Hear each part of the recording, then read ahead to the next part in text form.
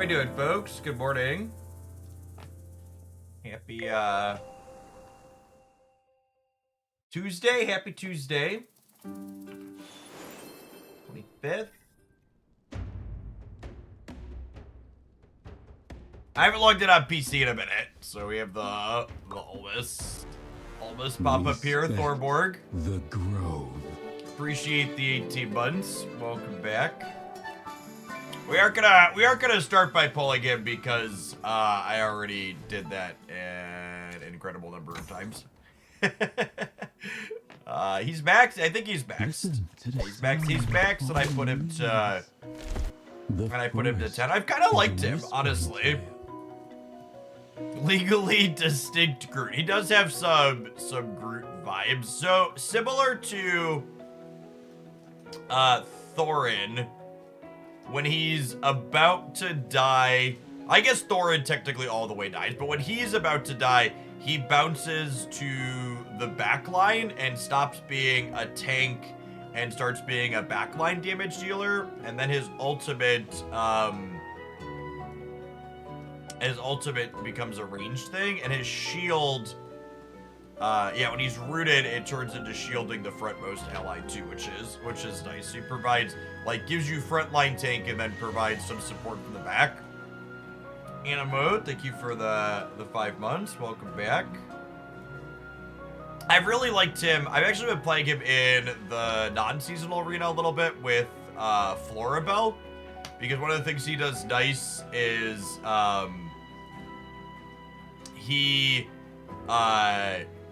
he's a front line, and then by the time he gets sent to the back, usually Florabelle's ult has popped, which gives you a frontline summon-ish to soak damage for him.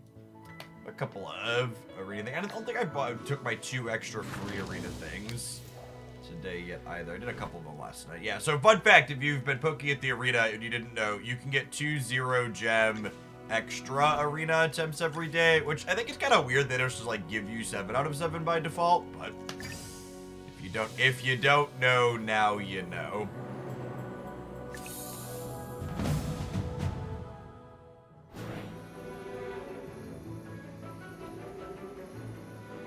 Oh, I probably don't want to play into all Maulers if we're gonna try out the Wilder.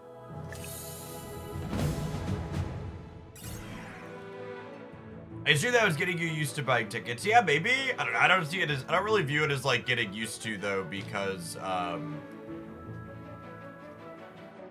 what's the word I'm searching for? Because you're not actually spending any currency to get it, right? Morning, David. Morning, Andrew. YouTube chat's working this morning, which is nice.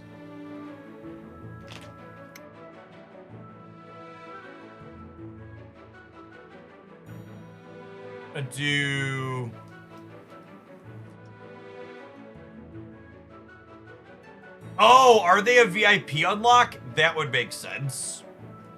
That sounds right. Believe it or not, I've spent some money on this game. Couple, 2, 3. That would track though. If that's how you unlock that. You have shocked. Yeah, I spend money on the games I enjoy. So we can see here, their Vala is gonna target Almas here. I've previously been using him in this comp. Might be fine. And then I gotta decide, who do I want as my secondary damage dealer in this group? I think I might actually want Arian. I could put him up front, actually. So one of the things to note here is their artifact periodically imprisons my dorks is noteworthy, so I want to put the ones that I want imprisoned more frequently in the back. So I think I want to start like this. Let's see how these guys go.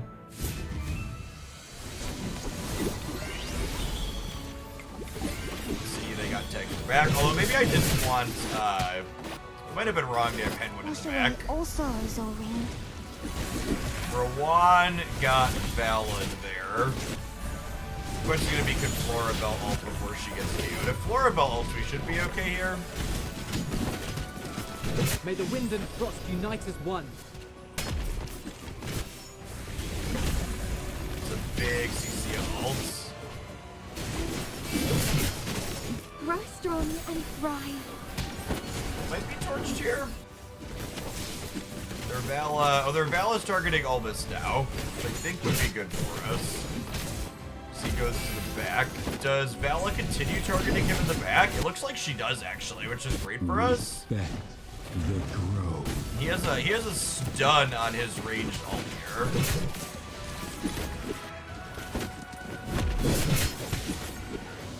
Oh man, we got so close there.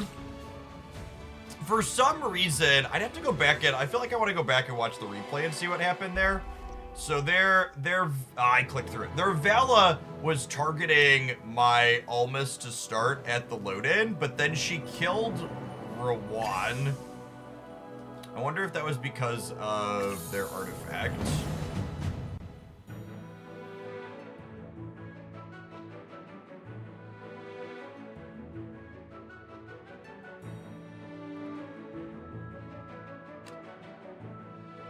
Yeah, 3-star Scarlita. She's very good and scary. You can still watch the replay, can you? Can I watch it from... Oh, I can watch it from here, yeah? Ah, good shout. So what happened? Why did she... Does their Vala retarget after... Does their Vala retarget after the Aryan stun? That's actually something I wasn't aware, but that's totally what happened there, yeah? Okay, I can start it again here. Cheshire, that's definitely a today I learned moment. So yeah, so you can see here, these two get caught by the entangle, which I think this was actually a mistake on my part too. I should have made sure Headwind wasn't caught by the entangle. But then after Vala came out of... So playing Aryan against Vala is potentially detrimental then, is something that's good to know. I wasn't sure if I wanted Aryan into this composition. And him giving them the chance to reset that is a little bit of a level up moment.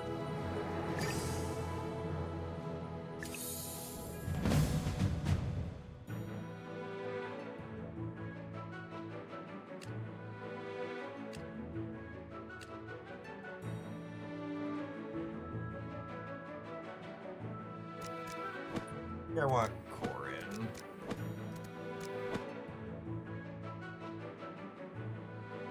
Let's put Almas up Witness front. the power of the forest. That is his voice is so much. I was expecting something deeper. Witness the power of the More forest. grandpa-y.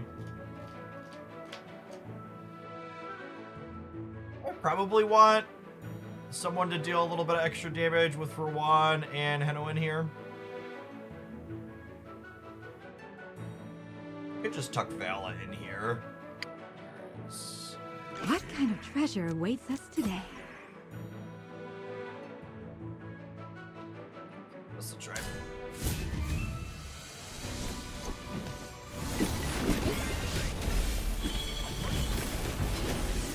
Right down the center. Question is, can she kill Aryan before he pops? I don't think Don't so. worry, your delivery's coming up. There's Rawan. We need Headwind to go before Arden goes. There's a stun. There's a Headwind. Can Vala pop in, get him before he goes? He's so tanky. Their what's it called? Their Celestial's about to come down and crack us. Here's the problem.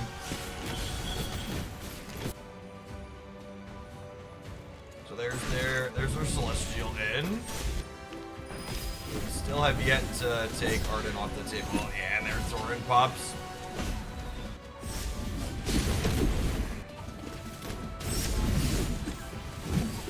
Alright, Vala, I believe. Vala and Almas. Thorin plus their Celestial murdered a good chunk of our board here. It's worth noting Almas actually hasn't hit his 30% yet either, right? Alright. Almas versus a car. Looks like we got it. Another victory. Almost, he takes a lot of damage. Almost to the point where I look at him sometimes and I'm like, I wish you would die so you could go into the back and shield my other people.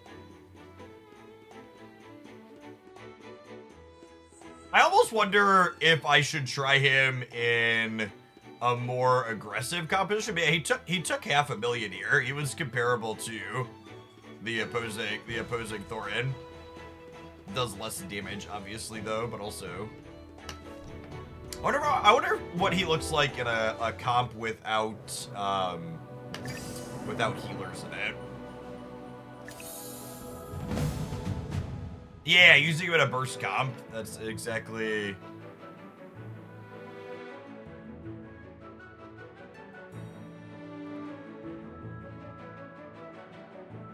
Ulsa, because Ulsa likes when people are getting CC'd as well, right?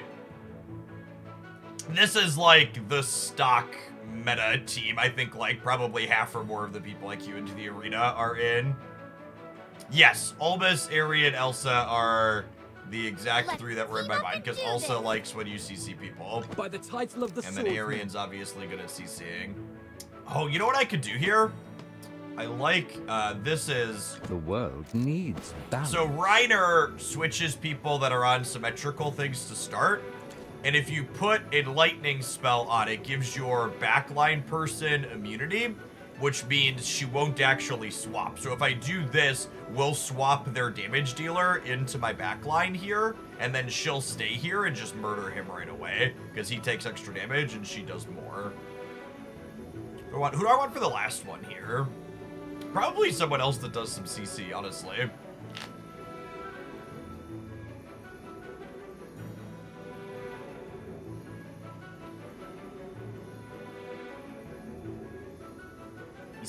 CC is so slow. I think I want someone who's more bursty. If I wanted something CC adjacent, I probably would rather play Florabelle, but I don't think I can support a Florabelle or a CC without a healer in this composition. It's Byron or Arn. I actually don't have either of them built, is the problem. Yeah, it could just be a random Vala, because she's built. What kind of treasure awaits us today? Vala getting to target CC or their Carolina would actually be nice. Although she'll retarget after the Arian goes, yeah. I'm gonna Vala. I think that sounds good. Damien could also be okay. Let's try this. Vala's more aggressive though, and I wanted like a full aggro comp. You can see Elsa gets swapped in, or their one dork gets swapped in there. Elsa KOs that really quick. Vala took out their Carolina, no problem. Yeah, that works exactly like we figured out.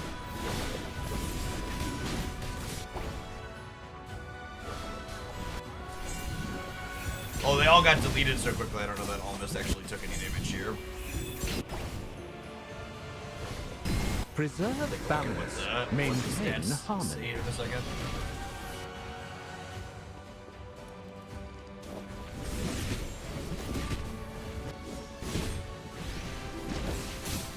We should have more than enough damage with Elsa Arian to clear this, I imagine. Although Damien is pretty good. Our little cart. Thorin is also Thorin. Their artifact doing a lot of work here, stunning our back too. The purple artifact's definitely very, very good. All right. We survived. We survived the Thorin big swing there, so we should be good to go. Big thanks to all of you for helping out. I think the Ulsa high CC comps are some of my favorite. Yeah, he took a good chunk there. You like the new tank? Yeah, I've liked him. I don't know that he's like worth the investment for most people. Let me double check what his break points were. Listen to the Especially the A ranks, it feels like you really need to get them to M+ a lot of the time. Is whispering to you. Where's the one that you get at? This is... I don't think you need the extra knockback here. I don't think that's necessarily needed, but this is the... It's knocked down in the air. Almost binds the ground. I almost wonder if the life drain from putting him to 10 keeps him alive too much so he doesn't trigger and actually go to the back line.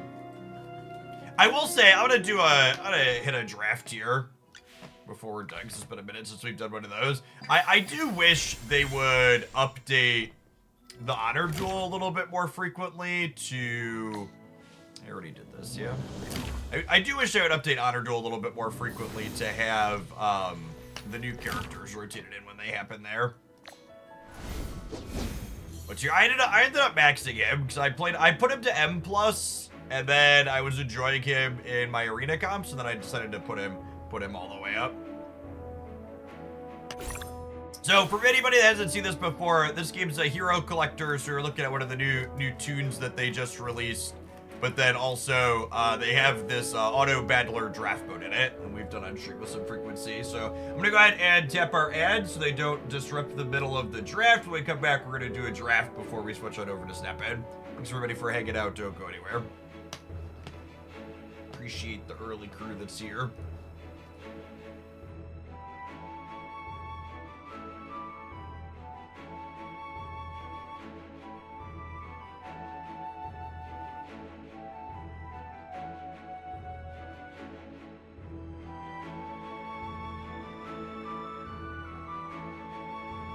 They say clans would go live on the 30th. I personally have not seen any guaranteed confirmation of when clans go live. They said the patch that's coming today is setting up alliances for happening at some point in the future. I wouldn't be surprised if it happens with the season rollover.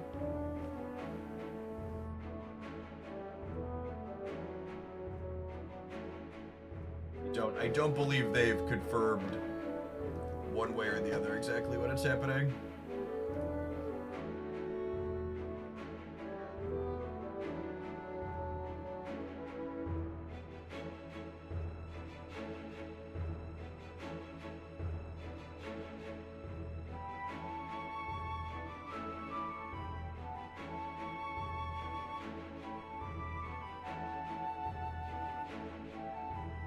My family trip was good. The kids had a ton of fun at the water park.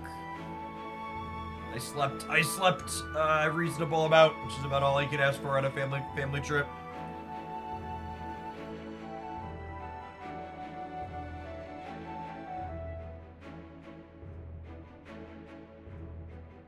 Those that are hanging out wonder why we're just hanging out. There's some ads rolling for some of the folks who are going to wait to talk about what we're going to do in the draft here until those finish up. I don't like to disrupt people's or do gameplay while ads are going, because I appreciate the people that don't bounce when those roll.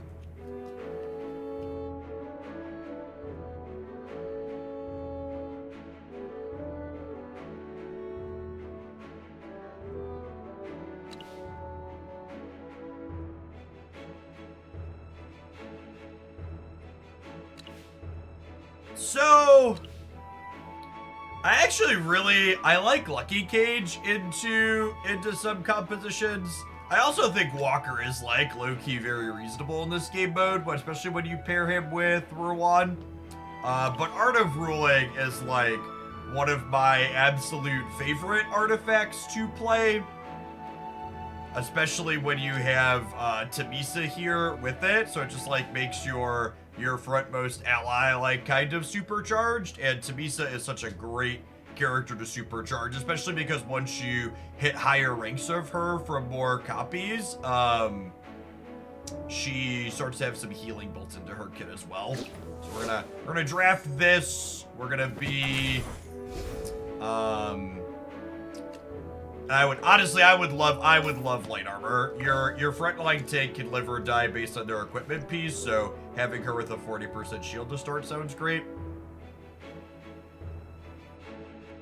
I'm actually not sure what exact supporting cast I want here. It honestly could be right to put... I like light bearers in general, and I think maulers are good in this format right now, so light bearers are good into those, but I kind of wouldn't mind a Henwin splash, but I don't really want to draft a whole Wilder pack to splash and win. Let's do this. extra Tamisa and that extra Tamisa for our Truffle sounds lovely. And then Vala, I'm super happy to grab as a secondary DPS. So I'm actually going to go ahead and grab the Beast King's Claw here, because most of Vala's damage comes from her popping her ults. So this is actually a super strong opener here. We need balance changes with the patch. So it's important to note for Snap Stuff that patches in general don't address balance. They just redesign cards that need redesigns. So you should never expect balance changes to come from a Snap patch, essentially. Charge bravely. This team does definitely need a another durable character. Usually you want 2 durable characters per team to like protect from assassins and stuff. Potions for sale. Buy 4, But this is get definitely one very free. serviceable for our opening here. And I just want to make sure Tamisa is the front line. We'll put our last 2 back here. They are What kind of Vala-ing treasure Arden. awaits us Yep. today? This Vala is for Vala. research.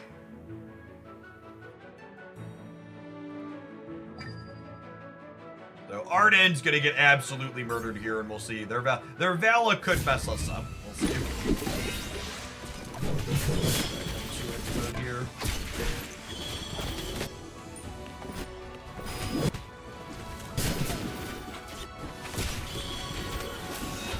My waves of knowledge will crush you! Thunder, lightning.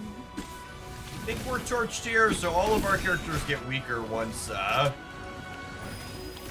Vanguard dies. My Vala about to lose to Rowan? Never, right? Assuredly never. Okay, cool. That was Another victory to my... a little spooky for a minute. The fact that our Tamisa got smoked through her 40% item was so brutal. Yeah, Vala is very good. Arden, actually, the fact that our Vala kept their Vala from killing our Arden was definitely very good there. Definitely want another Vala.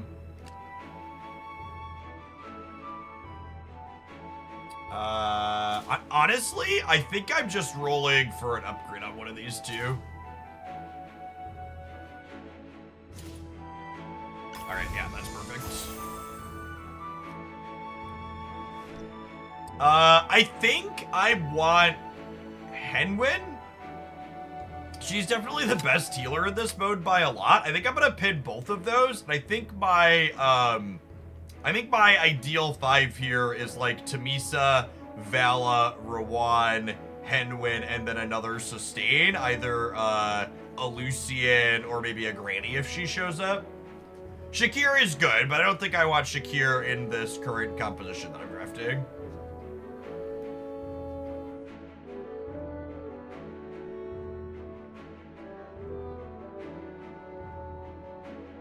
Oh, you're talking about non, what's it called?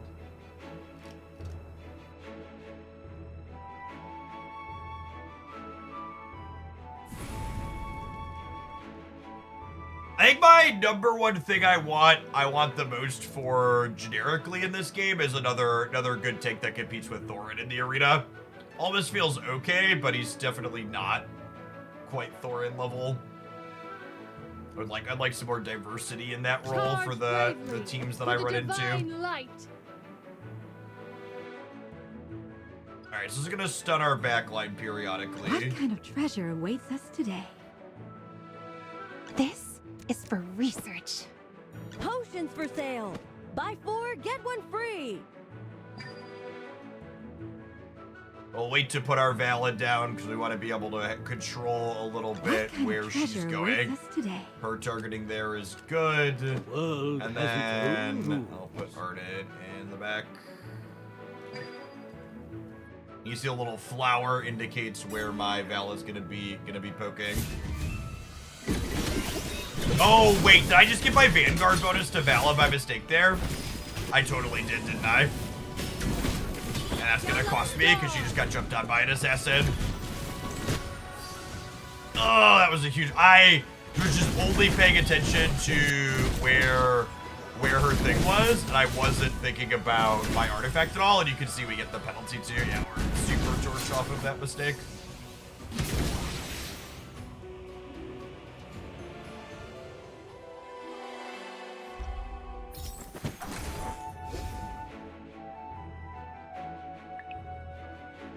Alright, well, we're not playing any ballers, so that's an easy pass on that. There's a Lucian too. Okay, so we don't have any other legendaries, but I have the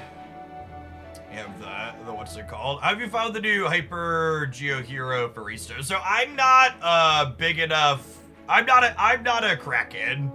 I don't even think it's fair to call Hypogeans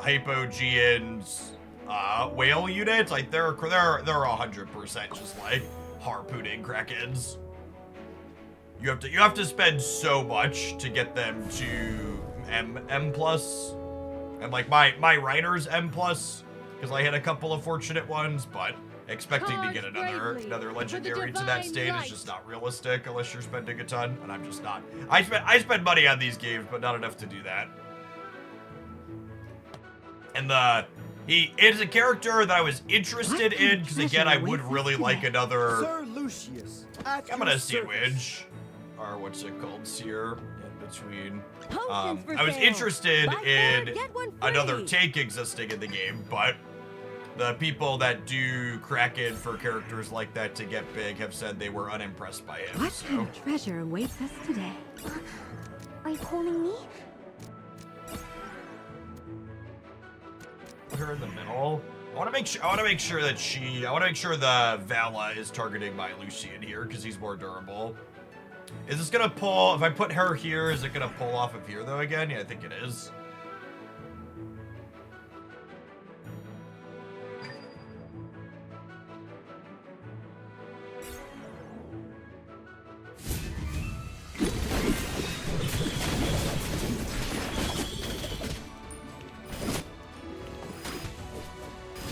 My Vala murdered their Vala, and then my Henwin ulted, so this should hopefully be pretty clean here in favor of us.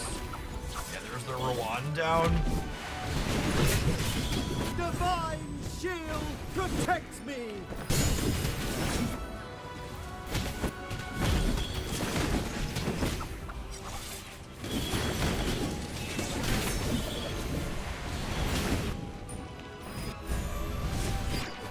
What's the learning curve like in this game? It's a pretty casual game, all things considered. There's, for the draft mode that I'm playing right now, there's like any type of draft or auto battler, you need to like learn which characters do what, like which ones serve which roles, but once you know what the heroes do, it's mostly about recognizing like what your team composition is looking for. A perfect battle with a glorious victory. So in this mode, you play until you have 9 wins or 3 losses, so we're currently 2-1 in this draft.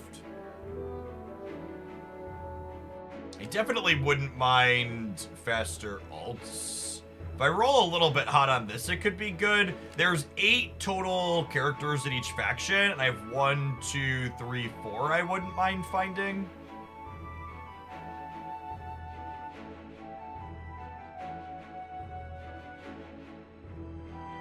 By weekly missions, do you mean your daily missions? I don't know what you mean by weekly. The ones labeled weekly reset. The ones where you have to do 25 dailies to fill. So those reset at the start of each week. I'm gonna be a little greedy by this and see if we can hit. And we hit. So if you get two things on that you're happy with out of those, it's usually pretty good. 1 wasted is not a big deal. Got some faster energy for Rowan, because he helps everybody else alt, and now we'll take a roll or 2, ideally looking for a Henwin or a Lucian here. That is a Tamisa and a Rowan. Okay, so we're not going to roll again here. We'll sell this we're never using. I'll hold these for now, because I don't need the currency, and sometimes you'll roll upgrades towards making your artifact go faster. We'll buy him, we'll pin this, we'll hit next.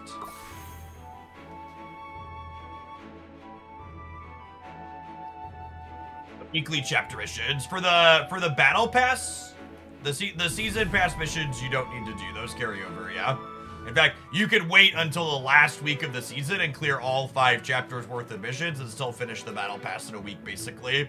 Is how it's designed. Their artifact shoots a fireball at the weakest enemy. This doesn't tell us anything about what faction they're going to be, so it could be anything here. Potions for sale. Buy 4.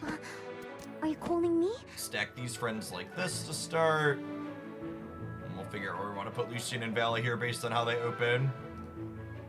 Sir Lucius. So at your we can service. see here they put an assassin down. And by default, their assassin is targeting Sir here, but I can Lucius, control at your service. where their assassin's going to be jumping to by repositioning this. What kind of And then I think I pleasure want to awaits us position my today? Vala to target their assassin to hopefully keep Lucian alive. And you can see here I gotta watch where Lucian's going and where this is targeting, because like when I put her here, the assassin target moved. Which also, this is a small mistake on my opponent's part. You should ideally never put your assassins down in the first round of the draft, because you want it to be a surprise where they're going to be and who they're going to be hitting. Alright, so the opponent's playing 5 Graveborn, which means they have a type advantage over us. But our team comp is pretty good here. Henwin got to ult before anybody died here. Lucian potentially saving himself. I think we're going to be good to clean up now at this point. When Henwin ulted before anybody died, I think that was like, okay, we're good to go here. The character composition in our draft is relatively strong. We've got decent artifacts. I've got 2 legendaries, 3 battles in, which is not exceptional, but it's not below rate either. And I think this current composition that we have, like, kind of an ideal example of what you want your draft to be. We have Lucius and Tamisa as tankier units. We have Henwin for sustain. We have Vala for damage, and then Rowan's a little bit extra sustain / A support. perfect battle with a glorious victory. Tamisa and Vala, you can see, yeah, Tamisa. Like, the things I'm looking for past upgrades on my characters, obviously. That's lovely. Is I would like a better sustain artifact for Tamisa, ideally. The 20 cost one is pretty good. I'm gonna not buy this other Lucian for now. I'm gonna pin it and take a couple of rerolls here, because if I could find a Henwin or a Rowan, I would love to buy that, because buying one more of these doesn't do anything for me in the short term.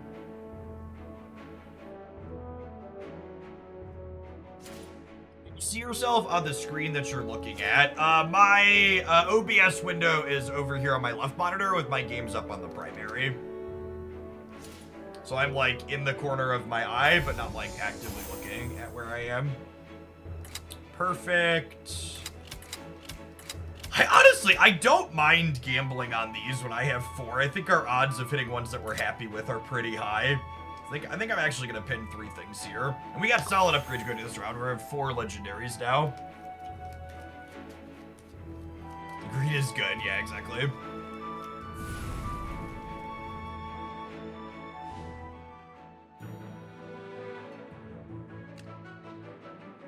Charge bravely for Potions for sale. Buy 4, get 1 free. Been like this. And again, you'll see me waiting. I want to wait to put down my Vala so they don't know who my Vala is targeting. And I want to wait to put down my Lucian so that way he can pull aggro from their Valas and other assassins potentially. I'm going to explicitly put him in the back so that way if they put down a Vala, which is likely inside of Lightbearers, she can target... oh, they're Vala ends up targeting my Vala. Small mistake. That could be the thing that leads us to the game for sure. Okay, my Vala got her ult off before she died to their Vala, so that's what we needed. They traded at least. Hopefully our Tamisa can clean up with Henwin supporting. That was a great Lucian ult for us. Good Walker ult for them, though. Can Tamisa KO this Vala is the question. Oh, their Vala's targeting our Lucian now, though. That's really good for us because he's durable.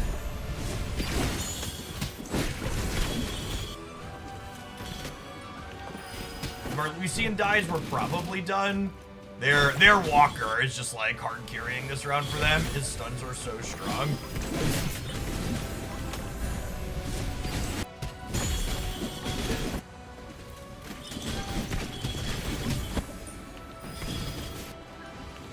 Our Tamisa keeps getting stunned, so she can't put up enough damage. Her ult is close here, though. Lucian died finally, though. That's a good ulti there, Lucian. We might be able to stall this out to a draw. Something that's noteworthy is draws are neutral in this game mode. Nah, I screwed him. Oh! Come on, Tamisa! Nah, their walker is just so good. Their Val is dead here, though. Come on, 10 more seconds. 10 more seconds. All right, I think we got it. I think we got the draw.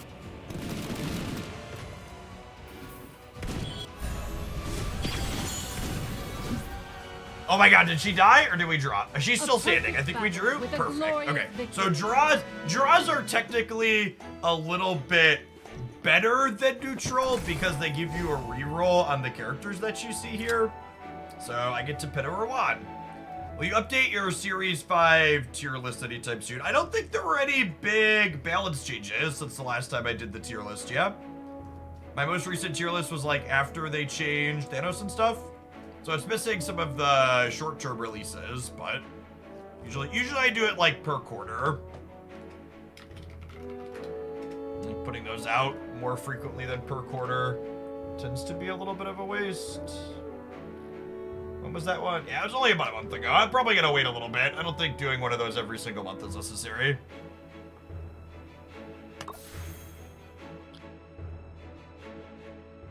Like you should, if your goal is thoughts on newer cards, you should just look at the new card reviews. Generally speaking, I try to do new tier lists like when older cards get changed to the point where like their position in the tier list is different. This grabs my backline people and teleports them into the opponent. Okay, well, we're always to be set up front. I think I'm basically just always this on the opener, and then we'll have Lucian in the back so he gets pulled first.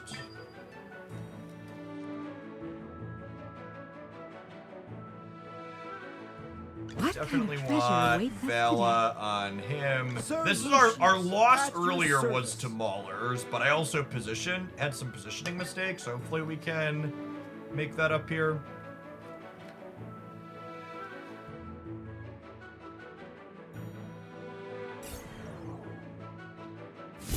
Grab Vala's targeting here. That's fine. Ideally, I would have liked to target Reese, but maybe a good second target. You should disappear here in a second. There's Henwen's ult. Riss hitting a bunch of people. Nobody died to Riss's ult is huge here. I think we should be good to go off of that. I know they're doing a patch OTA this week. Do you feel like even with the future OTA update, the meta's in a good enough place to last a month? That's an impossible question to answer. It's not something you can answer objectively. All it takes is like one card that's a little bit too pushed to throw things. A perfect battle with a glorious victory. Most new cards these days fall under worth it if the play patterns appeal to you, but not mandatory to compete. Yeah, I think that's accurate.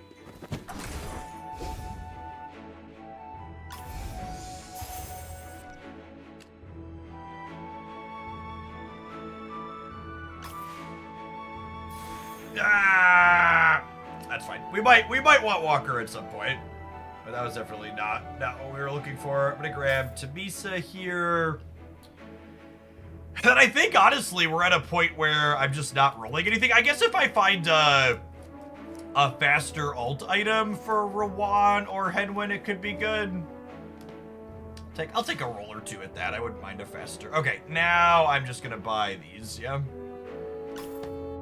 With the second Lucian here, I'm just gonna sell merrily, grab this. We're 4 and 2, so I even have a loss to give. We'll hopefully hit Mythic on him at a minimum in the next go round. Ideally Tamisa too. Arbiter Spice if you get the armor. It's just so unlikely to get both of those together.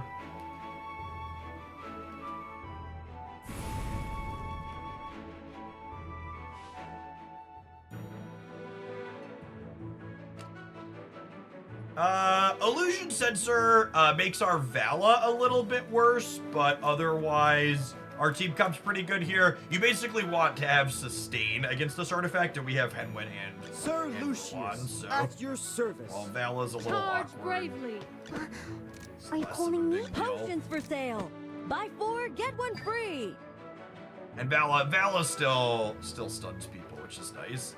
They're playing Illusion Sensor with wrists. What kind of treasure Seems awaits not us? great. Sir Lucius. I shouldn't have to worry about assassins here, so I'm gonna put Lucian up front. Because this artifact doesn't typically make sense with this character because he does big bursty damage, and this basically makes you want to sustain. They have Smokey though, so I wonder if they have like Coco as well. Yeah, they do have Smokey and Coco for Lucian. We'll see. Oh, I made Lucian my Vanguard by mistake. I keep doing that. Forgetting about the positioning. Lucian's a fine Vanguard, he's just a worse Vanguard than Tamisa. He just doesn't do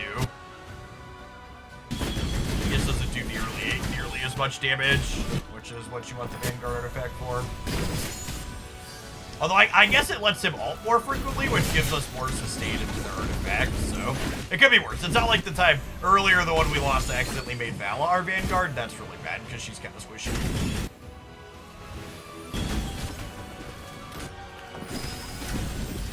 Alright, we deleted one of their people in the back line.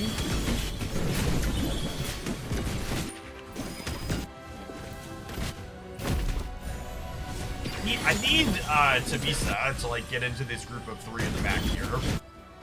She keeps like going after Lamont solo, which is not the trade we're looking for here.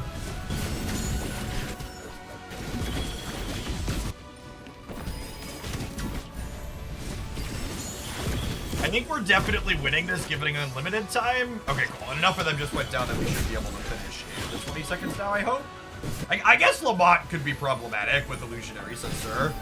He takes forever to kill, normally, and with 15% damage, it could be problematic.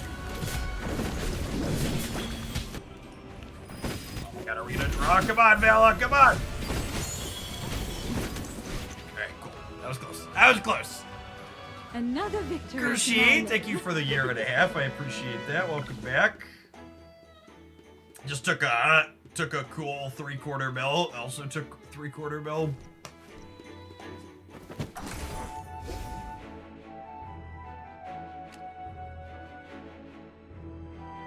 Looking for upgrades for our characters and faster alt items at this point.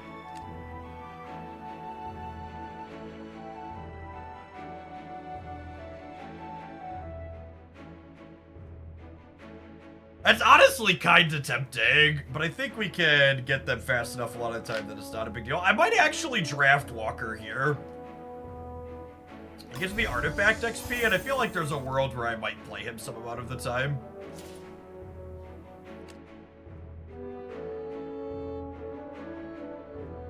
Alright, assuredly this gives me Mythic Lucian, yes. And it gave me a Tamisa and a Vala? Holy. That's not real life. Alright, I'm gonna pin this and we're gonna roll aggressively looking for Vala here. Wait, oh baby, a triple. Oh yeah. Okay, so we haven't found better artifacts. Double mythics here is a big deal because we have reduced allied mythics damage taken by 18% here.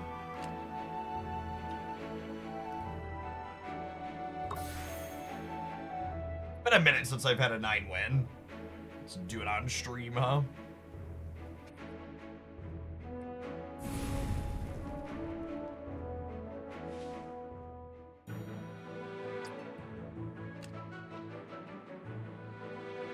This grabs our backline people again, so I'm gonna want Lucian at the back to start for sure. Are you calling me? Potions for sale. Buy 4, get 1 free. Sir Lucius, at your service. What kind of treasure awaits us today?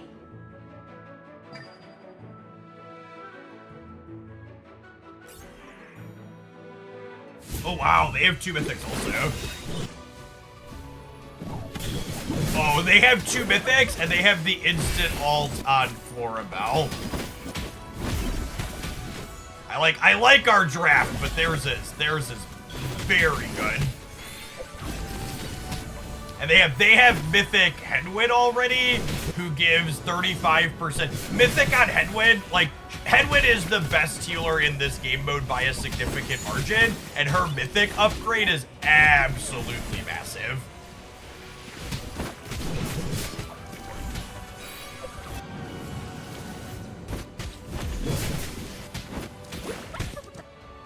Tamisa is trying, shit. She is doing her best. Can Mythic Tamisa get a draw here? Honestly, a draw would be a huge win.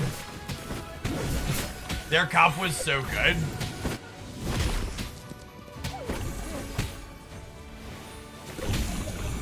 Not only does Mythic Tamisa have sustain built into her kit, but she has the 18% damage reduction. Yeah, we killed their Florabelle. Yeah, okay, sweet. The draw there really feels like an absolute best case scenario.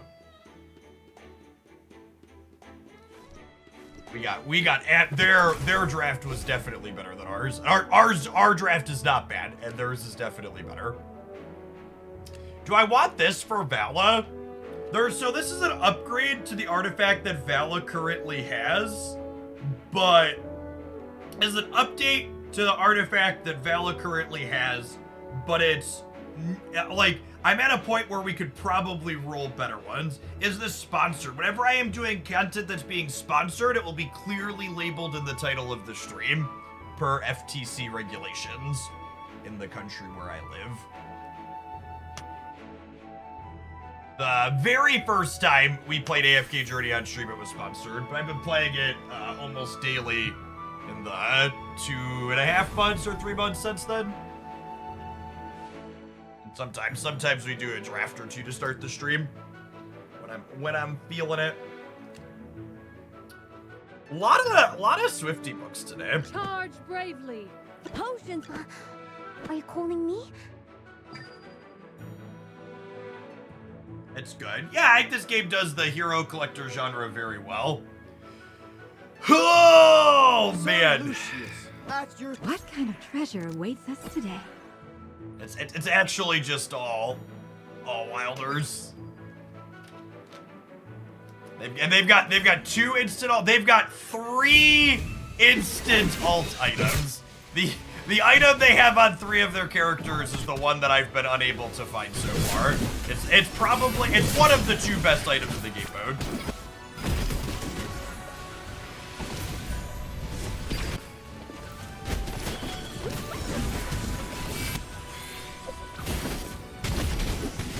They're hoarding them. So, unlike some other auto battlers, you're not drafting directly against other people in this game mode. So, there's our Headwind alt and Lucian. Are we winning this? I think we're winning this. I can't tell. There's so many Florabelle summons in play. It's hard to tell exactly. I think we KO'd one of their characters.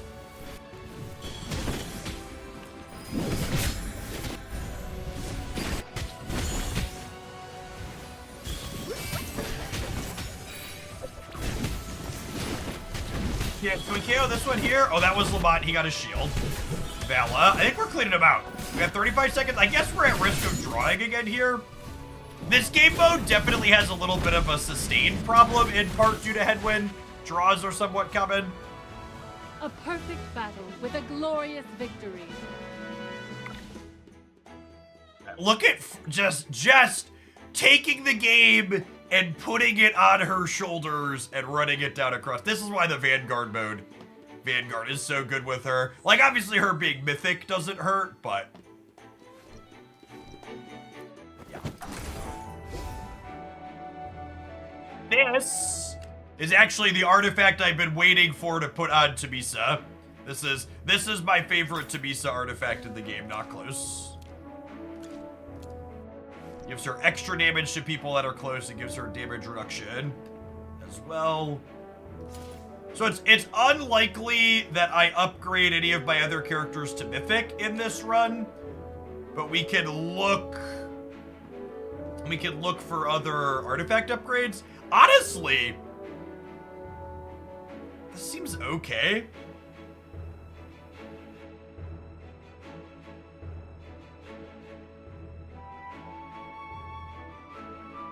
Tamisa's fun, but hard to use her outside this mode. There's a couple of arena teams that she's really solid in, I think. Like, I'm just looking for faster alt artifacts currently. I really like that one on Ruan. I have a good beginner's guide for this game. So it depends on, I have an AFK Journey YouTube channel where I have a guide for the introduction to their draft mode, but I don't have any content specifically geared at the hero collector part. I approach that a bit more casually. There's no upgrades to roll for at this point, so I'm just gonna fire it off here.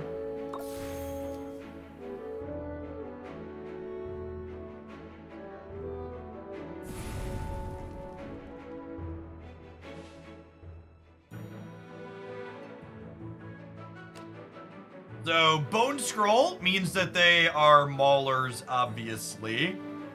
Sir Lucius. I'm gonna put Lucian here. Buy 4. Put this here, put this in the back. We have the type advantage into maulers, which is nice. So I put Lucian here, and then we're gonna put Tamisa up over here to grab the Vanguard bonus, I think.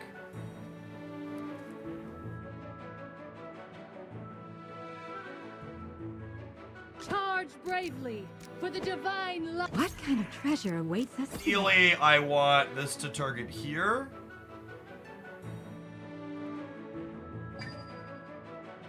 What resources and what to upgrade or stuff is pretty. It's relatively intuitive. One of the things they do that's nice compared to other hero collectors is actually impossible to level the wrong characters because your characters all kind of share levels, which is ideal. Seth. So we triggered the shield on Seth already, so he's down. Nice. Can we survive Riss is the question. Riss chunked our people, but not too bad there. Lucian's shield up. Looks like we're in a decent spot here. So their artifact that they have makes it so the first time any of their Mauler characters would get KO'd, they get a temporary shield for a little bit. So we need to get those triggered here sooner rather than later so we can actually delete people.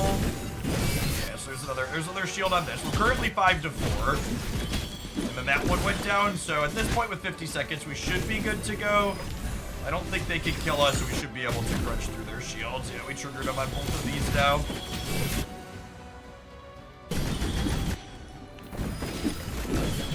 Yes, the orange weapon upgrade specifically is the one resource that's limited that you want to wait to use or look up before you use. A perfect The PvP, battle the with kind where you pick a glorious defense victory. deck or you both play in real time. So this draft mode that I'm playing is real time. The PvP arena that you use with the heroes that you collect in the hero collector is set of defense, attack defenses. So most of what I play on stream is this draft mode because it's real time PvP. I would love a double hand win. Thank you for asking.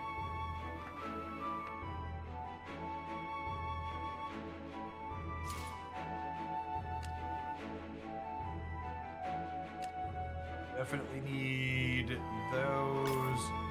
We're in a position now with 83 resources where Headwind upgrade or Vala upgrade could be realistic.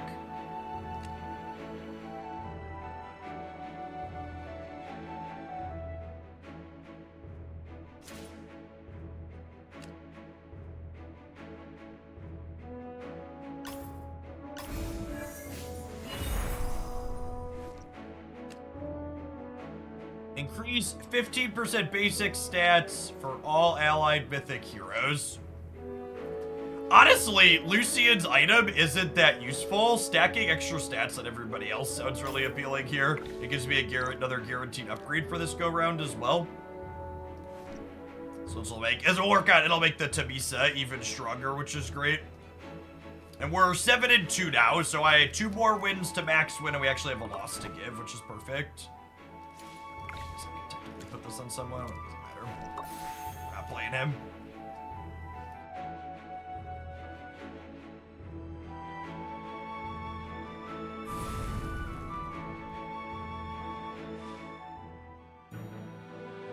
Okay, and that's a Graveborn artifact, which is a little scary for us because Graveborns have a type advantage into what we're doing. Lucius, That being at said, your our service. draft is Potions for pretty sale. good. Mythic Headwind is nothing to scoff at. I'm gonna start up the same way. Tabisa up front to grab the Vanguard bonus and these folks in the back. That is an instant ult on Cecilia. So I am Bravely. actually gonna put Vala up front here with Tabisa because her having, this is the best item in the game, Fire Dance. It gives them an instant ult and extra damage. I want her ult to not hit all of my characters simultaneously. And her ult does an AoE, so I want to split my groups here.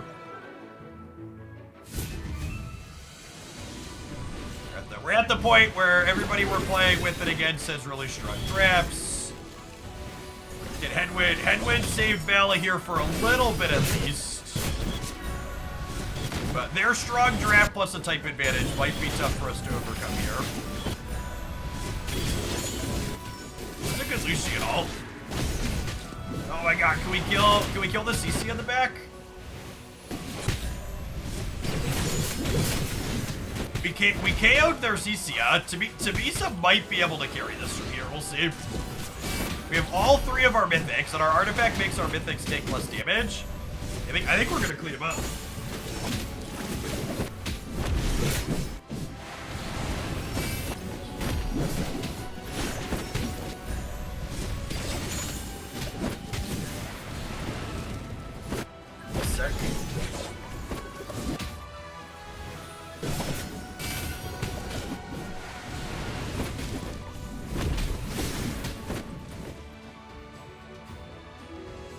Cool, and we even have a loss to give going into the final round. Just over half a mil taken on each of them. Win ceiling off the charts.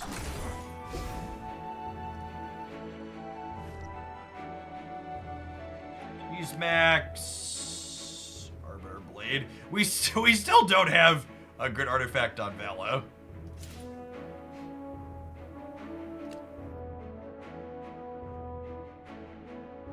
Am I playing on PC? Yeah, they have a native PC client. Your account is cross-platform across both. Scott Forget, thank you for the primer. Appreciate that. I think I'm just rolling for upgrades on these dorks at this point, or like Fire Dance.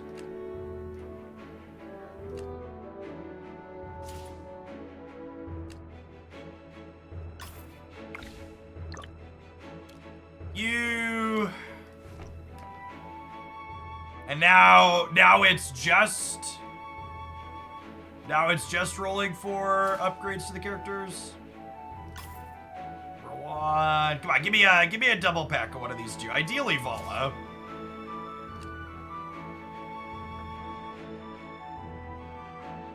This artifact's really good too, but I just don't have another great character to put this on.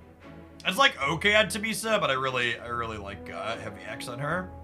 Hey, thanks, Scott. If you're new to the channel, my primary game that I stream is superhero card game Marvel Snap, but we open the stream with AFK Journey a few times a week because I enjoy their draft mode. I do the non-draft stuff. We like cover some of the new content, like we talked about Almas a little bit to start this morning, but mostly for AFK Journey stuff we're drafting. So I think the competitive PvP stuff is the part that interests me the most. No, I already have these in Mythics game. Come on now. It's not the double I'm looking for.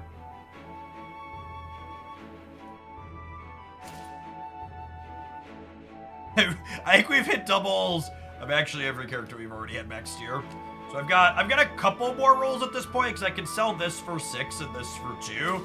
But we're definitely just like spending all the way down and that we can at this point because we potentially only have one more game here.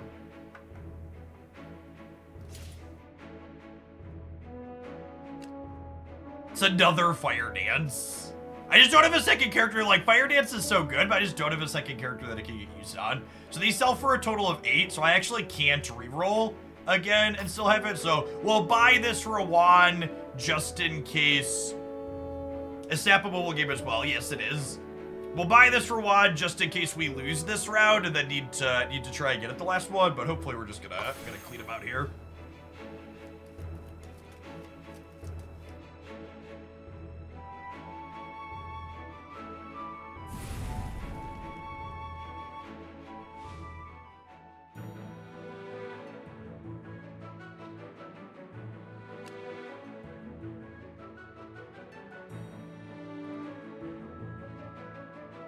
Ooh.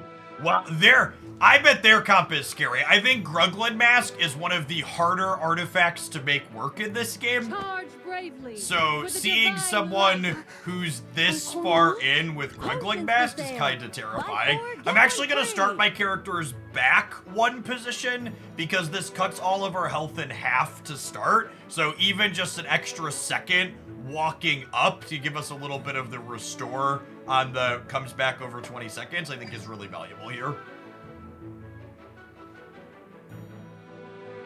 Oh god, and they have, okay, so they have, this is a weird artifact to put on Riss.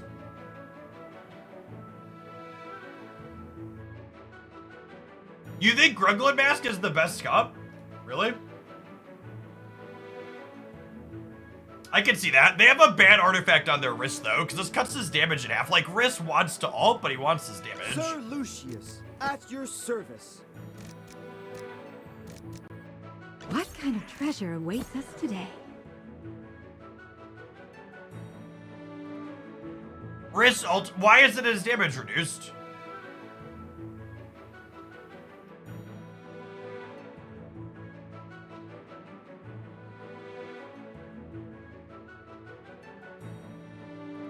Oh! This reduces after the ultimate.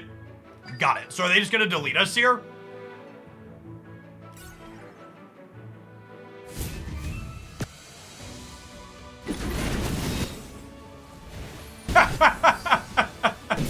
Yes. Yes is the answer.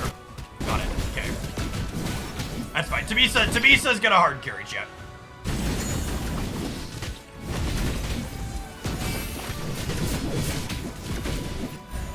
Cool. That's fine. We'll play 3 versus 5. It actually doesn't matter. Tamisa's drunk on Vanguard power.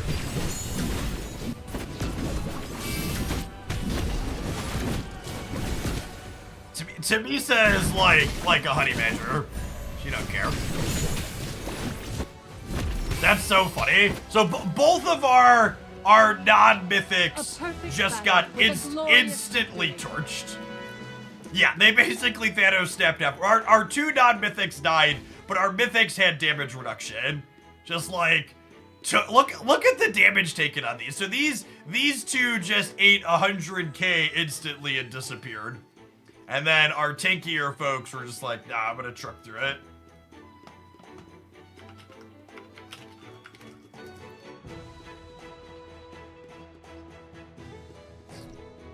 Solid run. It's almost like Pale Crowd. If you survive the first round, you may be in good shape, but a lot of time it's just in seal. Sure. So it's a cheesy comp. It's AFK Journey like an auto battler. So this game mode that we're just wrapping up playing is 100% a draft auto battler. It's a real-time PvP, and every draft your characters reset. And it's what they call their fair PvP mode. The game at its core is a hero collector, though. There's a bunch of game modes in here. There's a PvP arena that can be a little whale war-y with your characters that you have, and you collect lots of different tunes and level them up and stuff. But there's a full single-player RPG mode and stuff like that. But most of what I do on stream is the honor duel mode. And one of the things they do in here is there's not every character in the game in here. There's 8 from each faction, and they do balance adjustments to the characters in here to try and make the game mode different than the PvP in other places, so it's not just the same characters that are good and bad everywhere. Like, Tamisa, for example, she's a monster in this game mode in part because she takes less damage and gets extra energy, so she ults more frequently. And like, Thorin is actually still one of the best tanks in this game mode, but his damage is cut by 30% because he's just like easily the best tank in the game everywhere else. All right, we're gonna kick on over to some snapping for the rest of the day, have some adverts. Let's get that fired up here and play some games, huh? How often do they change the heroes in draft? So I think it's probably gonna be every season. I hope they do more than every season. The seasons are 4 months long. But we're also, this game's very new, and we're only partway into the first season. So I'm hoping we get a mid-season change up with some of the new characters mixed in. Because they release new characters every 3 weeks in the Hero Collector mode. But we don't really have a good picture. The seasons are long, so I'm hoping a couple of times per season they're going to change this up in here, but that remains to be seen. I don't think they've communicated officially about that yet that I've seen.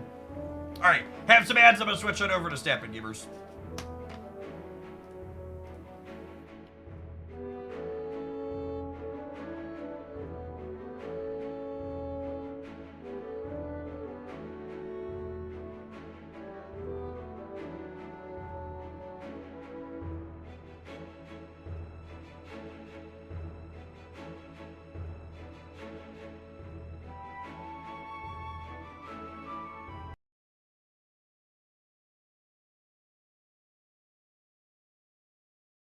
Thorin with the minus 30% damage is still the best take in the game. Honestly, probably true.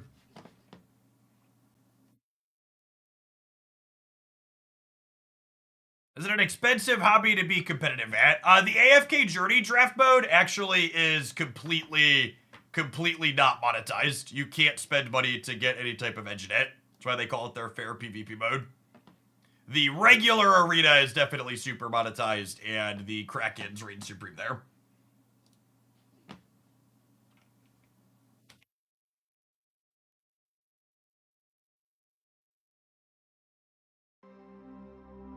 Scored that we're swapping over.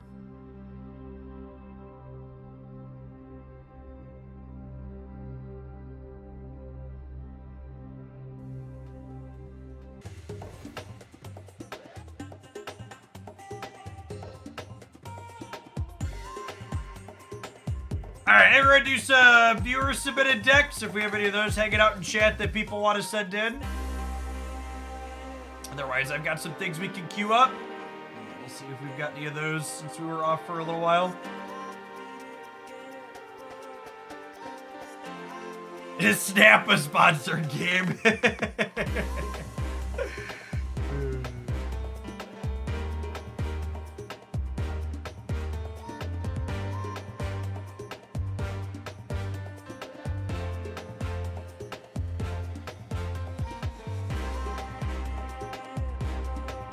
The family trip was good. We spent 4 days, 3 nights at the water park. Kids had a ton of fun.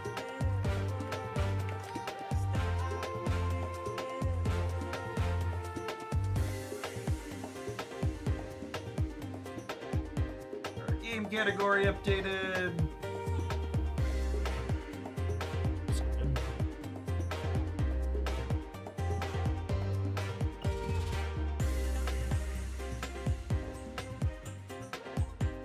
This has been the longest Twitch drops ever. Yes, they explicitly said they wanted the Pride drops to run extra to give people ample opportunities to get them.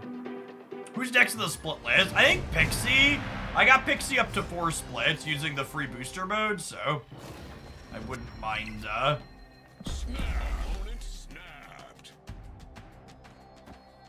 So, Nico into Grandmaster Nico on the 2x mode gives us an 8 power Nico.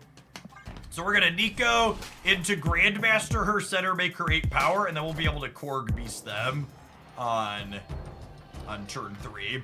Which is good, because they're definitely in danger against a Nova.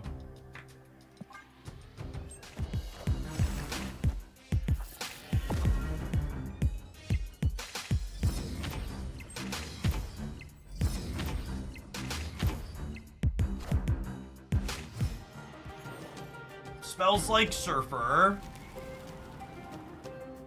This just in. Let's do a Shadow King. Looking tasty.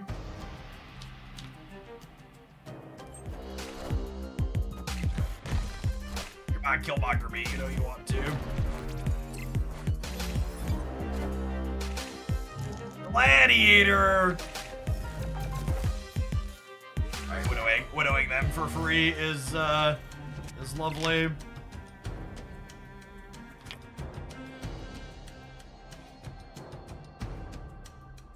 I need to make sure we don't have priority going into the last turn because I don't want my Nico to die to Killmonger.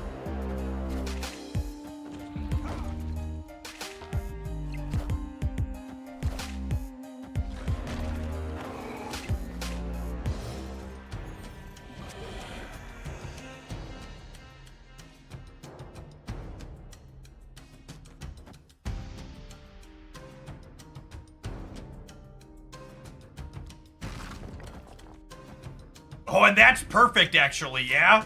Because it means I'll be losing here and here. So in terms of dancing around priority, this is great.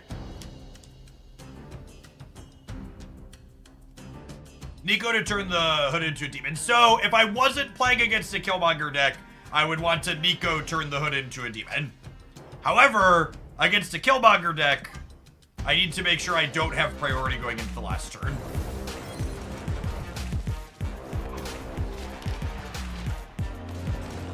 So again, priority is whose cards flip first. It's determined by who's currently winning on the board. So by making sure I'm behind in this lane and this lane.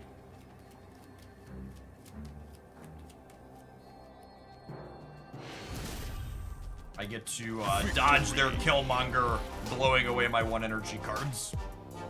Priority management is definitely the most skill testing thing in Marvel Snap. Being able to recognize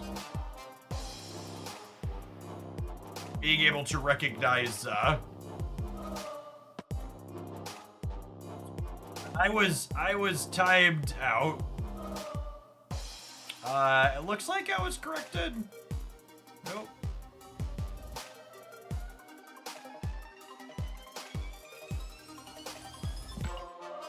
And then they didn't have Killmonger or they didn't draw it.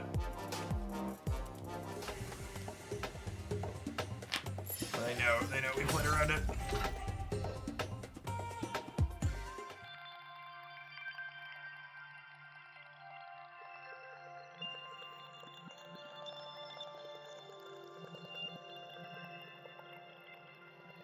Oh, the Gambit comment. Because it's unnecessary and nonsense and super toxic.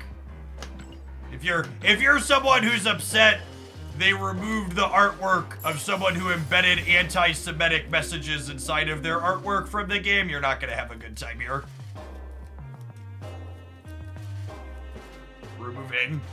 Removing the Gambit artwork was 100% the right decision to make. Oh, you're talking about when they made Gambit need cards in hand. Oh. That was also a good change, just not for bigoted reasons. It's a very, very flavorful, makes sense change.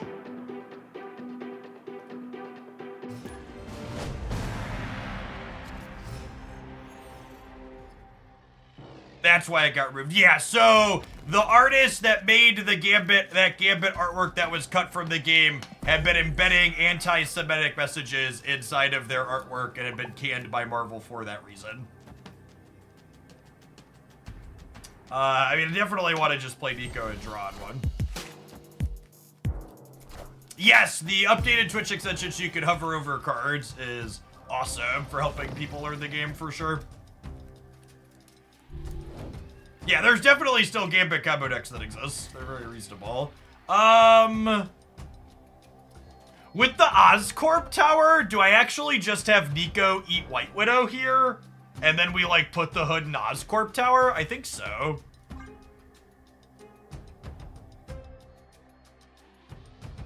Yeah, so I want to draw cards with Nico, but I think we have Nico eat White Widow.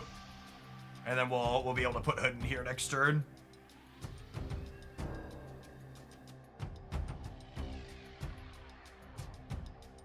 All right, we've been live for an hour 15, and I haven't pedaled at all yet today, chat. Let's get to the cardio.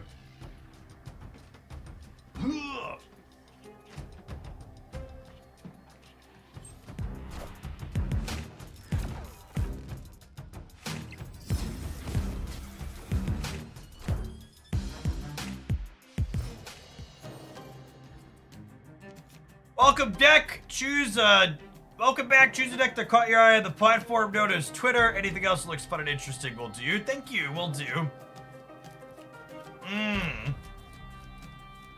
This actually makes it a scotch awkward because I want to play werewolf now, right? Instead of putting this here.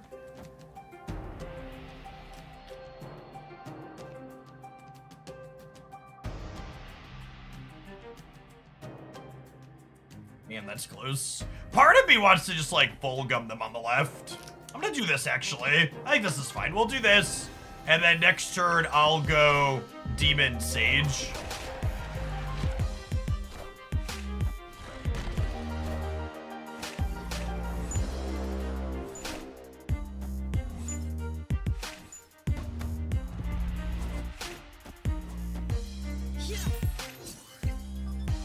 Siege on Cloning Vets is very good. She'll power herself up by getting lots of extra stats, and then when Cloning Vets copies her back, she has the powered up mode. This is probably just like not a werewolf game. I honestly wouldn't be surprised if a lot of games where we play this deck end up just being not werewolf games.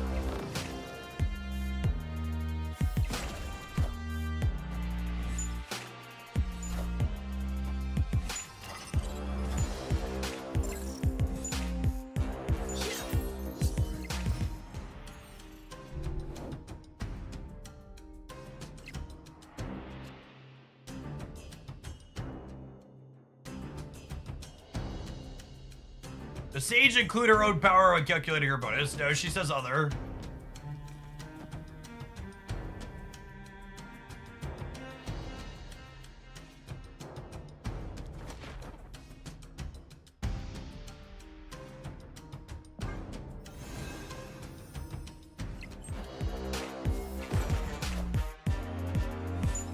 The fact that their King Pride keeps having the same power as Theta is super annoying. Oh, I guess because I played the demon, I'm gonna have priority now, which means I can't... Shadow King them. It's a mistake. It probably doesn't matter.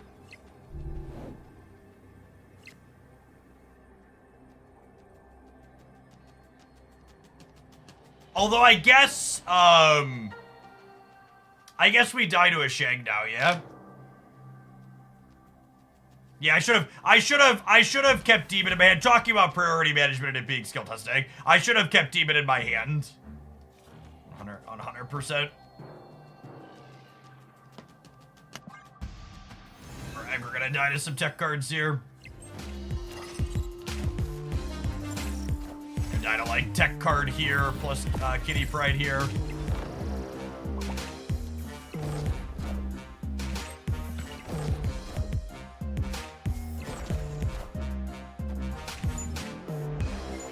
Alright, I'll just move you back. Victory.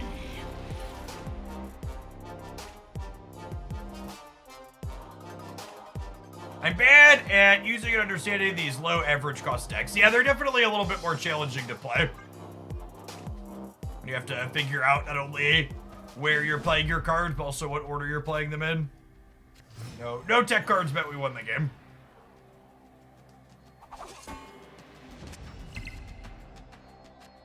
I briefly got excited, realized I could hover over cards in Twitch, then remember I've been playing so long that I know what all the cards do. Suffering from success.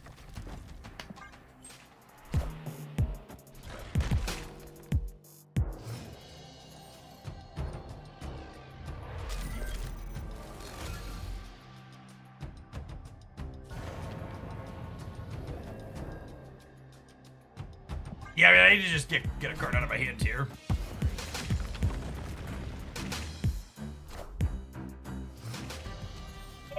Mordor! Wow. Look at the way they massacred my boy, chat. Look at the way they've massacred my boy.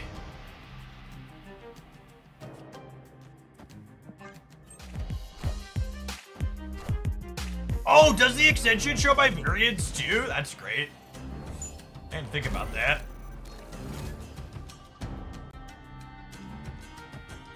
Alright, I'm sorry, Beast. They took you out back anyways. I'm gonna have to go ahead and just put you out to pasture here. I suppose they could have Loki with a full hand tier, but if they don't, I like our snap. Even if they do, we might still win the game, so. Okay. Yeah, Loki.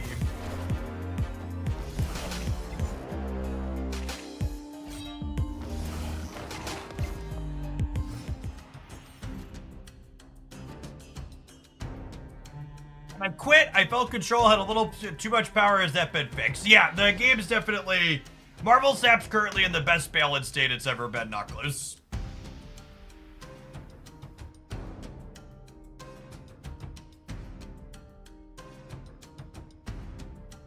Oh, Quake messed up the location. I'm gonna send that as a bug report.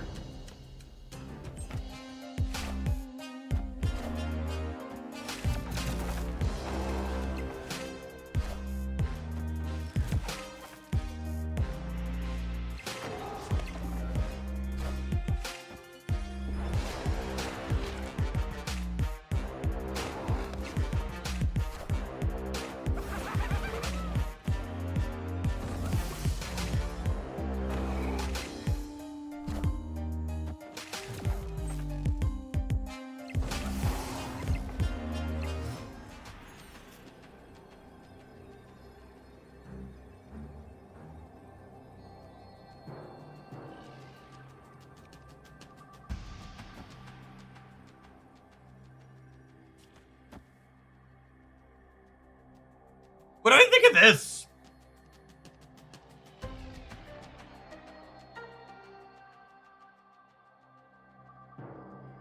I guess it's awkward into Shadow King.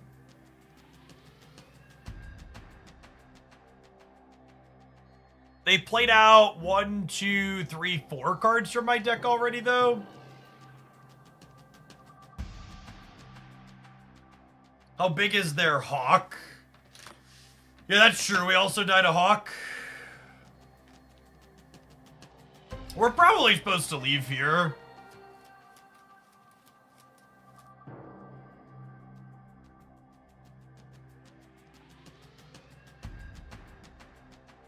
Yeah, I think we leave because we're dead to Shadow King and Hawk. Escaped. Is it Sage fewer points than Hawk? Playing the Widows, is she? 2, 4, 6, 8, 10, 12? You're right, this is 15.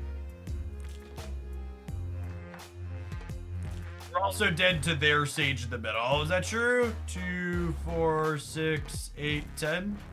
Yeah, good shout. Yeah, we just lost too much there.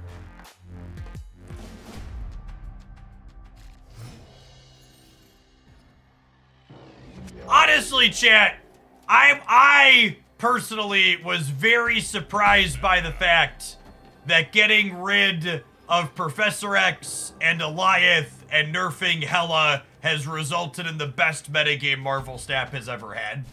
I don't know who possibly could have predicted that this would be the case other than everyone, but I'm glad that it finally happened.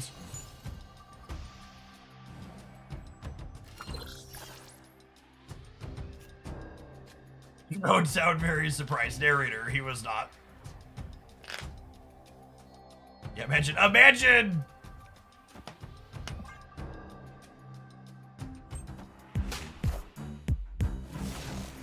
Imagine wanting to actually play the game. Couldn't be me.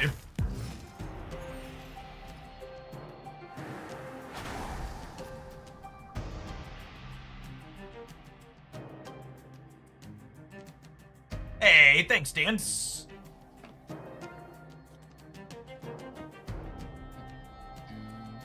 They successfully push Hela out of the top tier. I believe so. She's not unplayable, but she's definitely not cut above everything else good anymore.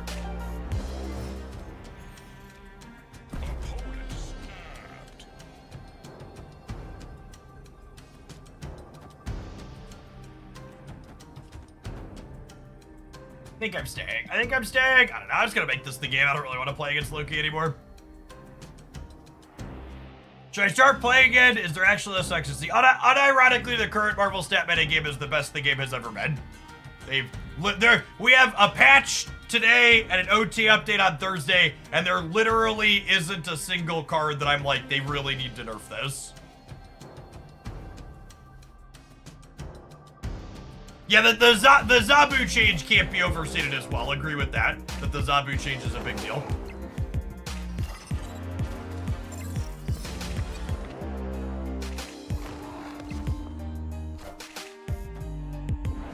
Anything you want to see about? I think there's a handful of cards that are all good candidates to buff.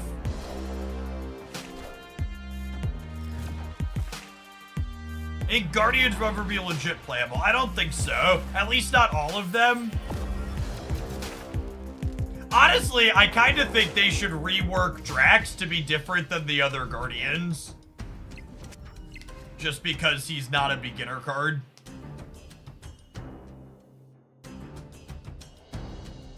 Alright, so their wolf can't move.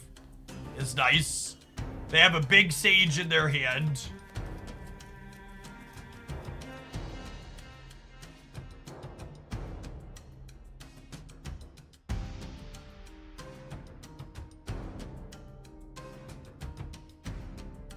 They can have beasts. They could have beasts. That's true. That's a good shout.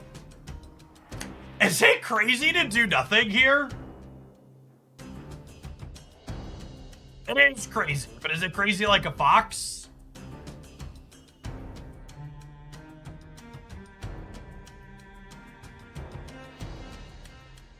I could just like play the demon out for the sake of being able to draw a 1-drop next turn. I think I like. And this guarantees that I don't have priority unless they beast.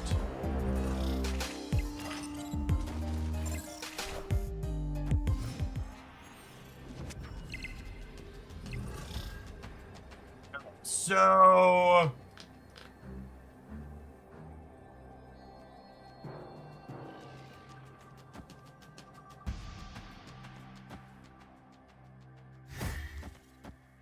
I think it's just this, yeah?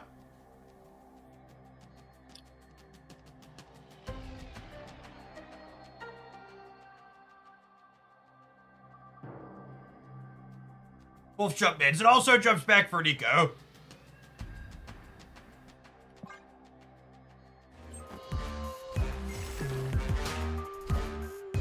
Yeah, cool. Torched.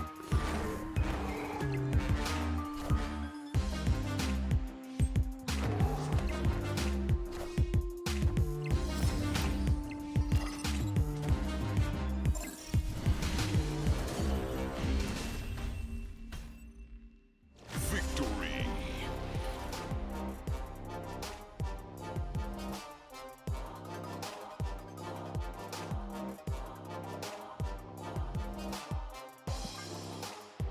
Look at that! Werewolf by Night actually did a thing? I'd love to see it.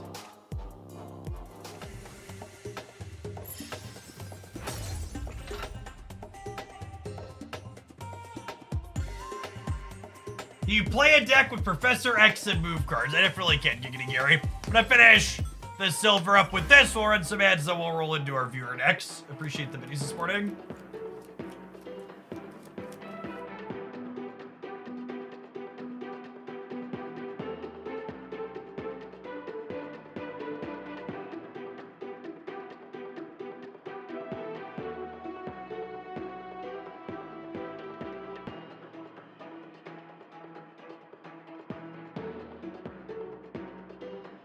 I did, Giggity, thank you. Sorry, I almost missed the moment. Fresh X move card sounds fun.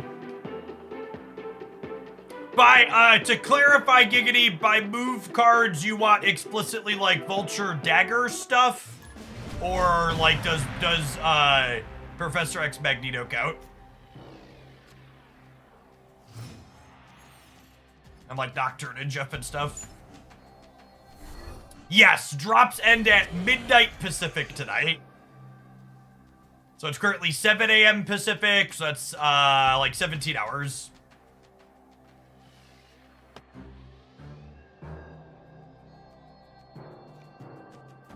To their Gilga Chad.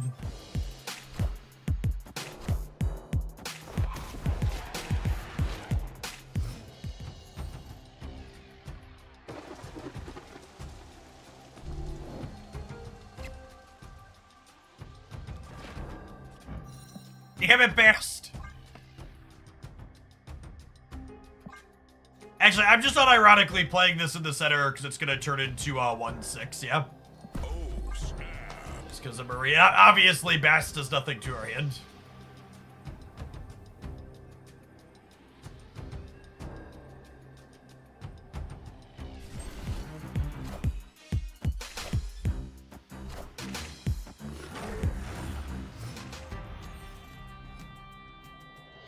How many viewer decks will include Aeroship moving forward? I expect Aeroship will be a fairly popular viewer deck submission.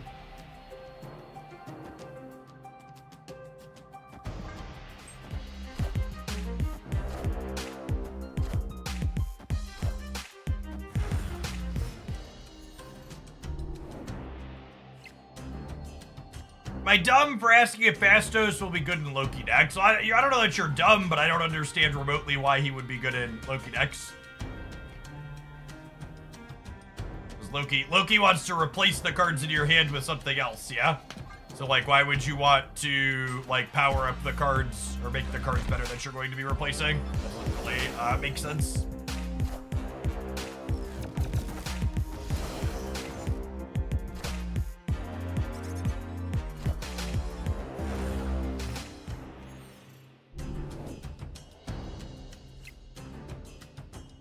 And he plays a lot of low-cost cards already. Well, I do think it's noteworthy that I don't think, what's the word I'm searching for? I don't think that Aeroship, or I don't think that Fastos is necessarily bad with cards that have low cost. Like, one of the Fastos decks I have loaded up in my editor for, actually, this just isn't good, yeah?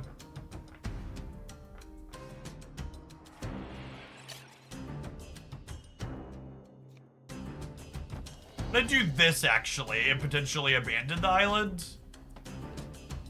Yes, final answer.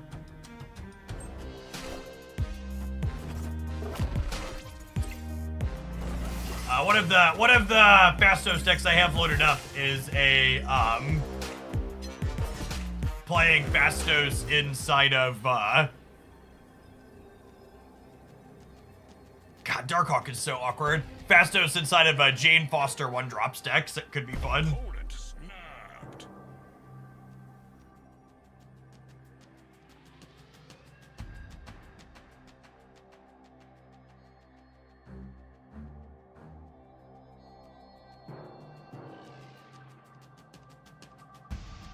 Is that a boomer snap? I'm trying to think, like, how are they beating me? I guess the Jeff could move?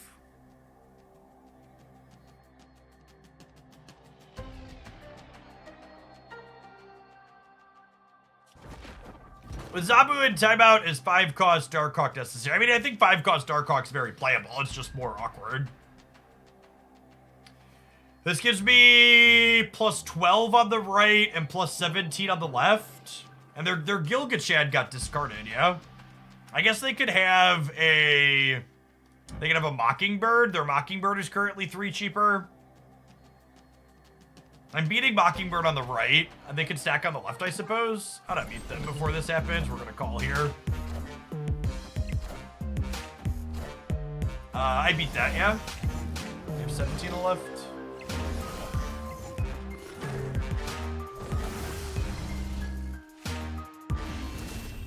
We actually would have lost if they'd have switched Jeff and Kitty Pride. They'd have been +1 here, and we'd have lost the breaker.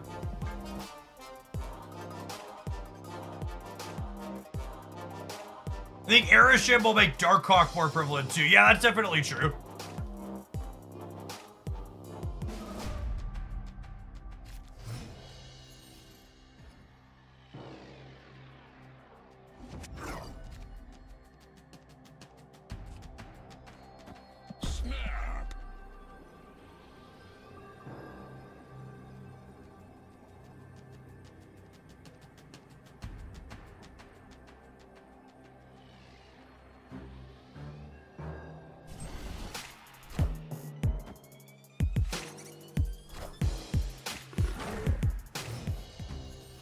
I'm planning to farm with Darkhawk after 3 p.m. today. Well, it's worth noting that the what's it called doesn't release today. Aeroshim is a week from today. Today is Fastos.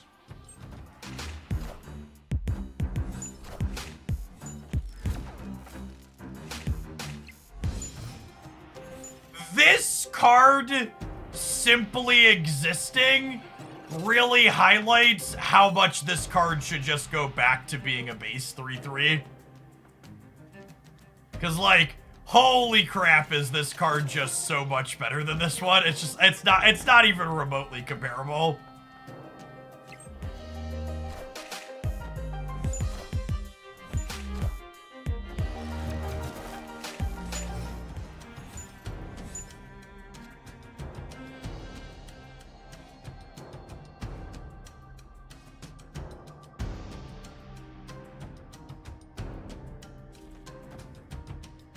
And now, like, they can Widow's Bite me back, but that kind of doesn't matter, yeah?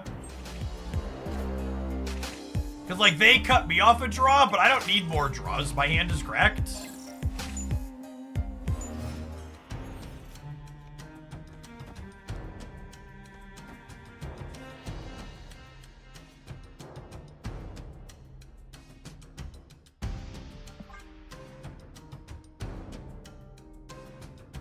Yeah, it cuts them off of a draw right back. Exactly correct.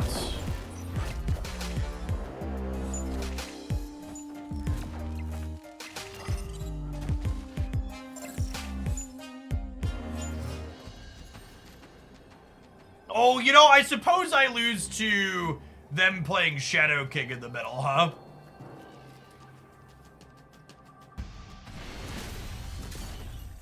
But I guess that's unlikely considering we cut them off of 2 draws. Yo, it is likely though, chat. These adverts that are about to roll for non-subscribers. We'll see you in 120 seconds. We're gonna kick things off with some viewer next when we get back. Thanks for hanging out. Don't go anywhere. They have Shadow King. Not guaranteed, but it's a common tech card inside of these Gilgamesh zoo decks.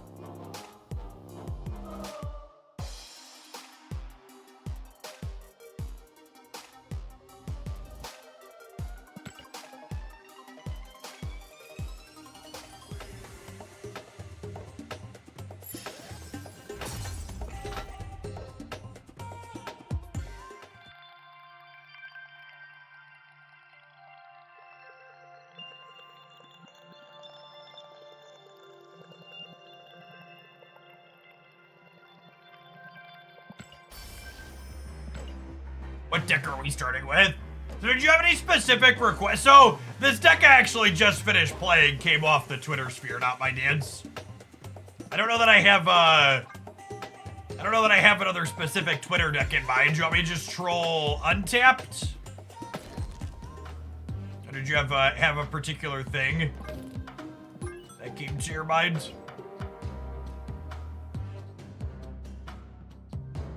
No, I don't think Erishim makes Howard the Duck more likely.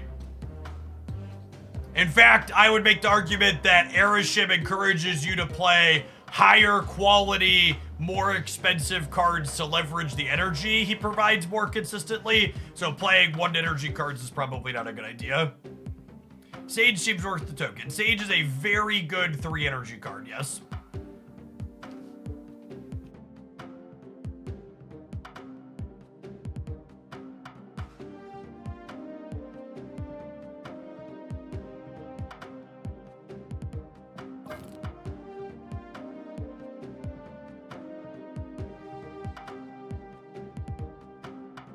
Oh, I forgot to check somebody used the gold count command. I forgot to check my free boosters this morning.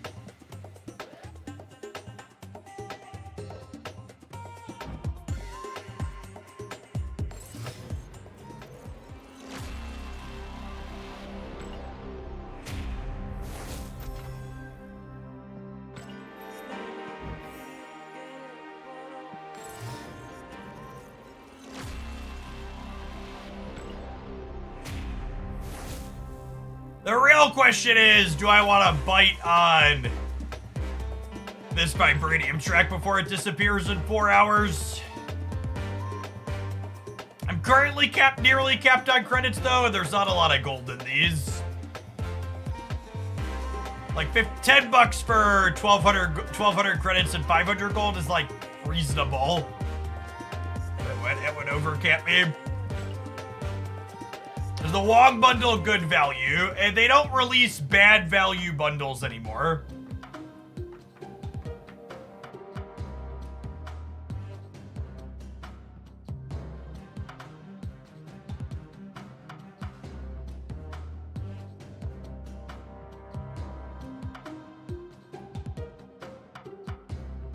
Yellow Jacket Cerebro 2. Are there any 3-power cards you really want in Cerebro 2 that aren't Luke Cage? We can't data mine bundles any longer. They took that down.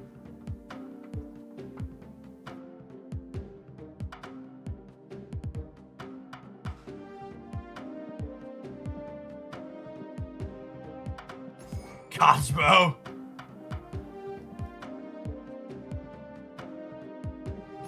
US agent like the good Lord intended.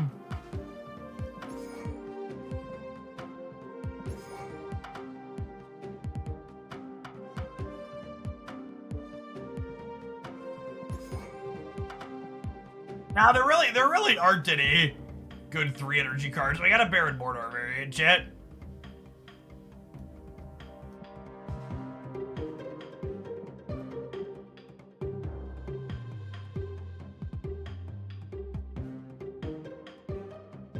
You can put Fastos in Cerebro 2 to buff Cerebro. That's true, you know.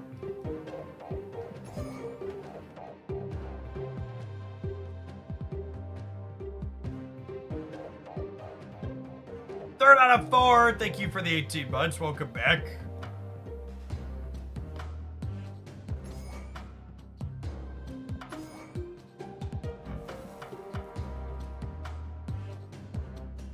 That dagger is perfect, and she does have the best split possible, yes.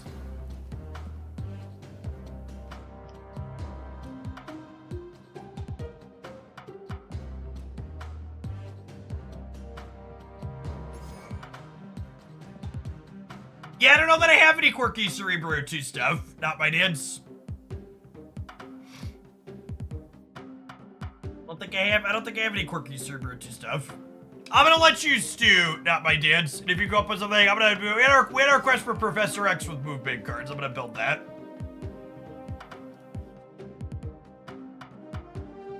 $20.99 with Cloak and Dagger. Yeah, we can do that. Down for 2 move decks in a row.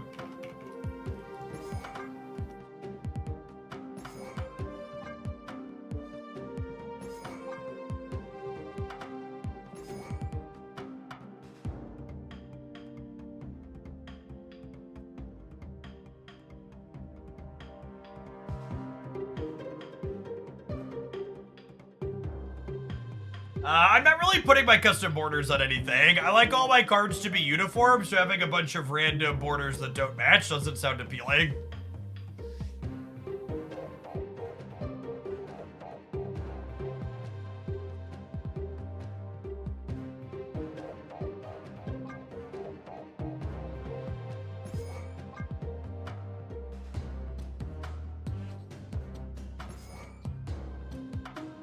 Our mostly gold movement deck. Vulture's a candidate I can spend some credits on at some point. Oh, yeah, Nico's lovely.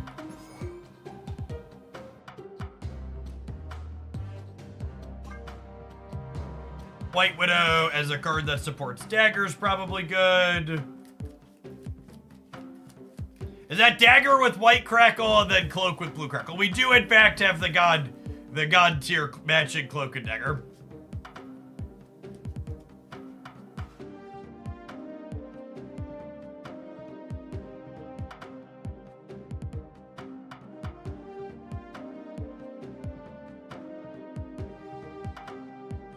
I mean, you're right, but I don't like that you're right.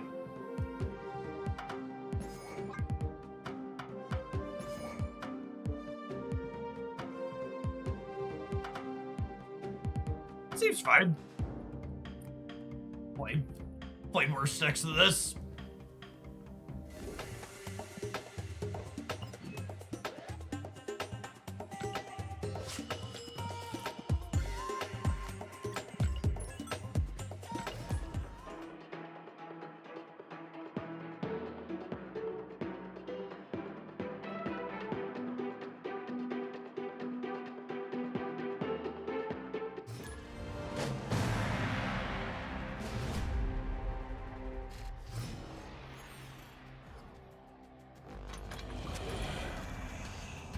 Yeah, there's a chance we have too many movers and not enough groovers here.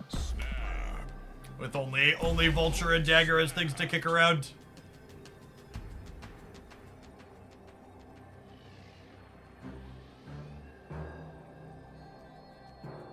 I can't say I've played Pixie Move recently. She was cute when that came out, though, yeah. Cheaper Spider-Man and cheaper Heimdall are fun.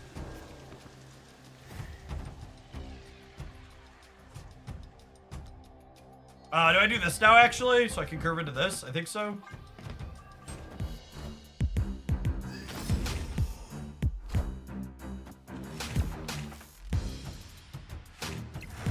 I said 2099 in Heimdall. Those are literally the words I said. Stop it.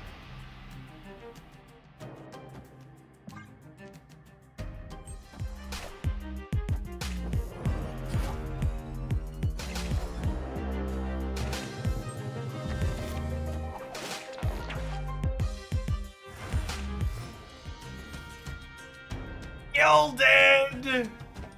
Thank you for the 50 months. I appreciate that. Welcome back.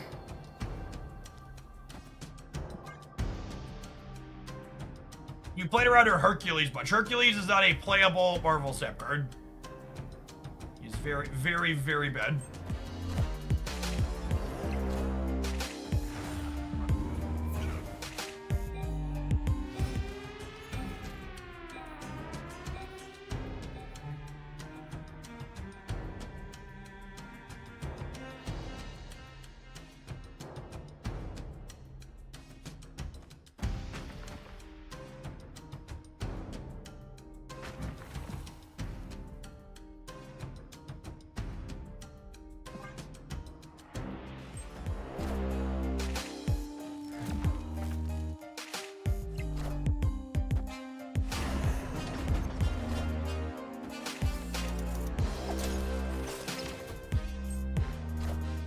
Okay.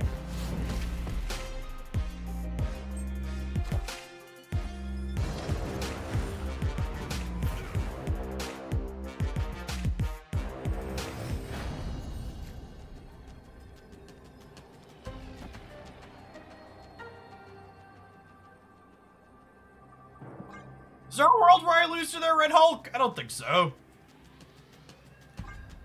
It's free. Spell free, thank you for the 11 months. Welcome back.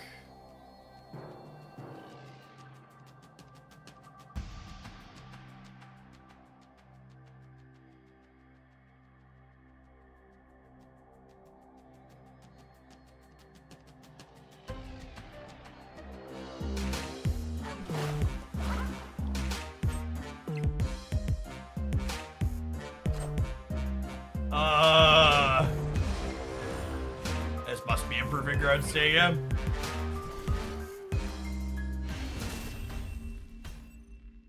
Victory.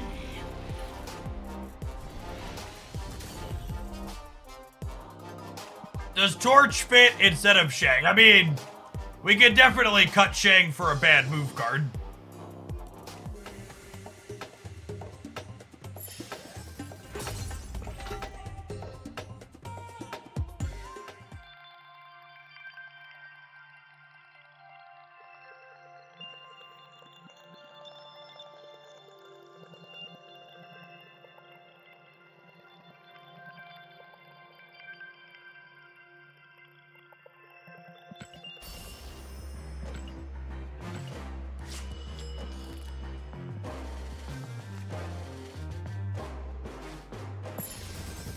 Shang won that game. We must cut him.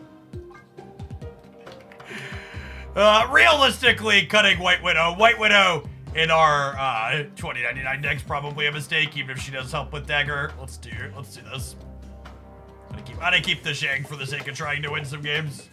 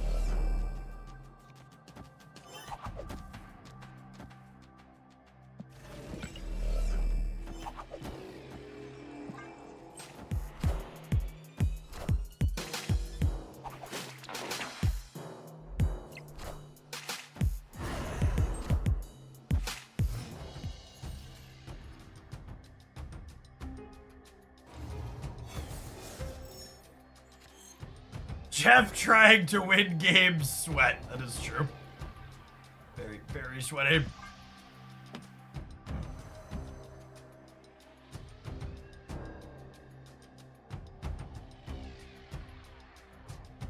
Opponent snapped.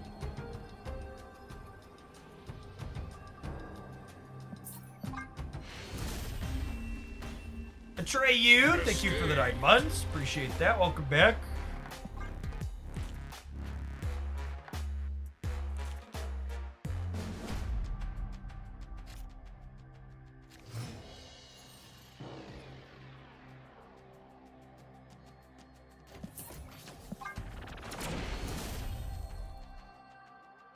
Escaped.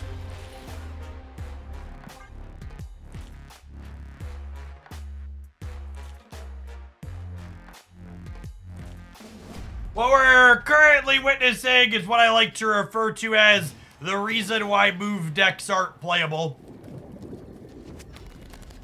There's just so much bad location variance that puts these archetypes firmly in the ground.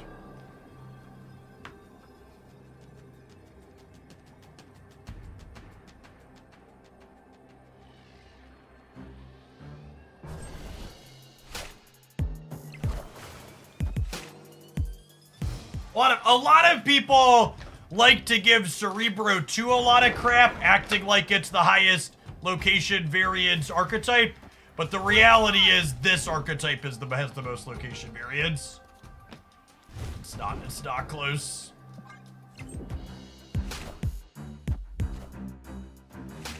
The problem here is my Human Torch isn't even that good here because, they're a Killmonger deck. Well, that's good for us. We already have all our setup in hand.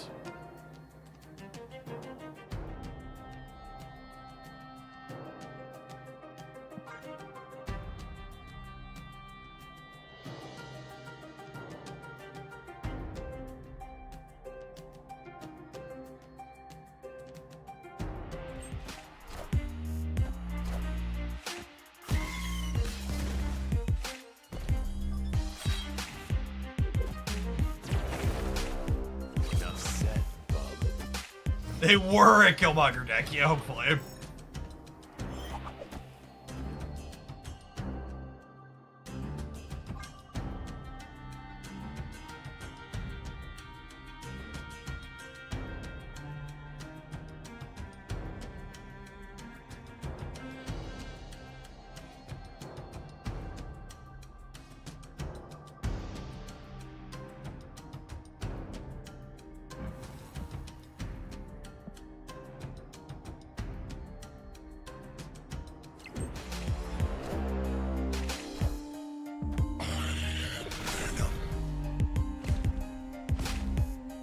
What a game!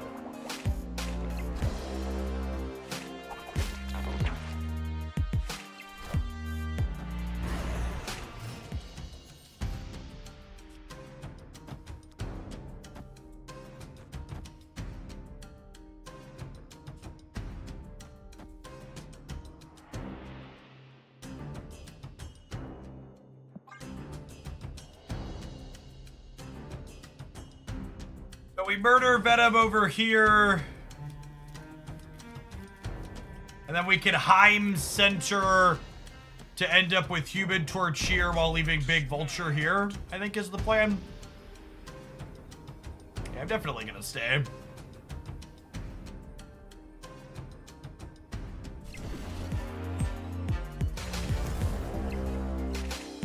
Oh, yeah, I guess that could happen, huh?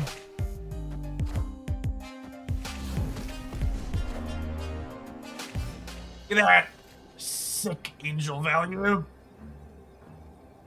What I wish is they had half as much value as us. Send them to the Shadow Realm with their emotes. I assume we just die to a null, but they also got District X, so maybe not. Angel nerf when asking the real questions. I see the way.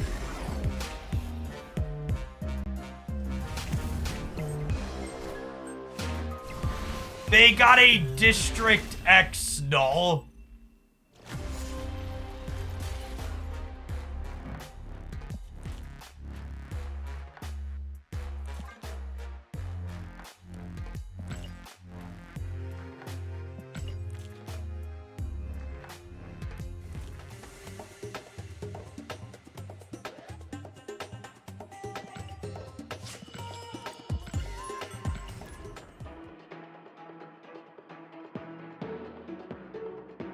We are the statue all day. I mean, when you're playing a deck that's terrible and you run slightly below average on variance, you're gonna not have a good time.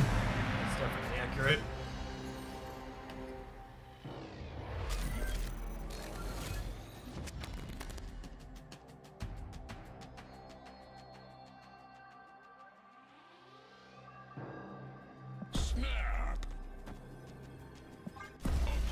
Impromptu, thank you for the 54 months.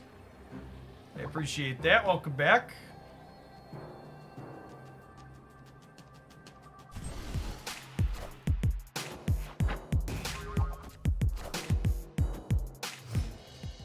How bad is Bar? I think Bar's fine.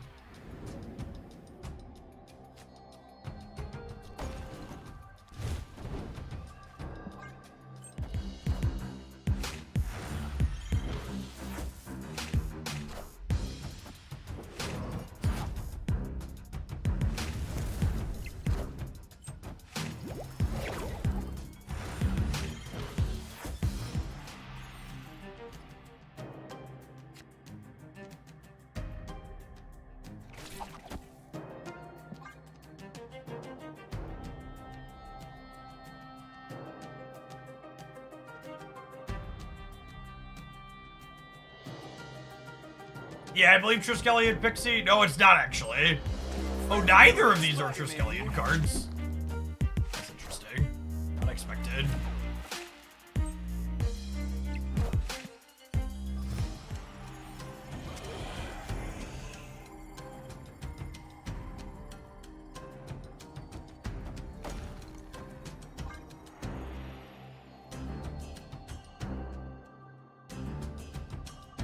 Where'd Ebony Maw come from? The Triskelion. So I get to play these here, and then I get to go Spider-Man into Heimdall.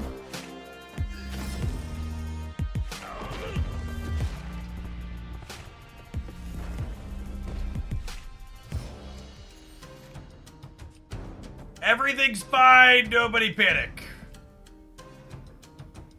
Everything is fine, nobody panic.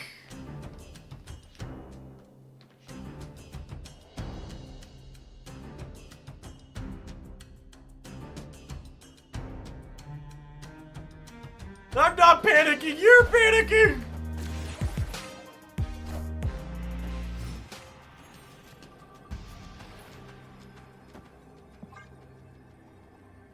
Alright. Let's see if we can execute a tried and true Heimdall lose the game strategy. We're gonna have 15, 16 on the left. We're gonna have 23 in the middle. We're gonna blow up one of their cards.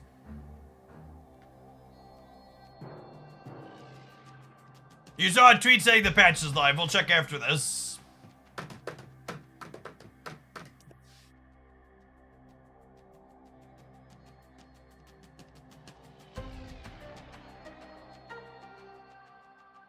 Heimdall's worse in move decks than 2099. Maybe. So part of the problem is I'm not actually sure that 2099 is ideal in move decks.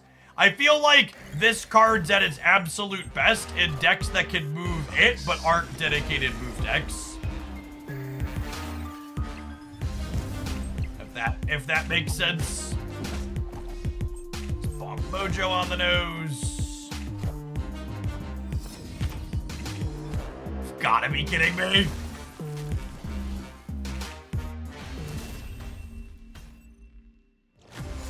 Alright, looks like there's an update on Steam. We're gonna be done losing with this pile of cards. Have some ads. I'm gonna update.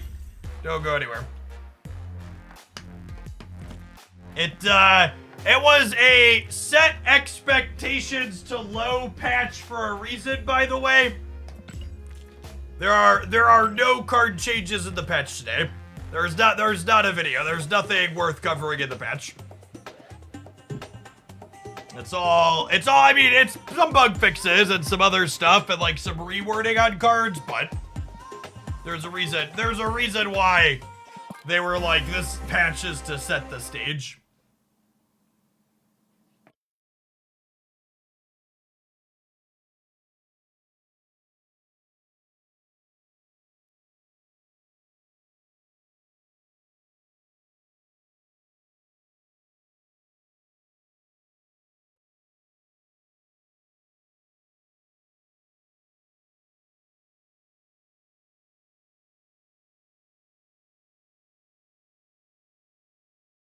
June 25th patch is just bug fixes / setup for next season.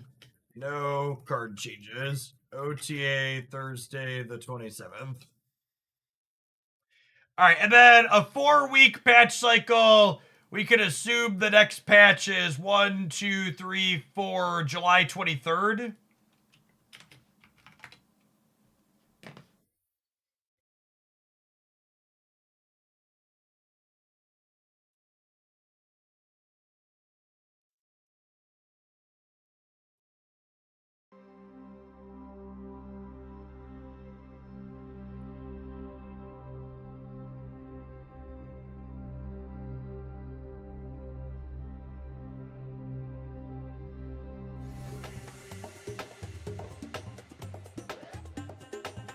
Alright, I'm gonna actually add levels of certainty to the OTA command. The next patch is likely Tuesday, July 23rd. The next OTA is definitely Thursday, June 27th.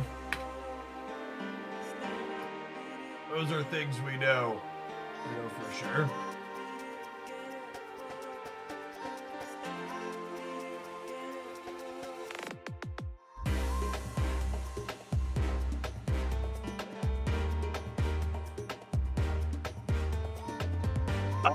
By the way, I was reminded of it because, I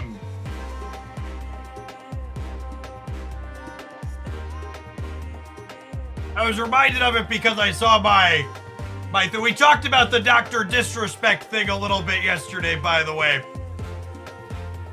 So this group, and we said obviously he's guilty because he didn't say he wasn't guilty, he did lawyer speak. This is a video game company he was starting to create with a group of other people, and they kicked him out. And he also just went on indefinite vacation. Yeah, it's 100, and this, for reference, for people that aren't familiar, so Dr. Disrespect was a massive Twitch streamer.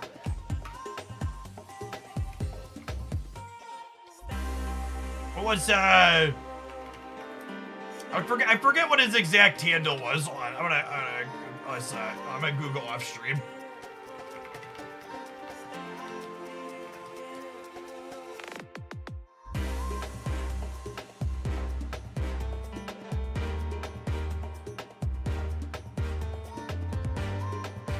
Still old stats up here from after his ban.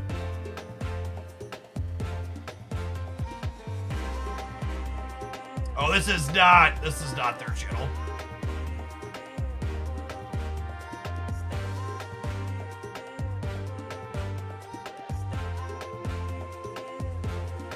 It looks like I got pulled off here once was deleted. Sorry. For context,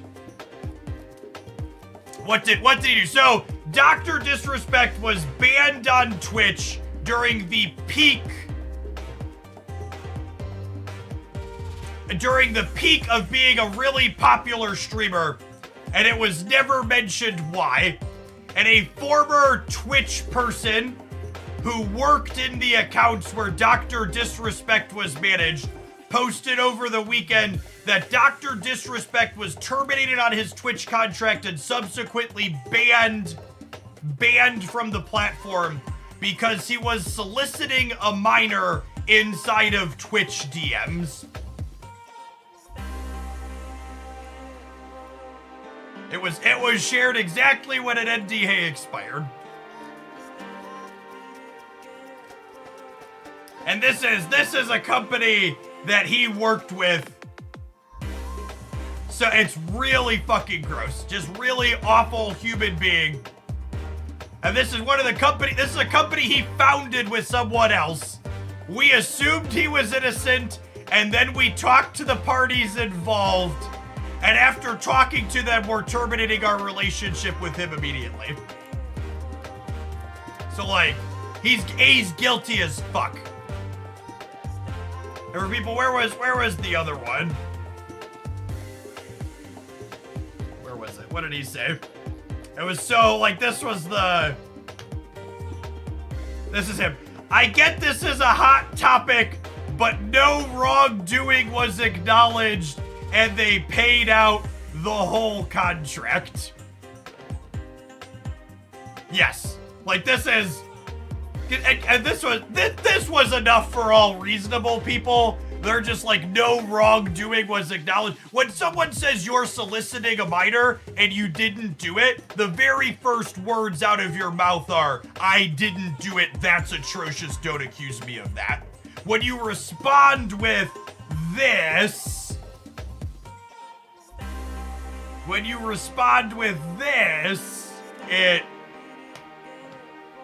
or these his stats. Yeah, there's like, Twitch doesn't fire people or sever and ban people averaging 20,000 viewers without cause.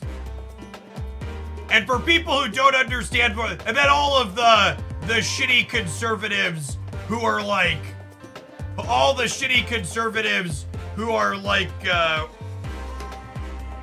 well, where's the evidence? This is the reality. Yeah, 20K is a massive Twitch streamer. It's like top couple dozen people on the platform. I'm considered a big Twitch streamer at 1,500 concurrent viewers. 20,000 concurrent viewers is unreal.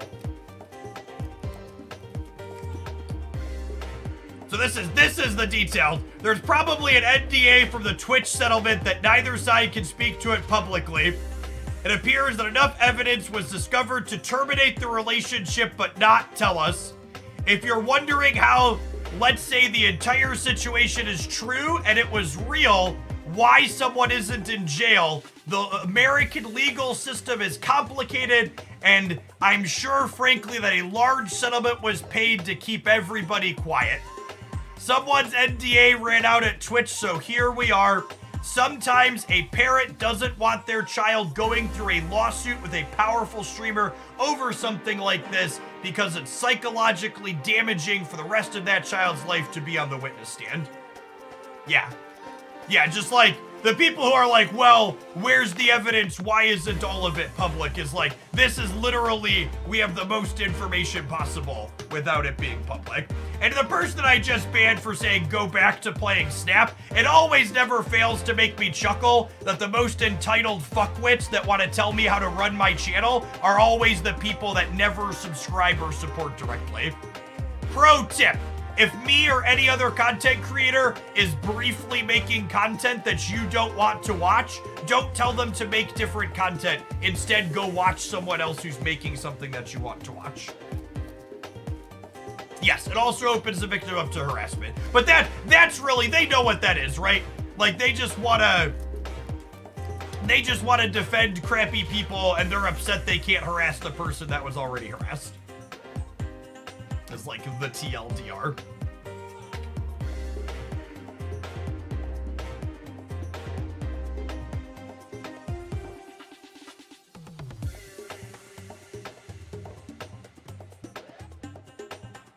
Continue not playing Snap. Thanks for the Benny Stuck. Alright, I owe Giggity Gary a move deck. Let's play a move deck.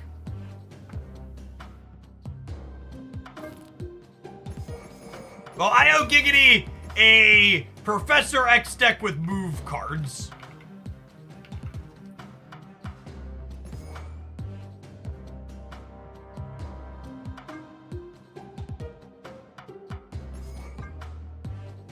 I think I want to do this.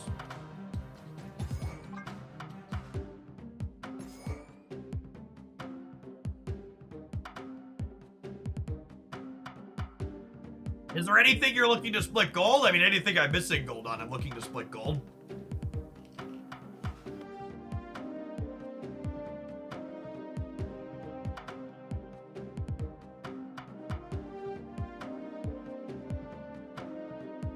If you looked at everything surrounding the Dr. Disrespect situation and you think the proof is trust me, bro, you're a fucking idiot. And you're not welcome in my chat.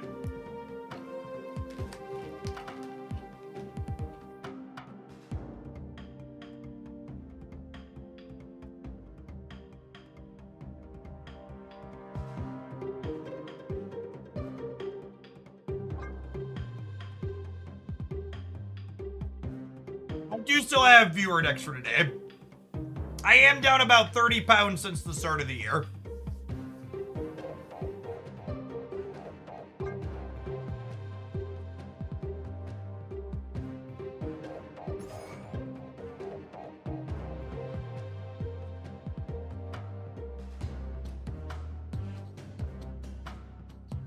At 1,500, would you be in the top 1% of streamers? I'm in the top fraction of a percent at 1%. Yeah, if you have double digits worth of viewers on Twitch, you need to understand that you're automatically in a top small percentage.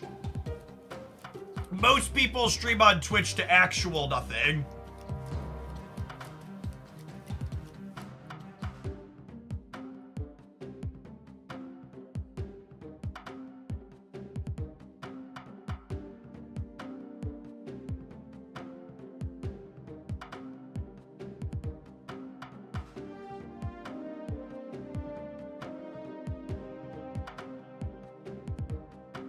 Yes, exactly, Presto. Anyone that understands Twitch business even a little tiniest bit of critical thinking skills know that the fact that they banned one of their biggest viewership channels is pretty damning. Yep.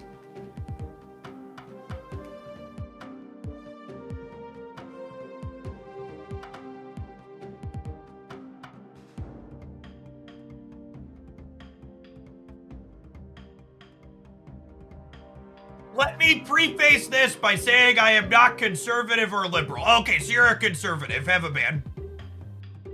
I play for neither side. I am an enlightened centrist. I think all things are equal and both sides are bad. On one side, you have people that want affordable health care and equality and bodily autonomy. On the other side, you have people stripping fundamental human rights from the population. I am very smart, and there is no clear winner or loser here.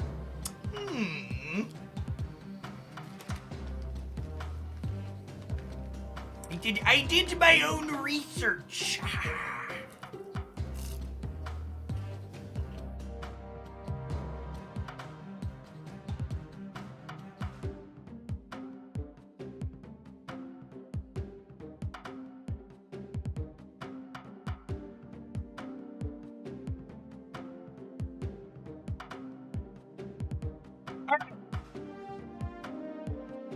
On the off chance, I just want to make this one thing abundantly fucking clear.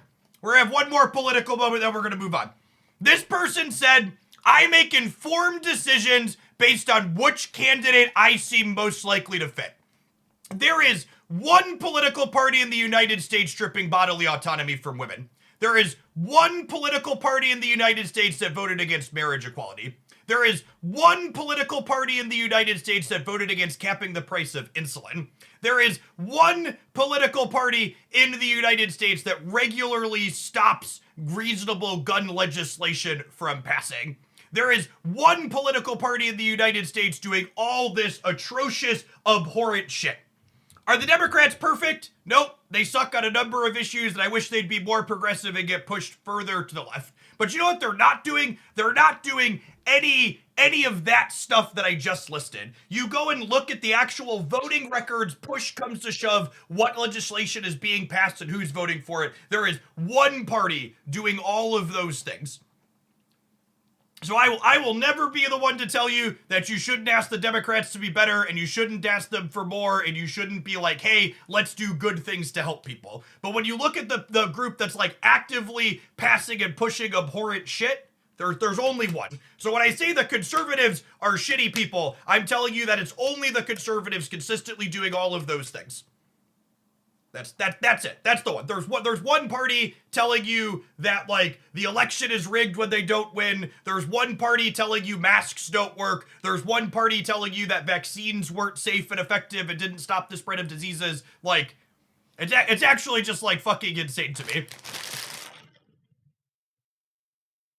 There's one party that's nominating a 34 count convicted felon to their who's been found liable for sexual assault in a court. Like, there's just like there's really not a difference. There's really no comparison. So no, 34 and counting. Only 34. I don't wanna, you know, put down his score. His score can still go up. But it's just like, I saw a Kiki. There is a Kiki Jiki in my pile of shuffling cards. The handful of magic cards I still own. He's going for a personal best.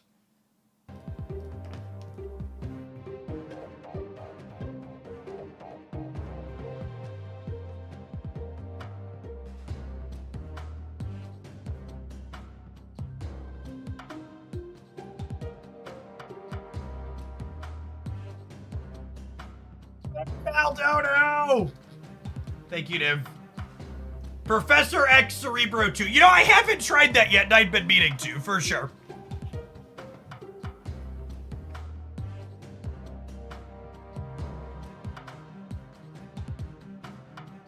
So, it's become a lot more overt in recent post-Trump Luca, but there's definitely some of it there as well. Yeah, and speaking, okay, I lied. I'm gonna show one more graph because this graph came across the politics channel in the Subsyscord this morning. You hear a lot about how Joe Biden is old, and the reason why you hear so much about Joe Biden is old is because it's one of the singular worst things they have to say about him. Not only are Joe Biden and Trump both old, but this really highlights just the massive media bias in my country.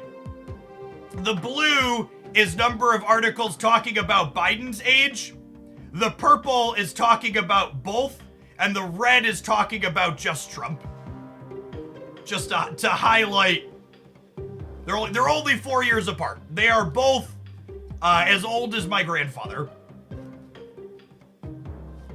Just like the incredible about shout out to USA Today for the closest thing we have to doing it both.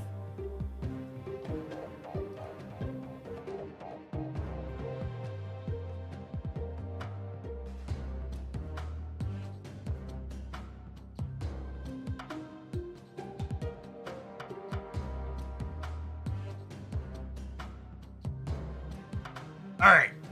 What else do I want to do with this? I need probably some tech cards. This is probably a Shang-Chi angle. Is Silk good here? Planned obsolescence. Thanks for the tier 1. Silk's actually maybe a little awkward because she swings into Professor X and then sticks there. No, there's no max age limit in the US. We definitely could use one of those.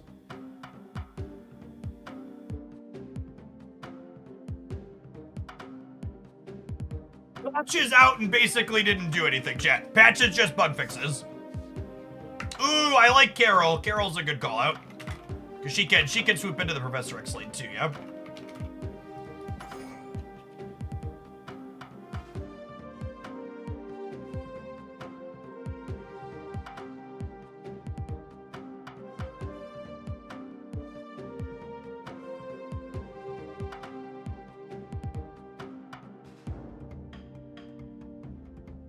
Do I want Elsa in here? I feel like I want one more 2-drop and then an Elsa.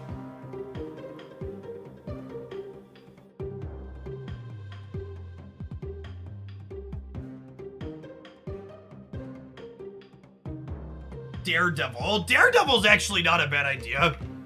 Since we're a Professor X deck, I like it. I haven't played with my fantasy Elsa enough. Excuse me.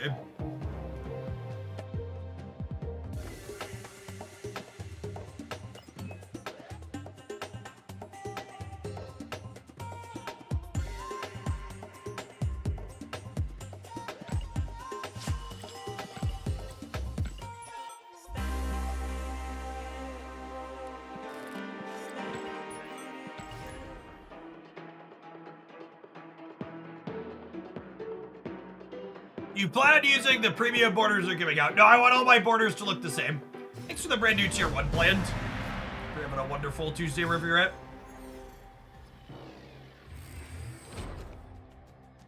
Yeah, our deck doesn't really plan to play 2 cards in single turn super frequently. I don't think Theta sounds very good. I'm honestly not even sure that this Elsa's going to be good enough. I'm not sure that we're going to stack a single path high enough to make her useful.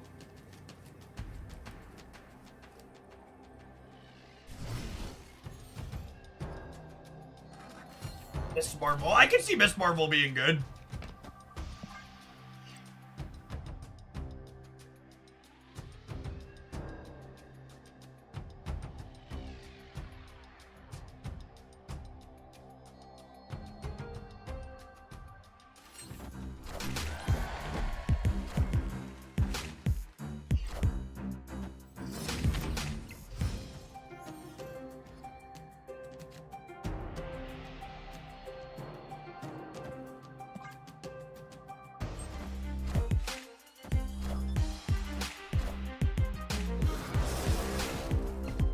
What a game!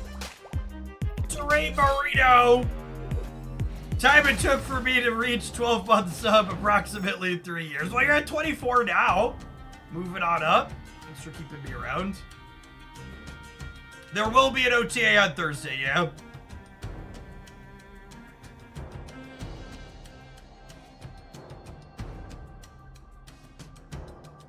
At the S, thank you for the 14 months.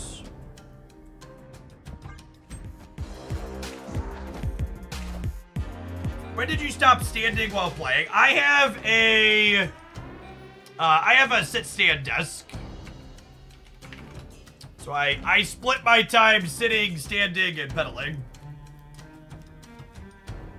Oh, this is actually kind of fun. I get to put this in the middle, and then I can move these out of here after if I don't need them.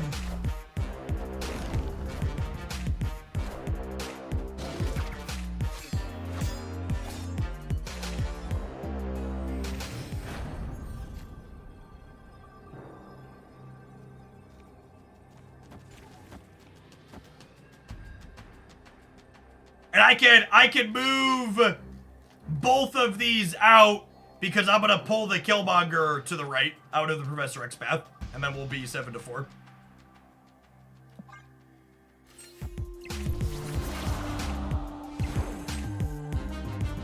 No, you can? I'm pretty sure that's how that works.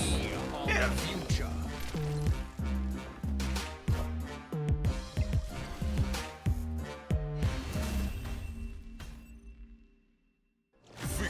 Thanks for the 5 years, old dude. Appreciate it.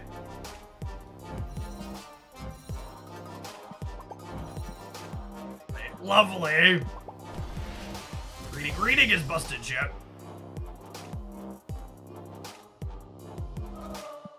There should be a patch at the end of July, would be my assumption.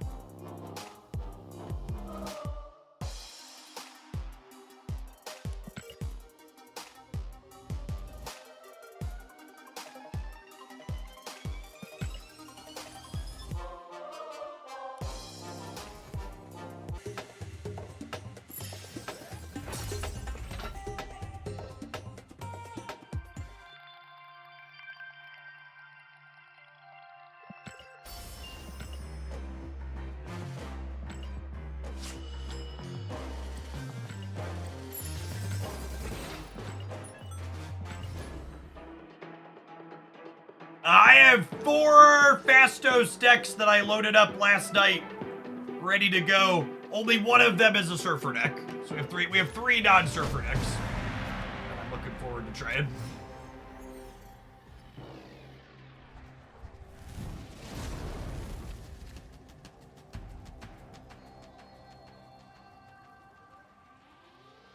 So the thing about putting Miles in a deck like this is that if I put Miles in the deck, Magneto becomes more awkward.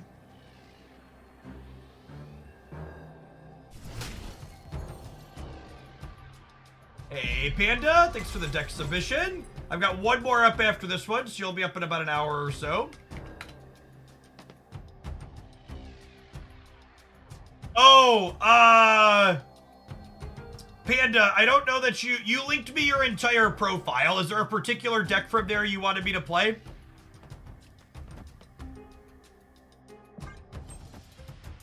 Is the next patch going to be a proper one? I need you to articulate what you mean by proper one. What was improper about the patch we just had? Help me understand.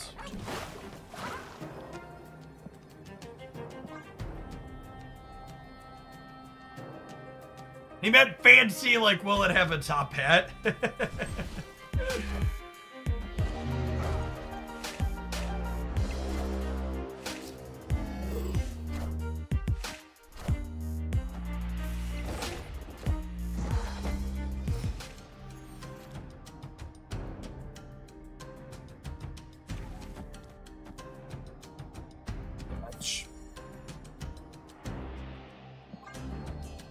You think Fastos will be a must-have Series 5 card? No.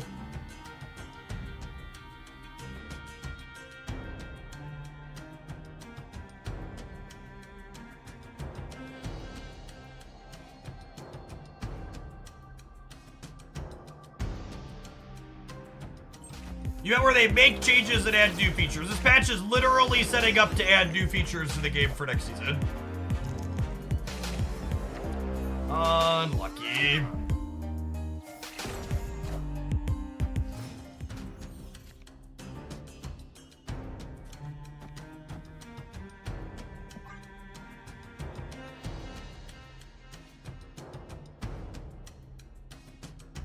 I think we're just not competing in the center is the plan here.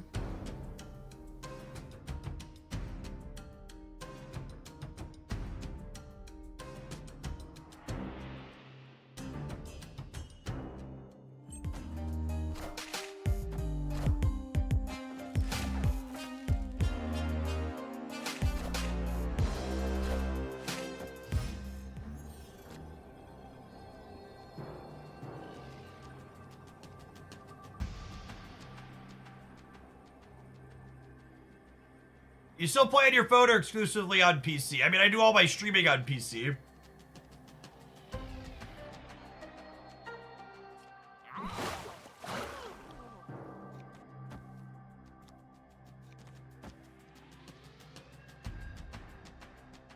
Gives me... It only puts me to 8 here, yeah? So we're just tying. Definitely did.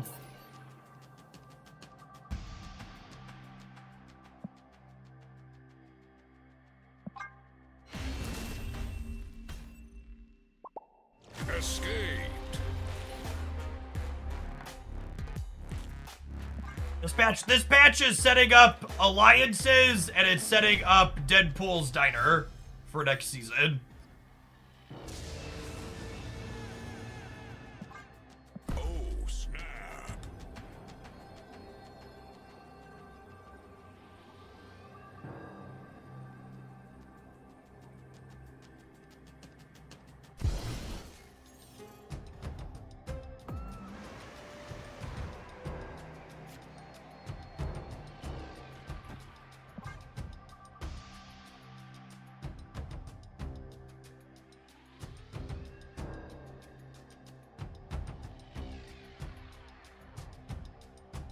Marsive Panda, if you answered me which of the decks you wanted me to play, I missed it. You can send me a DM on... Oh, I see. You sent me a DM on Twitch. Perfect. Thank you.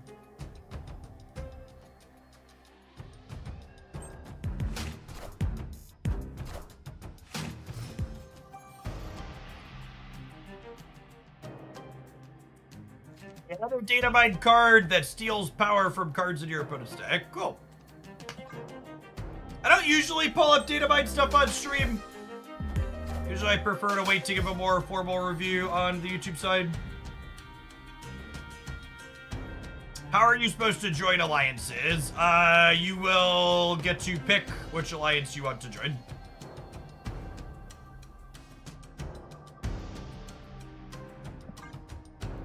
The menus and stuff. Whoever creates the alliance will be able to, dictate who's in or who's out, I imagine. I think I want to murder their land shark in the middle.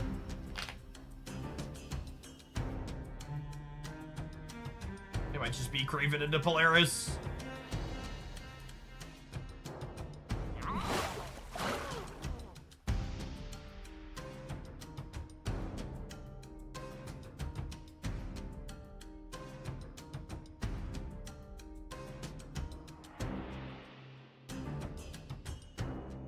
There are plans to organize Hoglandia sub-alliance, so 100%. If you want to be a part of Hoglandia sub-alliances being organized, make sure you're in our Discord server.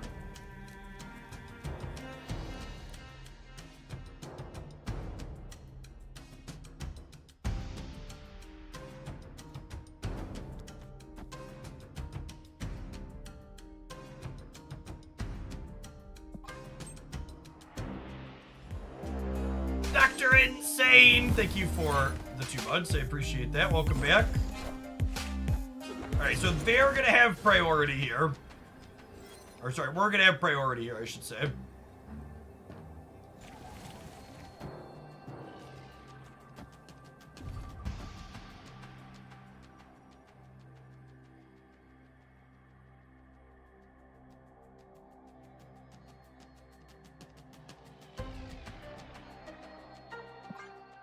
It's just this.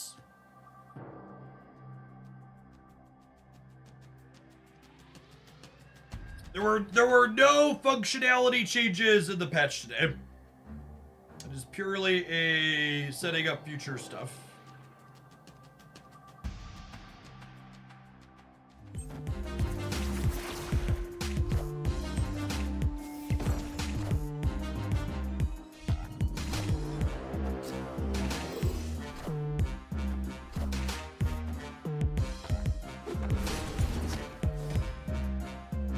We have to play Craven before the Nocturne move. 2 things. If I play Craven before the Nocturne move with the old rules, Craven would have transformed under the Tarnax location. 2, moves always happen first now, so the order on Nocturne and when you play cards isn't relevant anymore.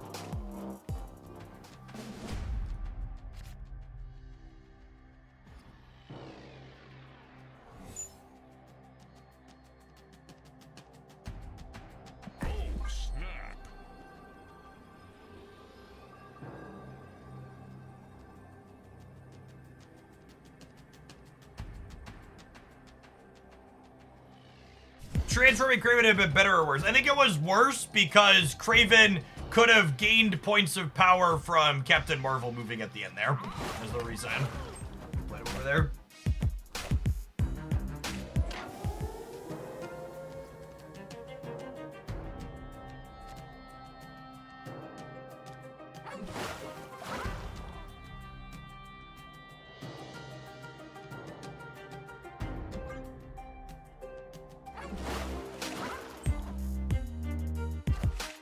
All the comments about the weight loss have really hammered home how much the beard makes me look bigger on camera. I've been down a good amount of weight for a while now, but people didn't start commenting on it until I shaved.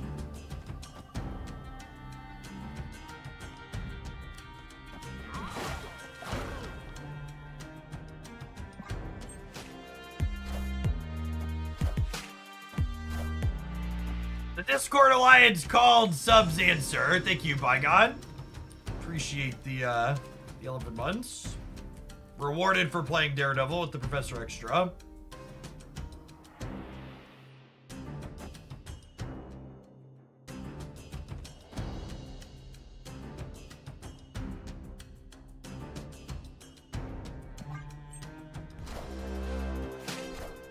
I was like, he's hitting that bike hard. I always like to call out, chat, because I think it's important and a lot of people don't understand this, is that exercise, like using the bike, does not equate or turn into weight loss. The way you lose weight is through diet. Exercise makes you healthier. It helps you build muscle. It's good. Exercise is good. Oh, they do have a claw for the Professor X on the right, don't they? It's a little scary.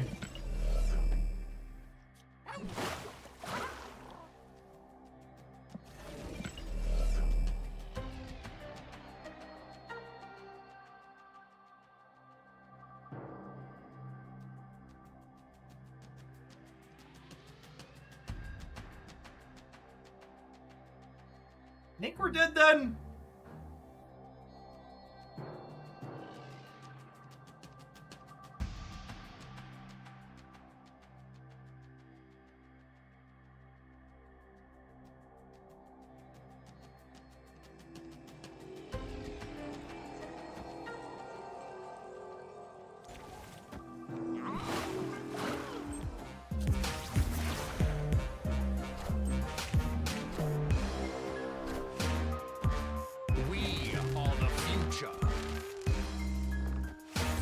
God.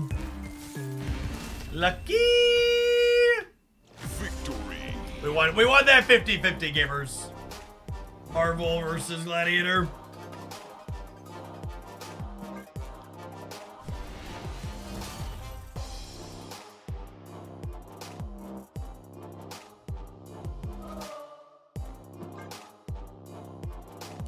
That's not really true either. Someone who does cardio and eats normally will lose a bit of weight based on energy burned. Don't fucking actually be nerd. God, I'm not here to get actually by you. You understood the context of what I was saying of you shouldn't just expect to pedal and have it immediately lose weight while doing nothing else.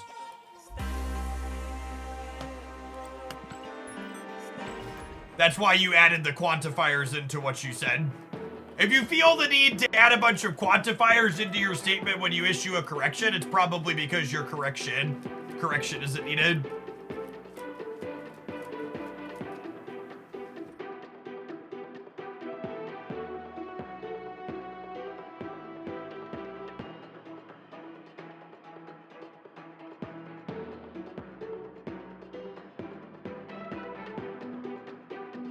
For reference, chat, easy to moderate cycling according to the internet burns 300 calories per hour. And if you're cycling for an hour straight, it's only easy to moderate. 300 calories is nothing. It's like less than a large fucking Coke from your fast food place. So no, you should not expect to see large weight loss changes from just exercise.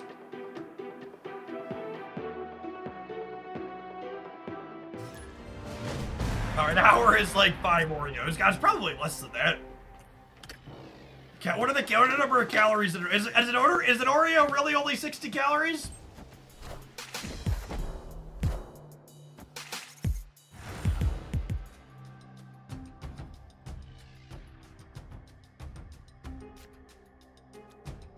Snap. Squirrel Girl, Jace. They're expanding their Golden Girls range.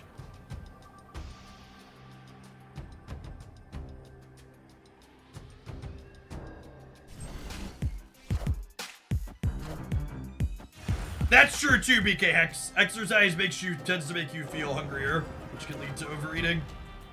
It's definitely true.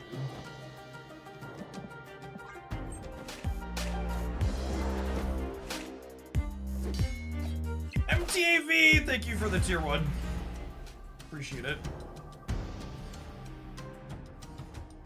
As always, because I also love my quantifiers, gamers, if you're someone who has questions about diet and exercise, you should consult a professional dietitian, not me, a random person on Twitch, twitch.tv.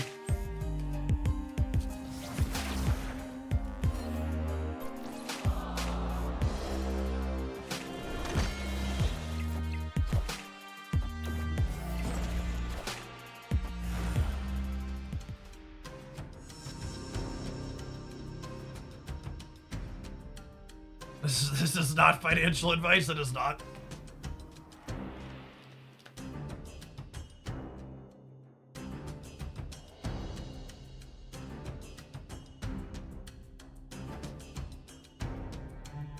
I personally have done absolutely no research or Googling or anything into dietitians or nutritionists because they are not something that I have a need for personally.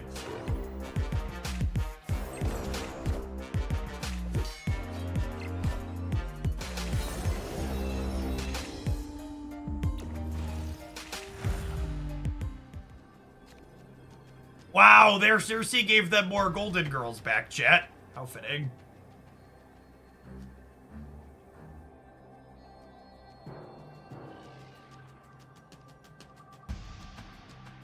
You're eating less, should you also be spending less? Yeah, a lot of the time. A lot of my weight down is simply making sure to not clear my plate at every meal. Oh, we're gonna tie the left at best. Oh my god, the Invisible Woman let their Theta trigger too? Absolutely torched.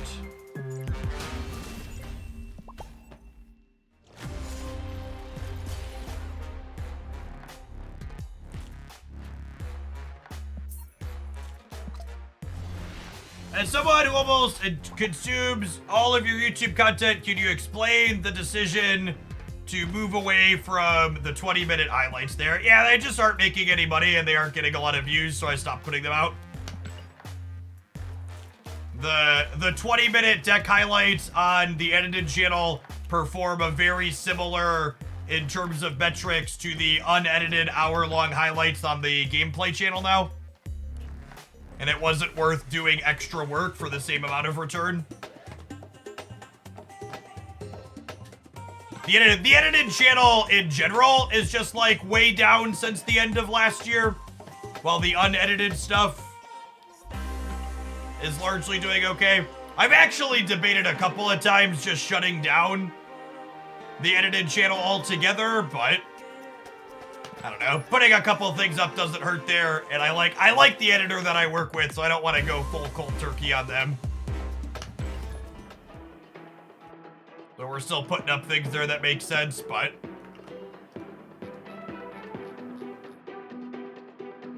hey, Hit Streak, thanks for the tier 2 and for the entire year. Let's get you a sword to go with that shield. My relationship with my editor is I pay them half of what the edited channel makes with a minimum of $50 per video. And at this point, Snap YouTube stuff has been performing poorly enough that the editor gets, I don't know, probably 60 to 70% of what that channel makes these days. That just doesn't bring in that much.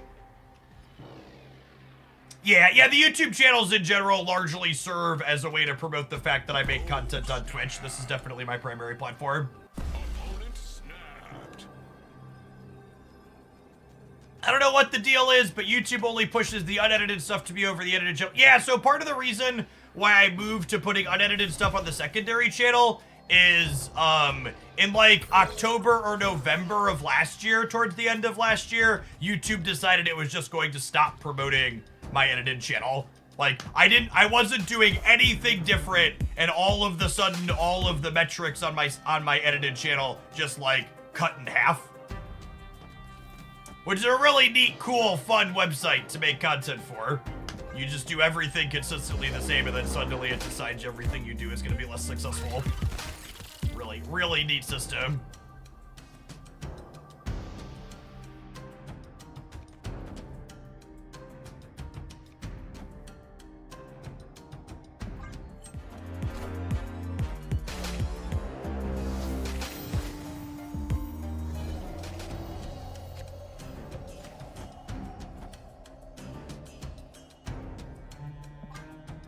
Up the old long path here. YouTube has become a loss leader. Yeah, essentially, I make a small amount on it, but it's like definitely doesn't really pay my bills.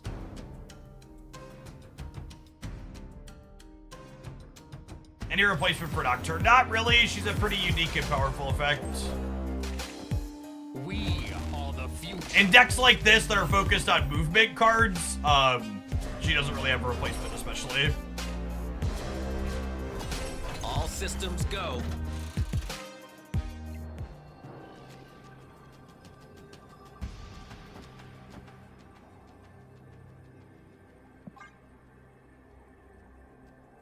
Are YouTube Shorts still doing okay? Not a creator, but I heard short content was better money. I don't know who you heard Shorts content is better money for, but that is just objectively very fucking wrong.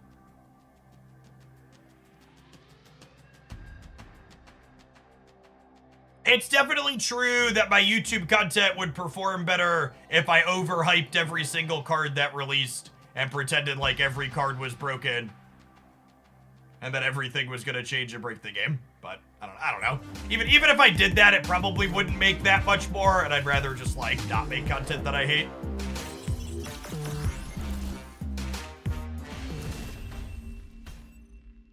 Victory.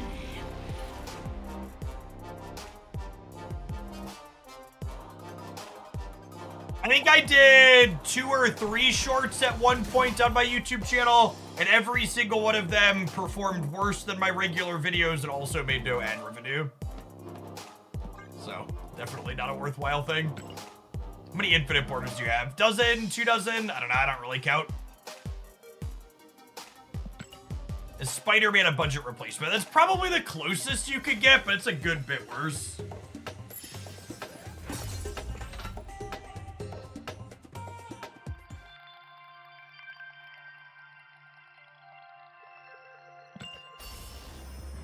Alright, gamers, have some adverts. We're going to slide along to our next pile of cards. We have a request to play Cerebro 2 featuring Professor X. We're going to kick into that when we get back. Don't go anywhere.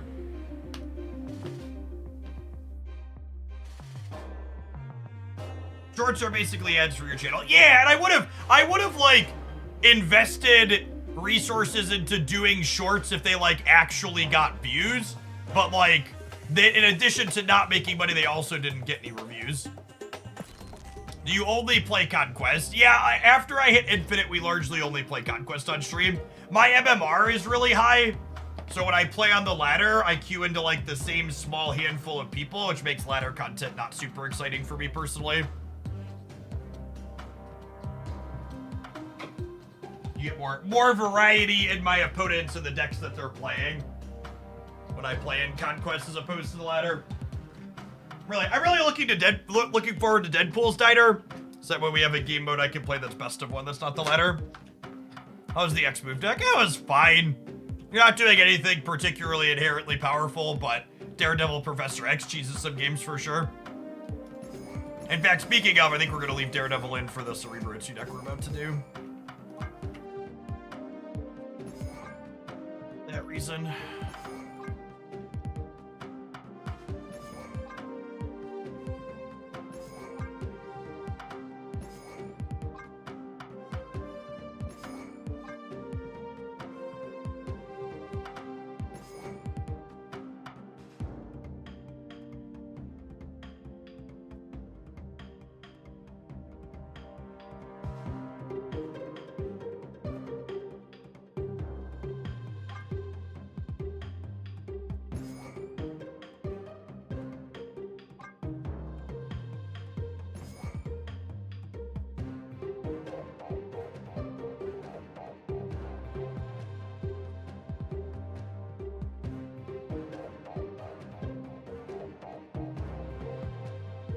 Distinction, thank you for the almost 4.5 years. Welcome back. Appreciate it.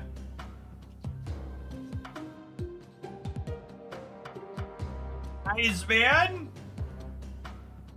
Thank you for the deck submission. We have the Cerebro 2 and one other in front of you, so it'll be a minute, but we're going to get to you for sure.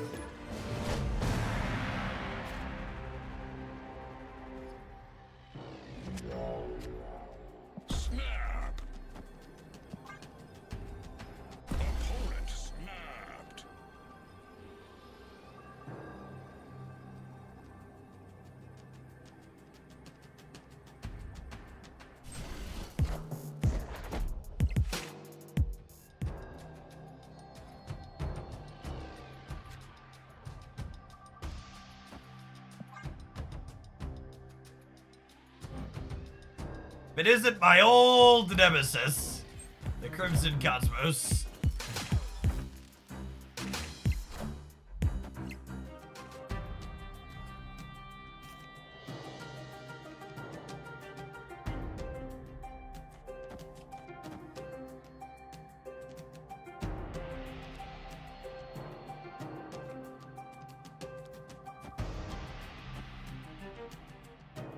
Alright, Nico, don't do me dirty here, girl.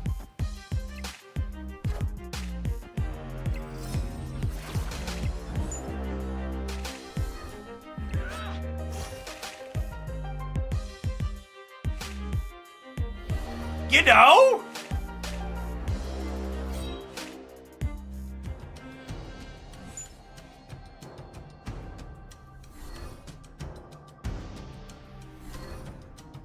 Hold up, let him cook. Let him cook, Jet.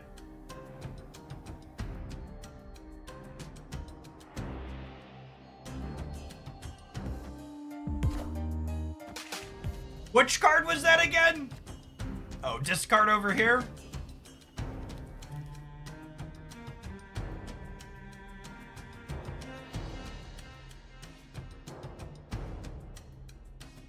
Look at the draw, Brood or Cerebro.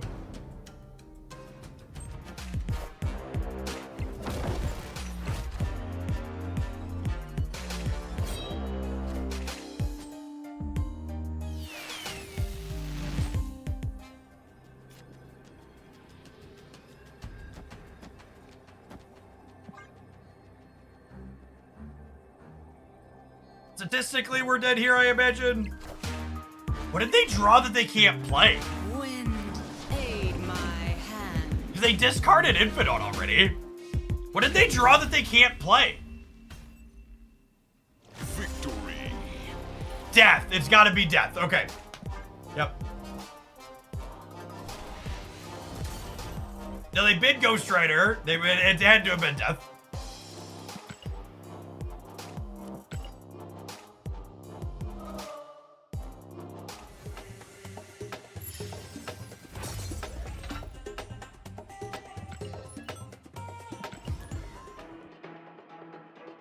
Hey, Jeff wanted to announce we're a new Hoaglandian into the world. Just found out I'm going to be a father. Any tips for a first-time dad? They scale up in difficulty as they get bigger.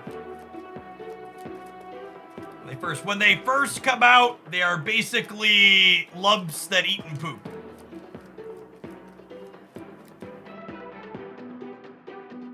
Izzy Farrow, thank you for the quarter of a year. Welcome back. Congrats. I hope Mom and the soon-to-be little one are doing well, by the way. Gaza B!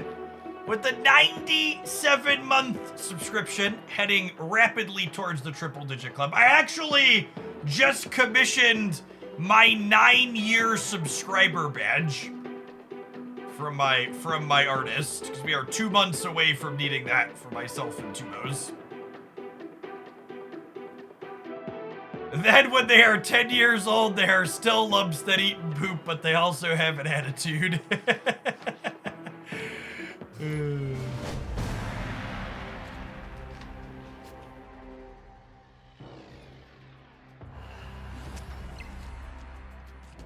Opponent snow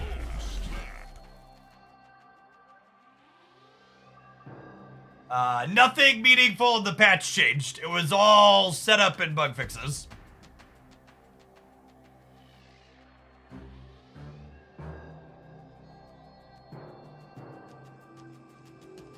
Oh, there's snap back, ate my intern. Sorry about it.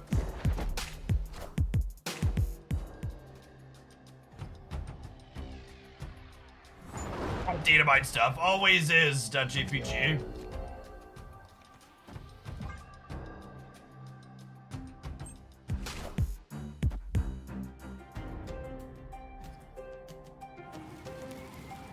Live from the Daily Bugle. They still haven't nerfed Loki's edge. Accurate. Accurate.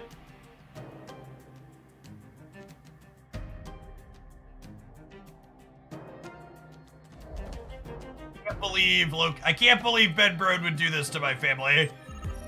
Leave Loki still existing.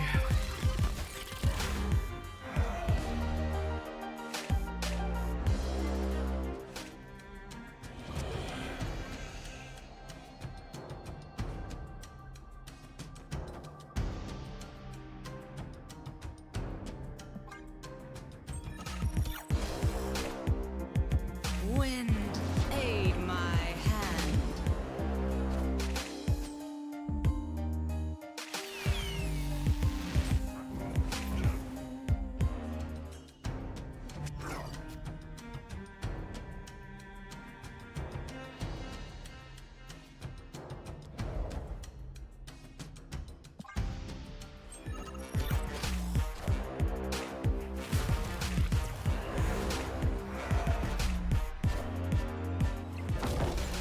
Hey.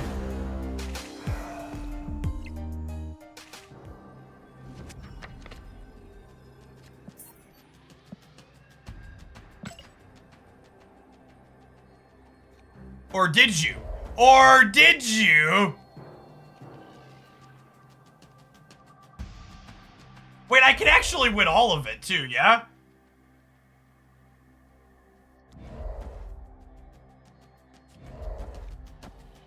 Well, get fucked, Buttercup. No! Rip.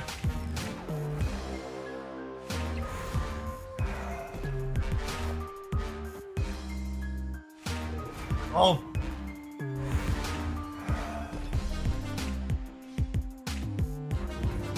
Someone got fucked. It definitely wasn't them.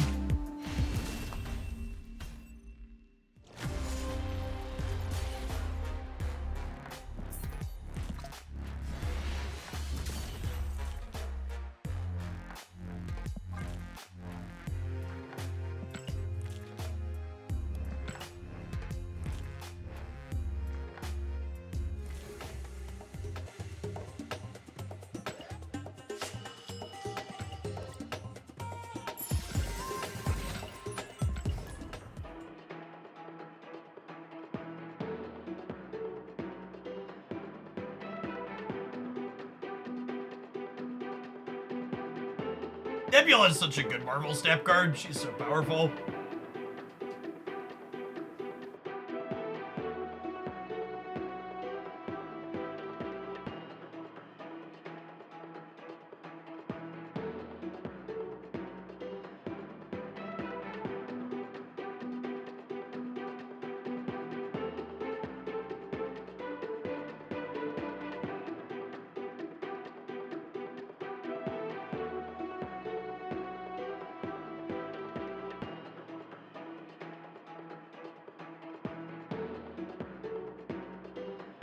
Wow, the gold conquest queue times. We'll stick to lower conquest after this run.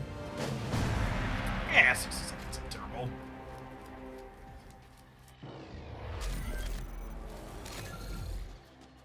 Read.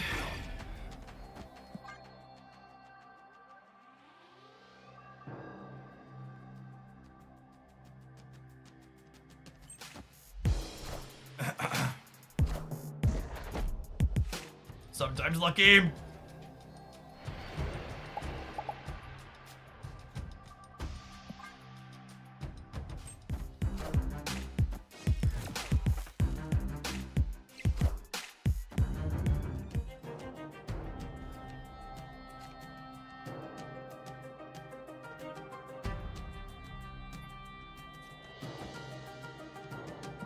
Discard's a bad matchup for Archetype. They're good at getting points down into play early proactively. A good looking Morbius split.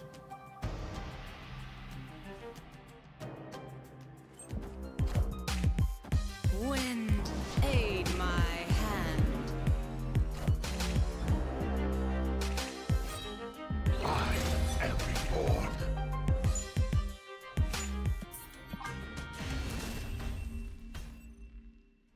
Here in these locations.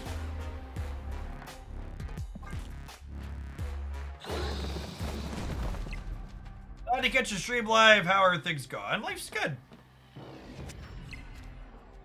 Snap's in a good spot. Kiddos are all surviving the summer. Not a whole lot to ask for.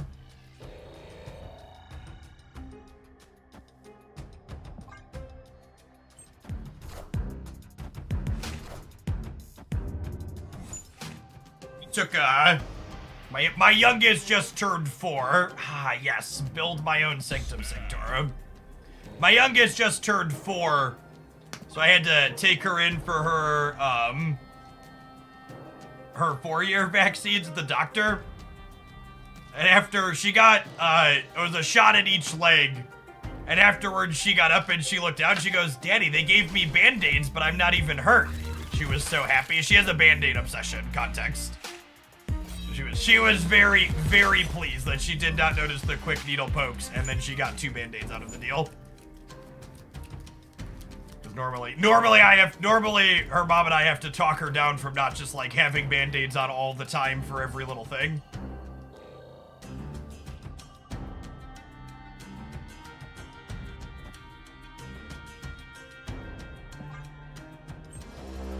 So we went from not wanting to go to the doctor because she didn't want to get medicine to the doctor's my favorite.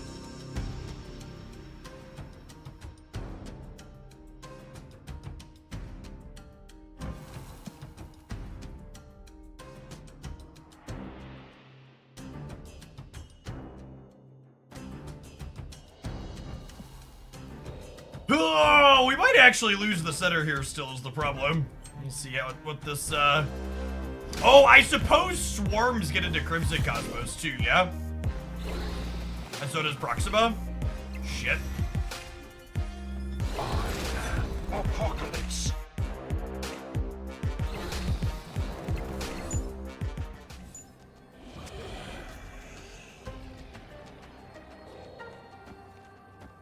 Okay, so the good news is we're still a coin flip to win the game, yeah? Or we're better than a coin flip? What did they discard? Oh, we're better than a coin flip because of the Forge.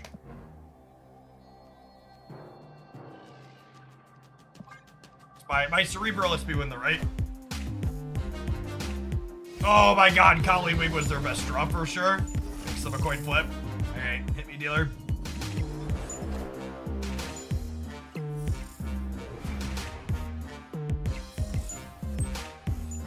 Sometimes lucky, rubber ducky.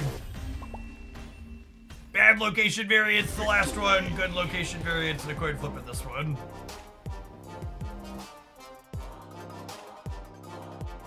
The vaccination experience went downhill when my Band-Aids no longer had Spider-Man on them. She is a big Spider-Man fan.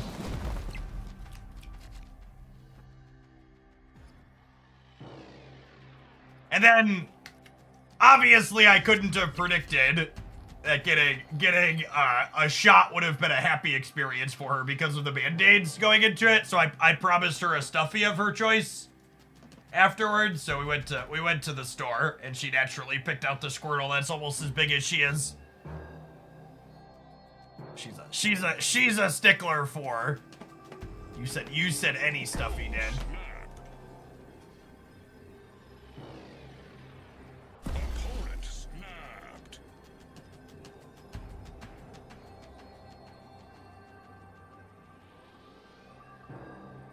You need more caveats when offering bribes, yeah, basically.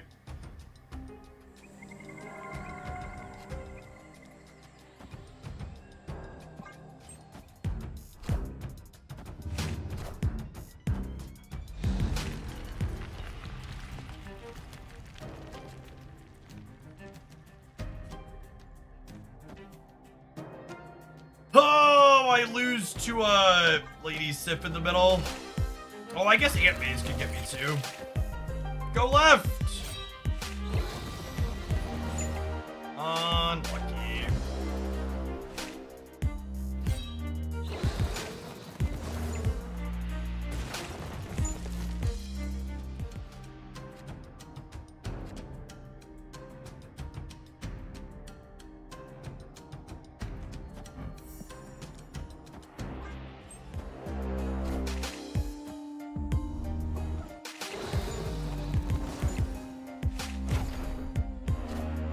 Sometimes lucky.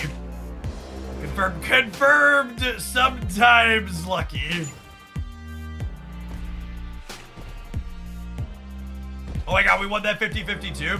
Oh, I should have played the Mr. Sinister here to send him out. Now I have to gamble on this.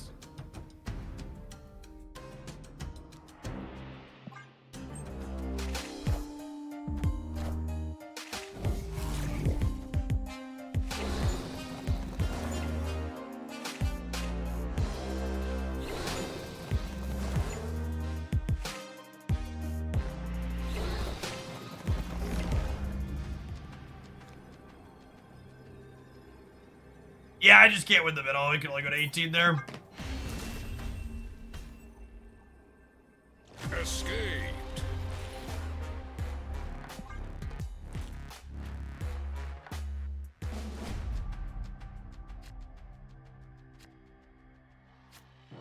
Oh, snap.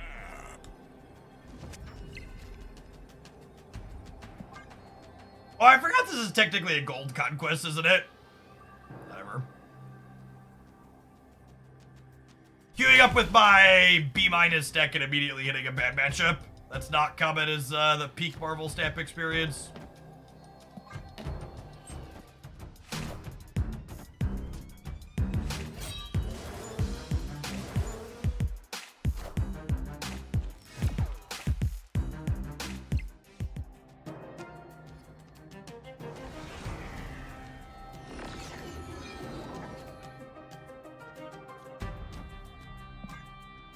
Yes, Professor X definitely does not feel optimal in this deck. Agree with that.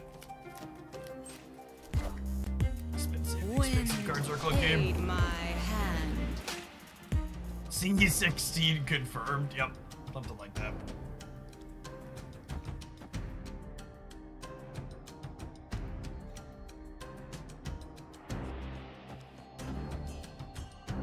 Is it ever this? Is it ever this? I think it's this.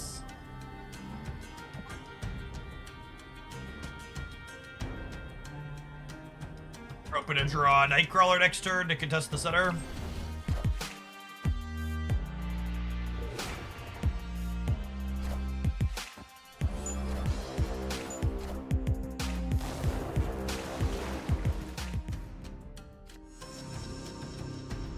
Alright, I mean, that's the best possible. Get to go Blue Marvel into Cerebral Mystique.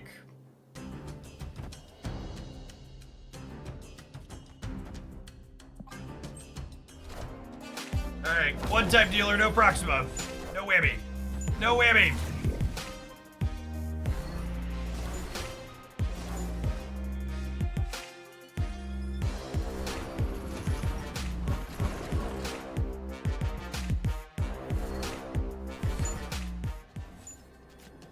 They have Cosmo in their deck? With all the random crap in their hand, there's a good chance we win here.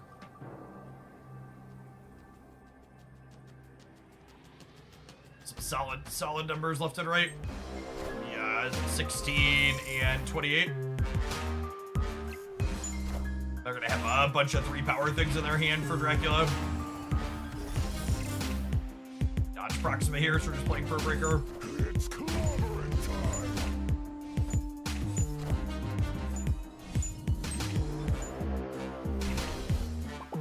Do pig, that'll do. Alright, 3 chances to take their last cube away in the bad matchup. Good beat there for sure. Another Forge was stellar for us.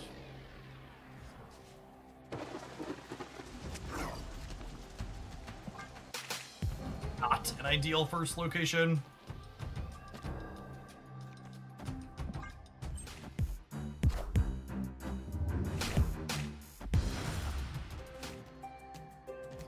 Bakari from Helicarrier could have won it. That's true. It could have.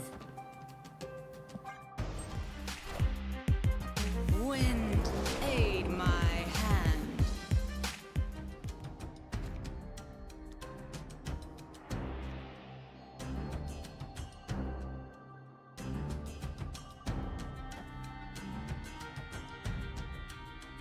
How about I do this, and then I do Professor X over here on the last turn.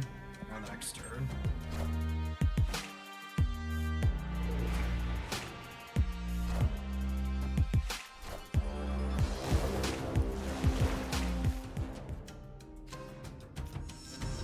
Get to find out if they have Modok here now.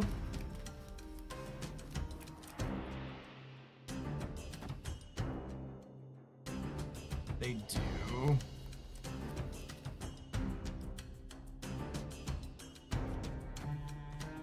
So I don't think I can contest here then. I think it's just this, so I have the option to put more points on the left.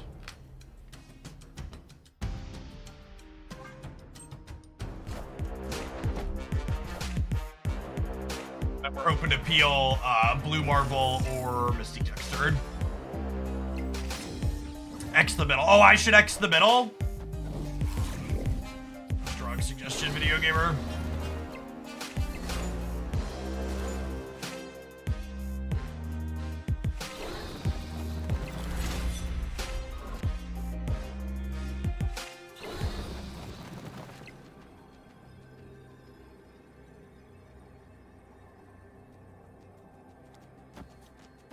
Probably did.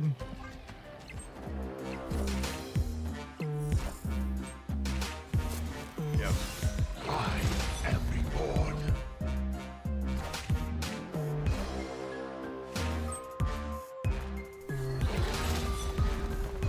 Two more shots. Just like my country, I'm young, scrappy, and hungry, and we're not throwing away our shot.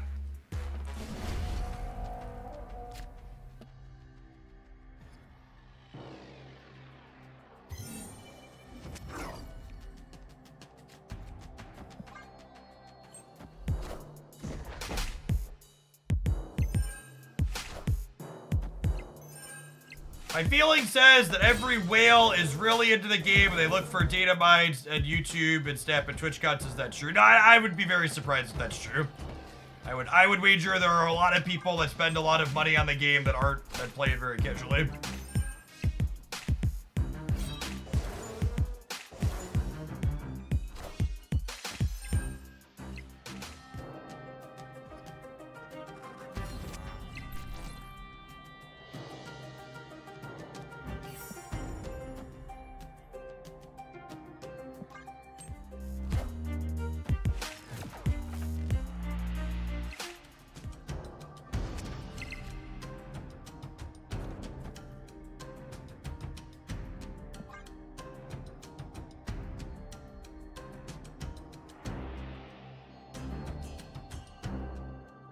There's whales for whom the game is literally a collect pretty card game. Yeah, for 100%.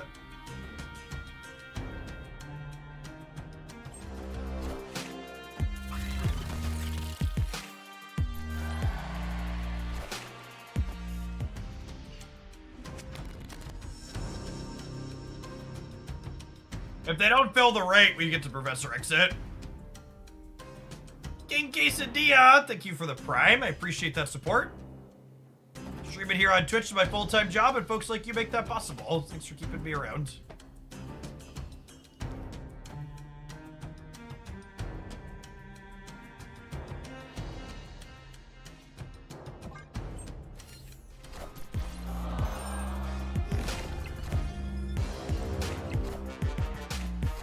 Alright, Gab, I need you to go left, bud. You...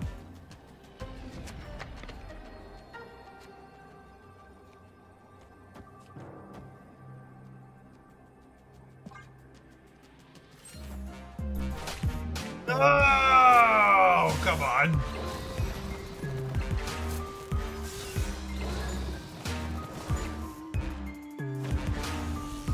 Yep. Frickin' too short over here.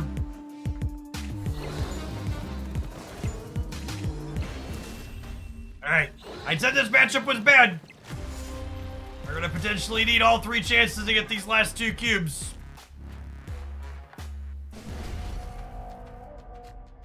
Thanks for the 10-month save. Ears late, thank you as well. If possible, submit a deck via bits donation. Yes, 1,000 bits is a deck submission rate.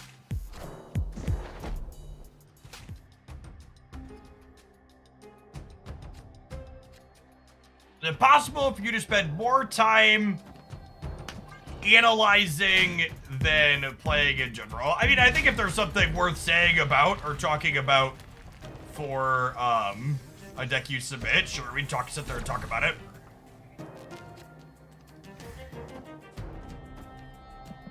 This is a really good opener for us.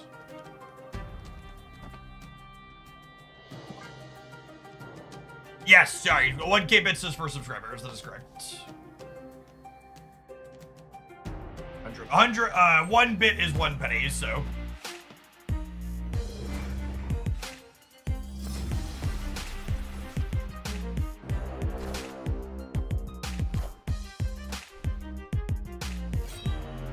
I am Apocalypse.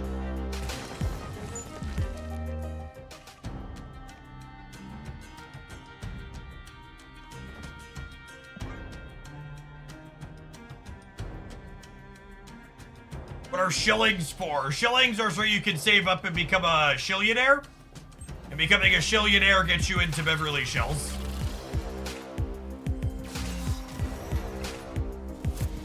Proxima going center is definitely ideal for us. We're probably not contesting that path.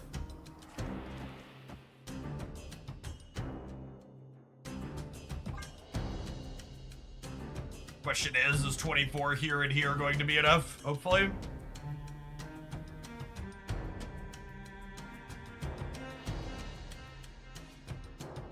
It's supposed to be a penny. It's supposed to be a random made-up fantasy currency.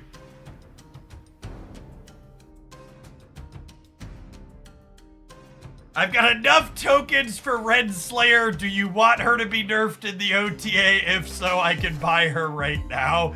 Oof. Oof.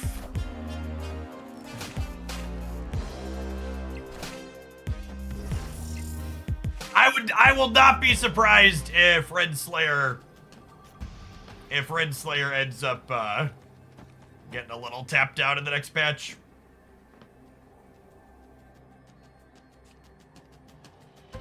Is this crazy? Call me, baby. Just play for everywhere. I think this is the line. I'm gonna bet my match on it.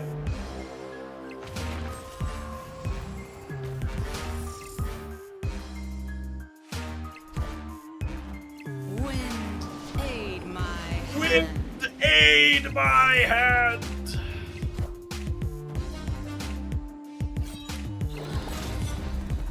Close set. Us getting that 5-cuber giving us 3 chances for the last one was a big deal. Victory. We're actually good either way there, yeah, because we had the mistake. But I think this is right. Alright, as is tradition, we're gonna let this deck play its gold ticket all the way down. But we're gonna need to take a quick break before then for some adverts. We'll see you in 120 seconds. Thanks for hanging out. Don't go anywhere. Subscribers, I'm gonna run upstairs and grab my lunch real quick. BRB.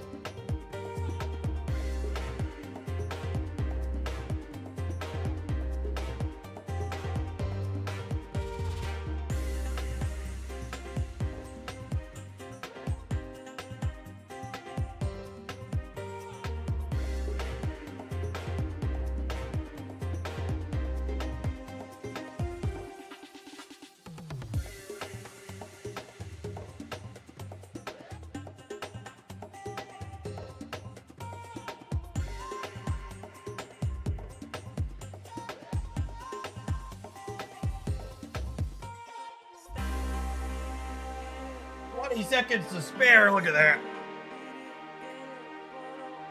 Clear that flight of stairs in no time. Can you show cannonball stats since the last OTA? Sure.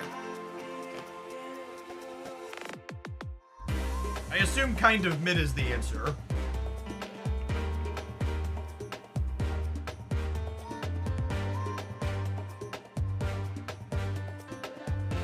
Yeah, it's fine.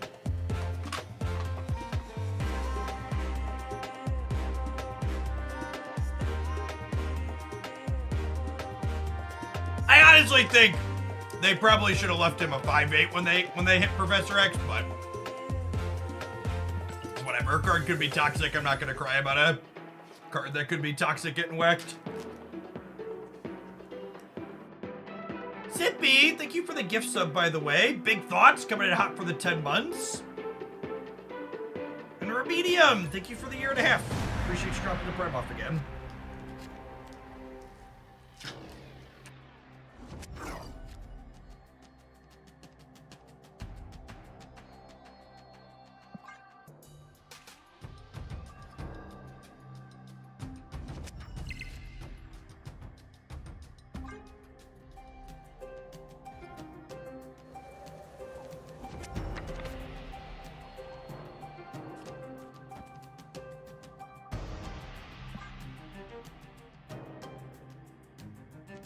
A hostile workplace environment here, chat. Wind, aid my hand.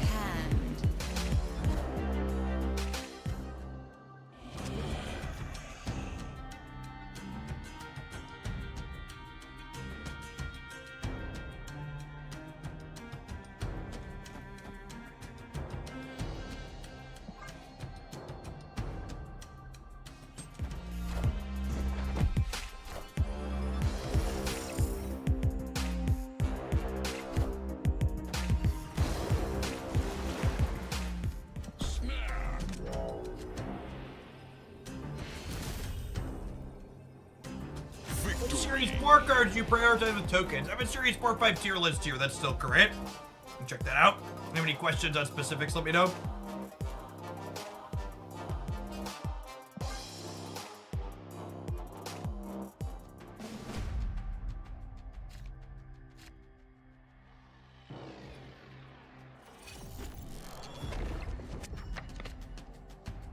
Opponent snapped.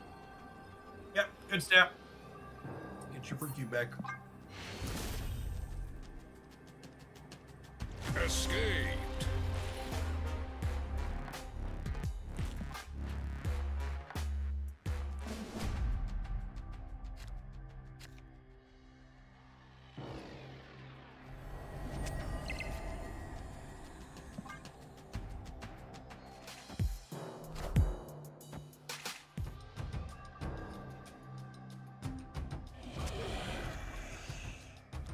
My colleagues treated me like the locations treat you and quit my job.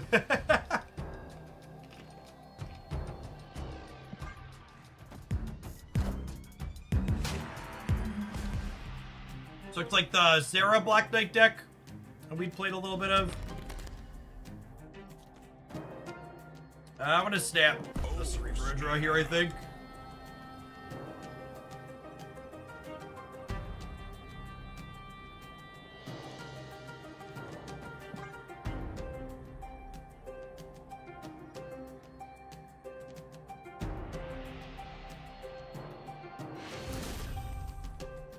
Victory.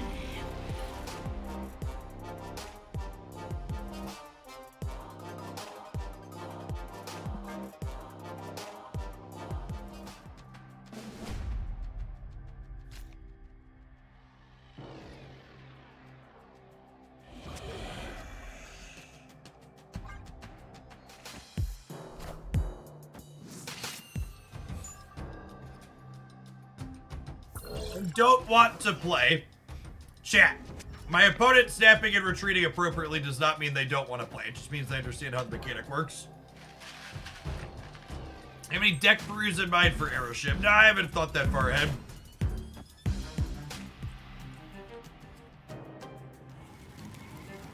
This just in.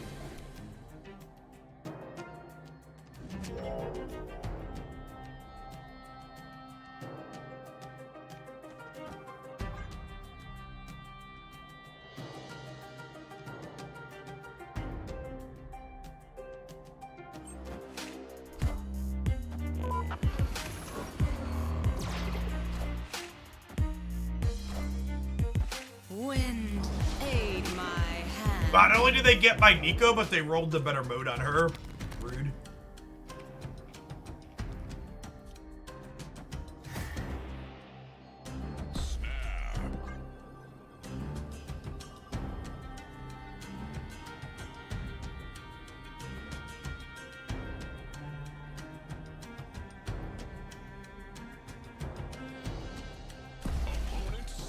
Opponent We have a game.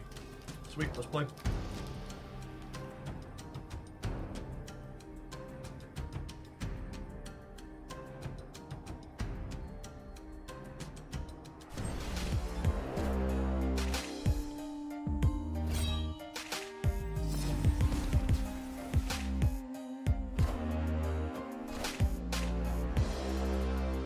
Are you still playing Star Rail? No, I gave up Star Rail when I started playing AFK Journey.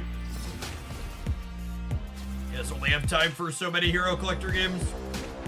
I don't know if my body is ready for Cerebro to be the bottom card of my deck. Ain't goodness. Is Mystique gonna be the bottom card though? That could also be bad for me.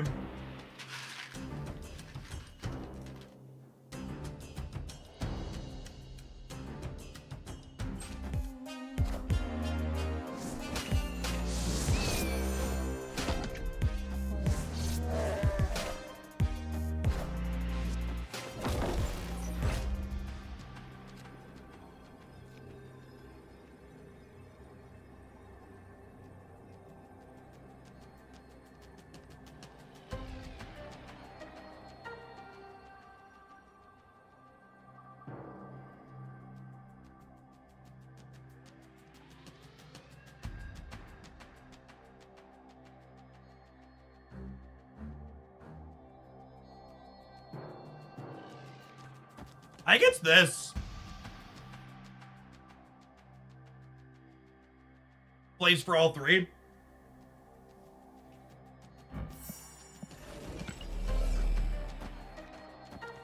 This is probably slightly better.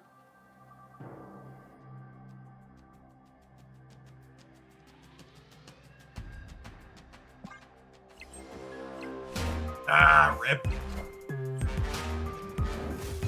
Fuck me. The other play one.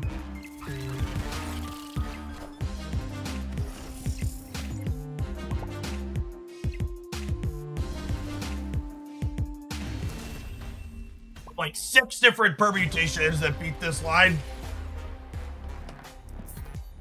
Sad. Just didn't land on any of them.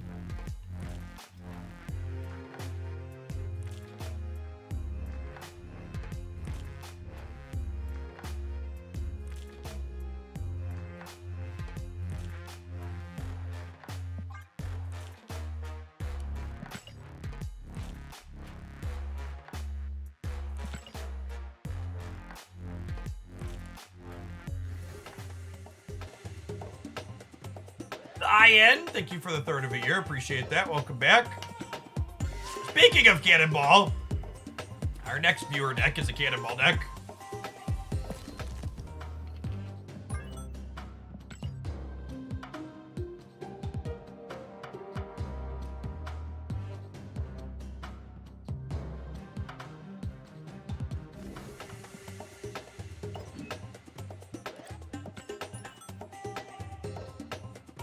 I think we have enough viewer decks to get us to the new card release, so we'll take that down. I got this and one more.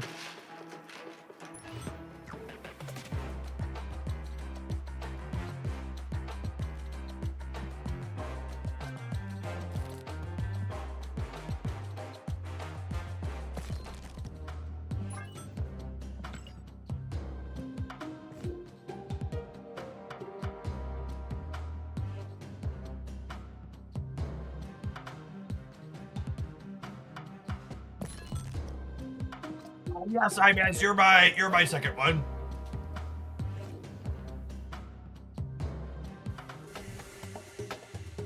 No, I knew exactly what your deck was doing, Cirrus. You have, well, I guess I said you were probably playing the Sarah build, but you were on Loki instead of Sarah. I had like 3 different ways I could flip my cards at the end, and I picked the wrong one. In fact, fact, I think every other permutation I almost did beats your end turn play, except the one that I did.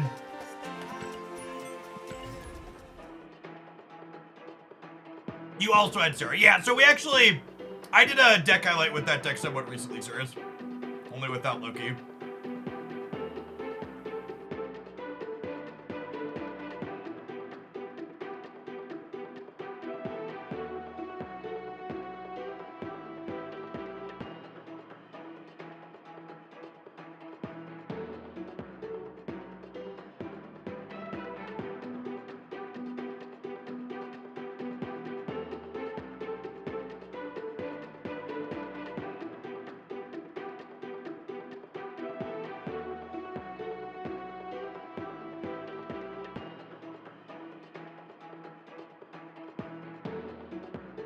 What's in Bear? Thanks for re-upping that, Prime. Welcome back.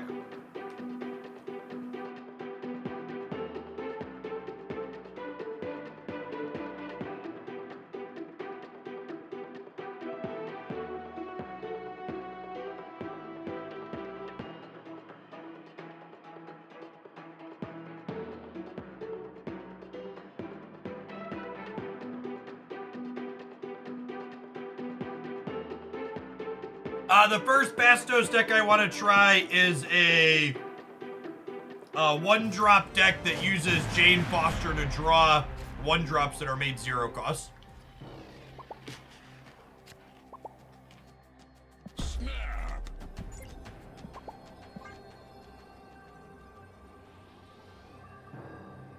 Opponent snapped.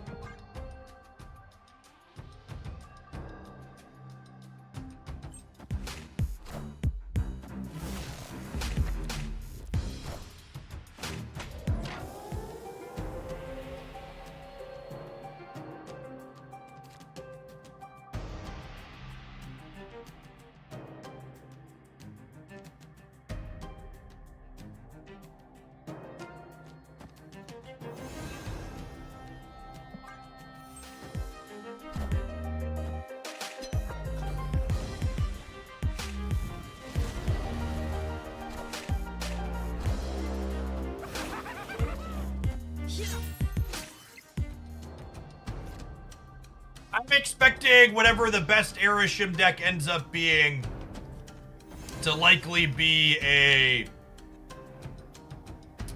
Mockingbird pile.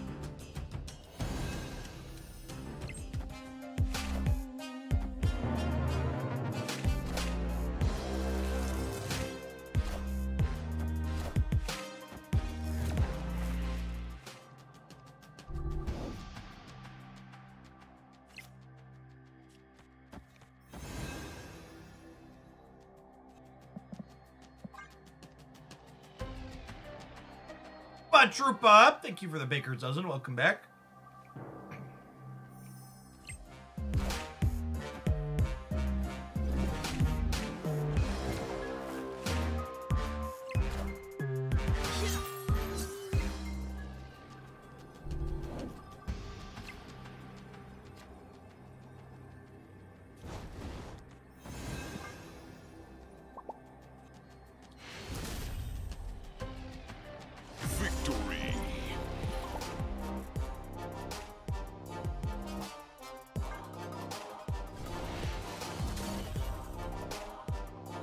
Our clutter deck definitely enjoys having a 7th turn.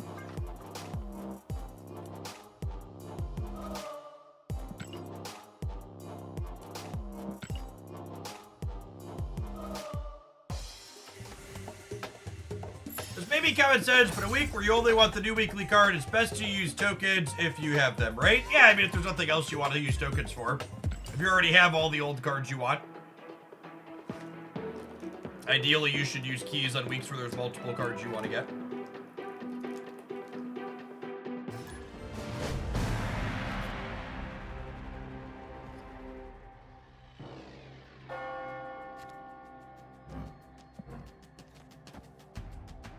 Oh, snap.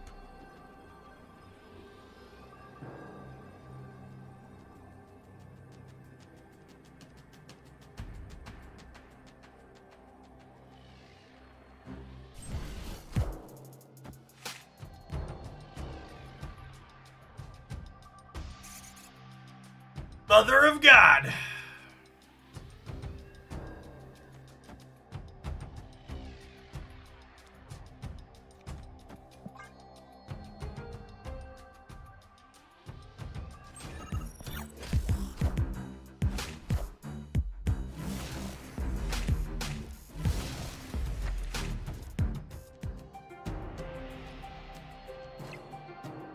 Opponent snapped.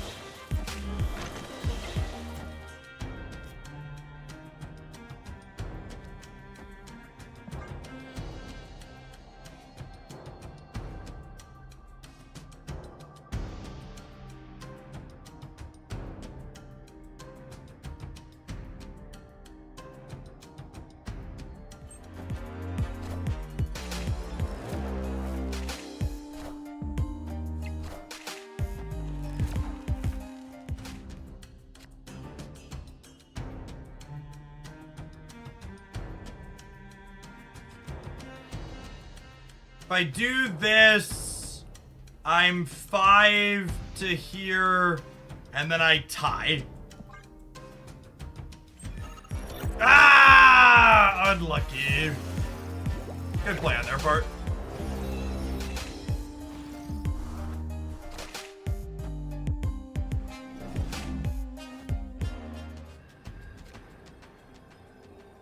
This was a lucky hit on the cable.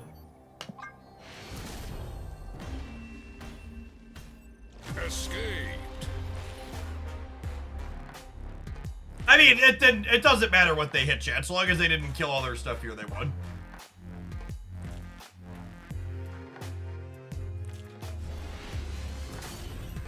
Oh, heck, you didn't have to leave. You could have just muted and closed the stream.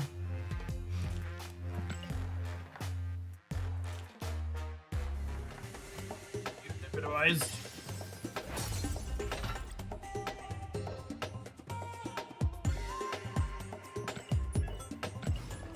Anybody here roll for Makari? Do you regret it? I mean, Makari is a fine card. Seems serviceable in Surfer and some other tempo decks. Like most Marvel Snap cards, she's definitely not a must-have, though.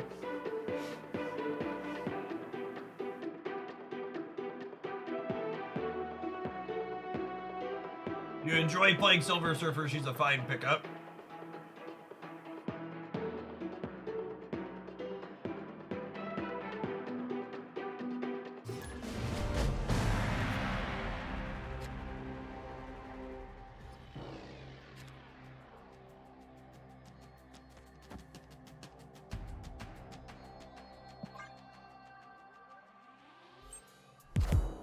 The new untapped iterations dice, it's so good. Oh, you know, maybe I should have put Nebula into the Forge.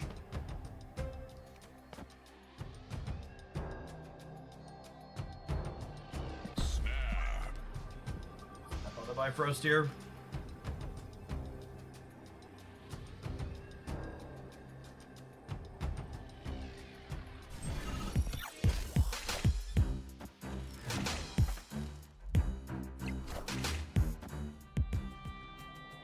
Oh no! Shit, it's a Killmonger deck, chat.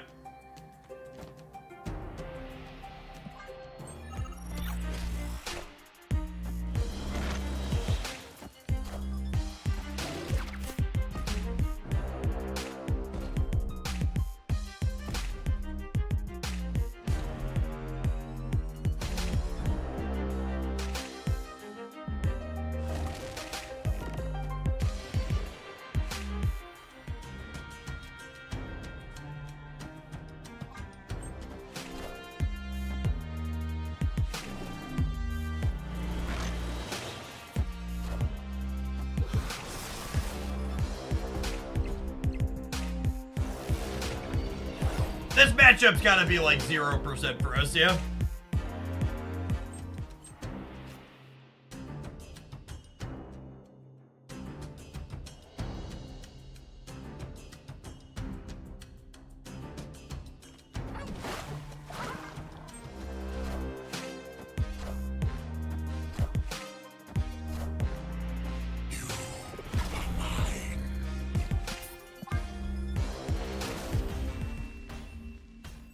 Escaped.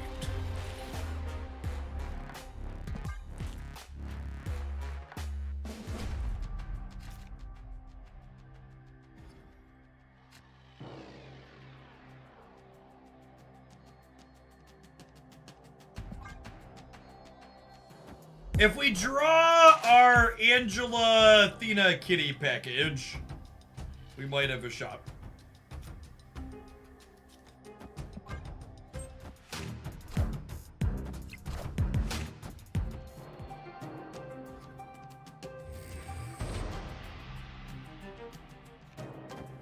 Oh, snap.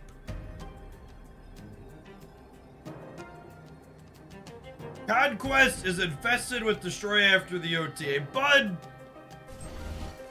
I play almost entirely Conquest every single day, and I think I can count on one hand the number of Destroy opponents I've played against. So I know that you, a dear member of Twitch chat, have a hard time remembering past the game you're currently watching me play. But I promise you there's a lot of just lots of stuff in the current Marvel Stat metagame.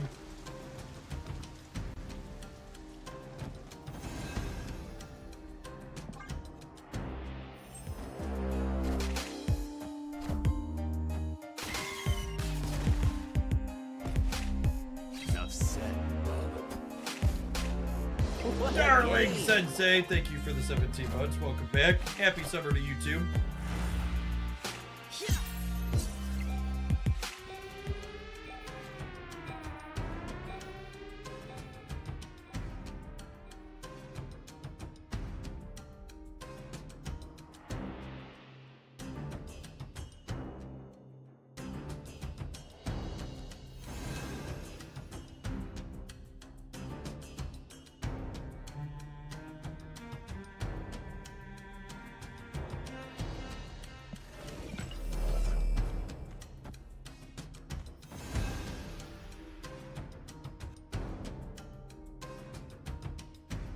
I think it's this, that we just cannonball them in the center after locking them here.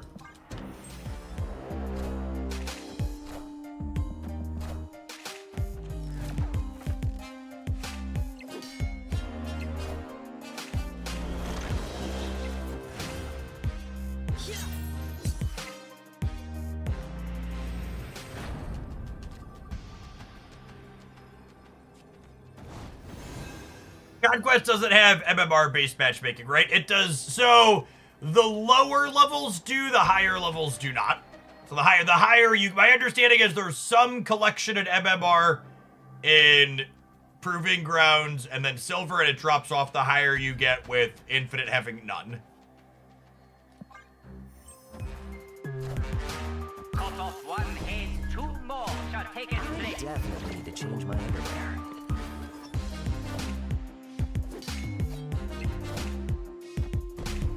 F is being paid off by Big Snap to make us feel like there's less Destroyer than there actually is. That's true. Big Null's got me in their pocket. Alright, if we can take 4 cube games like those, we might have a shot here.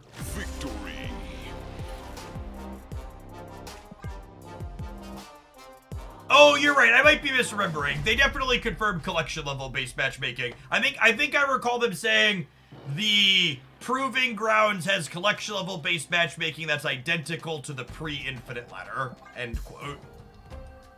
But you're right. I don't know that I've heard specifics about MMR.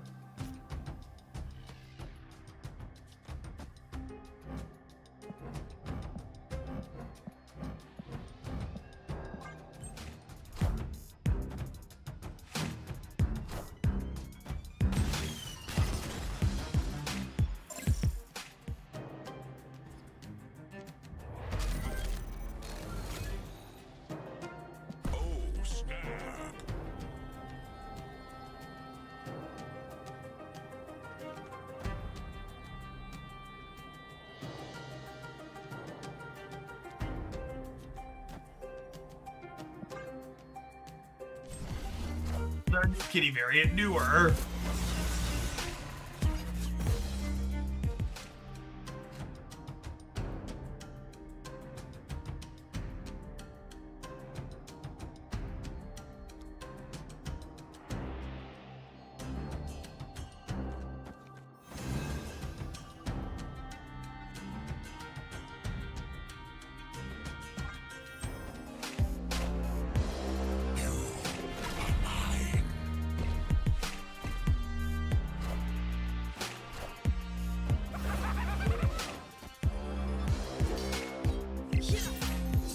Kitty or Nebula? Kitty or Nebula?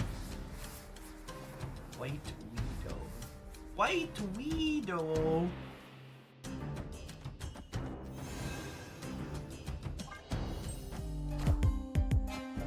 Rats. Oh, is one of these Carnage? I'm not seeing the big trouble, aren't I? Ah, fuck me.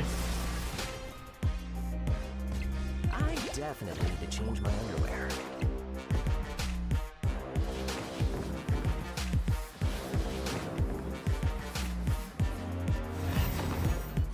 Oh my god, and we just got the absolute worst case outcome here too. That's so frustrating. My opponent's never retreating after they stayed in the last game, so I'm not gonna bother retreating later. Escaped. Final opinion on Bakari before she leaves, the same as my initial opinion. Hasn't changed.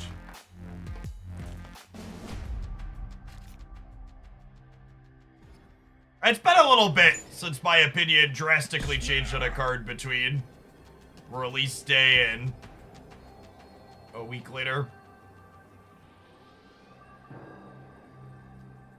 I'm just snapping the District X game because I think we're so unfavored in a regular game that this is going to be our best shot to win it.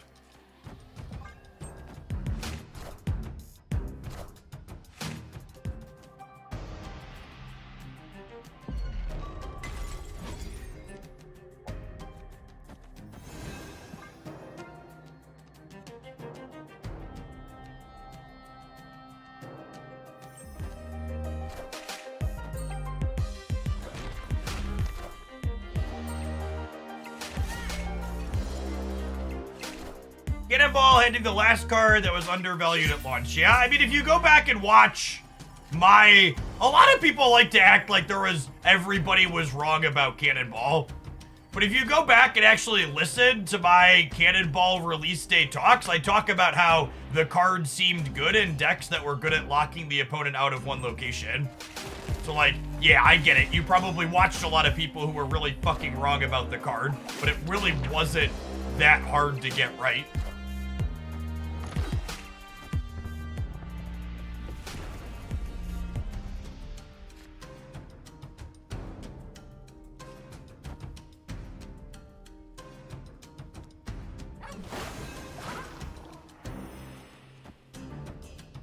If I do this, and then I just play Orca in the middle. Actually, what if I do it on the other side and then play Orca in the middle? That sounds better, yeah?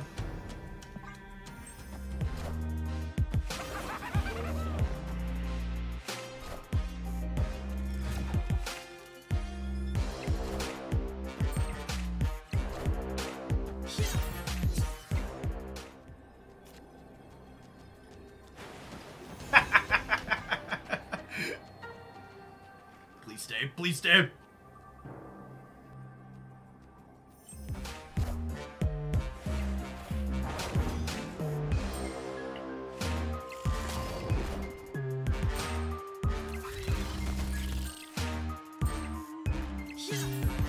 Like I said when I didn't bother retreating later in the last game, opponent was staying for everything.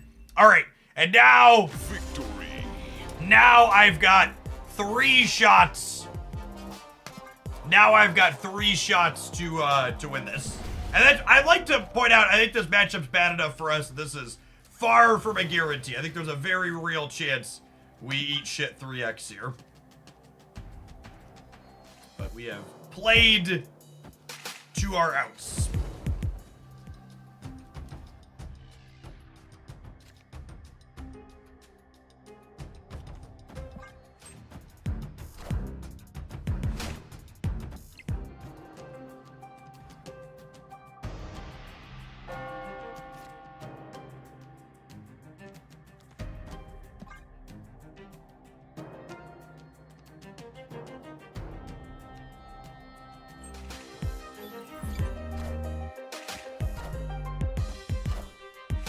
Wait, you have Killmonger? Or are we locked here?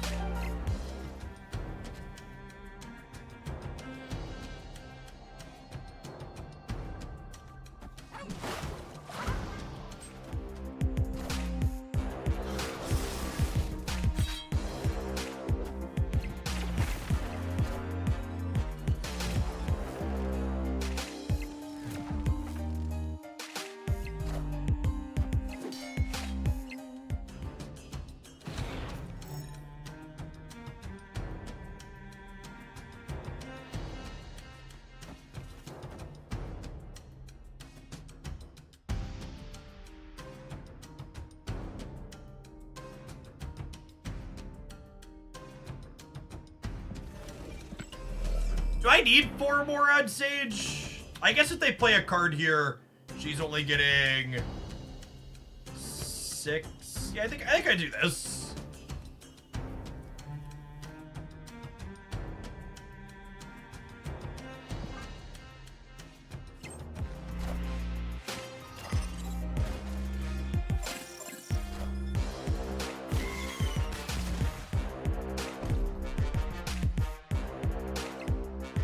Does this deck want Mockingbird? I don't know. I think you'd have to give up something like Nebula. I don't know that that's something I'm necessarily interested in doing.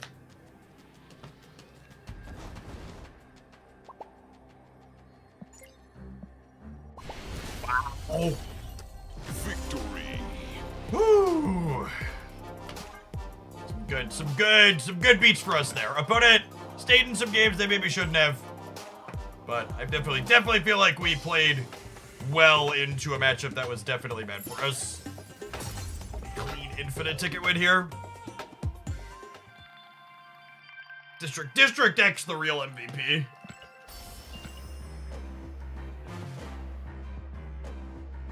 Look at that. We actually got through all my gold tickets. 21 infinite tickets this season.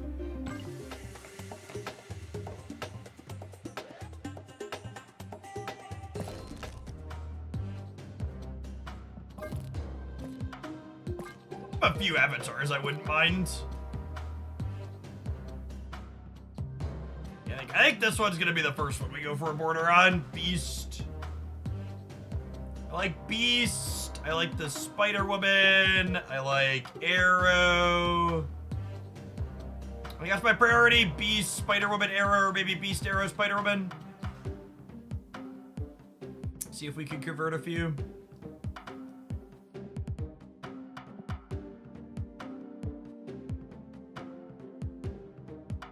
Hey, Owl, thank you for the 52 months. We actually, at the end of last week, there's a Twitch extension for this game now. So if you're using on PC or mobile, you can tap the extension button or just mouse over. Yeah, the Cannonball one's a good looking one too. It's probably number 4. This is one of my favorite pieces of art in the game. It's probably like these 4 are the ones we'll go for.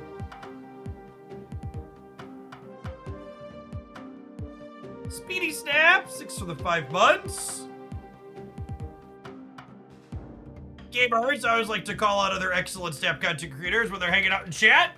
Looking for another great follow. Be sure to tap the heart above there to follow Speedy. There's someone we raid with some frequency. All right, we need to run some adverts. I think I'm gonna do one more with this deck at least, and then we've got one more. We've got 2 hours till the next card release, and we've got one more viewer deck. So we play with this one for a couple more after these adverts. See you in 120 seconds. Fuzzy Dice, thank you for the Baker's Dozen. Welcome back.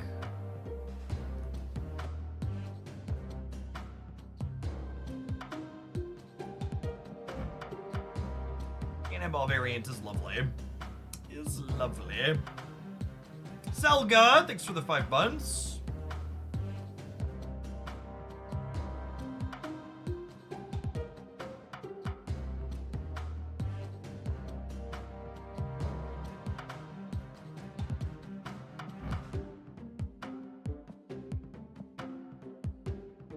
Clear Ninja, appreciate the quarter of a year.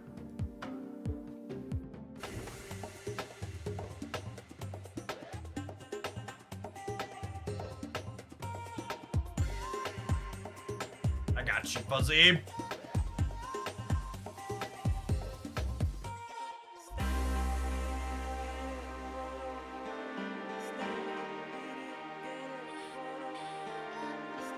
Yeah, Speedy, I like to do what I can.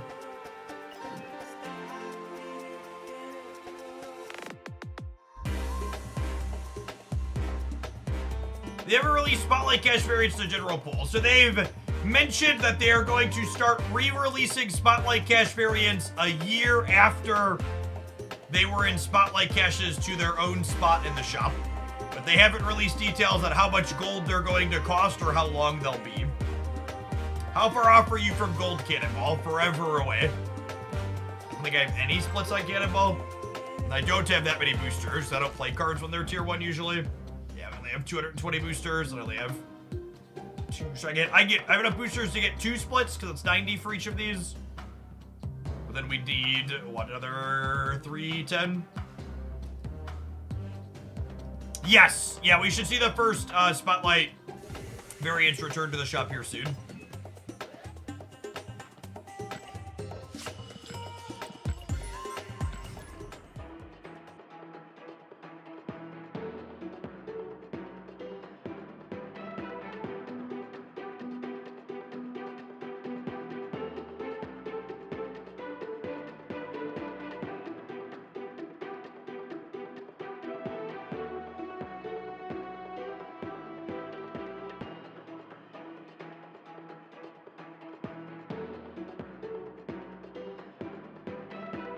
I just came back to the game. I haven't played since Tim brought any cheap decks you could recommend. So one of the tough parts about Snap from a deck recommendation standpoint is there aren't really specific decks that are explicitly cheaper for players to build than others, right? Because there aren't rarities of cards other than Series 4-5, and like which Series 3 cards and which 4-5 cards you have will vary a lot.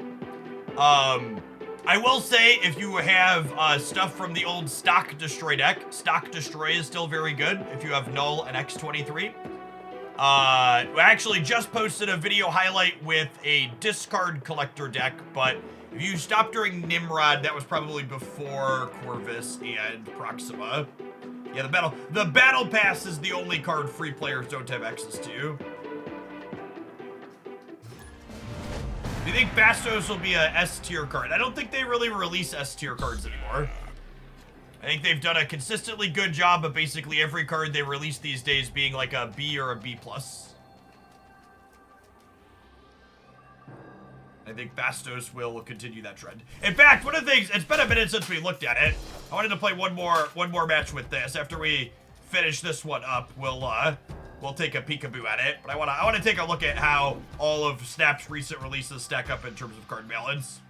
I think it's a fun metric to look at. Hex! If you're still in chat and you didn't notice, you queued into me. Victory.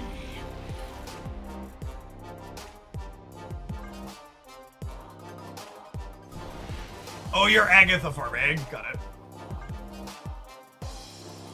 That's 5 1 point of silver.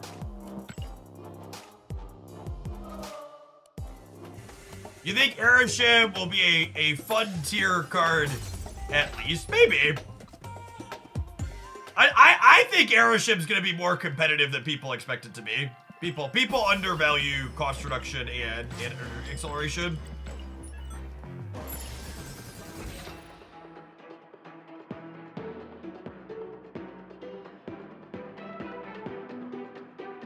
I genuinely wouldn't be surprised if all like the Mockingbird good stuff decks that are seeing play.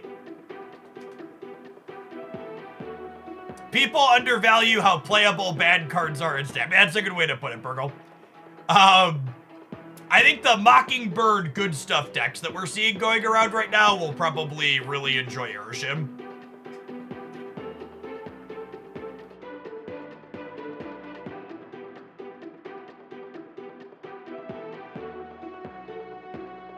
I think the fun tier Airship will be like Airship Agatha and Airship Thanos.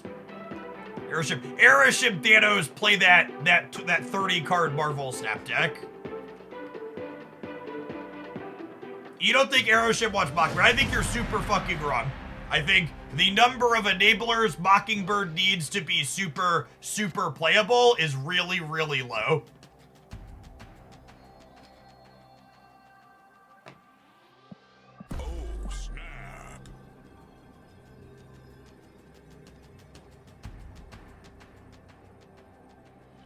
And just for the sake of it, we'll need to play Airship, Thanos, High Evolutionary Agatha at least once or twice so we can have 4 start of game animations.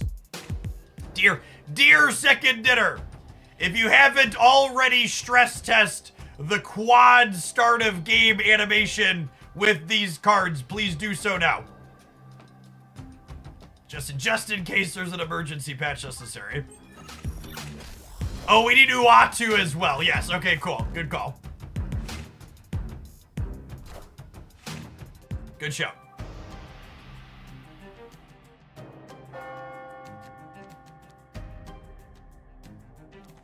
Listen, chat, if debrising the Carbartage is wrong, I have no desire to be right. Hey, thank you for the gift sub, Bedden. I think the shoutouts on cooldown from Speedy a second ago. But yeah, gamers, you can click on KM there in chat. You make a lot of good stuff in the Marvel Snap space. Oh yeah, have some rocks, bud. I guess the rocks are decent with Quantum Tunnel in theory, but the rocks did deny them getting the Nico back to their hand, which is good.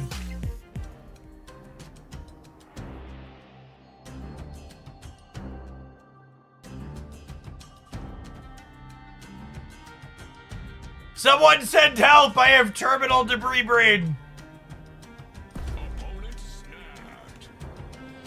It's fine. We'll play another one. We'll play another one. I just want to kick rocks. It's Silver Conquest. I'm gonna make rocks, and if we lose, we'll queue one more.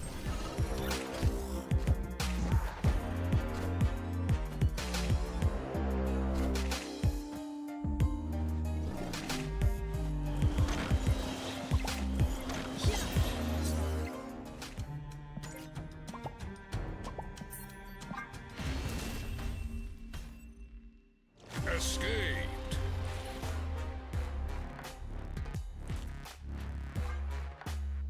Oh, I accidentally hit the play again. Nah, it's fine. We'll just play a full match, I believe.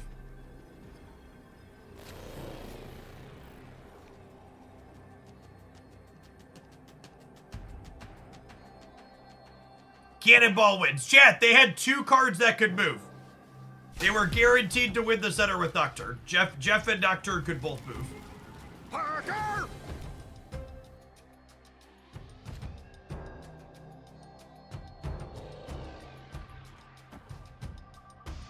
But Jeff, what if she made bar with no name? This man knows how to Twitch chat. But Jeff, what about bar with no name?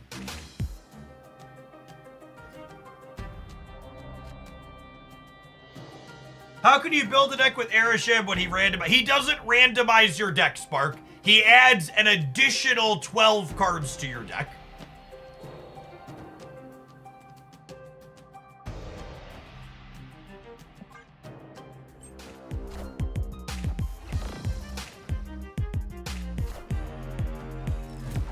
Fully Dars, thank you for the tier 1. Actually, unironically, if you want a called shot on Erishim's release, here's my not so hot Erishim release called shot. I think the #1 thing Erishim is going to do, what the fuck?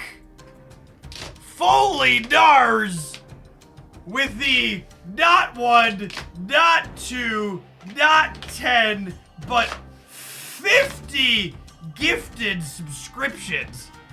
That is a giant pile of sub-gifts. I really appreciate that absurd level of support. Happy Tuesday. Yeah, I hope that wasn't a typo, right? You meant to do that? I appreciate it.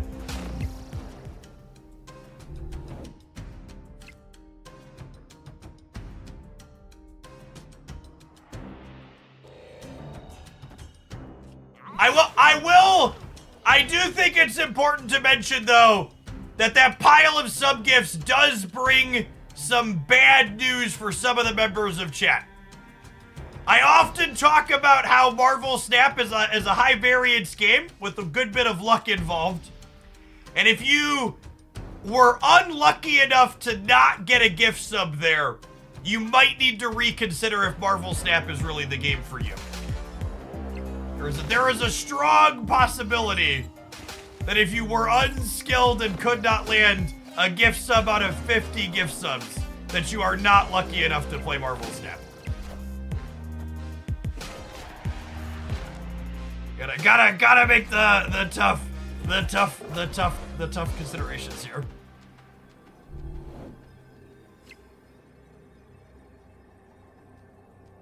Keep up the great work. Thanks, Nars. Ooh, Tina Cannonball. That sounds lovely.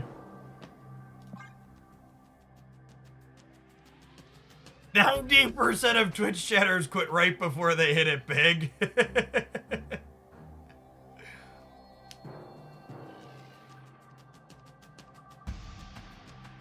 I'm gonna hit this Angela into the danger room and lose myself the game, aren't I?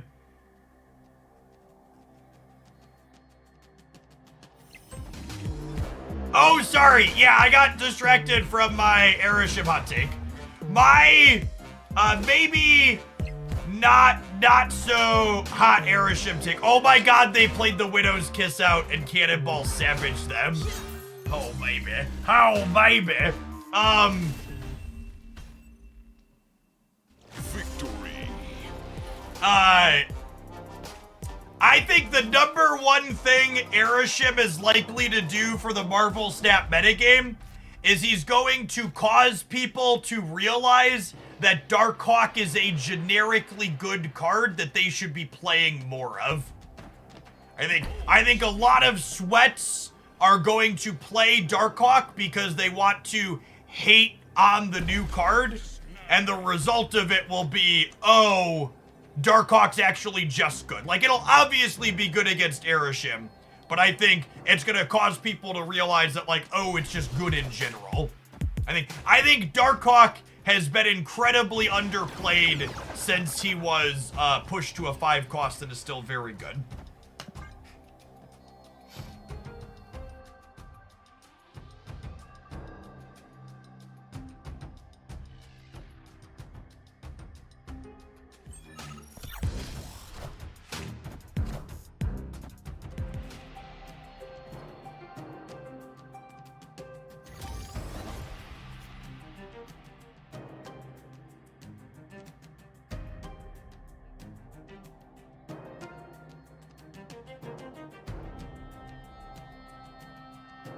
Are we kicking some rocks? I think we're kicking some rocks, gamers. Well, actually, what if I go Green Goblin into Kitty Debris into Absorbing Man Kitty? Yeah, that's the one.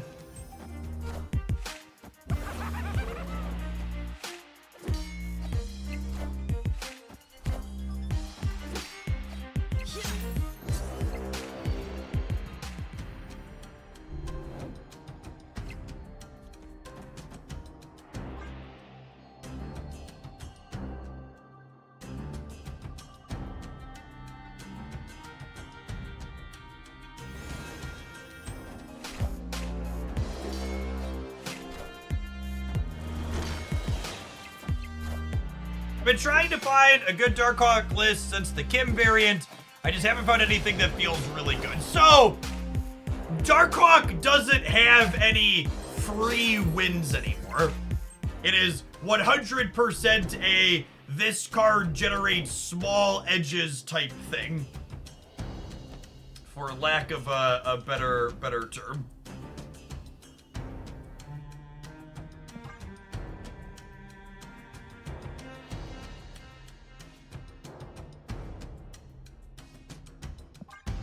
Actually, I want to lock them in the center, I think. I think it's this.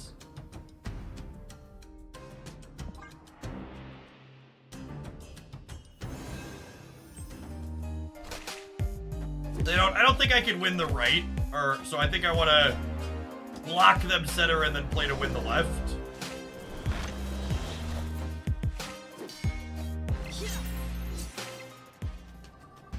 Cannonball? Cannonball? Cannonball or Sage? How about an absolute brick? Would that be okay? An absolute brick? No? Really? Weird.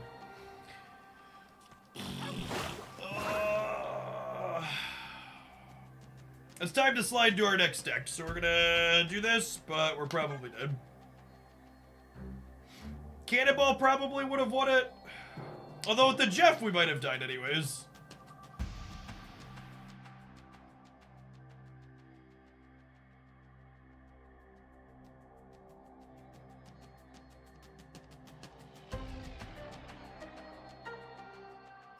Widow has more if they don't fill. 0% chance they don't put at least 2 cards there.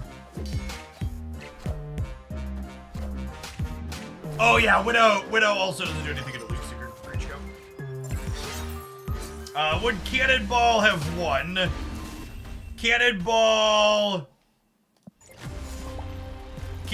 would have kicked Luke here. We would have been at 11, and this would have been -2. So it would have been 11 to 10. We would have won by 1. We would have lost if we peeled Cannonball and they moved Jeff. They definitely should have moved the Shark. They didn't need his points here.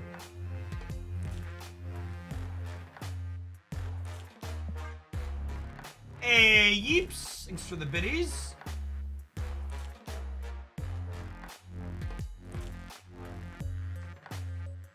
Roman Circe. Some reasonable inclusions. I think Debris stuff is well positioned at the moment. The reasons why this deck felt reasonable. MS, thank you for the 3/4 of a year. Welcome back. Alright, yours will be up as our last viewer deck keeps after this one. Got a Gilgamesh. Psylocke's an interesting inclusion here with Sarah. I dig it. Arch, thanks for the 3/4 of a year. Welcome back. Yeah, so the current untapped overlay is brand new for Snap. And it doesn't currently have customization settings to let us resize it or anything like that. So you can disable it on your end if you don't need the mouse over stuff for it and it's in your way. But it'll have some cleaned up customization stuff here and another patch or 2 for it, I'm told.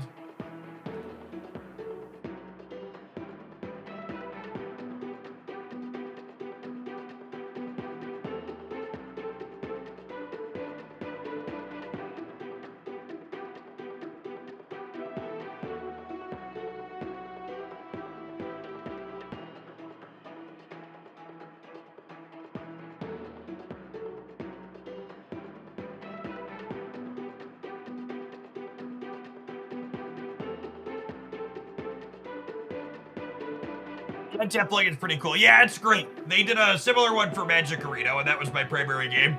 And I'm glad they finally moved into the Snap space with it.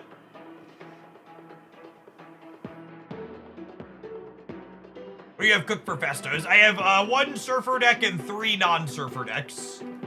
Hopefully at least one of them will stick.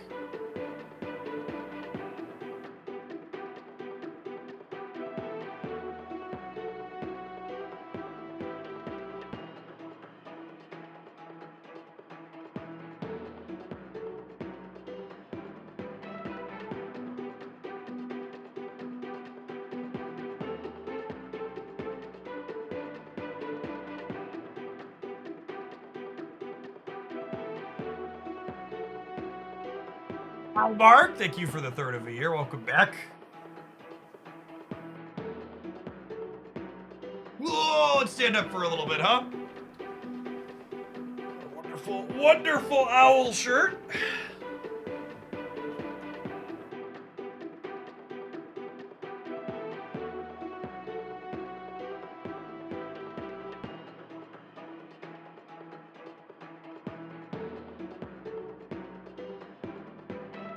I don't think Airship's release is likely to impact anything related to Mill. People play Mill because they're obsessed with the archetype, not because it's good. The Mill deck's always been bad. You talk about data mines, or is it not something that you do? I don't usually review them explicitly on stream. I'll do leaked card reviews after each patch goes up formally on the YouTube side, but it gets kind of endless when you try and do it on stream.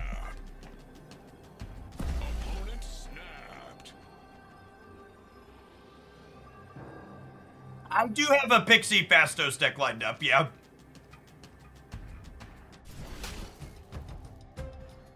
I think two of the non...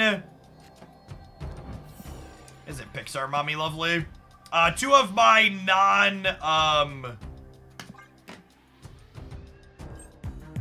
my non-surfer decks are Hitmonkey Fastos.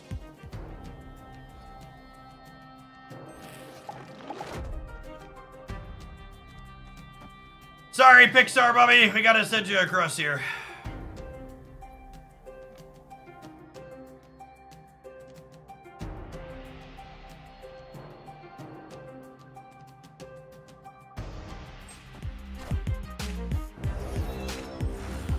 Invisible Woman in the Castle's emo is actually amusingly disruptive, because whichever card they want to send across to start here is gonna have to wait to come across now, right? So they can only put 2 more things in here.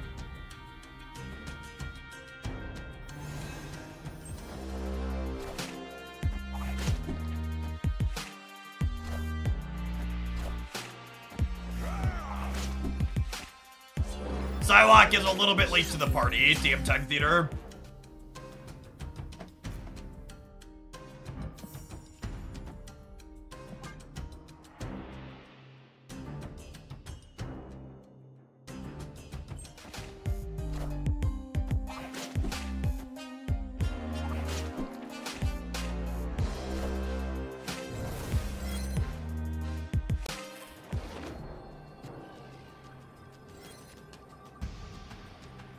I can't actually win the game, right? I just have a clunky hand that does nothing.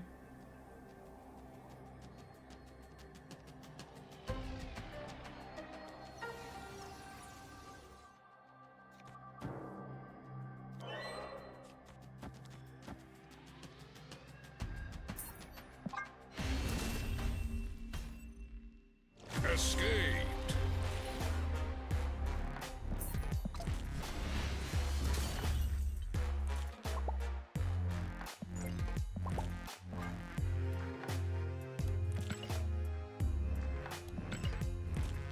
Can't draw any low-cost cards. I mean, to be fair, our deck has an incredible number of high-cost cards in it, right?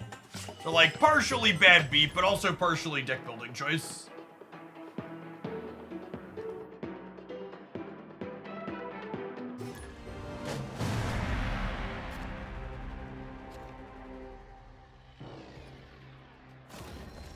Because, like, one of the other things, too, is, like, Shadow King's one of those cards I describe as it's deceptive in its energy cost. Because, like, it says 2, but this is not a turn, you know, 1, 2... It's not a turn 2, 3, 4 play, typically.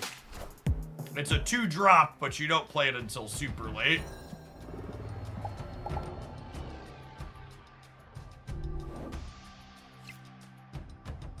Dazzler's a 2-cost. Yeah, it has been a minute. She's been 2 for a little while. She's really solid. Very playable card. Yeah, Owl was here earlier. They mentioned they hadn't played in a minute.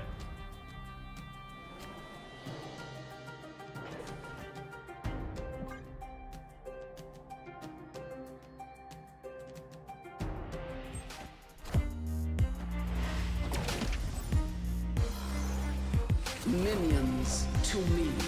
A little bit of a low roll. rolled low, they rolled average. Sarah? Sarah?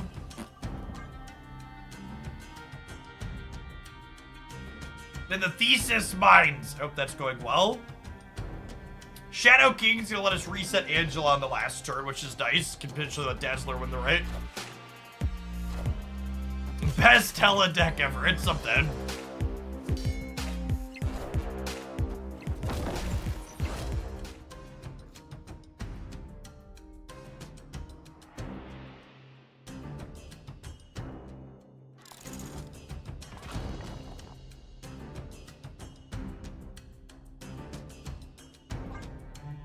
I get to Shang the center and then Shadow King the right.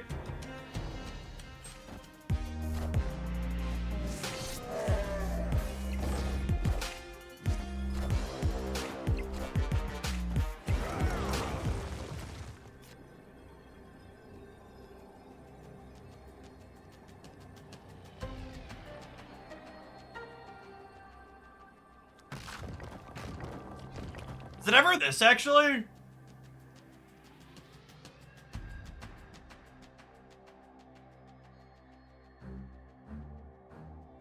Gives me how much in the middle?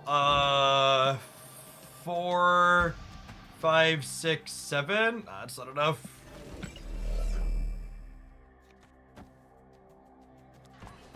It's gotta be this.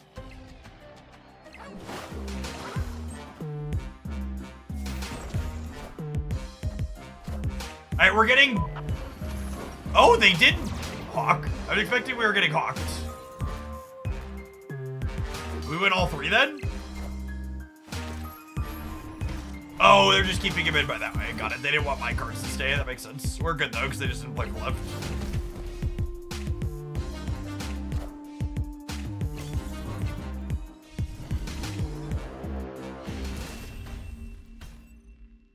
Victory.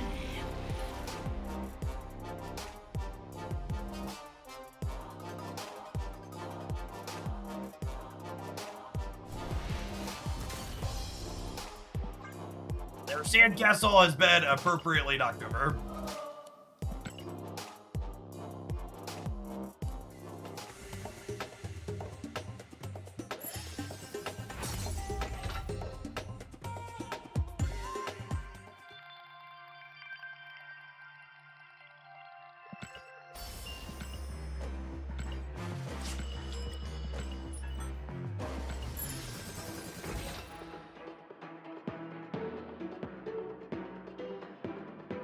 Time I see Shag, I remember there was a period where Ben Broad called it the most overrated card via stats. I mean, I think there was a window where the card was definitely overrated. But I also think there was a longer window where he was the best card in the game by a lot because Zabu existed.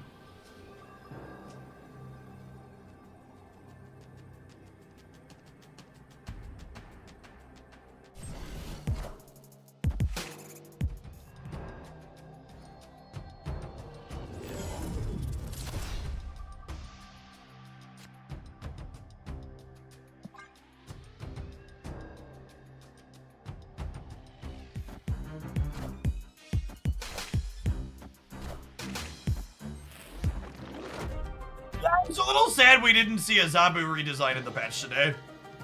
If there were any cards that were in good contention for that, a redesign, it was definitely on the list. Alright, Nexus probably favors the person playing too many tech cards. Green Goblin's scary though. Still cope for the OT. That's true. We could get it in the OT.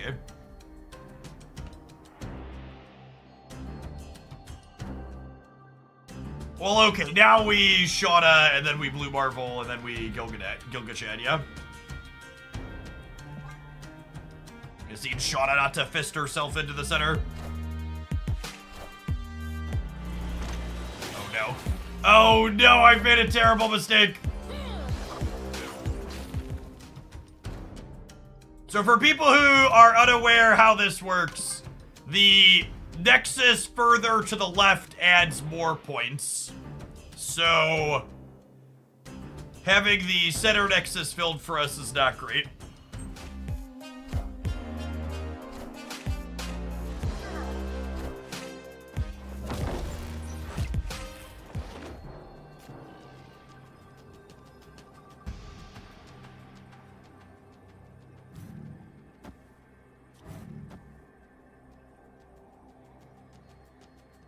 That's not true. I think they changed it in a recent patch. Unless they changed it today, it's true.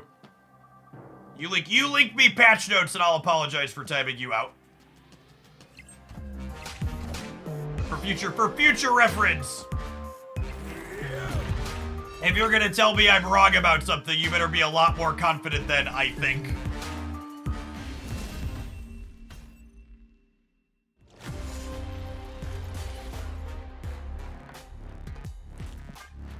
Oh.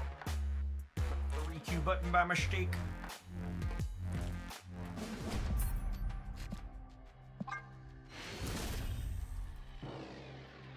Escaped.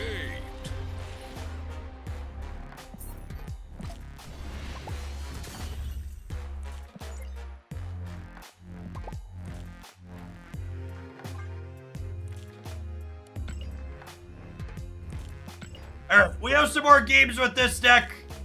We gotta run some adverts before we do that. We'll see you in 120 seconds. Thanks for hanging out. Don't go anywhere. I'm gonna run to the restroom really quick, subscribers. BRB.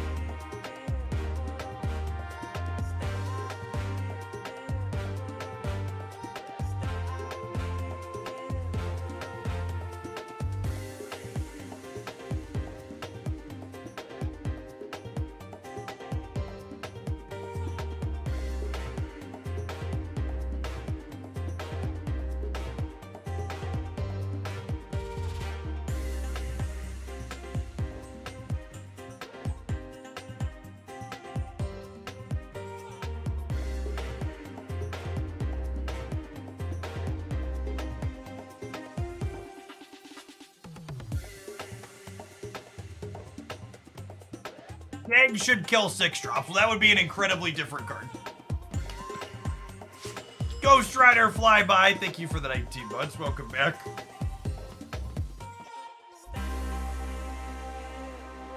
No, I don't think they should put old Zabu back into the game.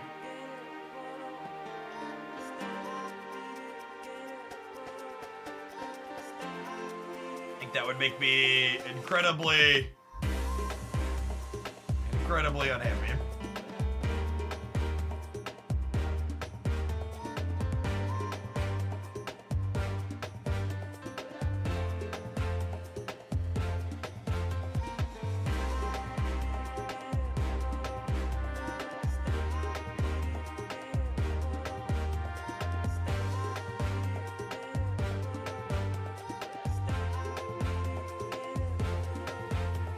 One, two, three, 4, 5, 6, 7, 8.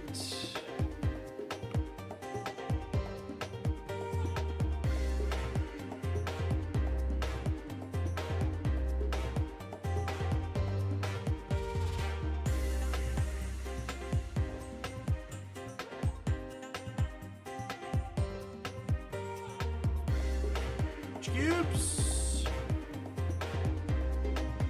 Honestly, so for people that are coming in, I've been meaning to look at this and I kept forgetting, so I want to do it before we jump back into games. These are the last 10 cards that Marvel Snap released.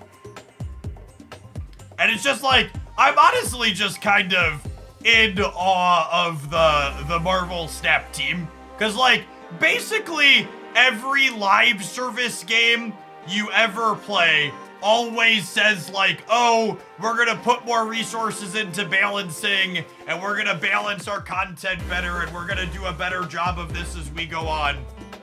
But Second Dinner and Marvel Snap is really the first game I've ever played that actually's done it. Just like every card here, somewhere between 50 and 55% on the win rates. And for people that are familiar with this data, this data comes from only people who are running the untapped tracker, which I would assume means that all of this data skews high by some degree. So I'm sure if you looked at all of these cards inside of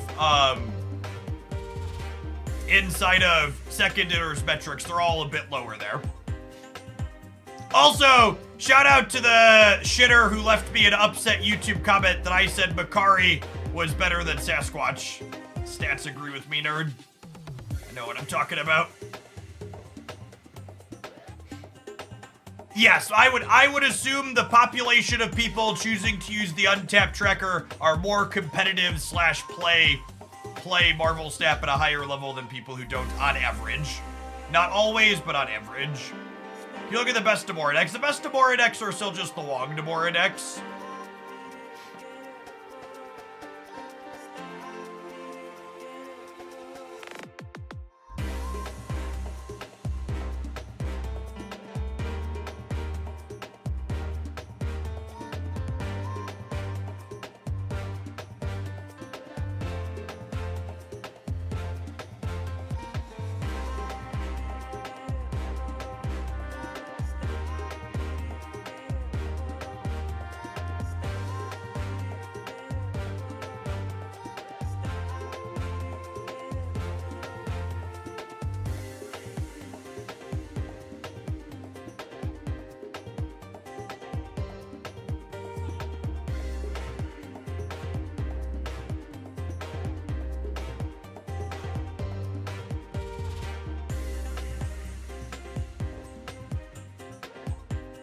Sap continues to absolutely nail the power level, says balance of new releases games.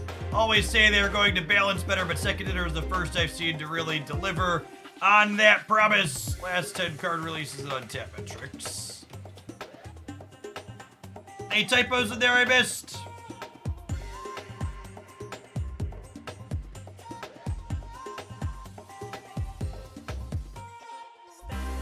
Again, I'm gonna ship it. I don't pay Elon Musk to use. I don't pay Elon Musk to use Twitter, so we can't edit tweets. What do you think's an ideal win rate for cards to hover on? I would say a card's probably in the problematic territory when it hits probably 56 plus win rate on the public tracker, because like I said, I would assume all these win rates skew high. And I would assume the win rates of every one of these cards in second dinner's data is probably somewhere between 2 and 5 percentage points lower than what we see here. So I would bet all of these cards are probably somewhere between like 47 and 50, 52 or 53% win rates on second dinner's data, which is probably a very ideal place to be. I think that sweet target is you want your cards to be like plus or minus 3%, around 50%. Can you elaborate a bit more on character albums? It feels like the rewards were just resources. Am I reading that wrong? Character albums are simply going to be albums like we have them now, but they'll be all artwork of 1 or 2 specific characters. Is Makari that good, or is the data here skewed because of weeklies? I would assume Makari's performance and play rate will both go down a little bit, but not significantly. Because you're definitely right that when a card is in the weekend missions, people shove her in good decks where she doesn't belong to get weekend missions done. But I also think she's a pretty reasonable card. She'll just get less popular when she's not a weekend mission card.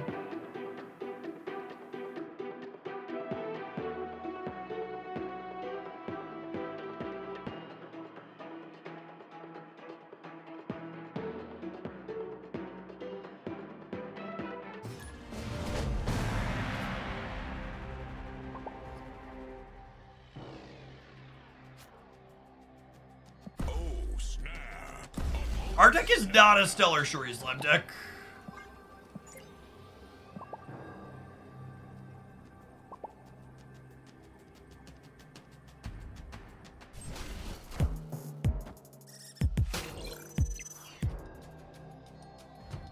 I think anytime you can spend 1 key to guaranteed get a Series 5 card, you almost always should.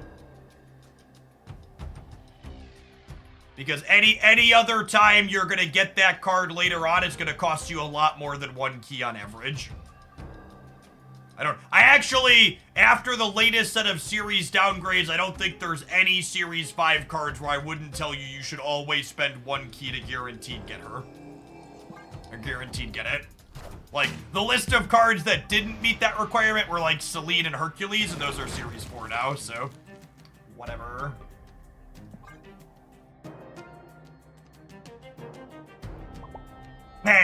Kang's gonna get a full rework eventually, Copium. He's gonna be a reasonable, playable, serviceable card. Copium. All aboard the Kang train! Toot toot! Hey, Vince! Thanks for the 6 months in advance. I plan to be here making stuff. Thanks for keeping me around.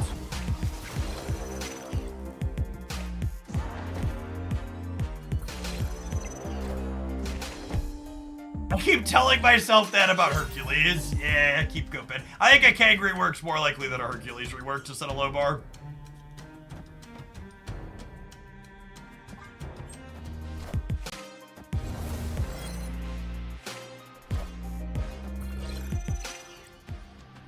God, we are so torched.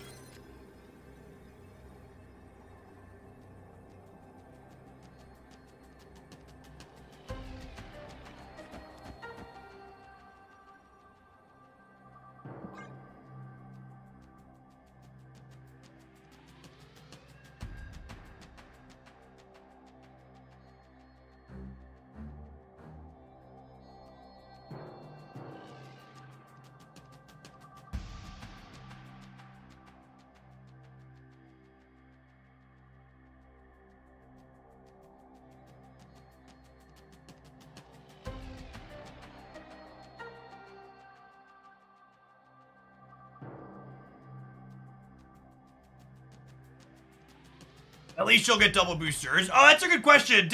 Was fixing Fogwells in Conquest in the patch notes today? Because it was broken before today's patch.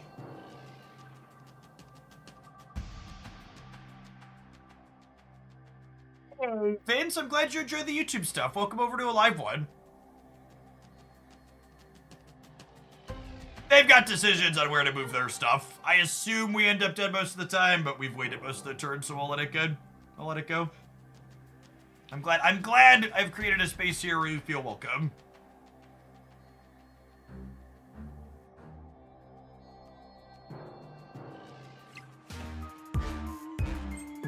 Oh wow, them punting the center wasn't done by bingo card.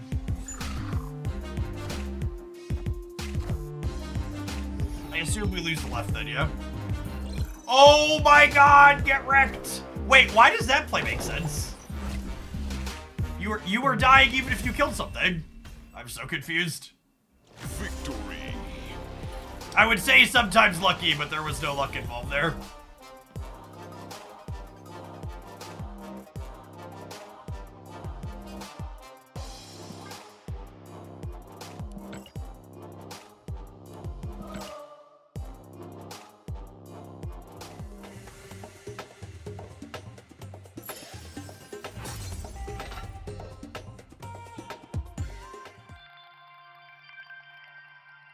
Only got 6 boosters, Sedge.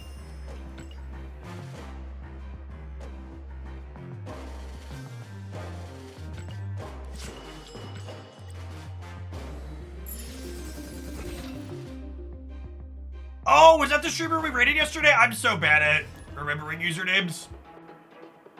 They probably just didn't have any lines that worked out then. That was gooders, okay.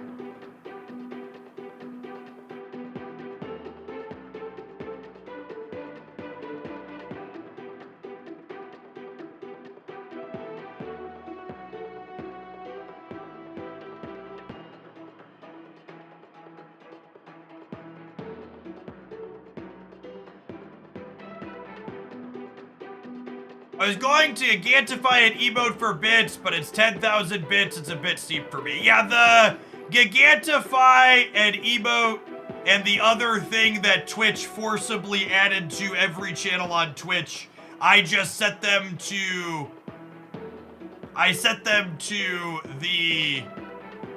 highest possible cost because I couldn't explicitly disable them because I think they're annoying and obnoxious.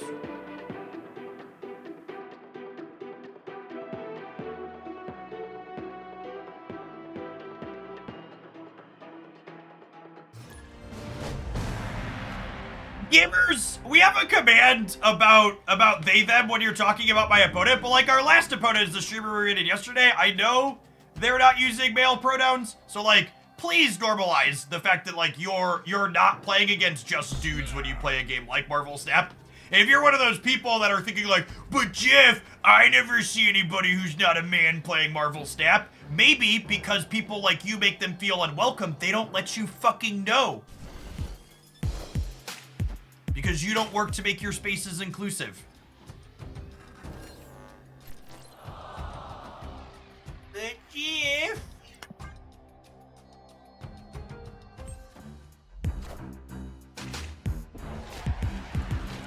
Yeah, the conquest queue times have been a little bit slow this season.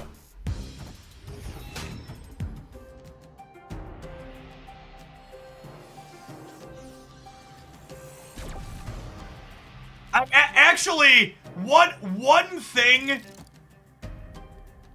Nothing against me to turn a stream off faster than streamer calling their opponent he. Yeah, I don't miss a lot of things from Magic the Gathering, especially gameplay related. But one thing I will say is that Magic is a game that has a much more inclusive space in terms of content than most other gaming spaces. Unfortunately, if I turned off streamers that only referred to their opponent as he, I wouldn't really have many streamers to watch for Snap content. That is unfortunately the norm in this space.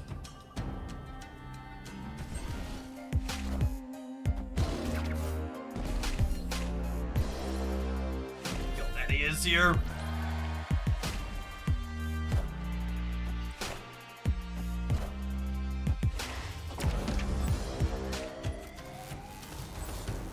Oh, yeah, I didn't think about that. Remember, Marvel Snap doesn't forcibly make people download the patch. So 100% queue times are slower right now because the patch went out.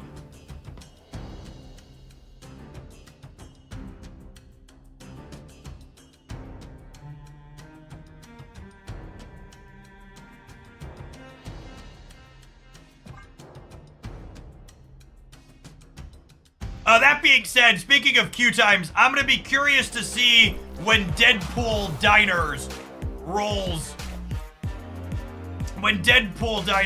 rolls out at the end of the month, if we end up seeing some issues with queue times in places. Well, by adding another queue to the client. I honestly think they could probably get rid of Silver Conquest. I think we should probably just have Proving Grounds, Gold, and then Infinite at the end.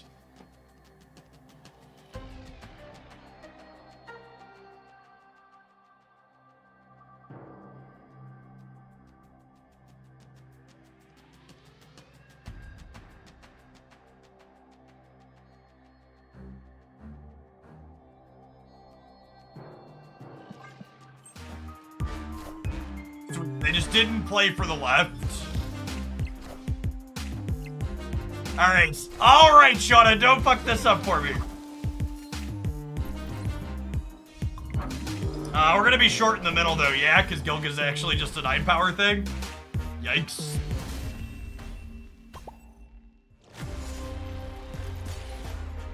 I think there's a world where they make Infinite 3 games instead of 5. No, I think they want Infinite ones to be difficult/hard to get so they feel more exclusive.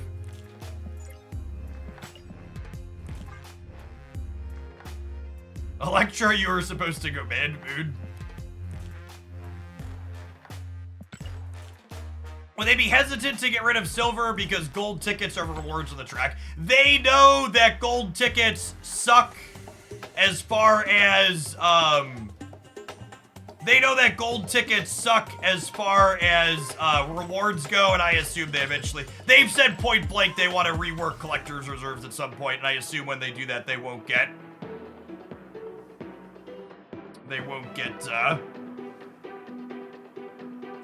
it.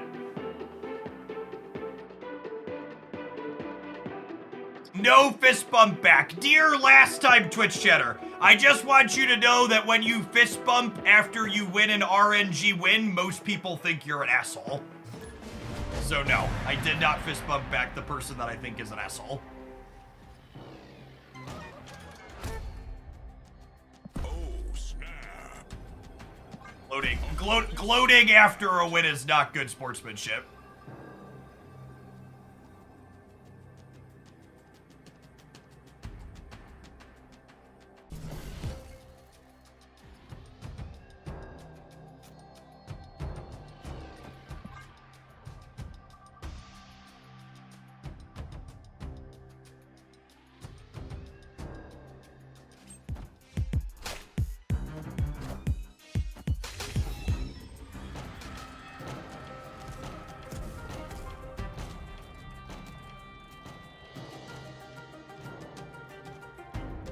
Gotta give people some leeway though. For example, I personally don't agree with gender not being tied to biology. I don't remember anybody asking you for your stupid fucking opinion in my Twitch chat, Aunt Jemima HS. So, the facts don't care about your feelings, and you can take your feelings based in bigotry and fuck all the way off into somewhere else on Twitch where they'll tolerate you people being bigots. Oh my god, it is a racist username too, right? It is too, yeah. Woo, dog whistle username, anti-trans message in my chat. Happy Pride Month. Fuck off.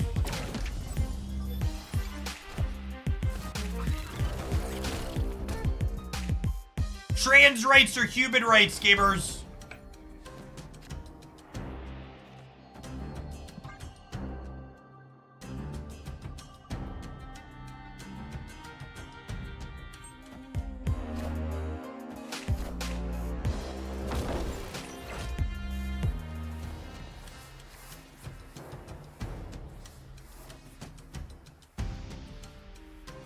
Oh my god, have they been following the channel for that long?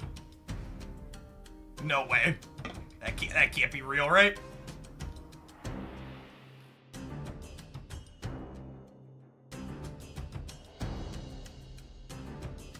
Oh, they unfollowed already.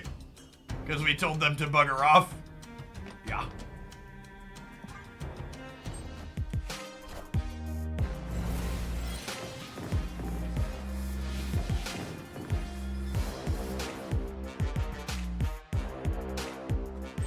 Every time I enter the stream, Jeff is debating or banning someone. I honestly think it's a little bit insulting to the concept of debate as a general theory to describe what I often do with people in Twitch chat as debating.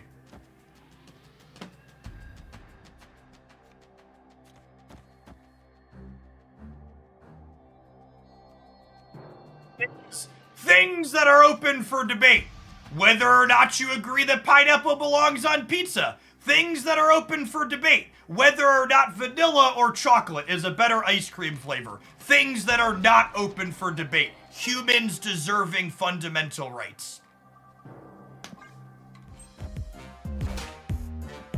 These are not agree to disagree moments. They are you're just fucking wrong and a bigot.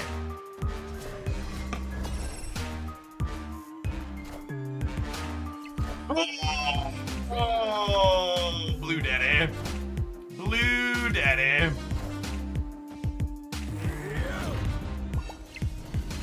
Oh, look at our Gilgamesh.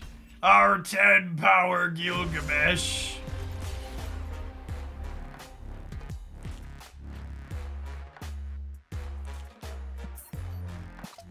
Alright, I think I'm gonna move on from this one.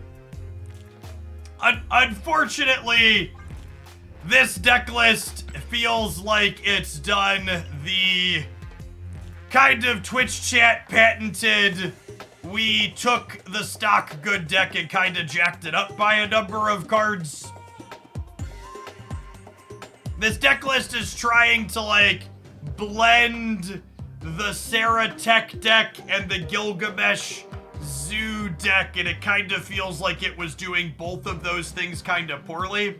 I also think Sarah plus a bunch of tech cards is pretty poorly positioned in general right now in Snap at the moment. Like, these Gilga decks are, like, often playing Shadow King, which I think is fine, but, like, I honestly think Shang is pretty overrated at the moment. In fact, something that's an interesting stat to highlight that I think is neat to show. Let's see if it's still like this yesterday. So, I think we looked at it yesterday, because I think it was after the break. So, in the top 50% of Infinite, Shang's average cubes are 0.07 with a win rate of 51%. And when we go to top 10%, his average cubes actually goes down.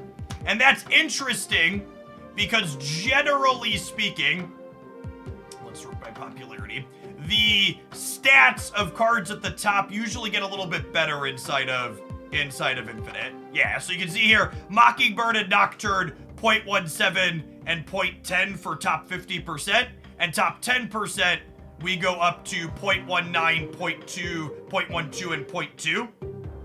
And the reason for this is relatively straightforward. People who are in the top 10% tend to be a little bit stronger Marvel Snap players, and they're often paired down into people outside of the top 10%.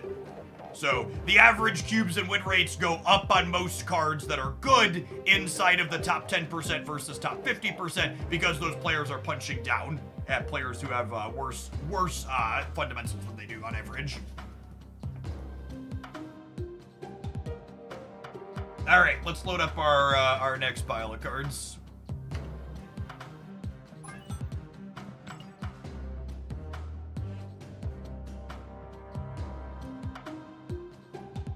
Does 6,300 mean there are 63,000 people in Infinite? It means the lowest rank of someone using the untapped tracker to make Infinite so far is around 63,000. Loosely speaking, for the last 3 or 4 months, there's been a little over 100,000 people making Infinite using the untapped tracker. Oh god, we've had a couple of spicy bans today. Do we have some unban requests in here?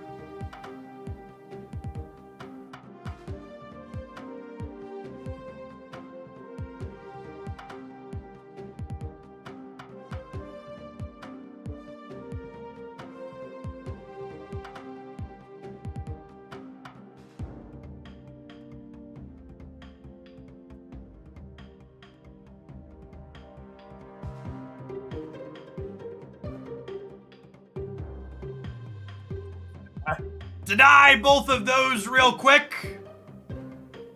Someone defined fashion. Oh, I didn't even read that far, honestly. One of them was my favorite libertarian, and then the other one was telling me to shut up and dribble. So we generally speaking don't unban on those.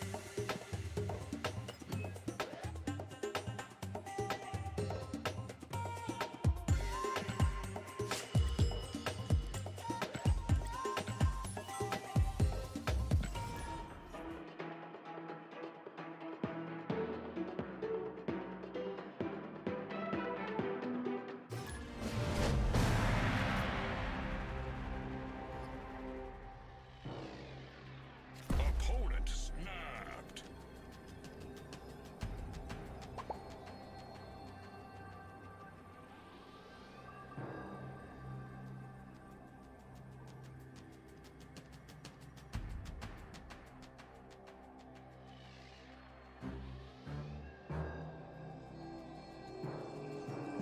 Opponent!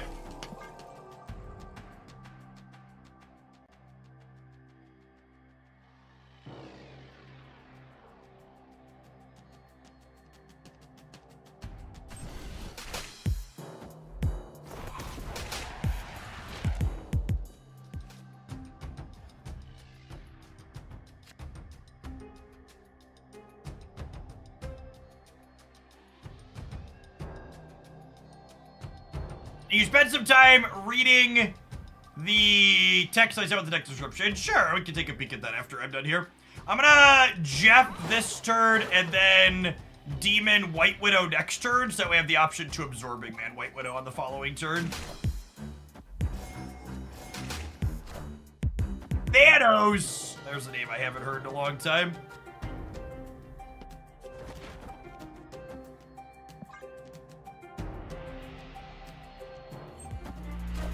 Ironland's an interesting pick in this deck. I feel like we have a lot of cards that we don't want to have appear at random.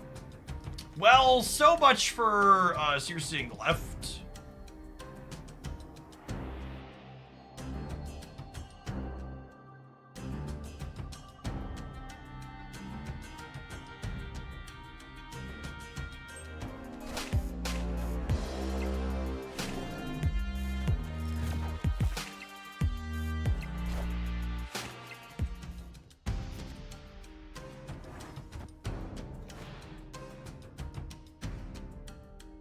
Still.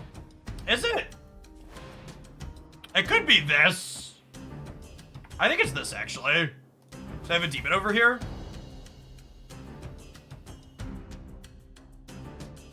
I think it's Ronin, and then if we draw Max, we actually just like Master Mold plus Max on the right. I'm gonna move the Jeff left.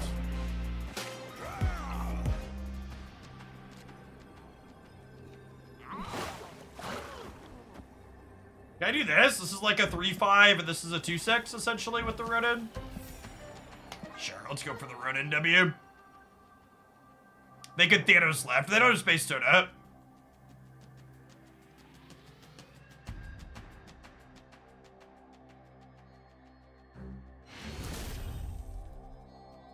Victory.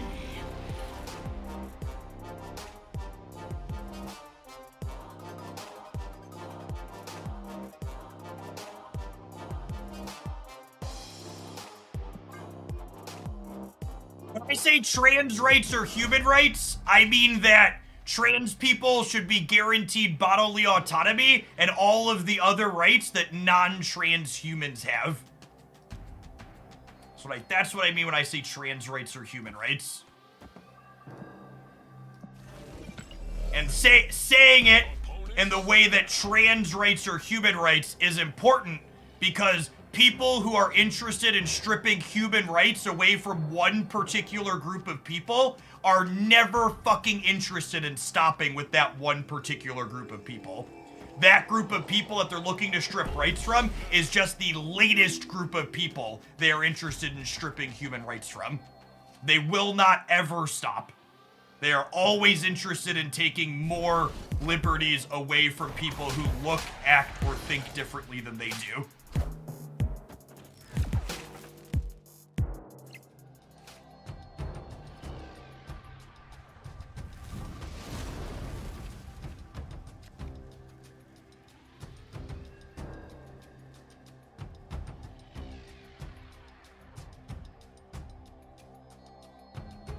Yes, the inner circle often gets smaller, and eventually it's not going to include you.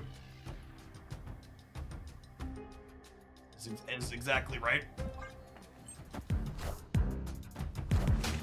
What rights have been stripped, if you don't mind me asking? Well, they're restricting and removing bodily autonomy from women and trans people in the United States. There's all of the various laws making it more difficult for trans people to use the bathroom. And that's honestly one of the best examples. If you think the trans bathroom laws are just about trans people, they're not. The bathroom laws restricting who could use what bathrooms are a way to assault people or harass people that have gender non-conforming appearances. You better 100% believe that all of those bathroom laws also have detrimental negative effects on men and women who don't dress or look like society thinks men and women should dress. It has nothing to do with just trans people and just their way to use the bathroom. It is everything about being able to control what people should look like. That's another reason why trans rights are human rights, because the way that trans people are attacked has impacts past just trans people. So even if you're some kind of selfish fucking prick who doesn't care about trans people, you should still care about them having human rights, because stripping human rights from them impacts non-trans people too. That's why you should care. If you don't want to do it for the right reasons, at least give a shit for the selfish reasons.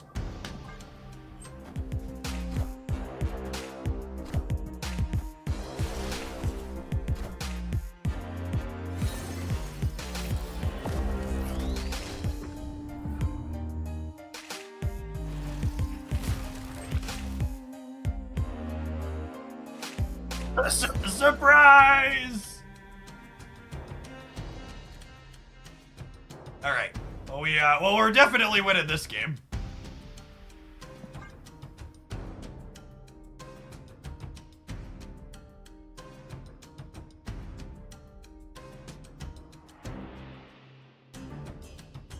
Everything's on sale. Everything must go. Talking about Debris being an excellent Marvel Snap card right now. She's so good. Oh no! Wait, are we good here still? We're still good, yeah? We're losing the right, but we're winning the left and the center.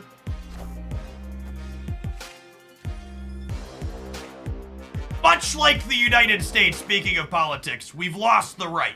But I think we're gonna win the game anyways. We have a happy ending here at least. If you want to give us a happy ending in the United States, make sure you vote this fall.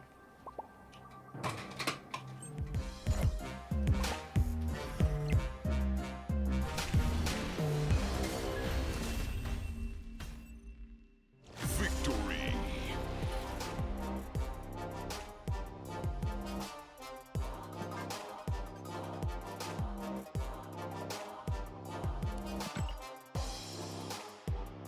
That was a non-toxic fist bump. Look at that. They do exist. All right, we had a request. The person that sent this in wrote us a giant block of text. Hoagland 24. Nope, never, not even once. Please don't.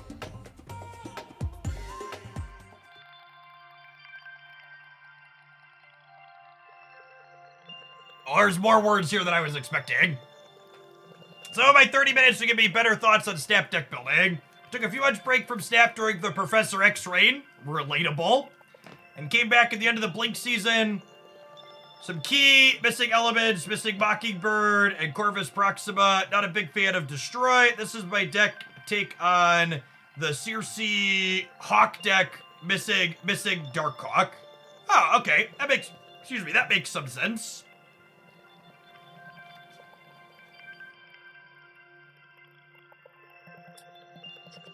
Specific cards in the deck. Yeah, I like all of these cards. Crystal's fine. I think this is definitely matches my experience with Circe, which is evolving into 4s and 5s is generally good.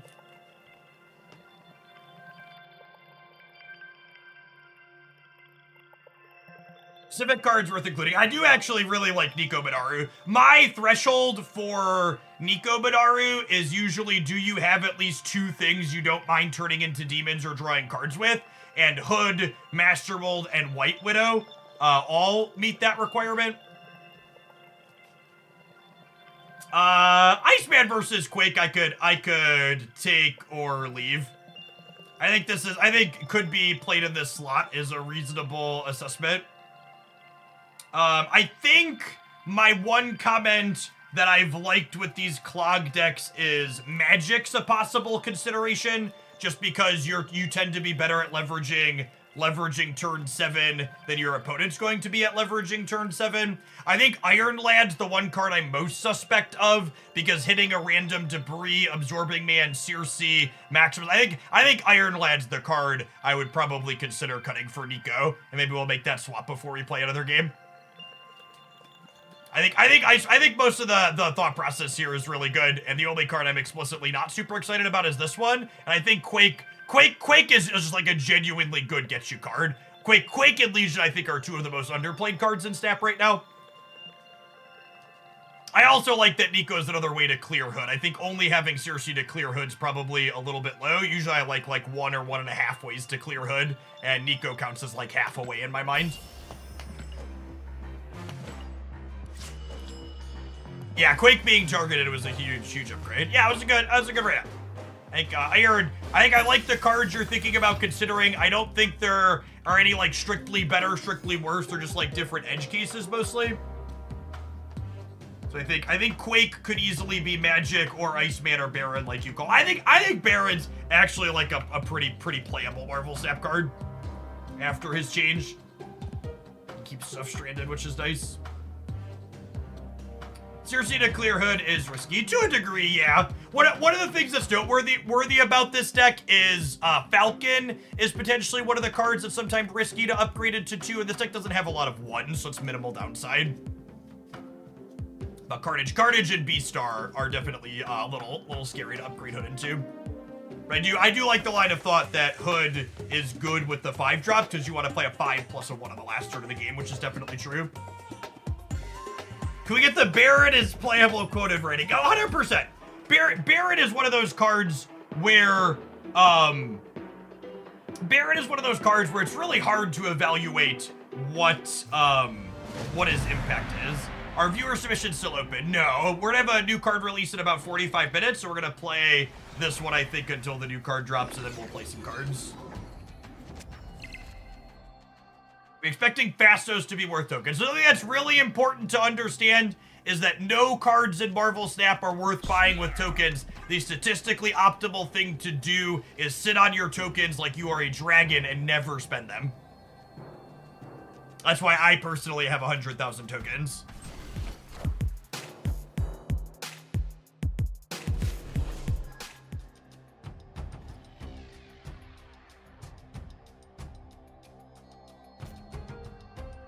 I'm going to Quake here because they're most likely to play a card here, and then they'll bar Sinister a card they don't want to bar Sinister. On Lukey.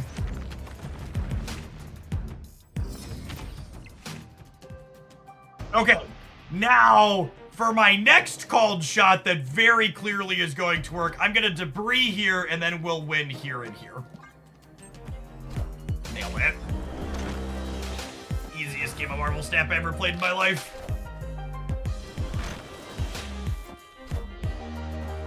When did they change Baron? I just noticed a couple patches ago. I'm gonna be honest, chat. I'm someone who plays Debris into Bar Sinister whenever possible, and I think this is literally the first time it's ever won me the game. It's never stopped me from doing it. I'm always gonna Debris the Bar Sinister given the choice, but I think that's probably literally the first time in over 2 years playing Marvel Snap that this was actually game winning. Cause it's always funny, okay? So you have to do it. And sometimes it works. Now I can even say objectively, sometimes it works.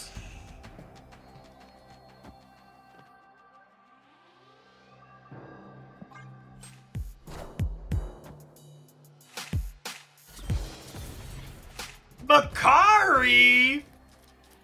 Opponent surfing, chat? That might be surfing. Certainly are. Surf ship gamers. It's a good looking card and split.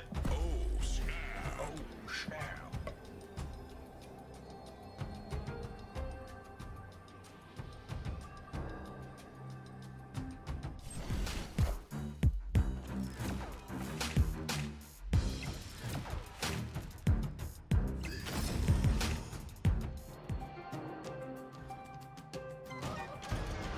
Oh, boo.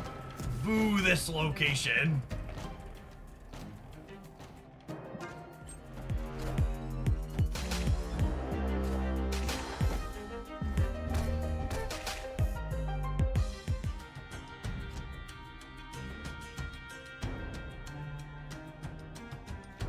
Or are we supposed to fill Carmartage with rocks? That's an interesting thought. I like that idea.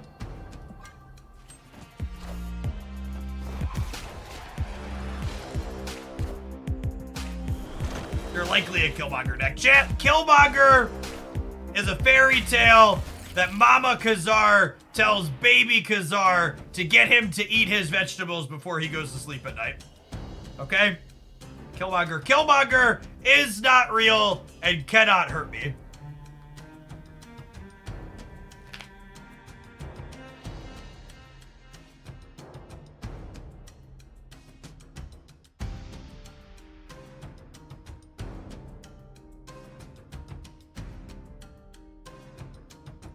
I have so many choices here. I have so many choices here.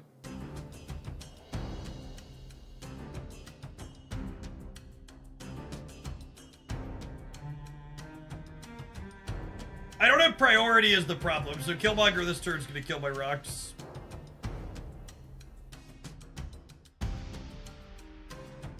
I think it's just Rodan.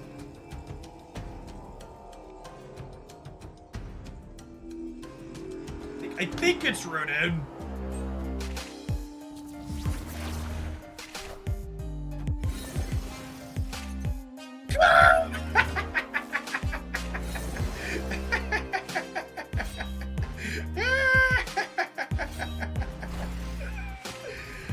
Oh man, that's the fucking good stuff right there, gamers. You wanna know where the good stuff is? It's right there. Circe knows who butters her bread, shit. She's playing for the home team. They know. Victory.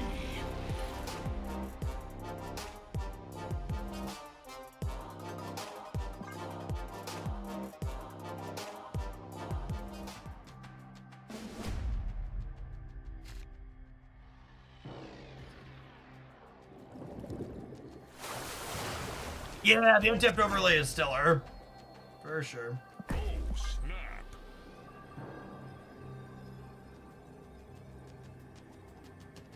Wellness check on the opponent's phone. I'm surprised they're still in the game, yeah?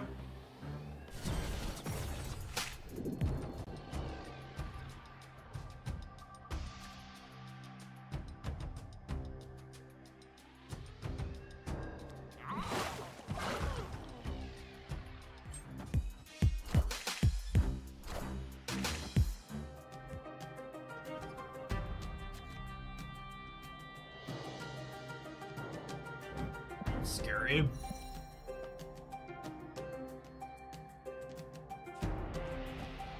Opponent snapped.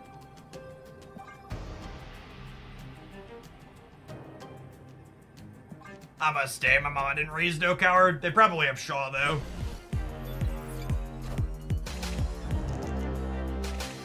Gladiator. I think that's good for us on average.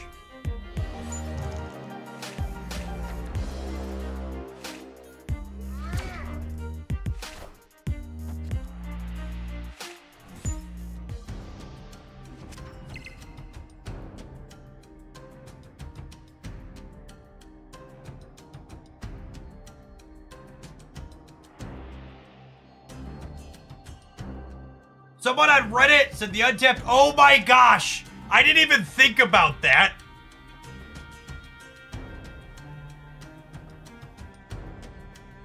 So, people who want to block their turn 6 can't use the overlay because the overlay is going to show what they're doing. Now that's funny.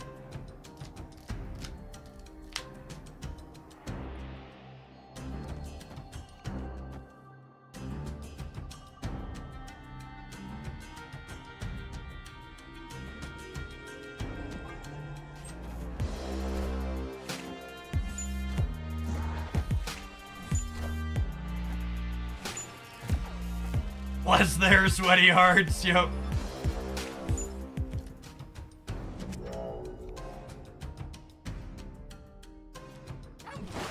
Alright, I think we're torched, gamers, so I'm gonna have to hail Circe. It does what? It shows you what cards are on the board. The Twitch overlay is live. Wait a minute. Can I...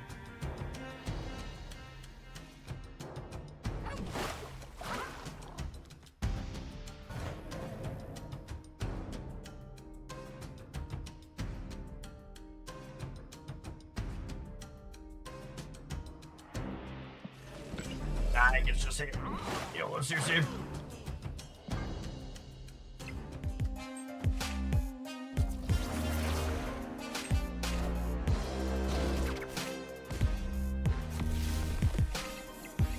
Esports, Bobby, bring us home. I believe, chat.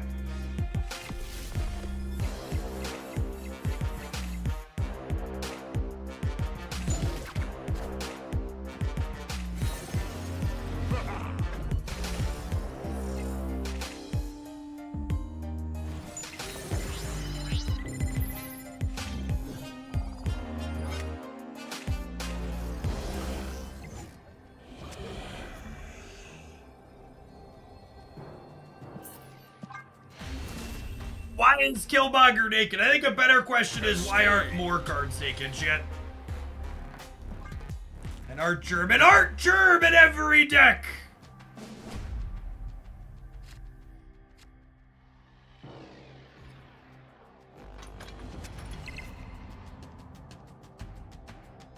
Why do you look so young? It's because I shaved 30 pounds off of my torso and I shaved 15 pounds off of my chin.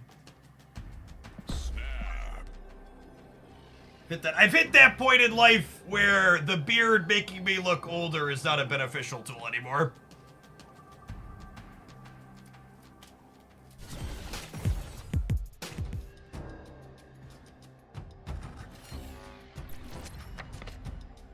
Naked Archer Mojo coming up. Oh no. Please forgive me. I knew not what I was asking for.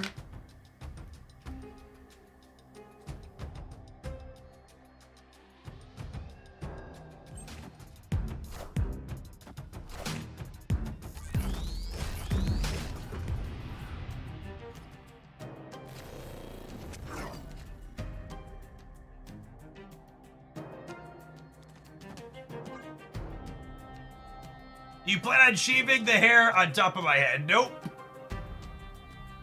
My wife prefers my hair stay how it is, so that's how it stays.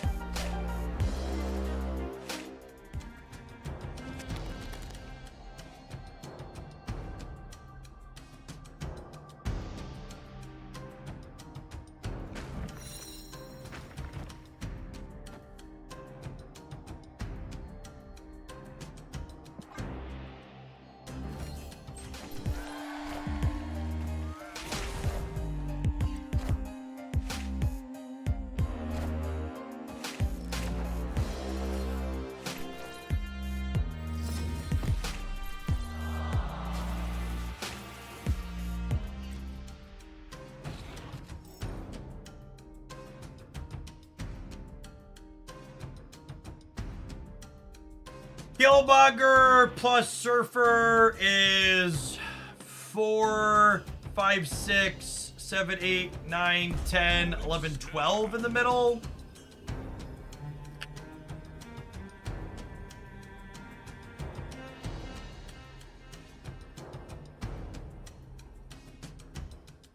Question is, if I Ronin here, can I win somewhere else?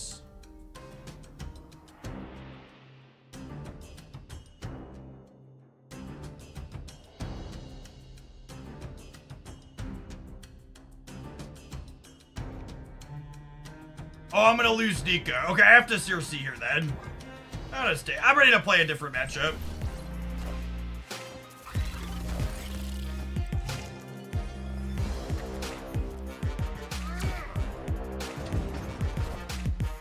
Seriously delivers, chat.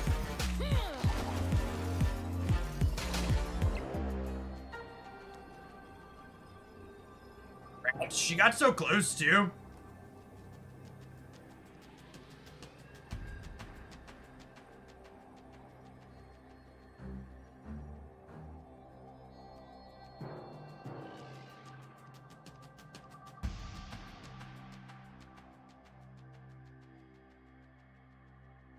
They have 5 cards in their deck.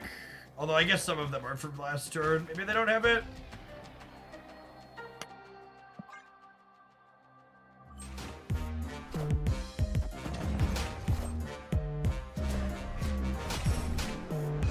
Oh! CRC? Come on, we have to really high roll here. Sedge. Would I have won the right? On the right, I would have had 7-13, and then I would have lost the breaker. Is Fasto's discount permanent? It is, yeah. It wouldn't be a useful card without it.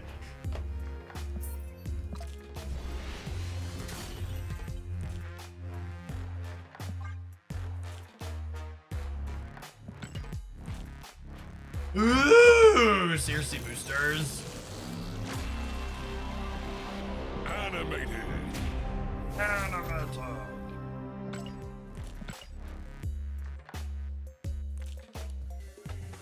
Alright, gamers, have some adverts. We're gonna play some more of this deck when we return. Thanks for hanging out. Don't go anywhere.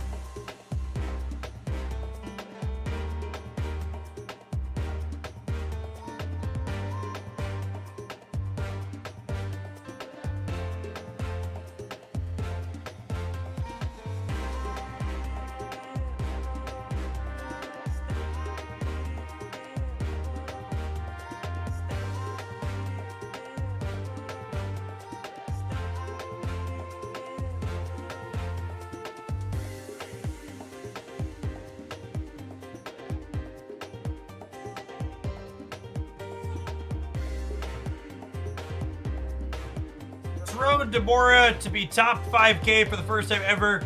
I know it means I've played a lot more than anything, but it feels good. Nice, Bransco. Don't let anybody tell you you can't feel good about things you want to accomplish. Having goals and hitting them is great.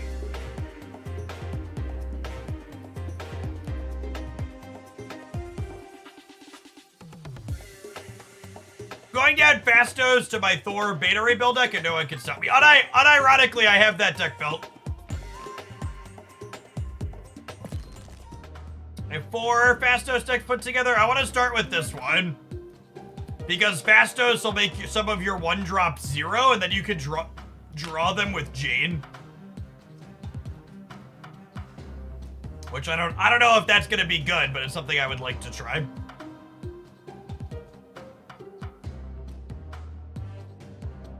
Do I have any albums not complete? I only have the albums completed that you get to complete for free because they're 700 gold. So all of these albums that have a bunch of 1200 gold variants in them are ones I don't have. I wail on upgrading my cards and getting gold splits. I don't wail buying every single variant because I don't need every variant. I get 1 variant for each card that I enjoy, and then that's more than enough. Grandma Toady, thank you for the entire year. Welcome back. Let's get you a sword to go with that shield. I did wail for the Hellfire Captain Marvel. That's true. I wanted Hellfire Captain Marvel. It's the frequency of 700 gold variants on the collection track. I don't remember. I think you get 2 cosmetics per 9 reserves, and then your odds of getting a variant in those 2 cosmetics is like 30 or 40%. The cosmetics are a combination of avatars, 700 gold variants, and titles. Hey, congrats, small scale.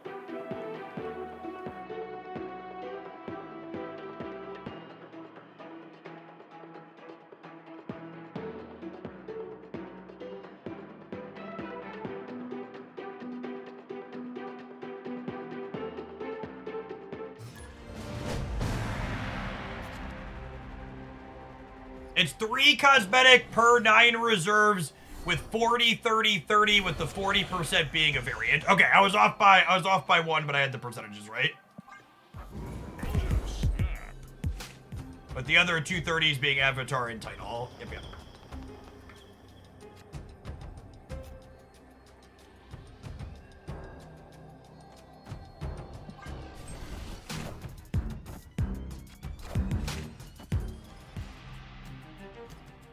I only have 2 albums that I haven't completed. Well, you're a tier 3 sub here, Patton, so I'll allow it.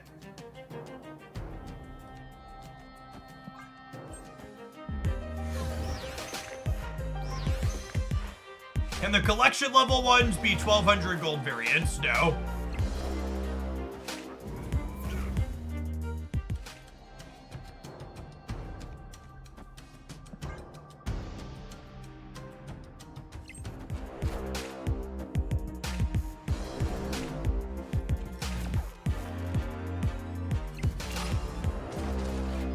I will say one thing that, oh my gosh, you know what I will say actually? They're snapping me. I get to quake them out of their Shuri.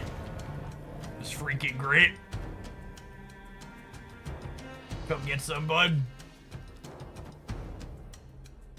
Because Shuri is attached to the location, so we quake them with priority. They get got.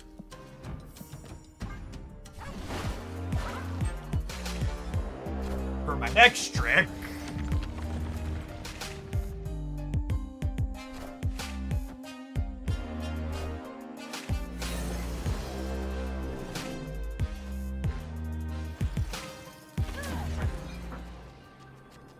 we're actually still torched is the problem.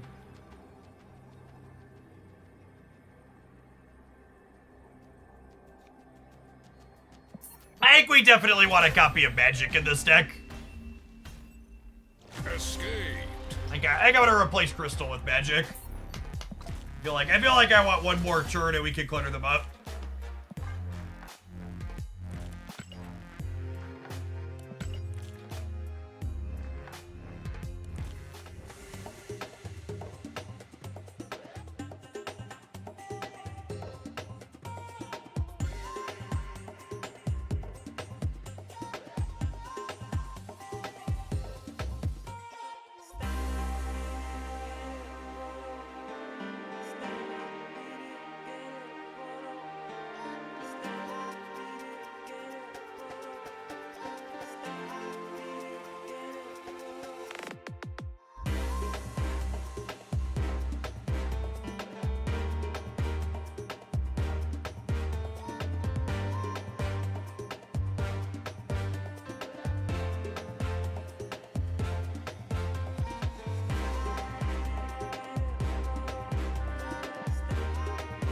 Holy shit!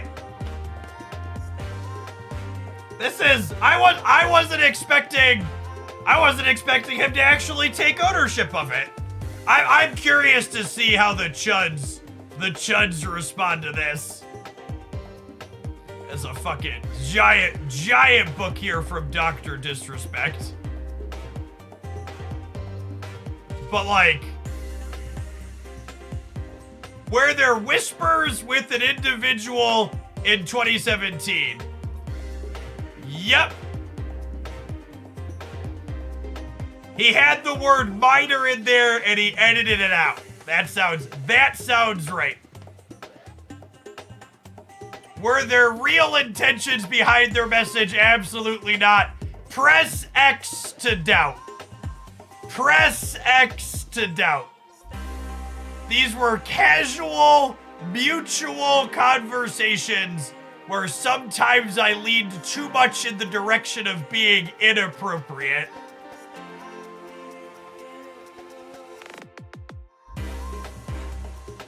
Mutual conversations with a minor, chat. That doesn't exist. You can't, like, there is a special, like, the parasocial stuff aside, it's just like he's just like I did it. I was a predator. I had no intention to be a predator, but I was a predator. I mean, this is good too. I should never have entered these conversations to begin with. No shit, buddy. No shit. Where was it? He said something about legal. Yeah, it's just like, he edited out the word minor. Yeah, correct.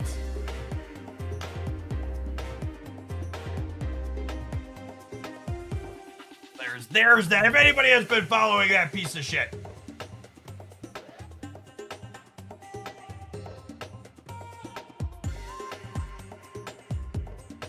Surely you know better than the court. Listen, you right-wing motherfucking chud who wants to defend Dr. Disrespect. If you don't understand the amount of evidence and stuff that you, not even evidence, just the amount you have to go through to legally prove something in a courtroom, do you know how many actual rapists and other things can't be proved in a court of law? But it still definitely fucking happened and is atrocious and horrible? A ton. A ton, chat.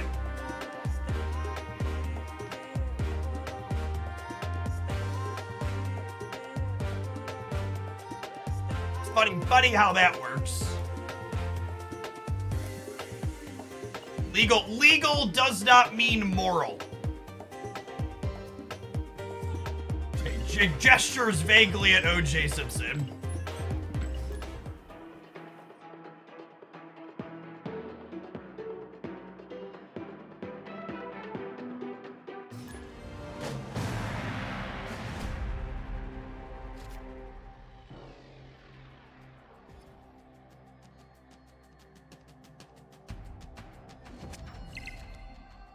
I forgot to put magic in the deck because I got distracted. Sorry about it. Escaped.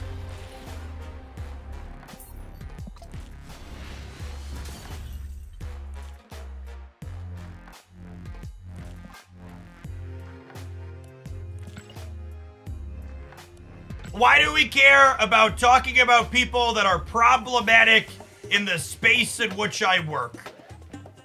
Because it is good to make people aware of people who are problematic so they can make educated and informed decisions about the type of content they consume.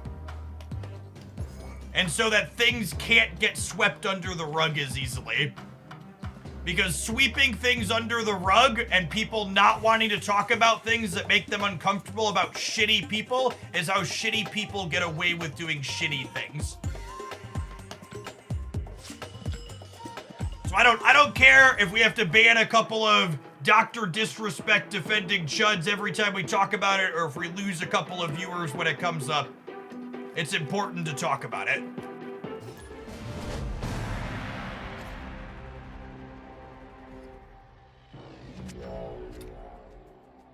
Snap! Opponent snapped.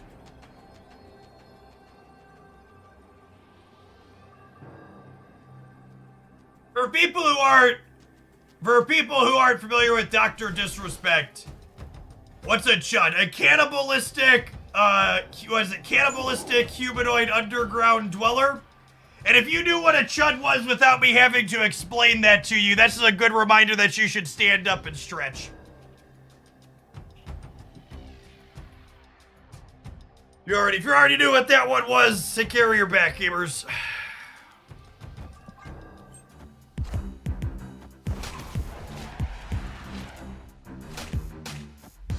Oh, did you not know CHUD was an acronym? Oh, yeah. CHUD's definitely an acronym.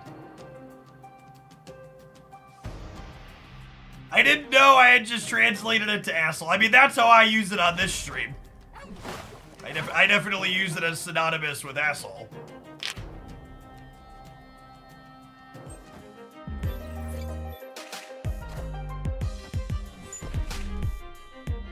Enough said,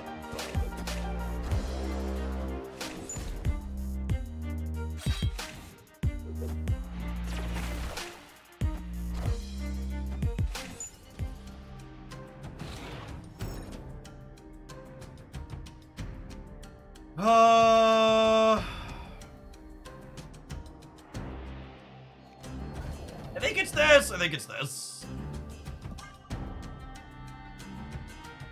Opponent has a couple extra energy on turn 5, yep. Okay, this Quake wins the game, assuredly, yes? Every time, wins the game.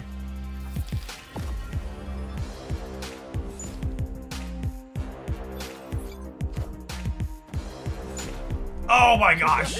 Excuse me, what?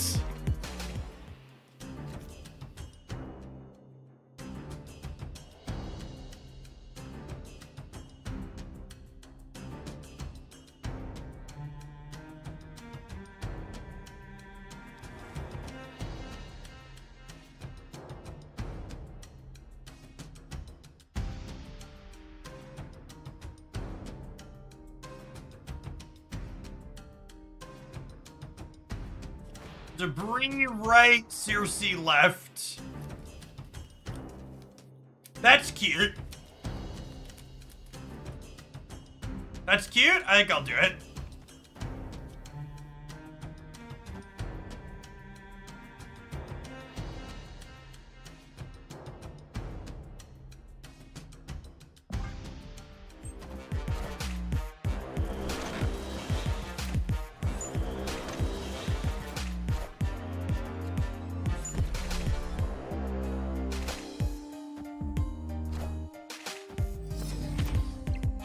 Is this a Venom over here? They're probably eating this over here, yes, or probably dead. Our debris decks are very bad against destroy decks. Enough said, bub.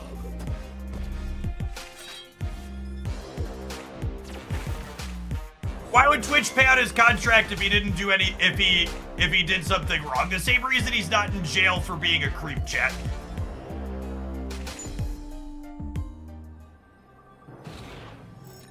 Never forget that something being moral and something being legal are not the same thing. And your line for something being okay or being not okay should never be it was legal. There are lots of really heinous things that are legal.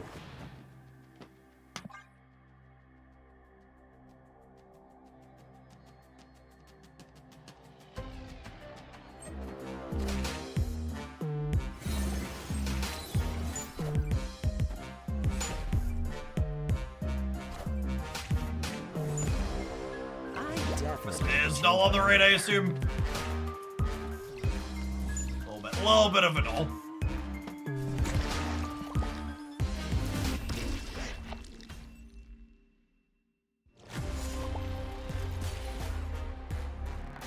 Oh, is that a new null animation? Is that new this patch? If your morals are based on the laws, you don't have morals, you have rules. Yep.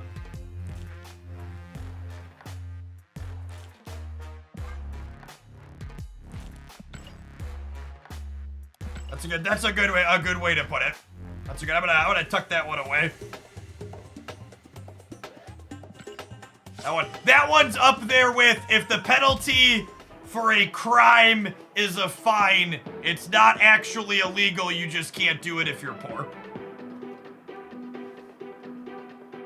It's a tried and true classic.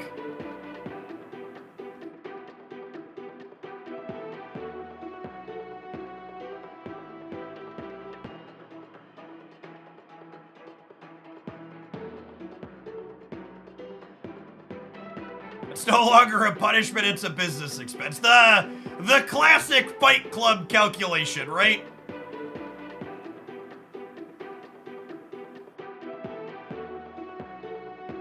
Oh, well, you see...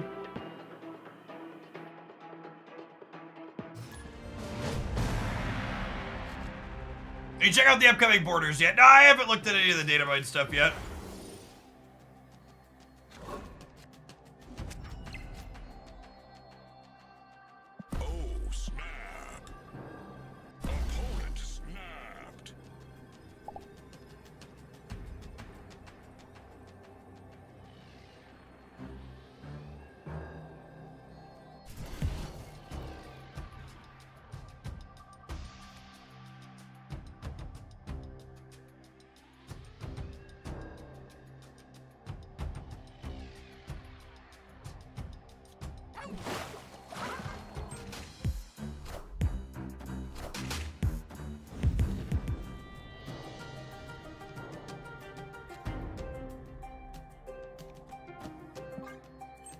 Check, looking good here.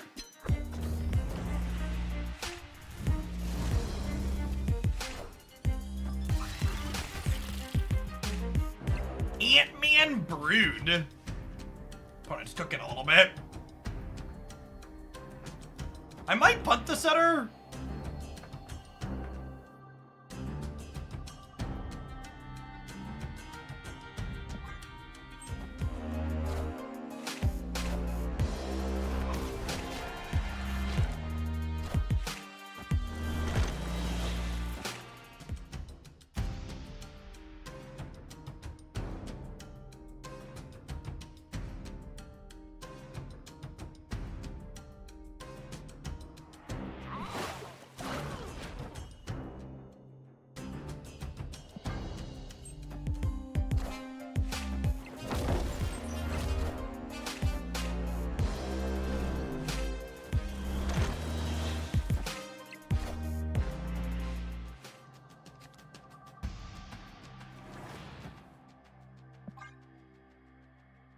Assuredly, Circe wins the left every time, yes? And then Ronan wins the right?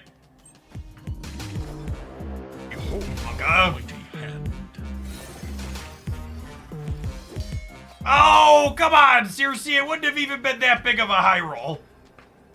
You needed 9 points out of a 3 and 2 twos. And then Ronan was the literal bottom card of our deck.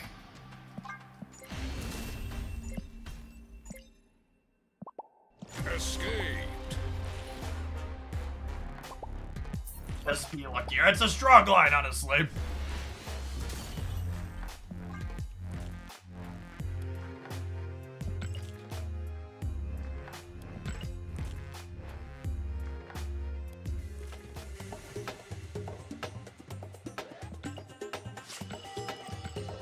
Alright, let's do one more with this, and then we'll talk about the Fastos decks I have put together before he releases here in a few minutes. 12 minutes.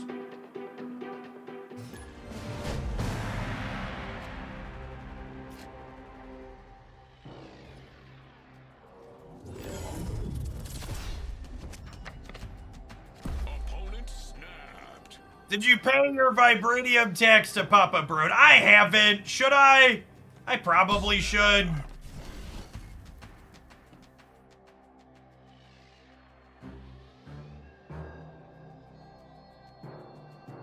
I don't know. If I bought it, I'd be forced to split a bunch of cards. I'm at max credits. I think I'm just gonna pass them at max credits. I don't think I feel like splitting a bunch of cards.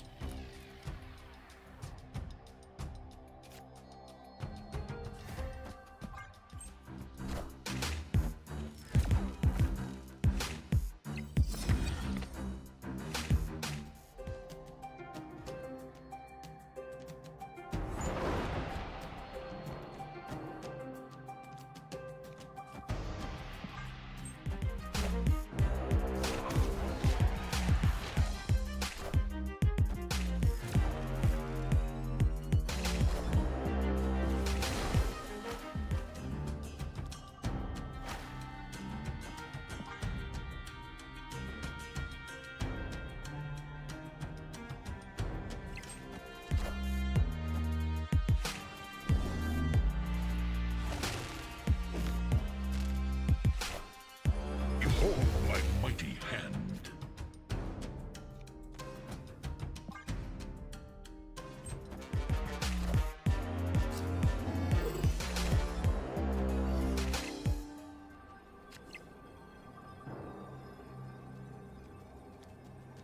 If only we'd had Quake sooner.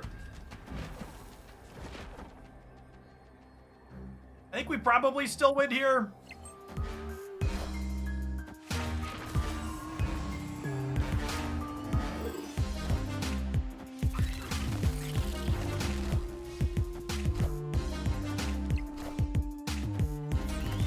Cool. Do we beat Spectrum? I think Spectrum's kind of unlikely in their Onslaught deck. Victory.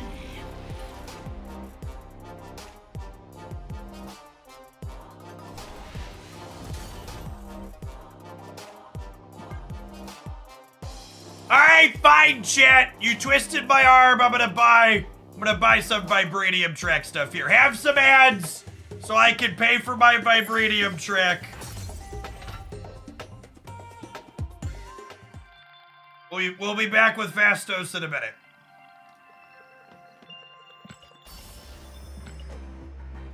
Gonna twist my arm about it. We have 8 minutes. Let's find out how many we can buy in 8 minutes, huh? Anybody know the next OTA? Next OTA is Thursday, 2 days from now. Oh no, my client's out of date! Update! Update faster! I forgot there was a patch, chat. Are we gonna have time? We might not have time. Uh-oh. Uh-oh! Oh no, I might not be able to give Broad money. I'll survive somehow.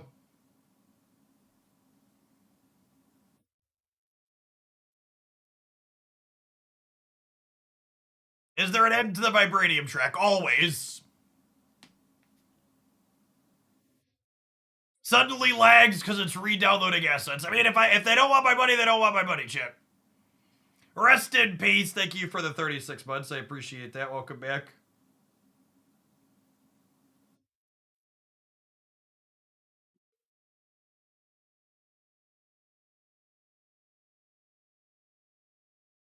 Deep. How deep do we want to go? We'll give him a tenner.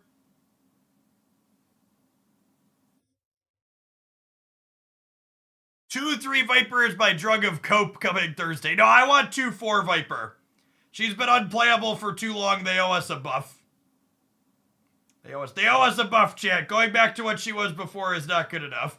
Another $9? Oh, baby. Look at this. Look at this deal. They just gave me the same thing I paid $10 for $9. What suckers? Got him right where I want him. It's quiet in here. Almost too quiet. Hogland must be spending money. Vansu, thank you for the 2/3 of a year. Welcome back. Alright, I think $14 is where I'm stopping. That sounds too rich for my blood. That's 700 gold. Nah, I'll do one more. One more bump. I can stop whenever I want, chat. You don't know me. You don't tell me how to live my life. Just one more, Papa Brood. We've been successfully FOMO'd.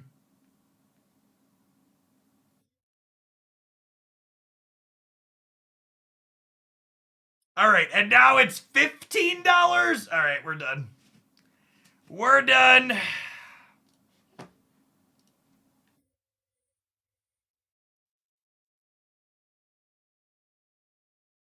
Fool me once.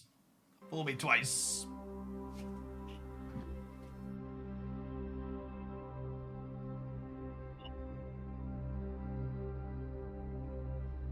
And hey, we find out Google Play is a Jeff tier. Chat, I am nowhere near one of the biggest spenders on Google Play. Alright, we have 13,000 credits. I guess we're obligated to split some things, huh?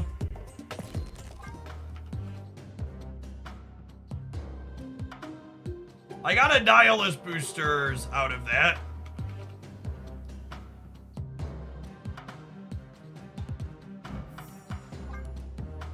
Random Annihilus boosters.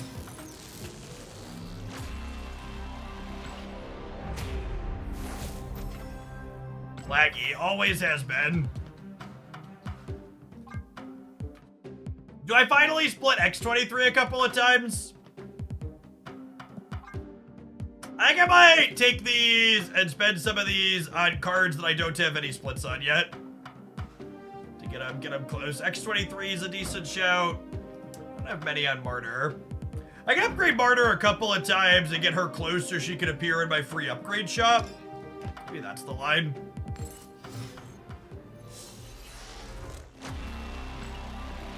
Theta. I already have gold Theta. Let's spend to get Martyr.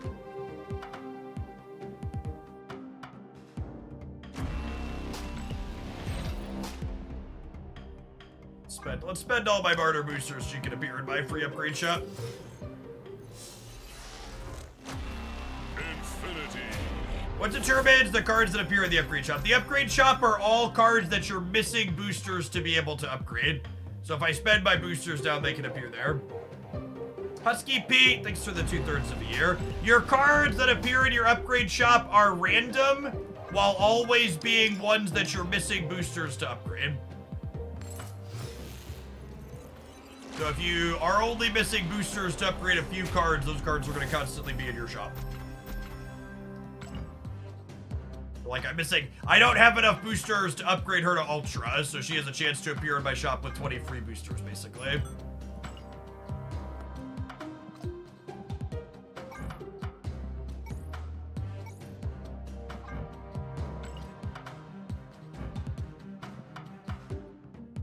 Or...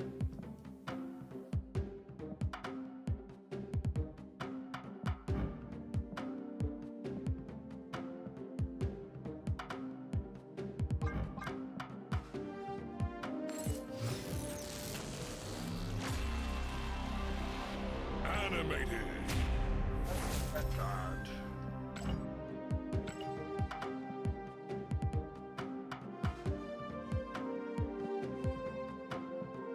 Yeah, we need to get under 10K, Chip.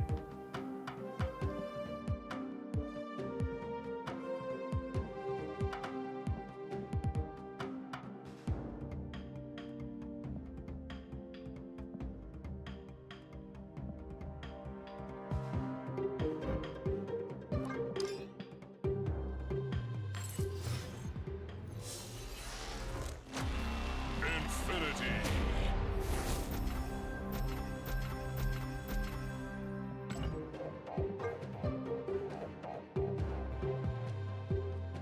That cable status lets you know Jeff's not a Loki enjoyer. Yeah, it's accurate.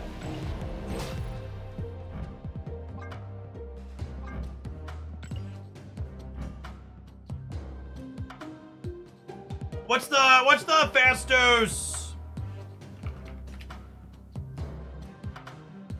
What's the Fastos variant situation like?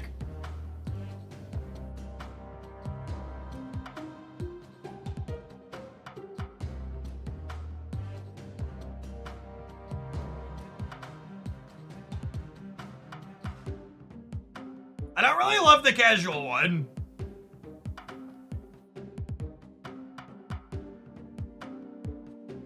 Say I have 2 Wolverines, 1 Comet, and 1 Ultra, and I have boosters for the Comet, but not the Ultra one. Can I see the upgrade for the Ultra, even though I have enough for a different version? Yes. The top rate was in today's patch. So this is the spotlight I'm going to pull for that for sure. It's a nice one.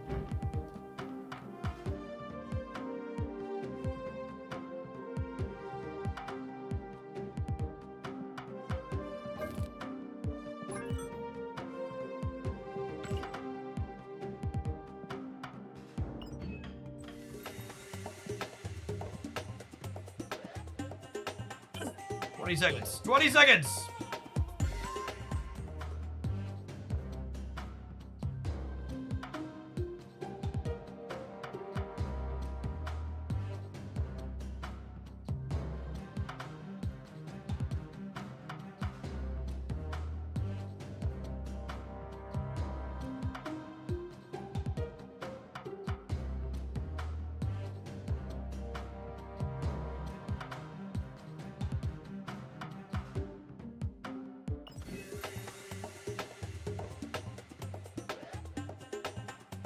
It's a lot of chibis, chat. Oh, Chibi Eliath is a super rare? I was hoping Chibi Eliath would be a spotlight.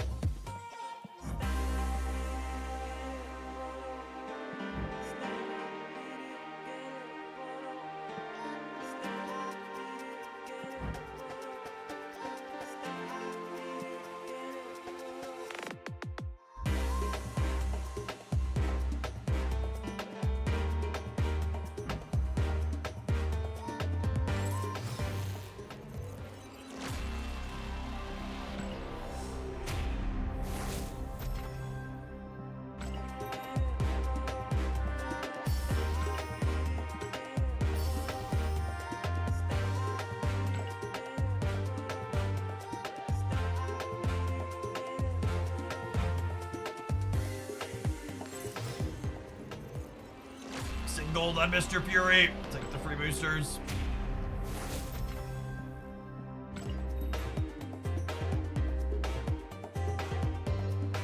This is one of the worst Token Tuesdays, I believe, for the person that just asked.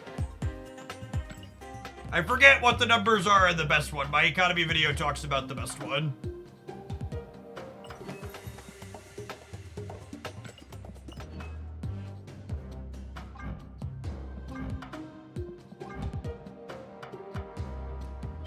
You.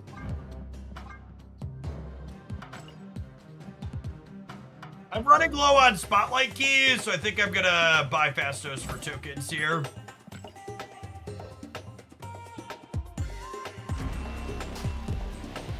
Gold Pass has under 100 days left almost. I didn't know you were going free to play.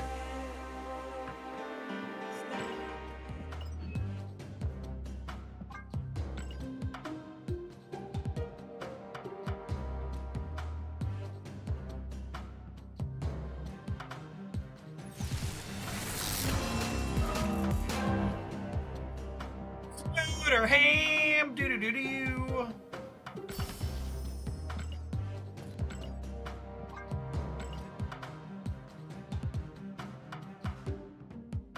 It is a quality Fool's Gold ham.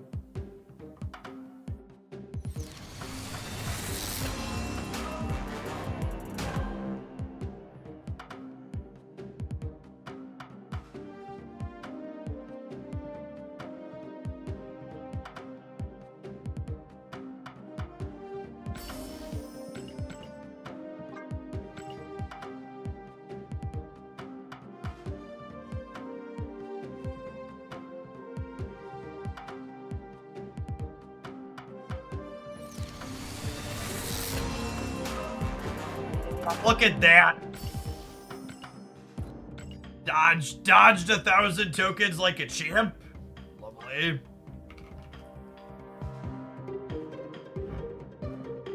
I actually don't have any Spider Ham splits yet. That's funny. I love how just every Spider Ham has a Fool's Gold background, basically.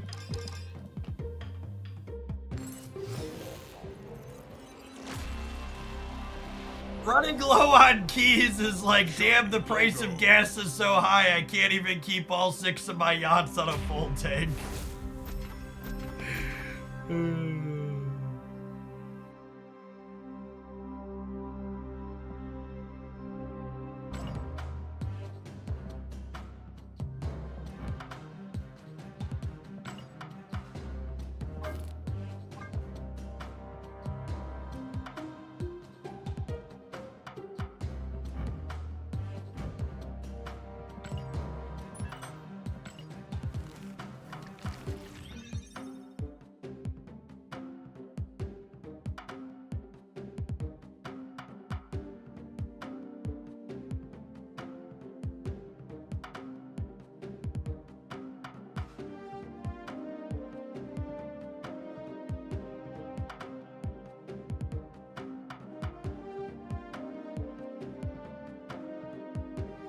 It's interesting enough that we might try it.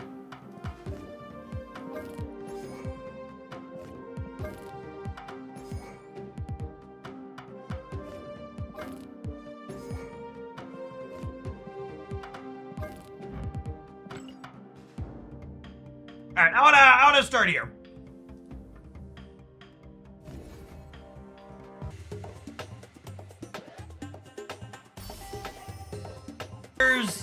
It's just what I always wanted, Benjamin. Thank you for delivering. Ben's got my back. He knows. Kegs in the game. Good question.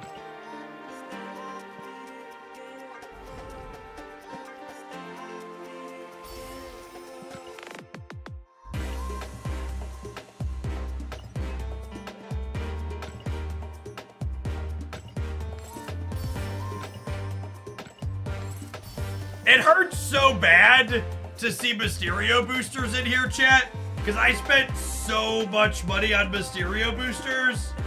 Like, literally hundreds of dollars on Mysterio boosters. They could have been free.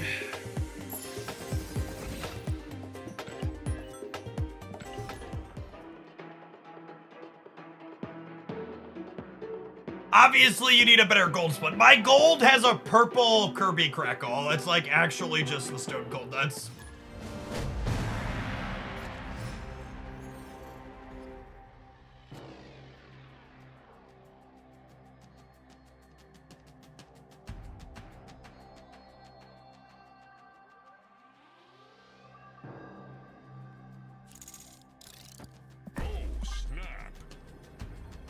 Stosan 3? Snippety snap, gamers.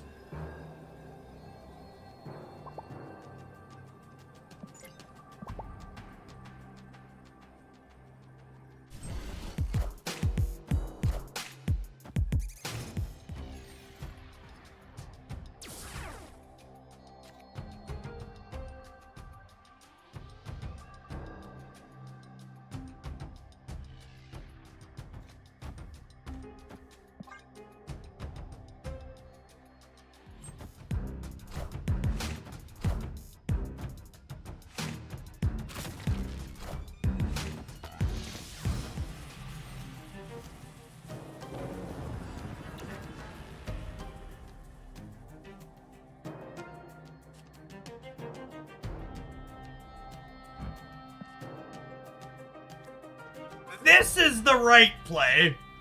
This is where my heart is.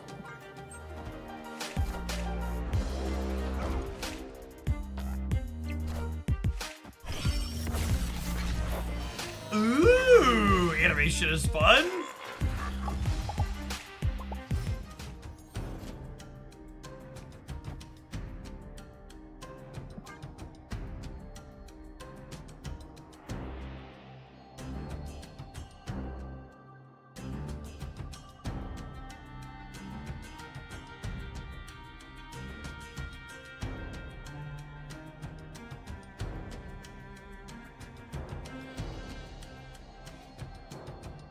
It's so good, we'll do it again. Yep.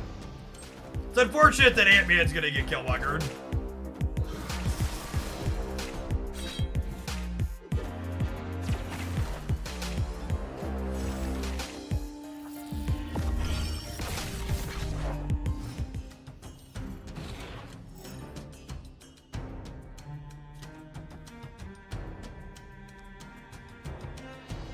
I think there's a chance my deck isn't good. I'm having some concerns.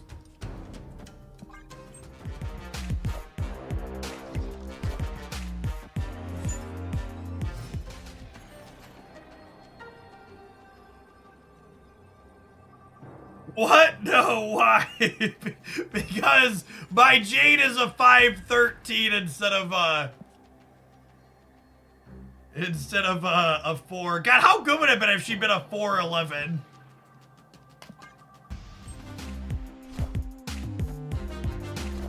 It's so freaking good.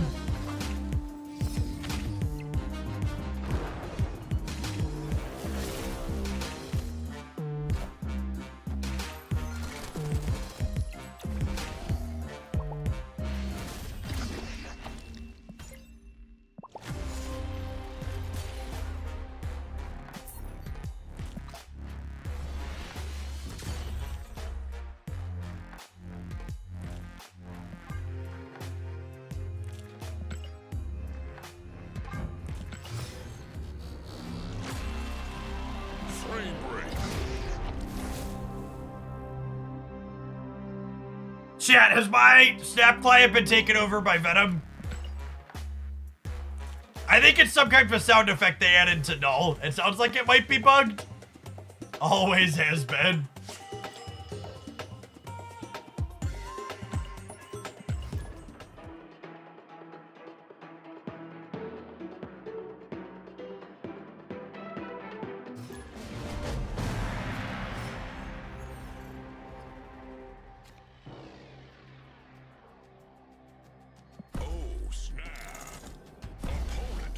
Stos was 7 power that game after being activated twice, Monka.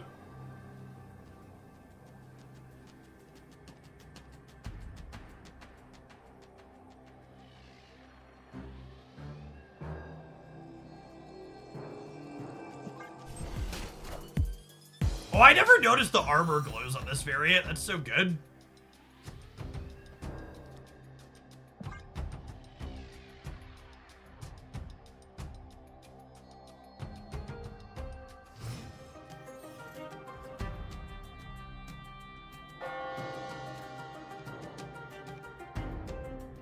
Papi! Papi! Alright, we're gonna be an alright. We're gonna be an alright non-Fastos deck this game.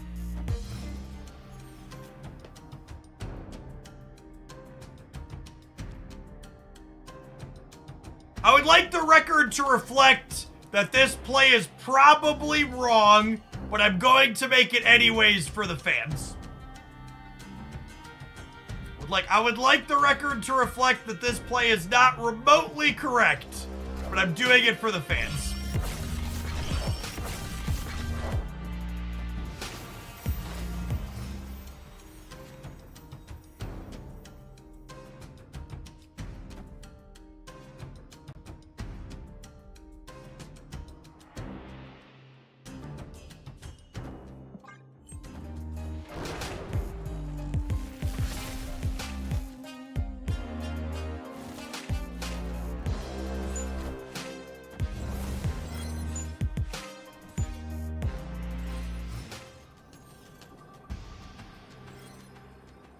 I think there's a chance they're about to kill my monger, chat.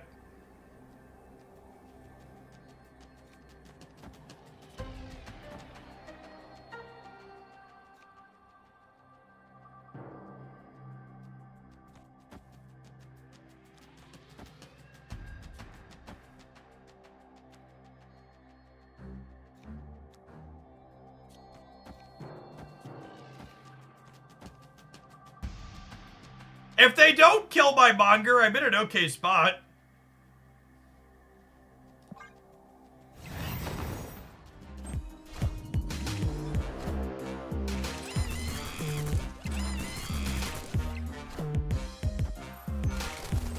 Balls with guns! Pew, pew, pew, pew, pew, pew, pew.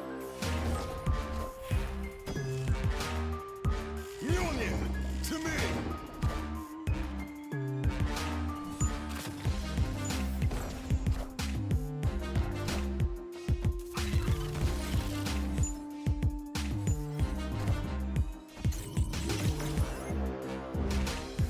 Oh!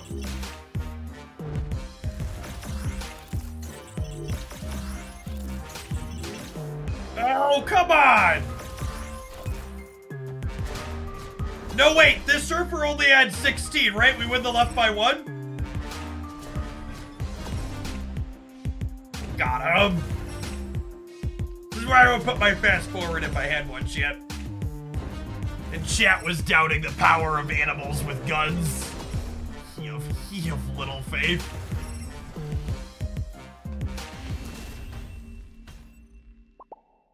Victory. Holiest moliest, thank you for the 15 months. I appreciate that. Welcome back.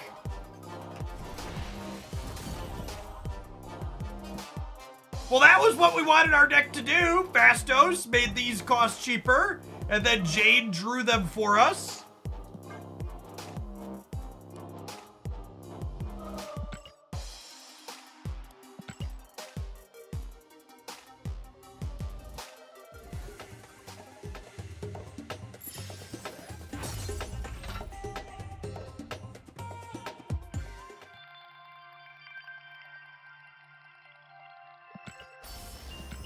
If that game was wrong, then I don't want to be right, exactly.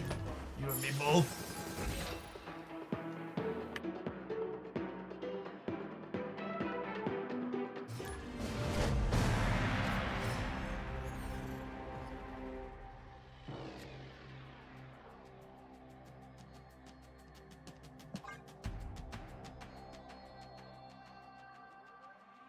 He does not always go +2 on 0-cost cards, no. In fact, in that last game, we saw that he made a hammer a 0-2 and he triggered twice, and he made Titania an 0-5 still. So 50, we've confirmed that just because he can't cost reduce doesn't mean he won't try. 'Cause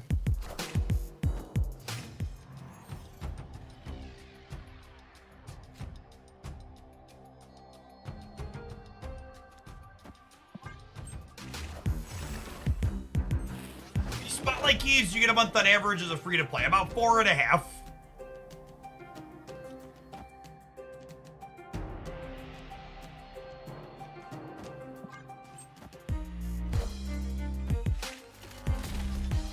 Face the might of Asgard. Mjolnir.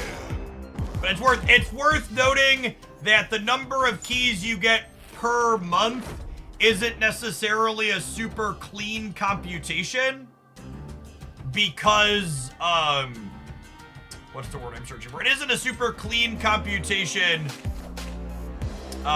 because the months aren't equal with the 5-week seasons. So if you want some like details, asterisk type stuff, check out my economy breakdown there that goes into some of those details. I think I'd rather do this, yeah, and have a chance to draw this next turn, because I don't actually have any zeros in my deck to draw here.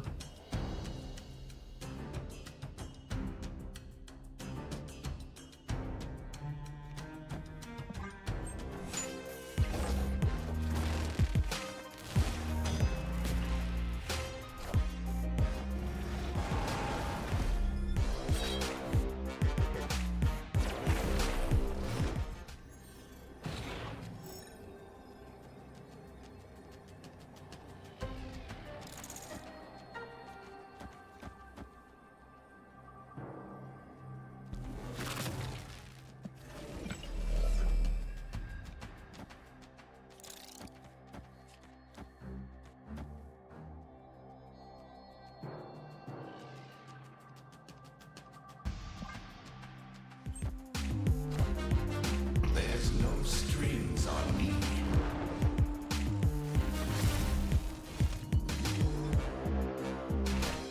Order? What did I mess up? Oh my god, I did mess it up. That's fine, we won anyways. This is a power move, chat. I knew I didn't need it. Victory. Flexing on him.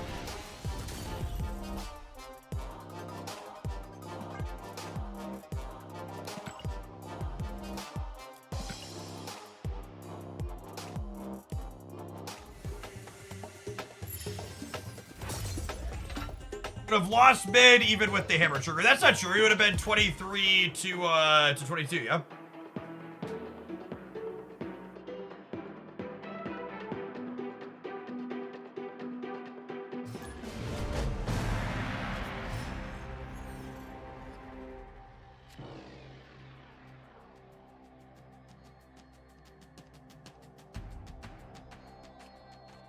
Now that Fastos has been out for 20 minutes, is he a must-have? Asking the real questions.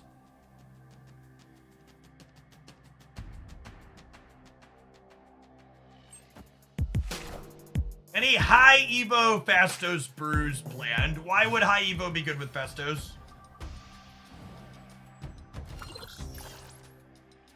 Help me understand.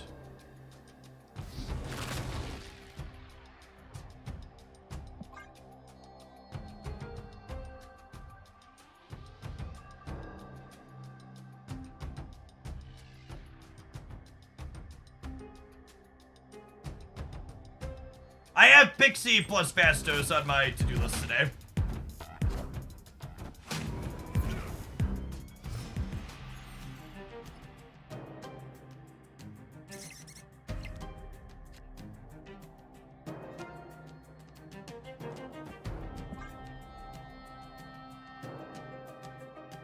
Opponent snapped. Thanos Fastos. So Thanos stones are good after you play Fastos. However, your odds of playing Fastos early enough for him to be relevant are much lower in a deck containing Thanos.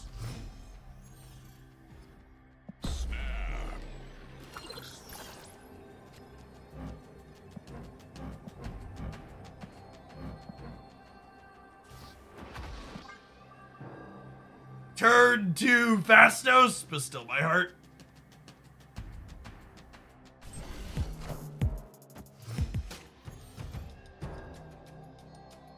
Alright, can I get a Grandmaster? Unlucky. It's fine. We'll draw one energy Grandmaster, and then next turn we'll go Grandmaster plus Thor.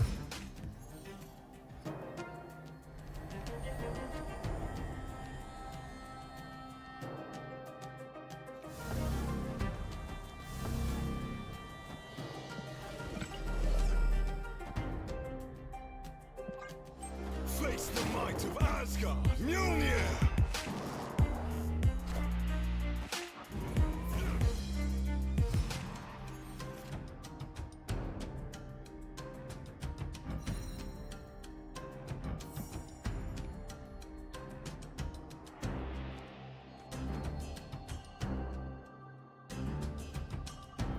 It's so hard to know if I'm gonna have time to play this or not later. I should have energy to play it, yeah. Beta Ray Bill's the only thing that kind of punishes.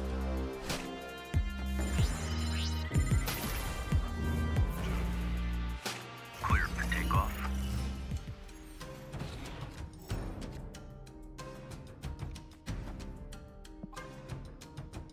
Hopefully we rolled -1 cost on Titania and 0 here.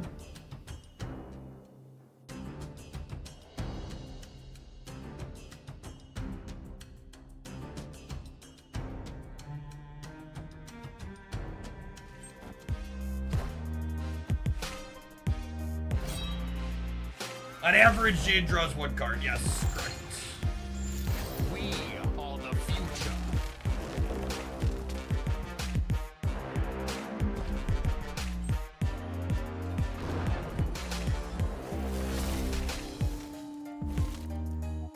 Cool.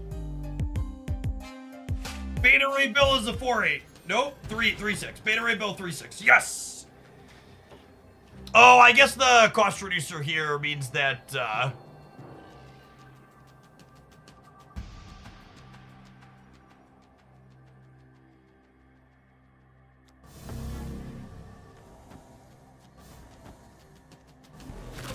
I did the order right. I did the order right.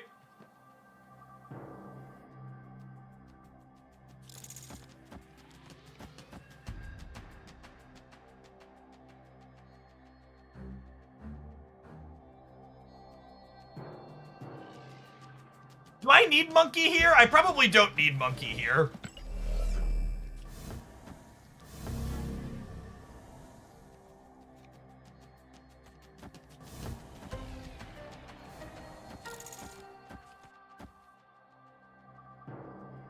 Red Hulk is getting extra power. I need to be winning at all 3.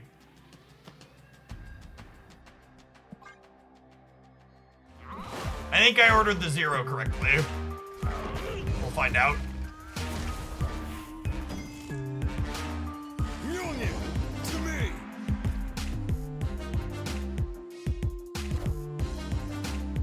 That was perfect, though. That was exactly how he drew it up. So, Fastos made our 1 drops free, and then Jane drew them so we could play a giant hit monkey on the last turn.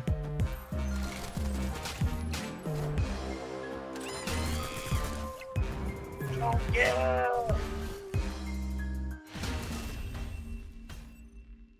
Victory.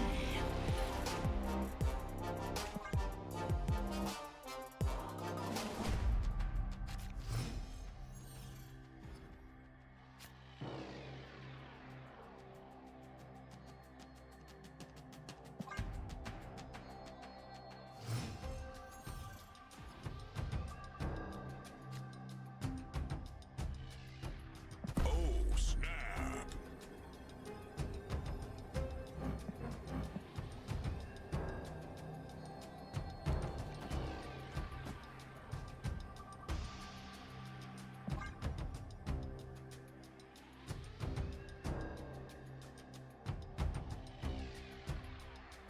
I need to 0 the Rocket Raccoon gamers because I don't want to 0 my 3-drop next turn.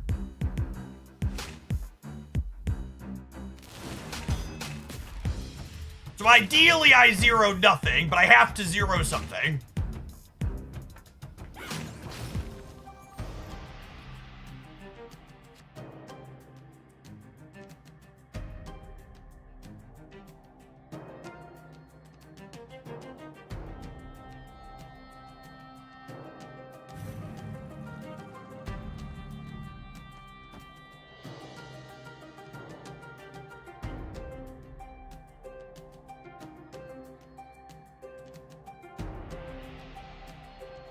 Do I put him into the tunnel?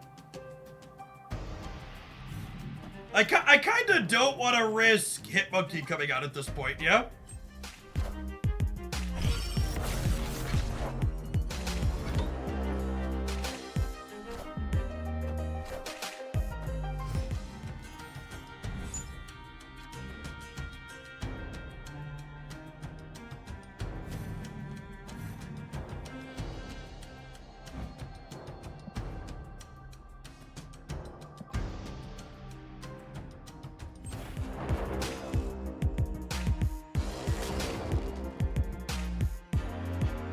Face the might of Asgard! Mjolnir! Yeah, you can play wherever you want, bud. Sure thing.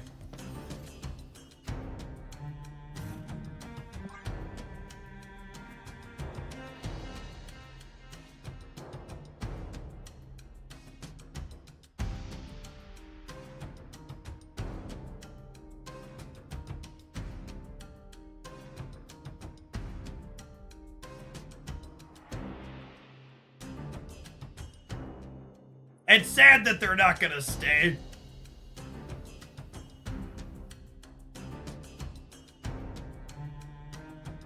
Will we get deterministic about what's left in the deck? Yeah, I think so.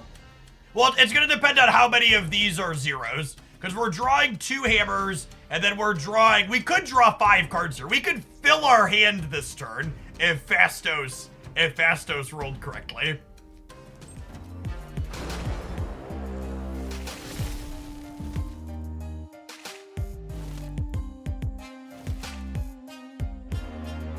Ah, we low rolled, sad. Only one of our 3.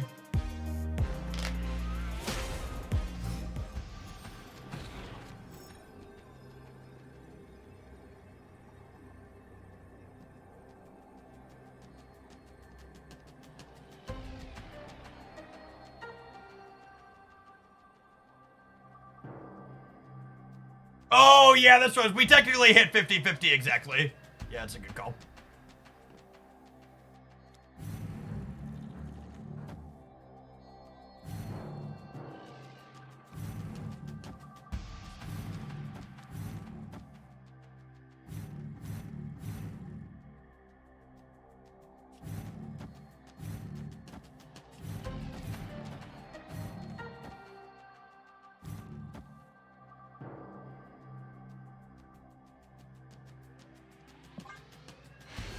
Ah, come on! Victory! Play the game! Play the game, gamer! Boo! The Grandmaster replacement is Absorbing Man. Honestly, there's a chance Absorbing Man's just better anyways, just because you can curve Fastos into Absorbing Man. Oh, you know, I've actually never played a game with this location. Because it's like super rare.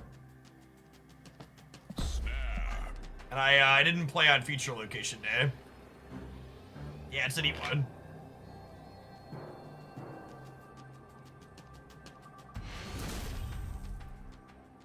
Victory!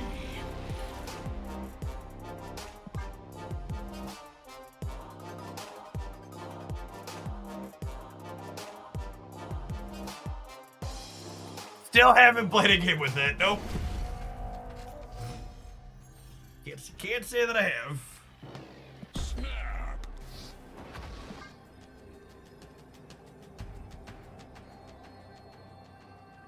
Eric, thank you for the 2/3 of a year. I appreciate that.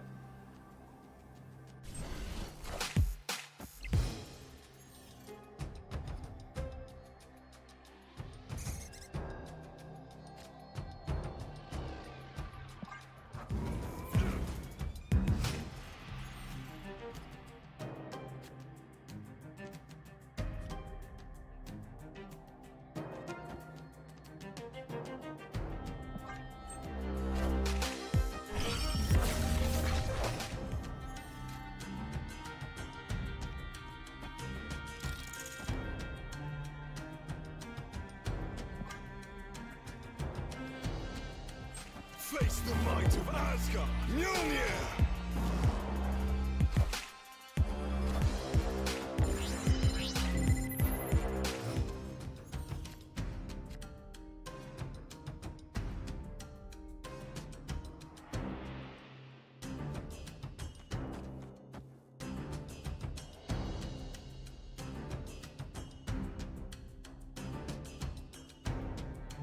I want to re-trigger Phastos or re-trigger Thor. It's probably Phastos, yeah?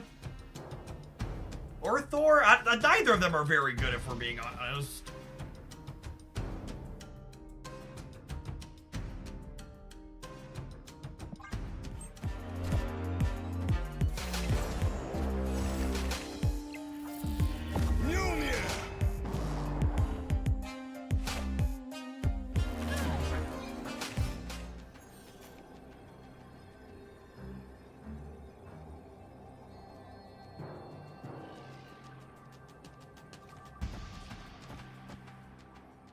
Can they beat 15 on the right while also playing something bigger than 6 on the left? Probably not.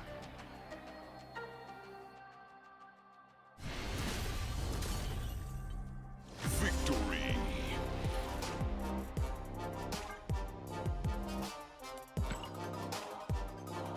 Grandmaster boosters to boot too. Feels good, man.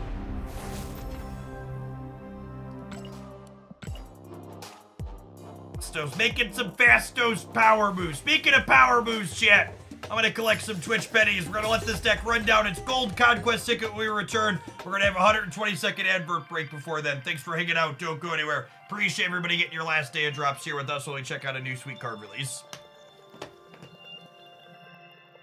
I need to run and fill my water bottle up real quick, subscribers. Beer me.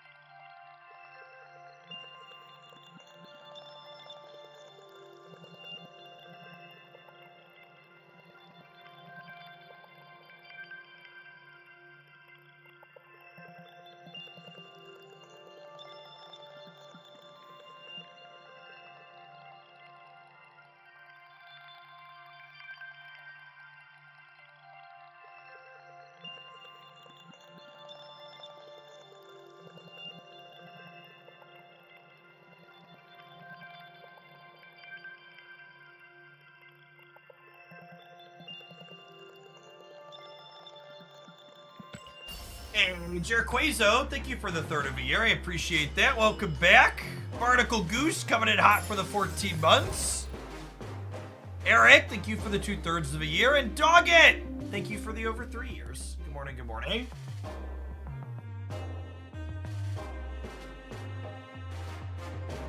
Is he OP or complete garbage? Ah, the Reddit rating scale for Marvel Snap cards. Just to highlight for the people that weren't here earlier, these are the stats of the last 10 cards Marvel Snap released.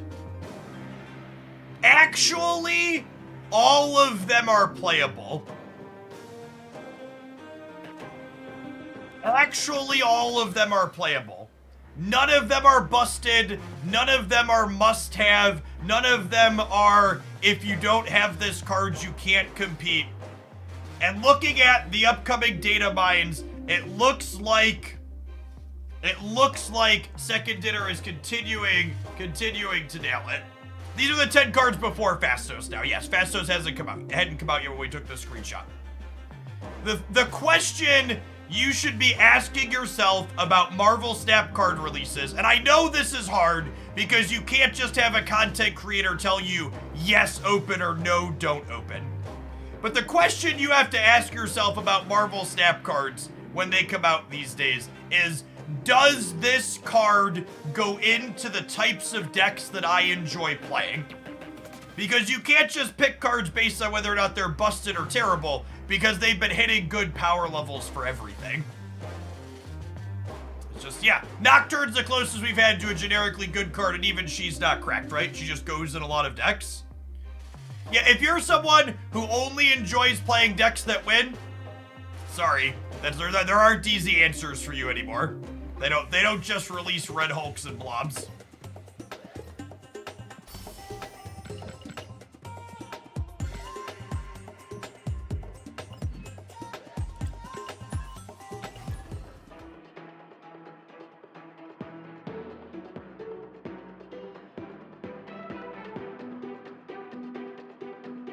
One of the really important balancing mechanics from Nocturne is that with Nocturne, she balances herself by virtue of making you wanting to take your phone and throw it into the ground several times per session. So that's an important consideration when you think about Nocturne balance. Is if you play her for about an hour, she's gonna make you want to break your phone at least twice. So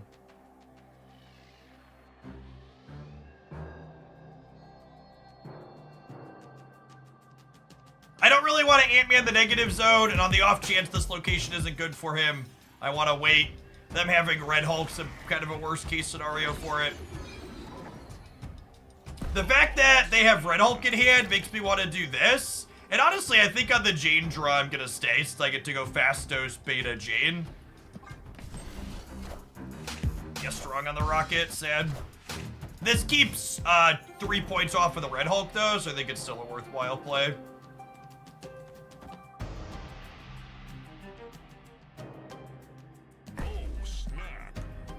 Step back.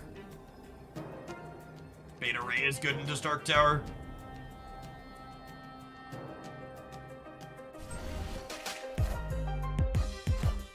Oh, come on. Now, the good news is, Jane will still draw our ones that are turned into zeros. We'll just have to pay sticker price for them.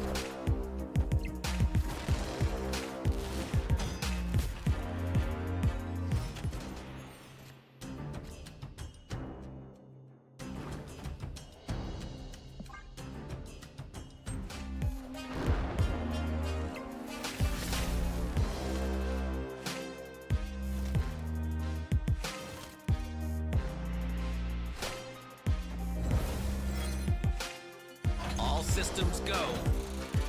Man, it should not have priority here.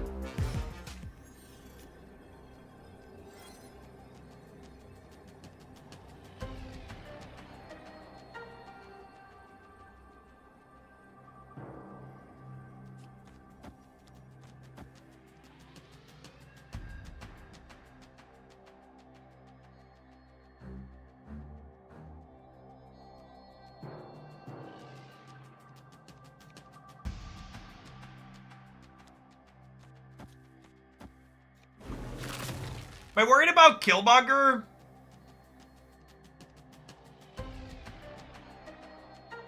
I don't want to give them to Tanya and pop their Atuma. There's a chance they play Red Hulk over there anyways.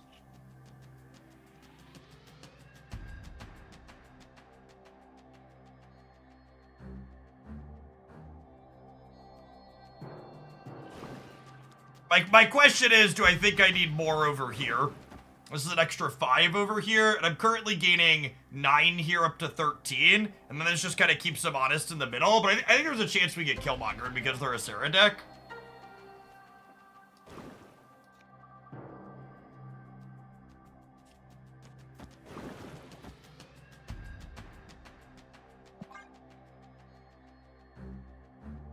The Atuma was played randomly, so...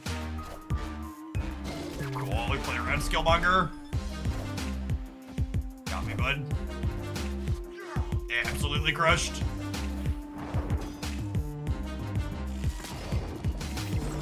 Card.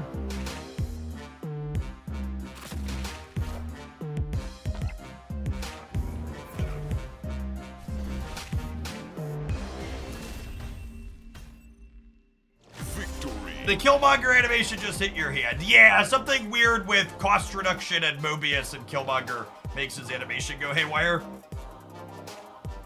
So he's just a little extra killy today.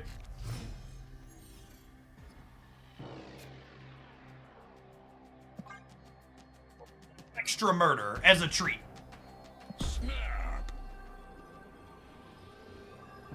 We all have those days, yep. If they weren't to Killmonger deck, I would play Ant-Man out, however they are. So we're gonna vibe. Baby. Ooh, baby.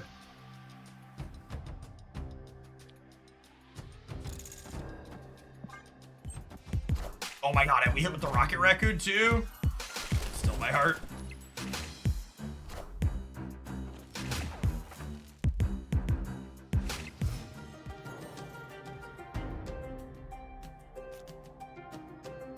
Having the strangest sense of deja vu, gamers.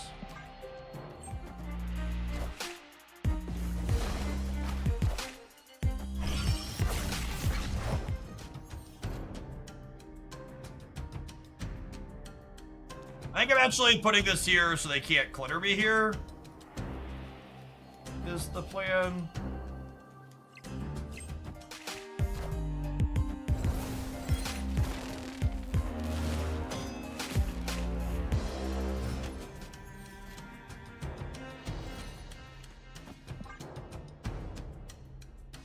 We're drawing hammer +1 statistically.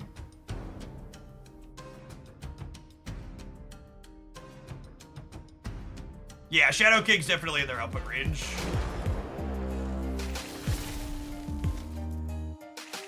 Playing Tower Soup. All systems go.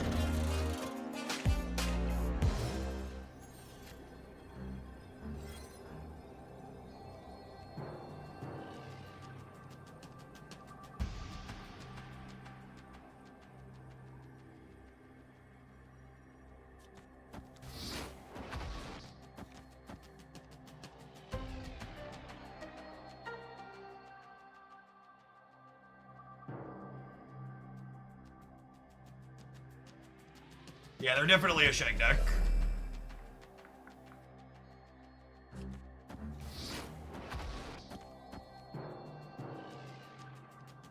The 8-power Hit Monkey.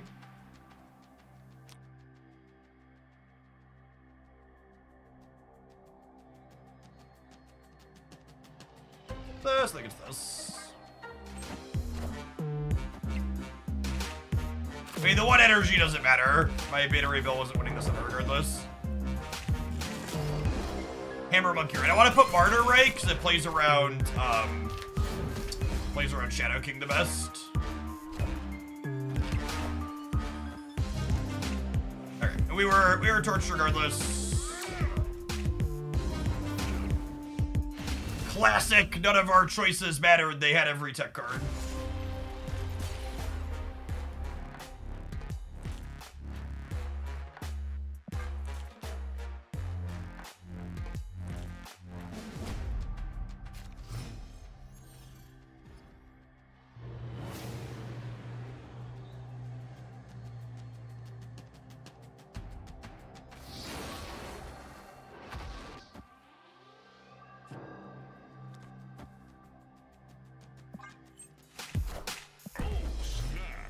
Ben, thank you for the 3/4 of a year. Welcome back. Appreciate it. Or like that. 19 months. God, my brain is bad. Not playing around Killmonger this time. Not with Adelan in play.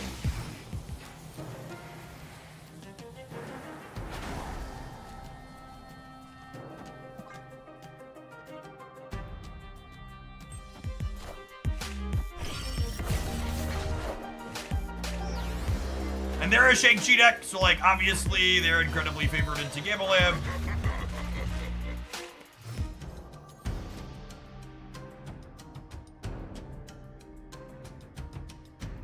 I don't think I can zero here, unfortunately, because I don't want to like zero a Jane if I draw her next turn. Yeah, their Mobius is used up is good for us, that's for sure.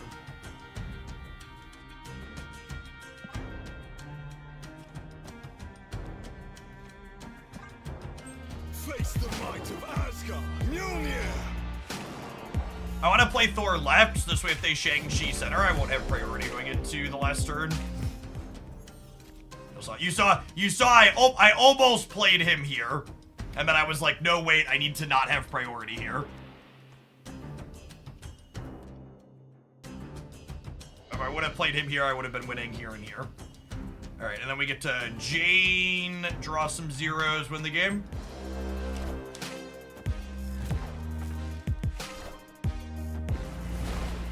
It's a little unfortunate Yin doesn't work on the right.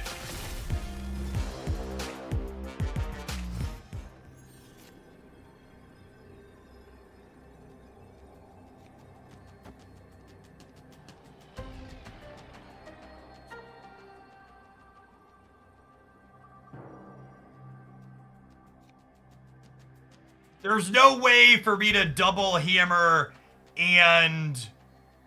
There's no way for me to double hammer and get the Elsa trigger on the right, right? And to get 0 over there.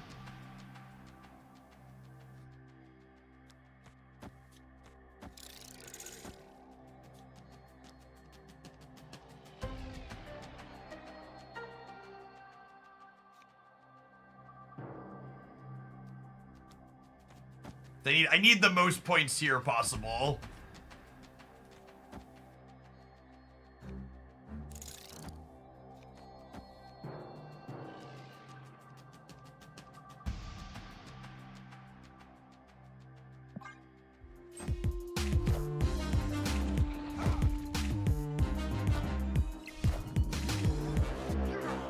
Alright, they were just dead to single hammer, much less double hammer. To me! Mjolnir! To me!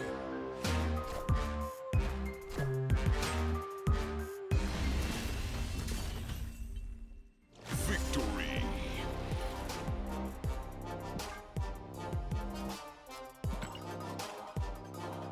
Bastos giving this deck another thing to do when you have Jane and no Thors feels good.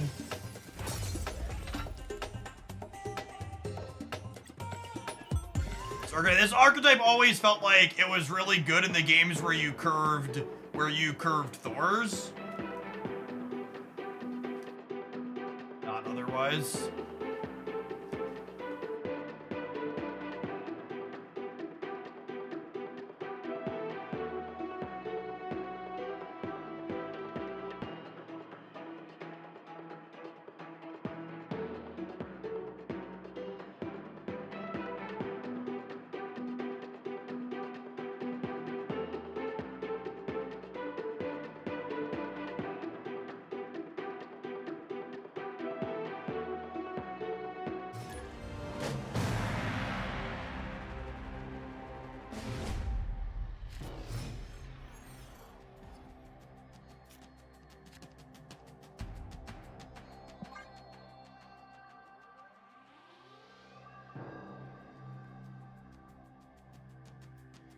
I love Hammer Bros, and I will take any excuse to run Grandmaster. Ah, Gamer of Culture, I see.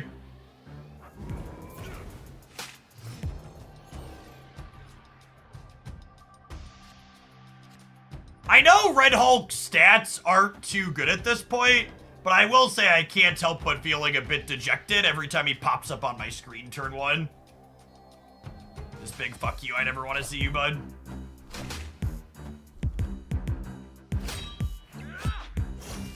Alright, cool. Only 13.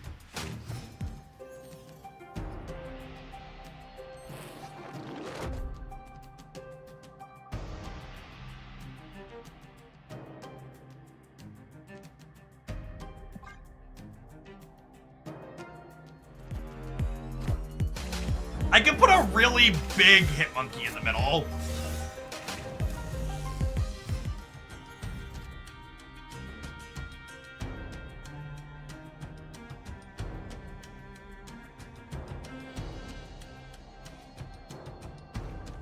Don't know that I want to do that though.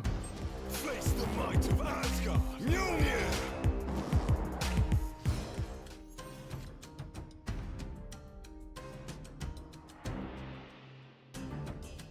We're gonna make a best decks video soon. The next best decks video will go up on Saturday because we'll have an OTA on Thursday.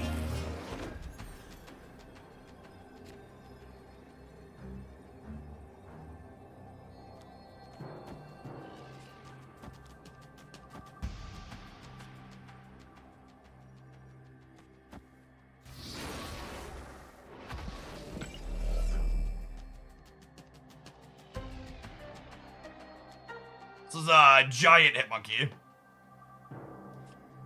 Raccoon. This. 0, Martyr, Titania, Hammer.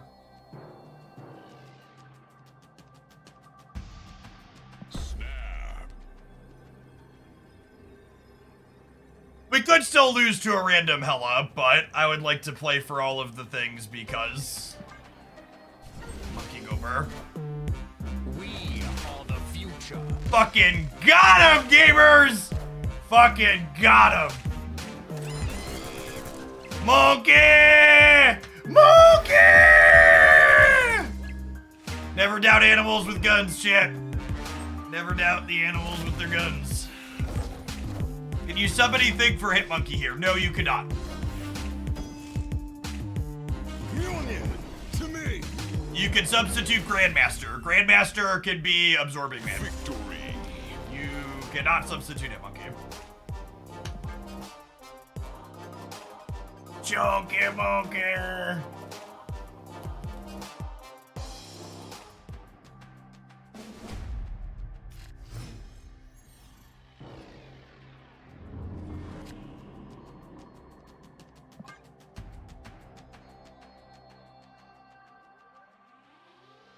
Could that have been ordered for an extra Elsa trigger on the right, maybe? Maybe.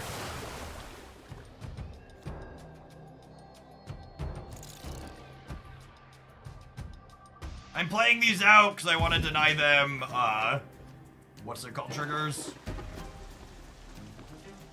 Oh, snap. I'm gonna miss on my monkey here, but my beta ray is gonna get big on the island, so I think that's fine.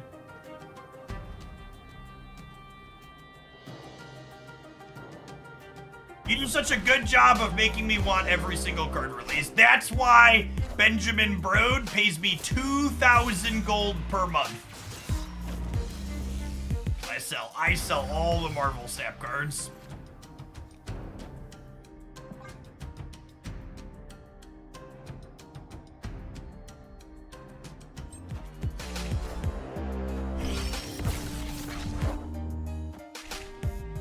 I'm still just like discarding cards super aggro after losing Hella. That's an interesting strategy. Fastos Hella's interesting choice.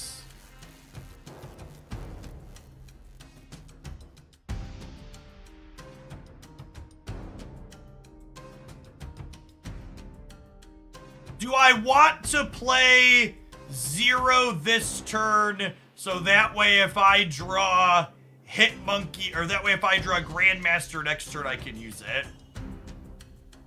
Nah, I'm gonna wait. We'll just draw Martyr. It'll be fine to wait.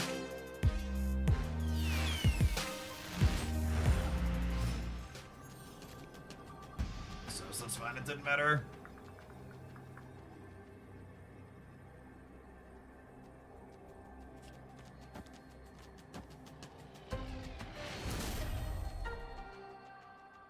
Victory.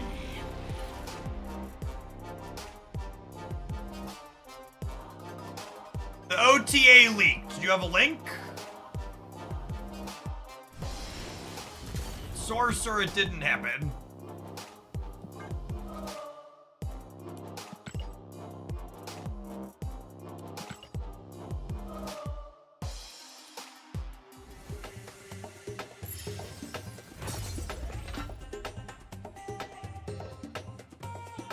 We talk about all the new animations for cards that have been phenomenal. Yeah, they're really good. I really love that they're going back and giving attention to older cards and adding animations for them. That's great. How's Fastos? I've been having fun with him so far in this deck, Loopy. This is our first brew, but it's been a solid one. We started in Silver Conquest, and we're currently in the last match of Gold, so.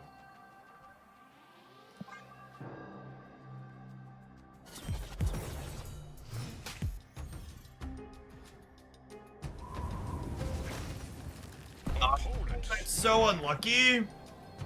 I think I leave here. My hand's just not very good, and Makari implies they're a Killmonger deck, so there's no reason to show them that their Killmonger is going to be good against me.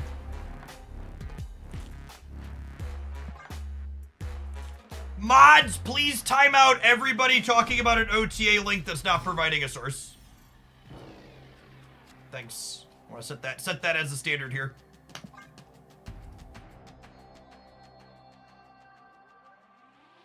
Opponent snapped.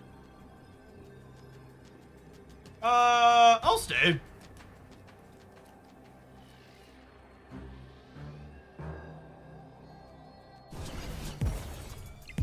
I don't think I heard anybody else talking about fastness with Jay and good job on your ability to see card ideas. Thanks. We try and color outside the lines here.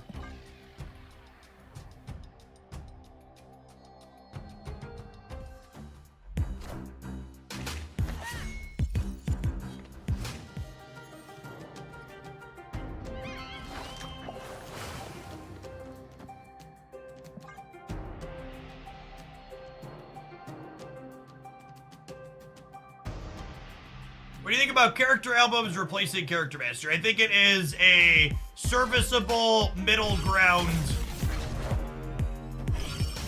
in a otherwise awkward situation. Ideally it wouldn't be happening, but it's better than nothing. Adventurer's Compound is so annoying. I wish I could go 3 into 3+2 here, but I just can't. I guess I'm doing this because meme.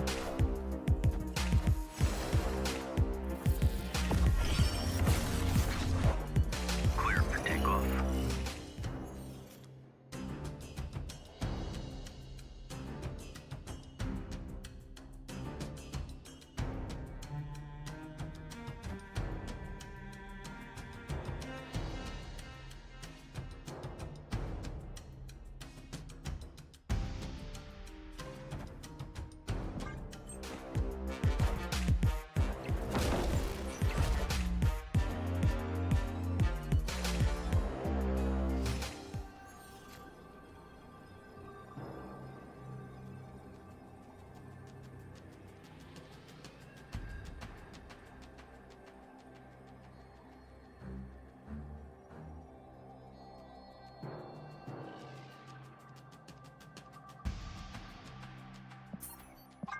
Blue Marvel's weird in their Surfer deck. Definitely just leave it here again. Escaped. We haven't seen Nova yet either, so maybe there's a chance they've cut Killmonger to fit in some of these other cards. I think Surfer is the easy, obvious place for Fastos. We'll do that at some point, but probably not today.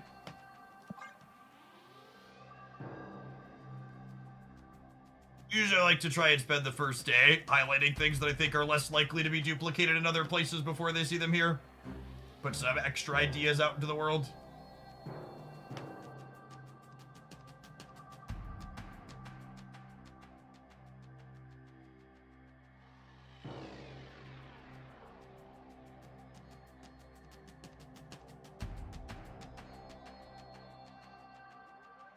We have not gone to see Inside Out 2 yet. My oldest has been asking about it though. I have to take him over to it.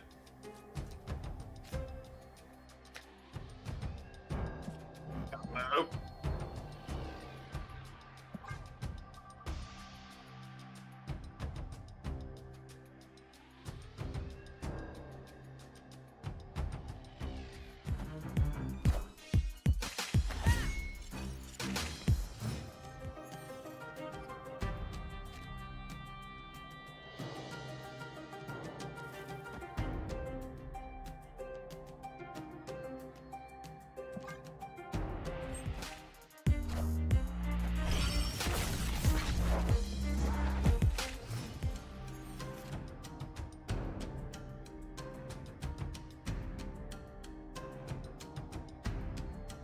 Oh, our opener's super awkward here.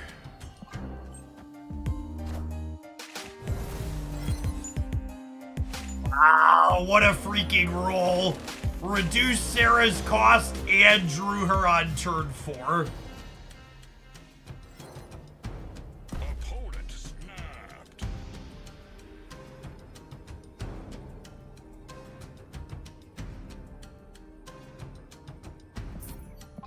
tree here again. Just had a bad opener. Escaped. Shout out to the opponent for not snapping before that.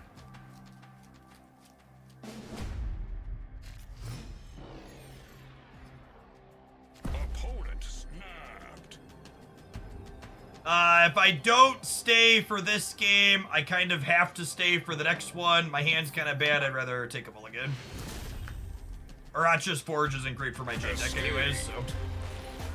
So next round's round 5. We've played 5 cubes in 4 rounds. They snap us, we're gonna snap back. God, this hand sucks too, though. Opponent snapped. It's still the game. Being 3 to 10 is not tenable. So we have to stay here and hope for the best. Good chance we lose and are out here, but I think this is a correct snap/stay. Their Makari missed White Hot Room at least. Can I draw 0? Ooh, that's nice. That's nice for them too. They're a surfer deck. Our deck's just also full of 3s, so. Probably on Brood, so I assume they're favored into the White Hot Room. Face the might of Asgard. Mjolnir. Can I draw the hammer right away so I can trigger the White Hot Room?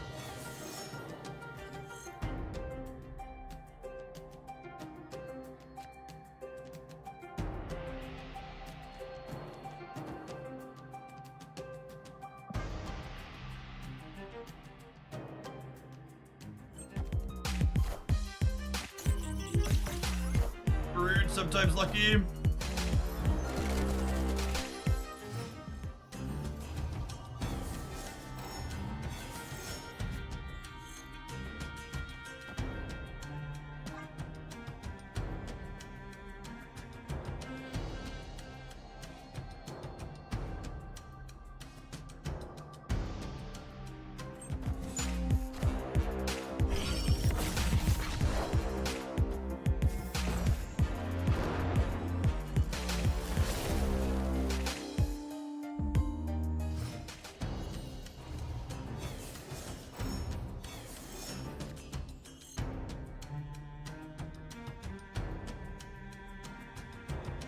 Well, that's good for us, yeah. 3, 4, 5, 6, 7.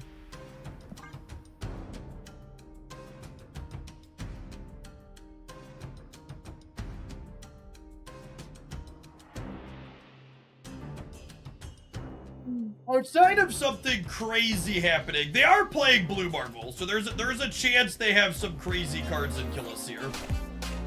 But average surfer cards, we should win this from here, I think. Man, they have some spicy ones. Holy.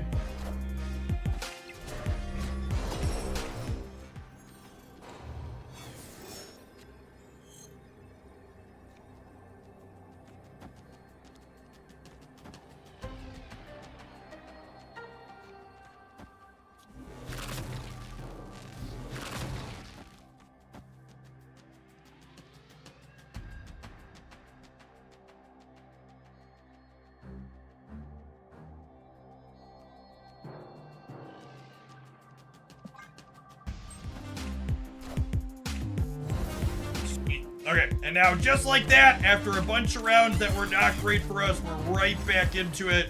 Because we made a good snap and then the game played out in a reasonable manner for us. Cool.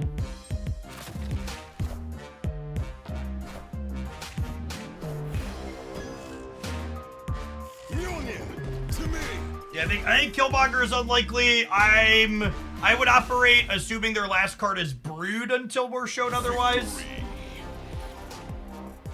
Blue Marvel with the blink is interesting. It's basically just like guaranteeing a second 5 that they can blink into in the games where they draw Sarah.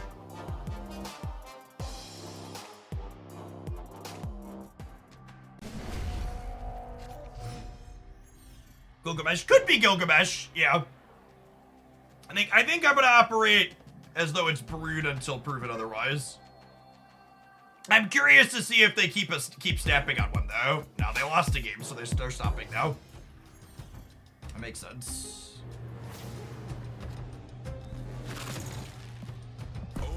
Definitely snapping this strongly favors us, and we're filling the White Hot Room. says local man about to draw Beta Ray Bill.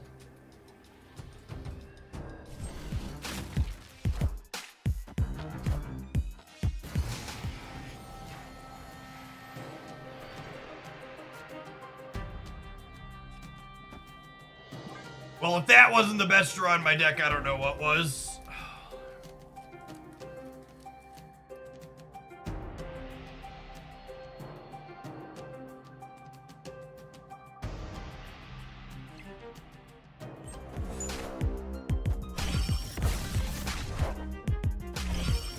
Okay, so they also got to Fastos, but they're putting 5 cards back into their deck here, which is a lot.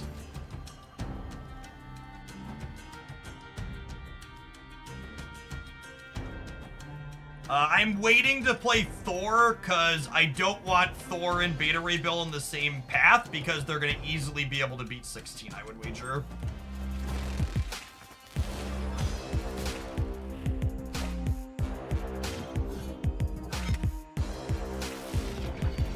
Schlax pulled Blob in my random slot for the first time, getting 3 new cards in a single week. Nice. Congrats. He does not accomplish anything for us. Face the might of Asgard, Mjolnir!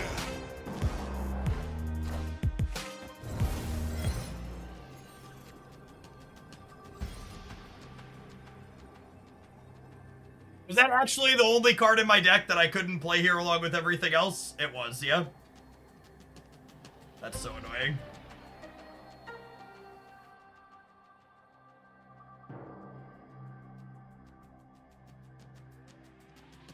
Any other card I could have played every card out of my hand.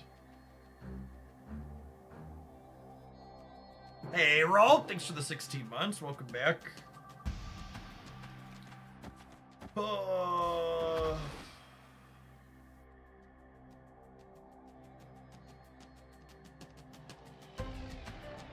Yeah, there's a good chance they can't contest 16 in the middle.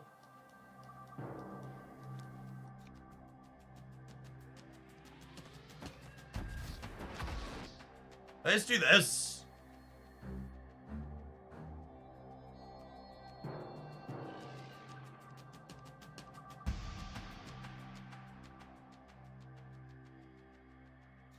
Yeah, they could have a big Shaw with Fastos, that's true. I feel like I need to split the difference here and then just hope it works out.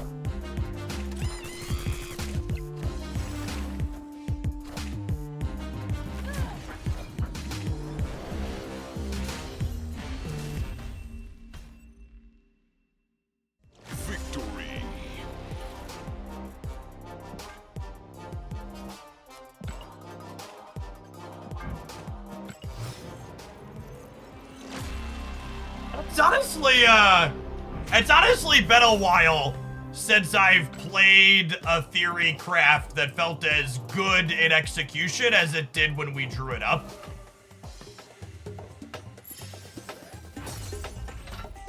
I really like, so this Elsa, Thor, Cheerios, Zeros deck with Hitmonkey is something that's been around in the past. It's not a new deck by any means, but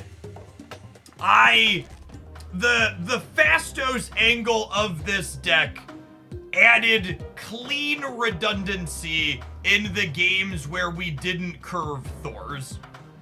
He basically, in combination with all of these ones, he felt like a third copy of these where anytime I played 2 of these 3 and then Jane on 5, it felt like I was super favored to win. Honestly, the card that felt the most clunky that I'm least sure of in here is what people will be happy to hear. I'm actually not sure that Grandmaster was necessarily stellar. He was cute with the hammers and the Hitmonkey at a couple of points, but he also, like, wasn't stellar on curve a number of times. If I was going to, even if I had Grandmaster like I do, I would want to test Absorbing Man in this slot, I think, because Fastos into Absorbing Man seems very, very serviceable. Martyr is very good. You definitely should not cut Martyr. So not only can you 0 Martyr, but you also can just like fill 2 of your 3 locations and play her out. No, Angela's not good here. Don't play Angela. Stop it.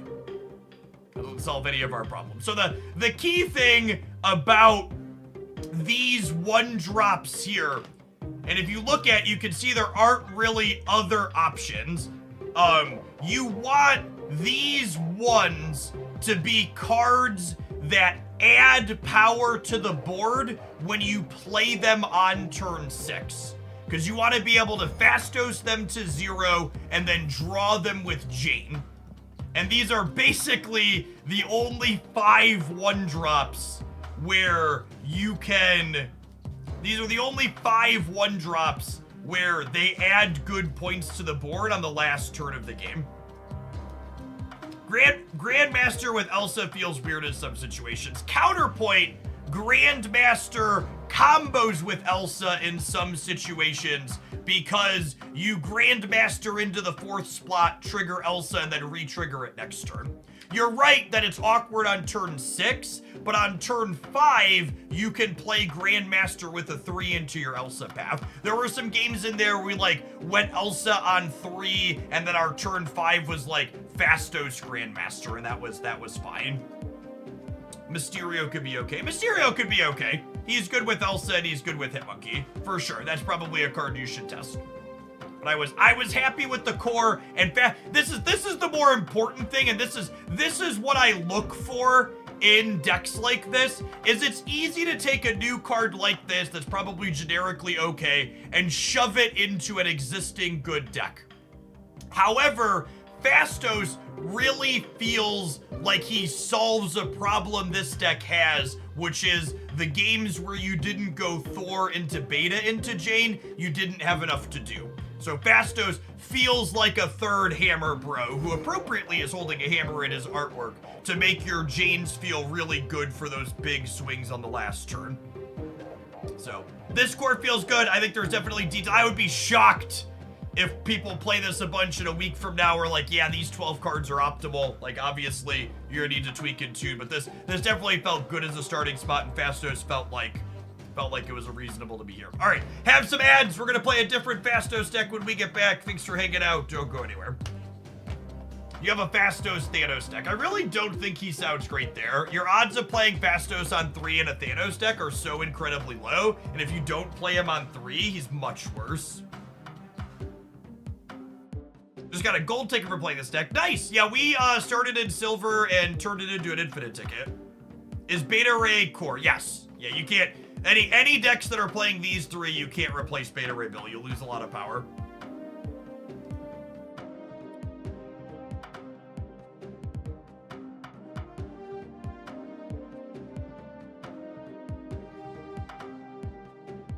Would Mysterio illusions keep the power buff? Yeah, Mysterio technically has synergy with Fastos. If Fastos gives +2 to Mysterio, you'd have a 6 power and 2/2 powers. Yeah, that's probably a good card, honestly. Let's try that next time. If anyone else's mobile snap felt laggy, make sure after you patch that you re-download all assets from the setting menu. I don't have that on PC, but on mobile, it's going to be downloading updates inside of the client after you load in, and that causes things to run slower while it's doing that.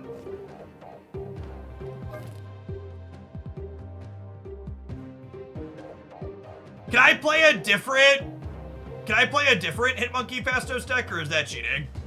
This one has Mysterio in it. This Pixie deck is something I had played before that felt okay when Pixie released.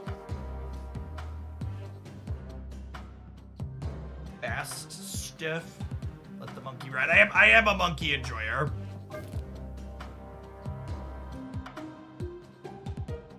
We could try him in here too. The idea of playing Fastos with magic is appealing. Getting an extra draw with his bonus.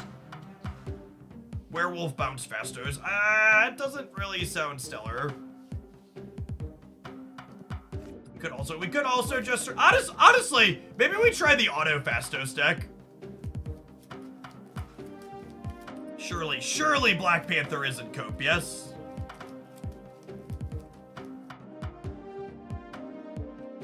Surely Black Panther is a real card, yes? Alright, let's do this one. I think this one's probably bad, but we just played a good deck, so let's try a bad one.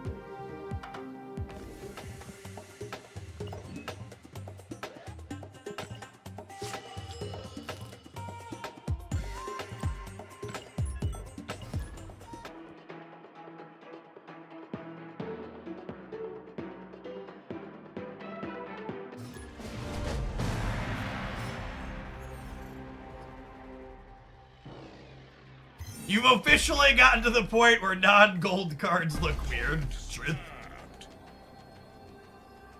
I come for the occasional good decks, but stay for the probably bad ones.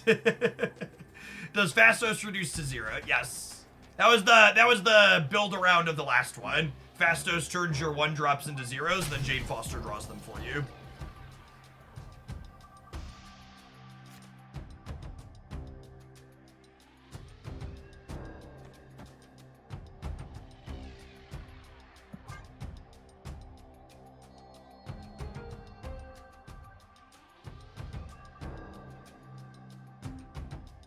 Got Warpath as a replacement. Do you mean War Machine?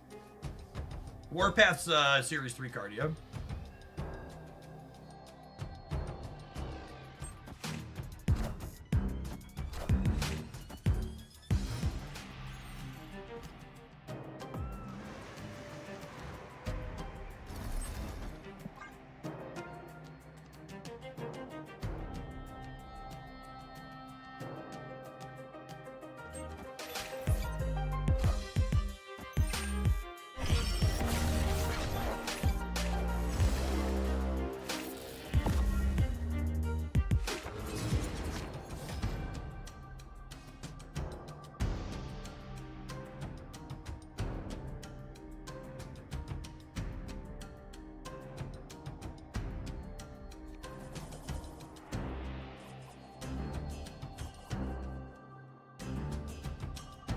The more I sit and look at this deck, the more terrible it seems.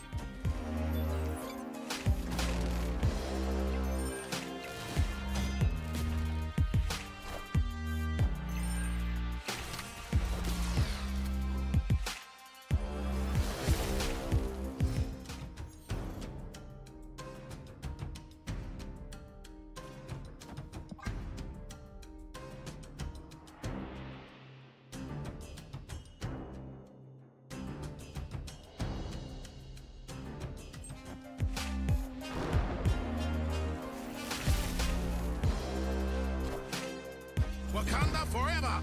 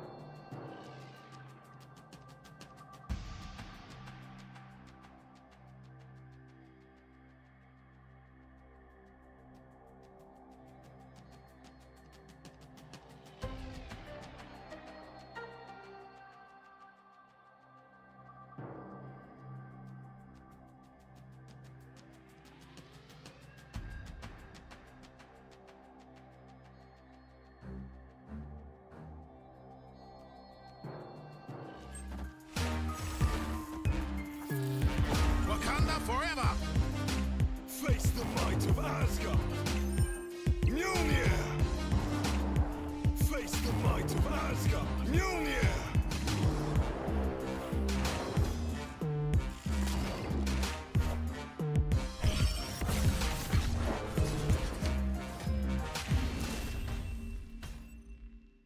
Victory!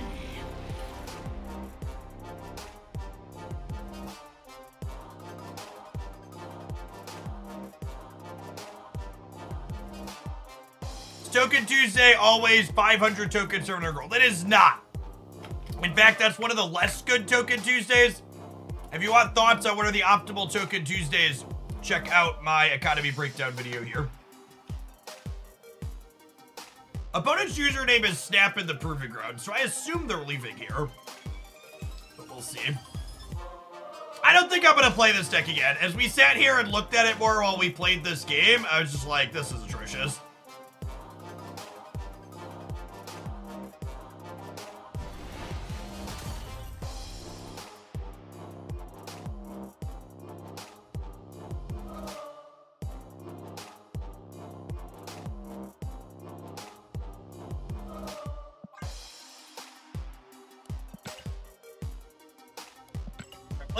Let's play the Pixie deck. The Pixie deck doesn't have Beta Rebel in it. I know a lot of people are missing that one.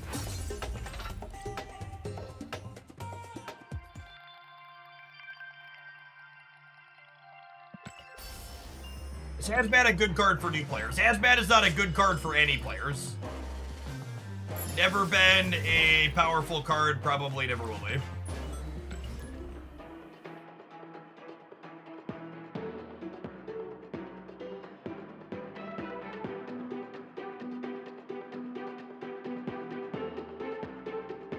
Fastos and Gilgamesh. Sorry, I missed that one. I don't think Fastos and Gilgamesh is likely to be very good. I think I would be shocked if Gilgamesh is playable outside of Blue Marvel stuff. Yeah, that's true. Ajax might finally make Hazmat playable. Okay. If Ajax doesn't make Hazmat playable, nothing ever will.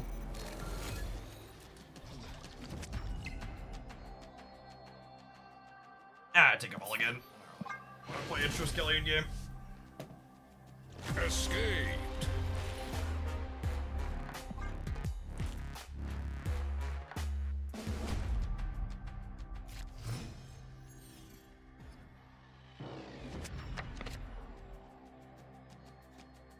Ooh, that's a piece of candy. I'll wait till turn 2 to Bass so I can hit one more card. So we draw like Hood or Nico. The only card I am sad that I waited to Bast is Pixie, because I want a Pixie on 2 if we draw her. But if we draw any non-Pixie, non-3 power card, I'm super happy to have waited. Unfortunate that we queued into a Killmonger deck.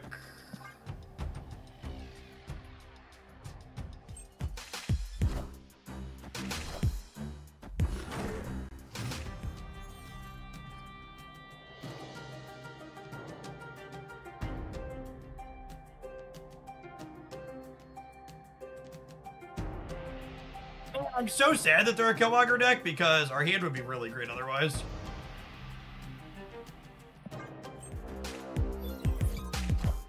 Might be serviceable anyways. Oh, they're totally Killmongering proactively here, yeah? Every time?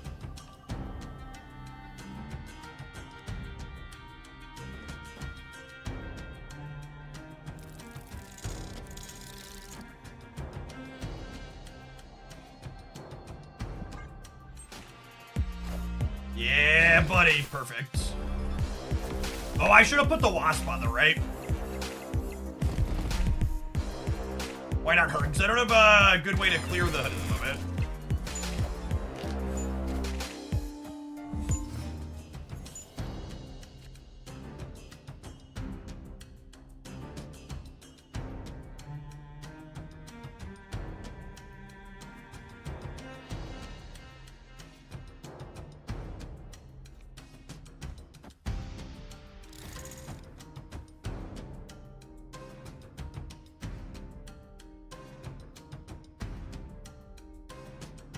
I think we do this and I get 2 Ant-Man.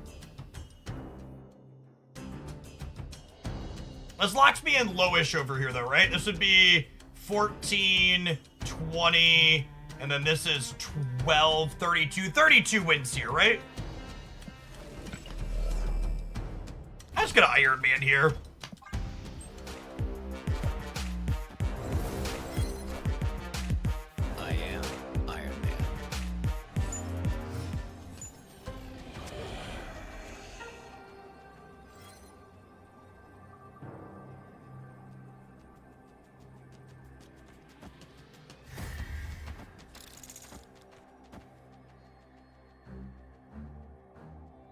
This Ant-Man on the right is 1422, and then we have a giant one in the middle.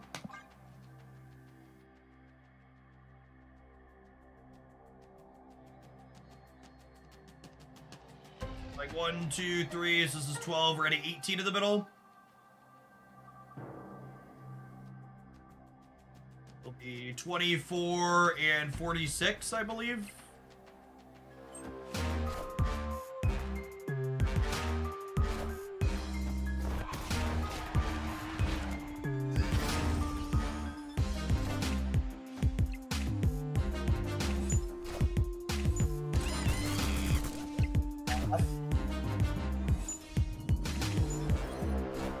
If you're wondering the thing you need to do to get better at Marvel Snapchat, if you couldn't sit there and count that I was going to be at 46 and 24, it's one of the things holding you back.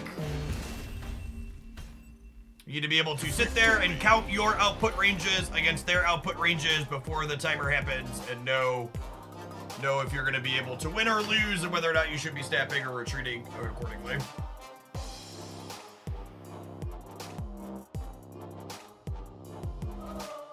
But I don't have 46 fingers and toes. That sounds like a personal problem.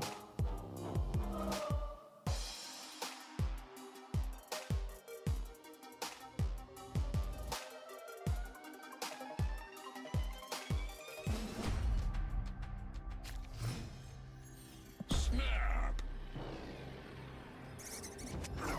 Oh, second game with Central Park? Wake up, sheeple. The truth is out there. This is the batching Big Brood doesn't want you to know about.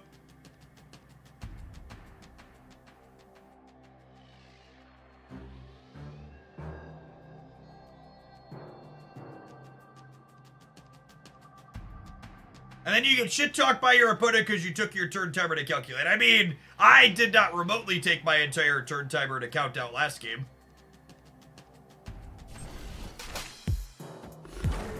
Also, generally speaking, I think people giving you shit for taking time on the very last turn of the game, when you have a lot of things to count, are assholes. The people I personally tend to gripe a good deal about are the ones who are running the timer down on turns like 1, 2, 3 when they're doing nothing or playing one single card. If anything, I actually think the turn 6 timer should probably be a hair longer. And like the first 1 to 4 turns should probably be a bit shorter. Active Cloud, thank you for the 10 months. Appreciate it.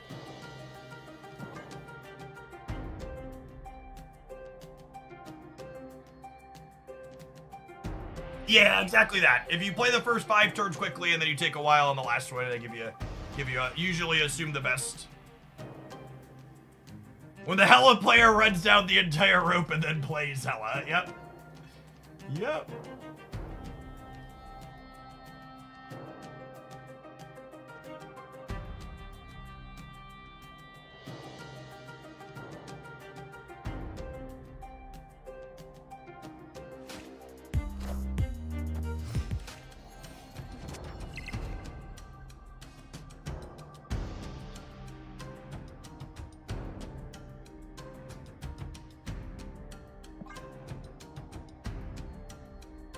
Like an Iron Man middle angle.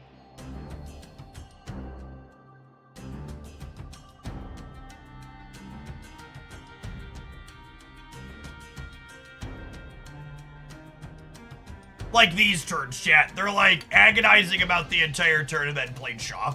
And now they're gonna play like Nova plus a 3-drop or just a 3-drop. I'm glad this is agonizing. And especially, it's hard not to assume malice when they rope like this after playing quickly in the first game where they lost 8 cubes. This is 100% feels like I'm bitter I lost 8 cubes.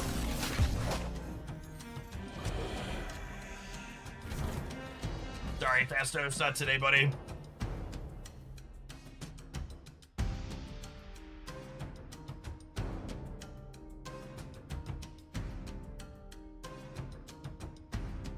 Down here, salt is a way of life. Obviously, the environment down here is all salt. The ceiling's salt, the floor is salt, the walls are salt, and to an extent, the air is salt.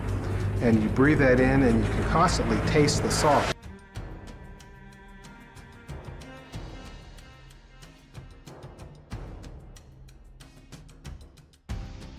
Yep. This is one of the #1 things I think Second Dinner should have on their tune-up/improvements list. It is ridiculous that they have not revisited the turn timer in this application at this point. 100% you should not be able to run the rope down every single turn like this. There should be some type of shared timer between all of your turns. I am Iron Man.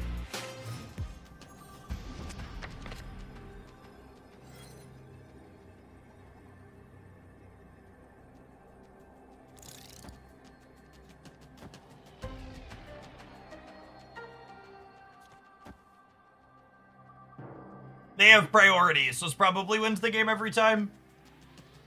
3-cost Valk-free Ant-Man is freaking dirty. Couldn't have happened to a nicer opponent, really.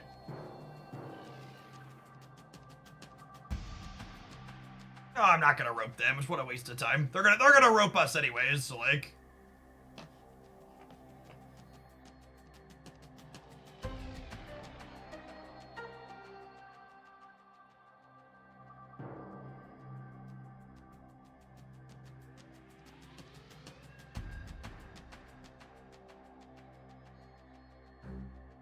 Killmonger, Red Guardian. If they Killmonger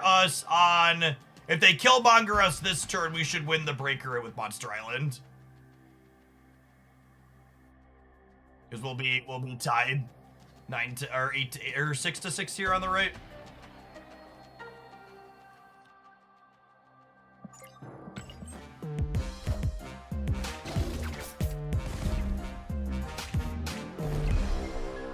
Pixie replaceable. Pixie is not replaceable in any deck where she is played, no.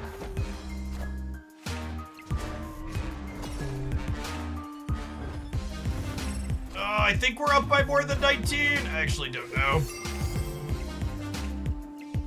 Having to go another round against this person is gonna be brutal, though. Cool. Get the fuck out of my game. Victory. They're so miserable. Like, I don't get it, right? Like, it's not even like this is Gold Conquest, right? It's like the first round of Silver. Like, just go play another Proving Grounds. In the time you wasted running the rope down every single turn, you could have gone and played the Proving Grounds and played another Silver match.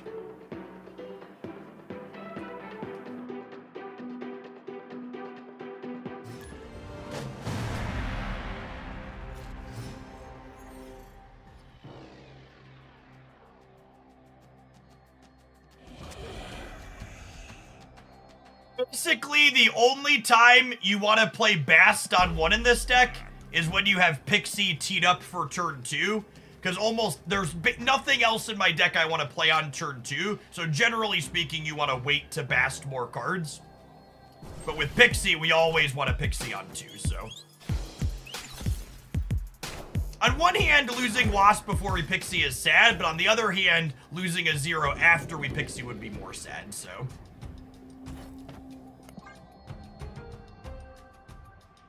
We have 2 1s in our deck to flip onto these 2, which is great.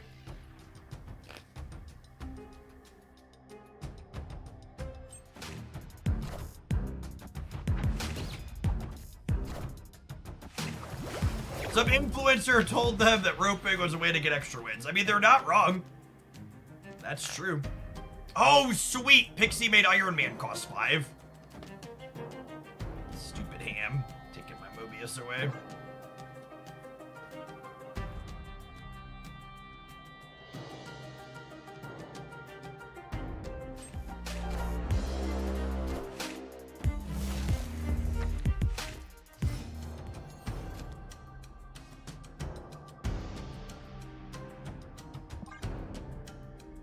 They get Dr. Octopus, and we're gonna concede.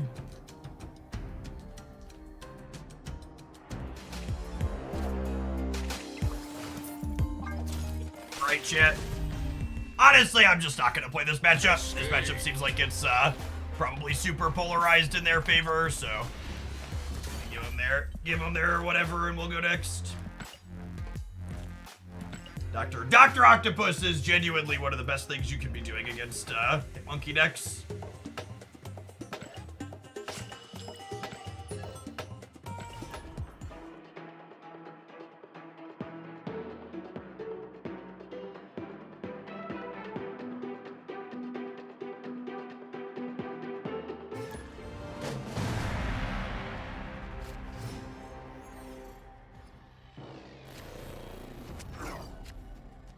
Alright, we have turn 2 Pixie again. Lovely. Snoop it up. And we have all of our 1s and our 0 and both of our 5s in our deck. So we need to not draw a 5 next turn.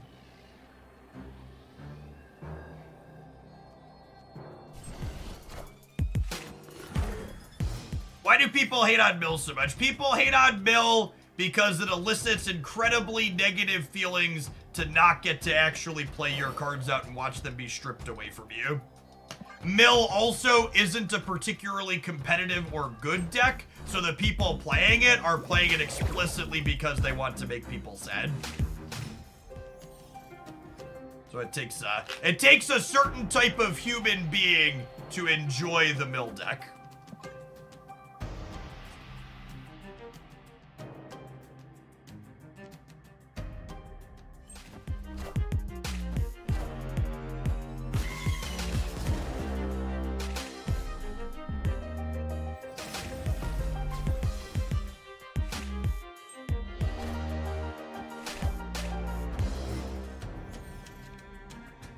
Hurt people, yeah, basically.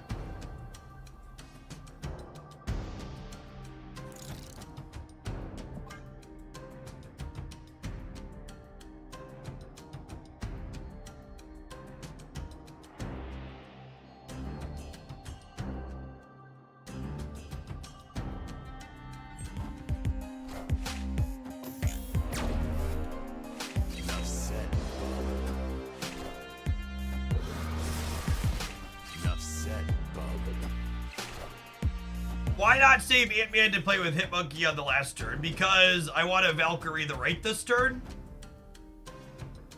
And I need to Valkyrie the Ant-Man to break.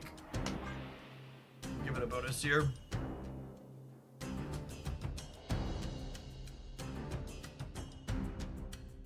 Alright, then we're hoping to draw Iron Man next turn. Draw 1 cost Iron Man, ideally.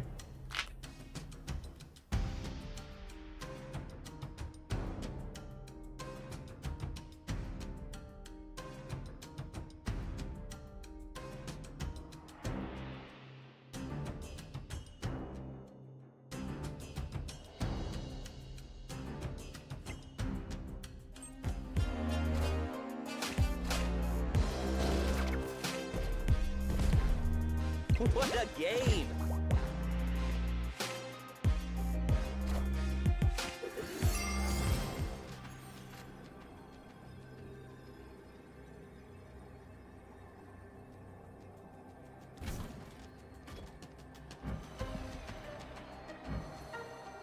Yep.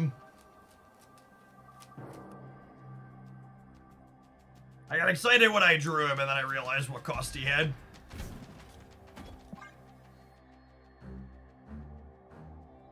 I get 5 and 3 9s in the middle, so I'm going to 32 center. 32 center, 18 right. So not just dead, but probably dead. I'm glad Fastos is a 3, so I don't play him and then have Weird World show up. Galaxy Brain.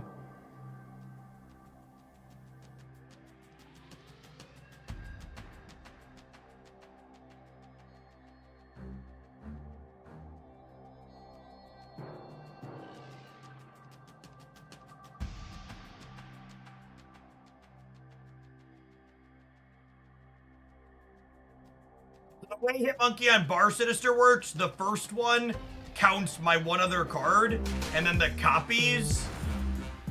This is gonna be silly. And then the copies count both of these cards and start as 5. All hail Hydra! I am Iron Man. Alright, we won the game. So we'll have a 5 and then 3 9-power hit monkeys here.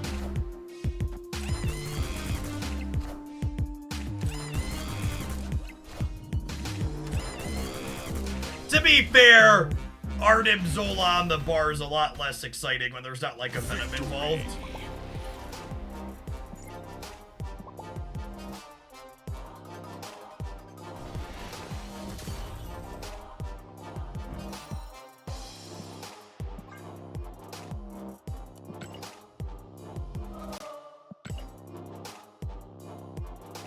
The original Hitmonkey counts as another card. Yeah.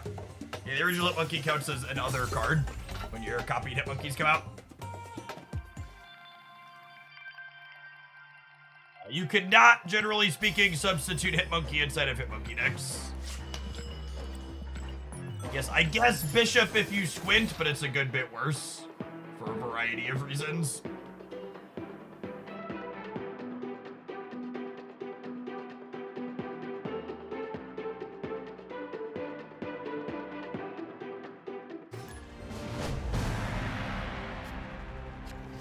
Seems maybe, yeah, maybe you're Mysterio. It's just like once you lose Hitmonkey for something like, oh my god, what a freaking setup, chat. Nico draw into Pixion 2 is the dream. Once you lose Hitmonkey, like Mysterio becomes worse, and then like it kind of snowballs from there.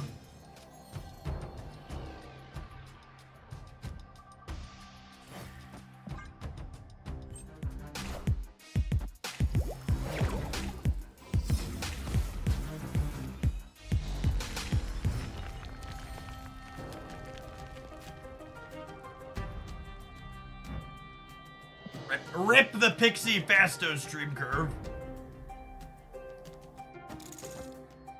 Will be our Valk path over here. Well, if this is gonna be a Valk path, do I...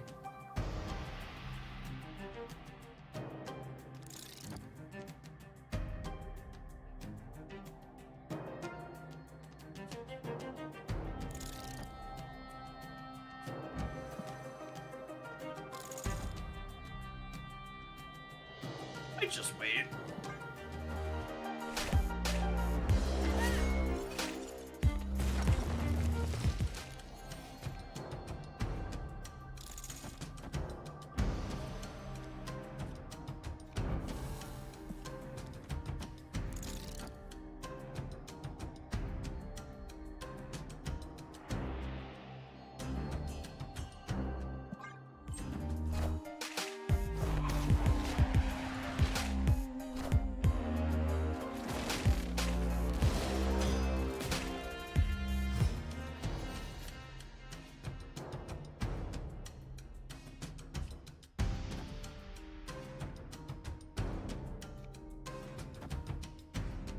What do I think of this? Holy. I mean, I just like put the Hitmonkey on the left to overpower them there.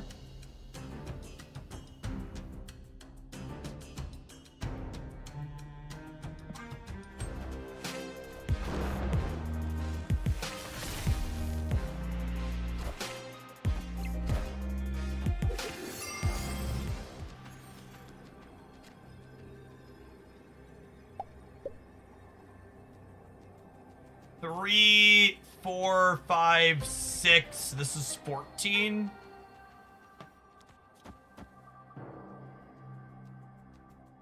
There's 18 over here. Up to 17.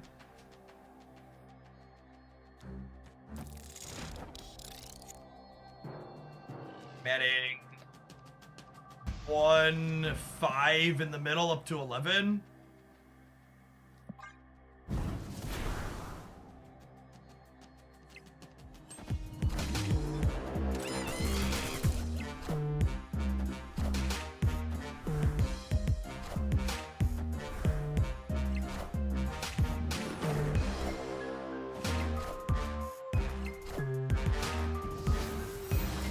Gosh.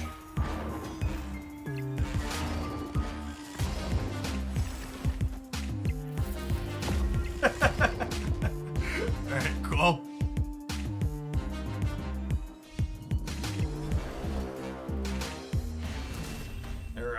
playing the old auto deck.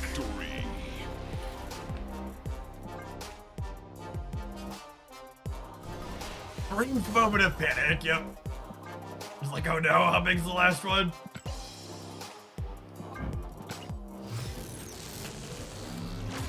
Like, well on our Fastos booster so far.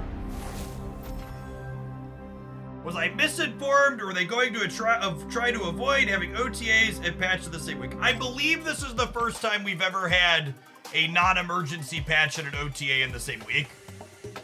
But also, per their typical cadence, they would have, generally speaking, had the patch next week as opposed to this week. But Second Dinner is this really weird company that treats their employees like people, and they give a bunch of them off for the 4th of July holidays next week. Your game music is too loud. Disagree. I think the game music in this game absolutely slaps.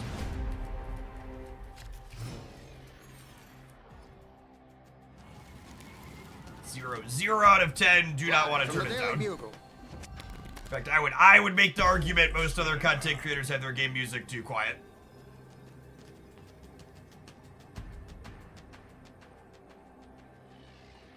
And by too quiet, I mean most other content creators make me listen to their terrible choice of music instead of just playing the excellent Marvel Snap music.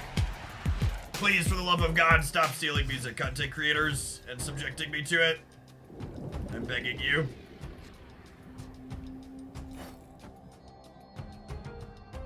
This is such a good Pixie. We have 4 of our 1s and a 0 in our deck, and both of our 5s.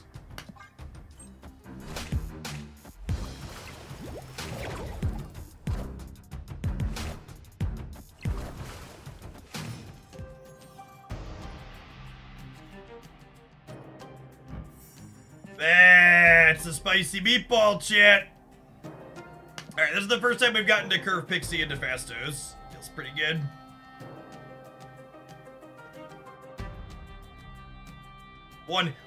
So the core of this deck was something that I played after Pixie released, and we did a lot of winning with it.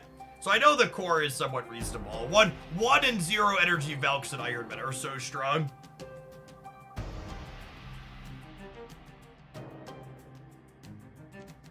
Would absorbing me and be good in this? Maybe? I guess he's okay with Fastos, and he's okay with Hood, and he's okay with Valk. Maybe. There's definitely a bit of a risk as you put more expensive cards in your deck of making your Pixie worse.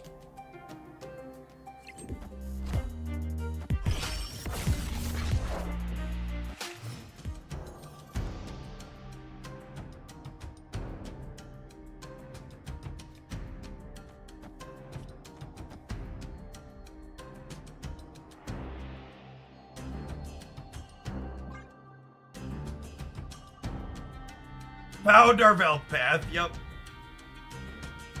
Why is 1 energy Iron Man good? Can you explain? I cannot. Unable to.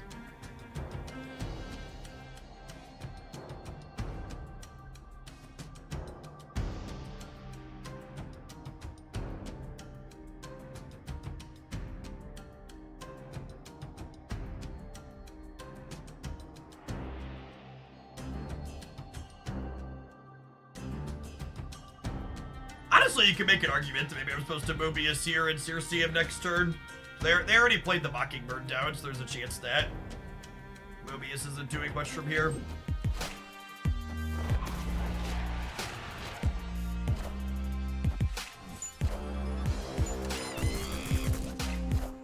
Fastos and Cerebro 3. I want you to think about it. Think about it for just a minute.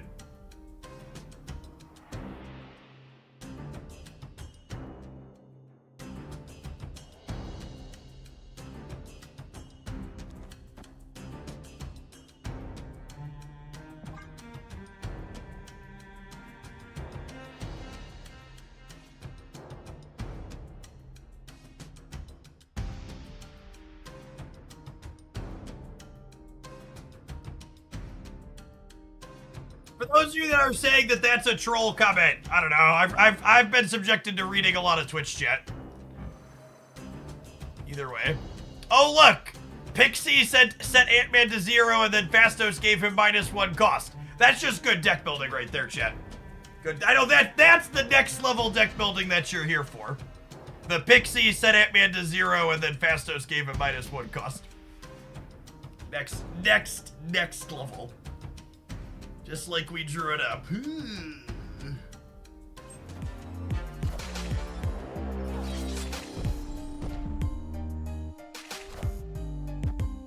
I'm a little upset that you would Lady Deathstrike my stuff. If I'm being honest about it. If I'm being completely honest, I'm both upset and disappointed.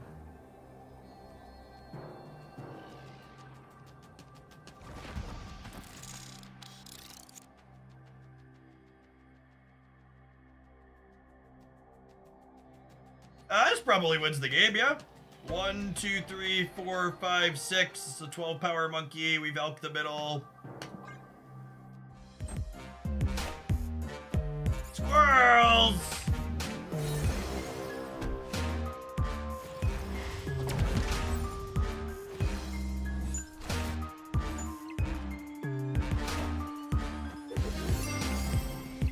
I think we're losing right, but we're winning center and left, so.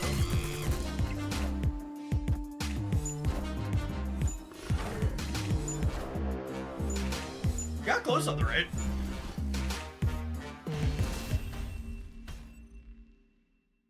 Wow, they either Searseed or Deathstruck their real Mysterio. Cold.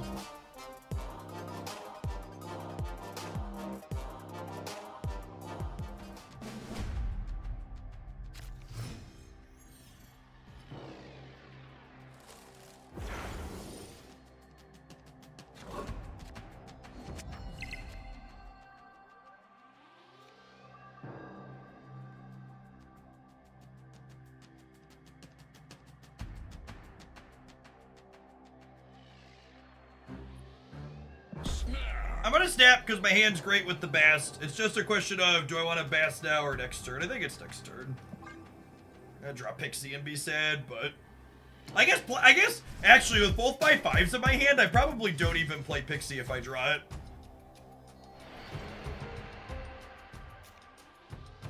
Super rewarded for winning.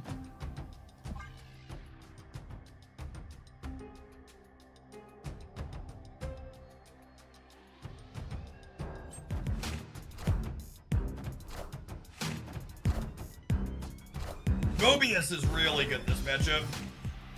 This is the Mockingbird, Death, and Sasquatch deck. God, that's annoying.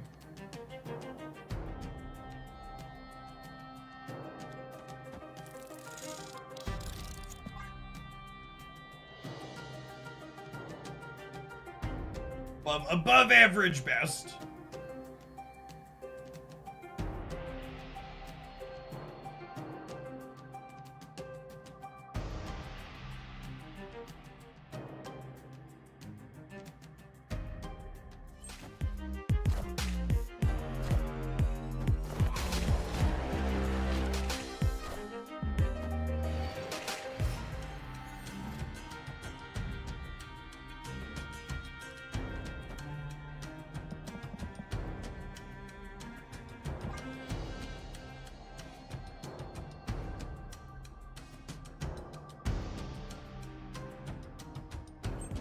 Shut down their other stuff.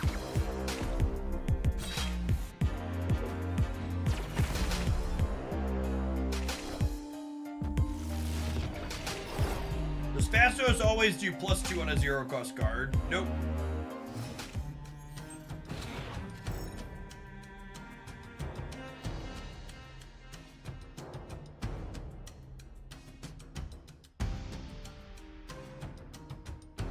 So the most they could have on the right is 9.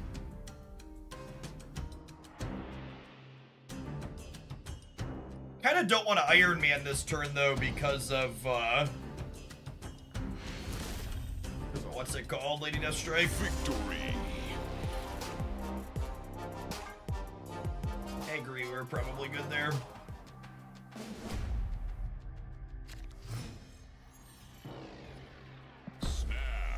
Oh my god, it's the turn 1 Pixie the Legends foretold of. Don't draw 5. Perfect. This is the dream, chat. 5 1s and a wasp. All in my deck. What are the vibes on Fasto so far? Feels like another absolutely stellar, perfect Marvel Snap release. Not too hot, not too cold, just right. Oh, come on, game.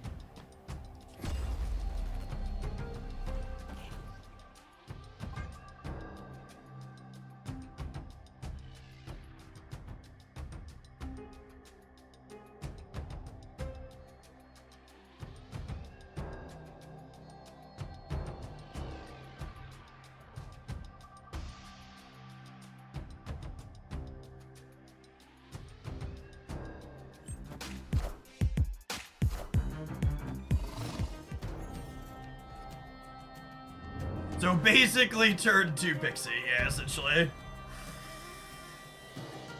Oh, baby. I'm feeling warm. Oh, baby.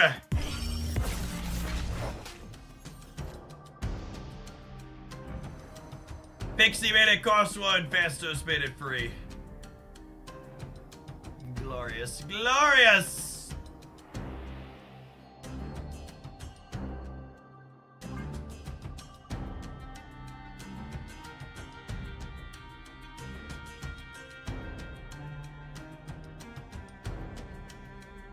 He's been an upgrade to Steel Man. Yep. I am Iron Man.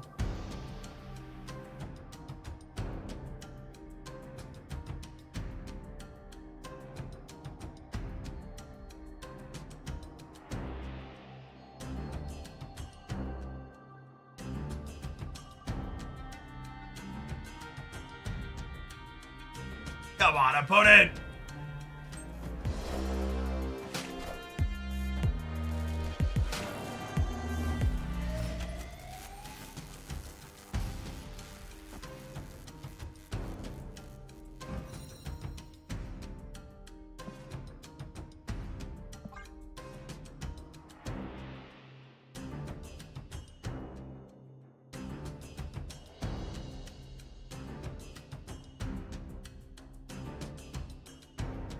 I work at a steel shop. Steel Man is way stronger than Iron Man. Iron is really brittle. Noted.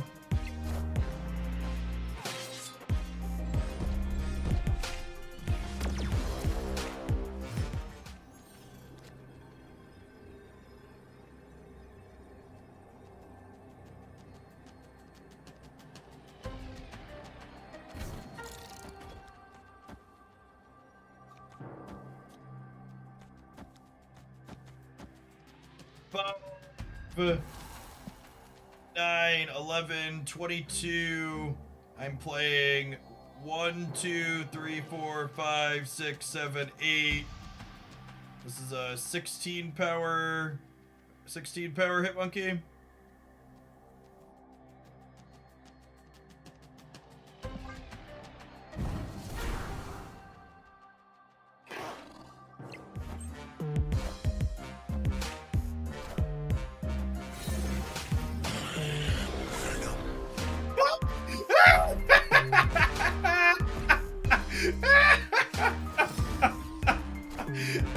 I mean, they were dead anyways, but just absolutely torched.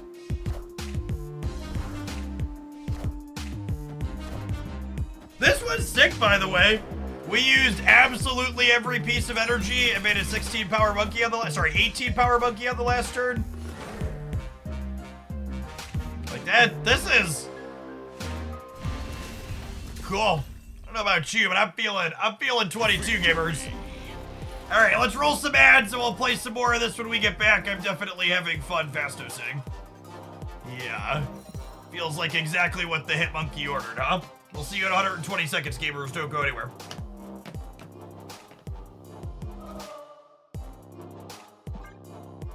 We're into the restroom, chat. Hear me.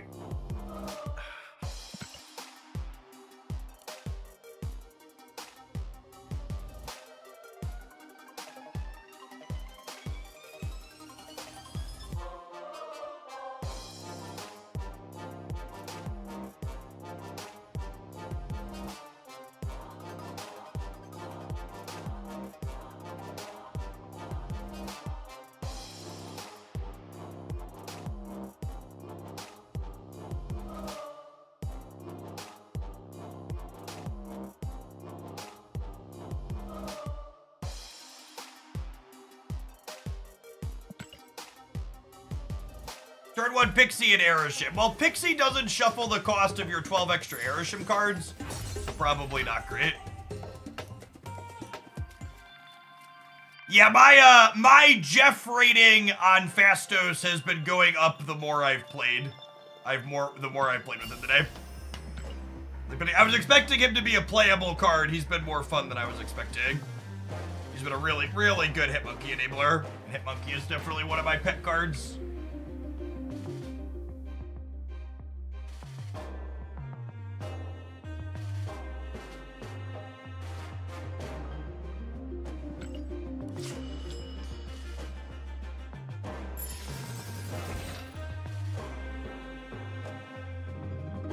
Someone explain to me how Pixie works. I don't understand. So, imagine Pixie takes all the cards that are in your deck, and she takes the energy costs off of them, and then she randomly redistributes them back. So if you have like a 1, a 5, and a 0, she'll shuffle them around. With the asterisk, she could shuffle the same cost back onto a card. So if you have like 1, 5, she could technically set it back to 5. Which is the part that gets missed by people. A2, thanks for the quarter of a year. Welcome back.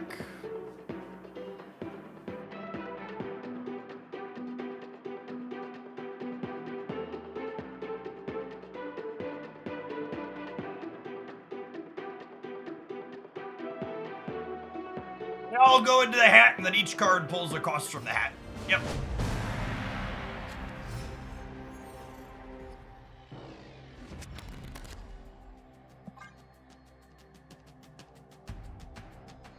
For a discussion of Hitmonkey versus Sage in this one, I think Hitmonkey is much better in my best deck. That's also playing Mysterio.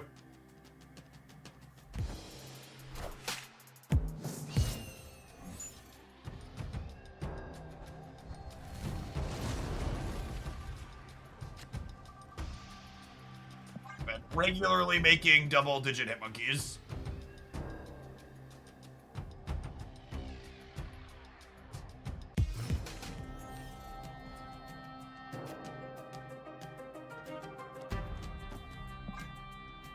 Normally, I would say Limbo's pretty good for us, but the opponent played a Snow Guard, so hopefully they Loki us on 4, and then we get to turn 7.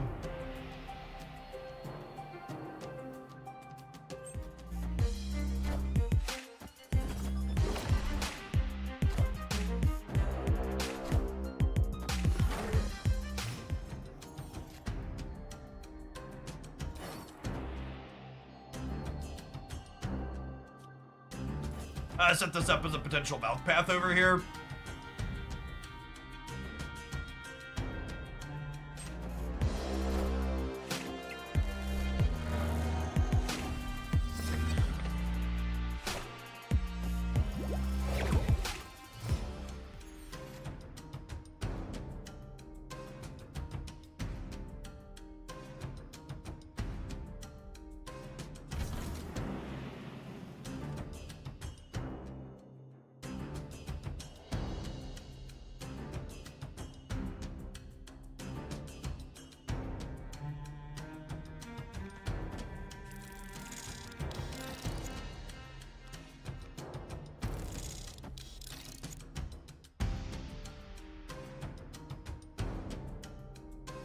Just doing this.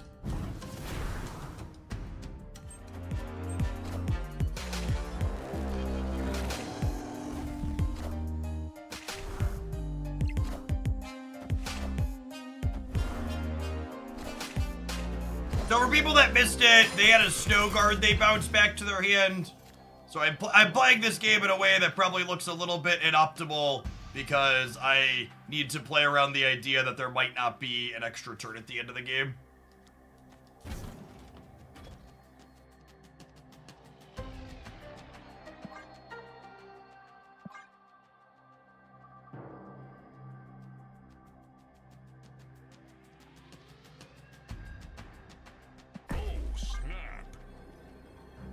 I'll snap before I show them Iron Man. I think I want them to pay for that one if they want to see it.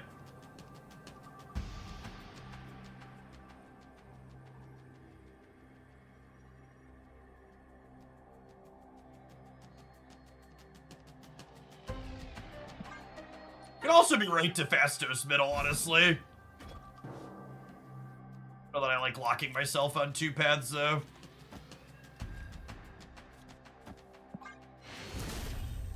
School. Victory. Yeah, Speedy. I was like, I want to play Pixie and Fastos together, but none of the existing Pixie decks that we've been playing seem good with Fastos. And I was like, oh wait, that one's probably great.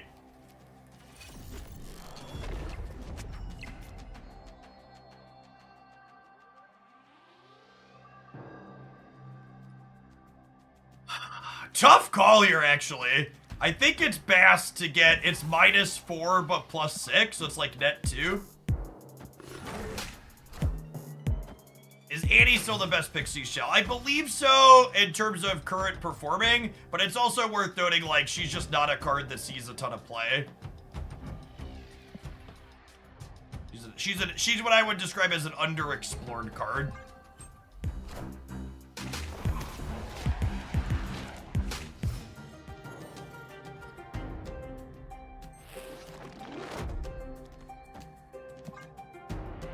You ever skip turn 1? No, I think with Fastos and Mobius in my hand, I want to be able to hood on 2 so I can Fastos on 3.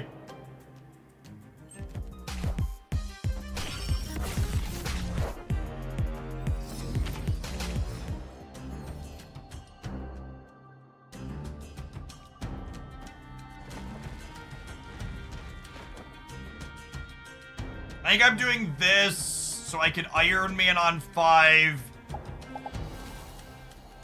And then we'll hit Monkey, Mysterio, and then Ant-Man or Nico on the last turn, ideally.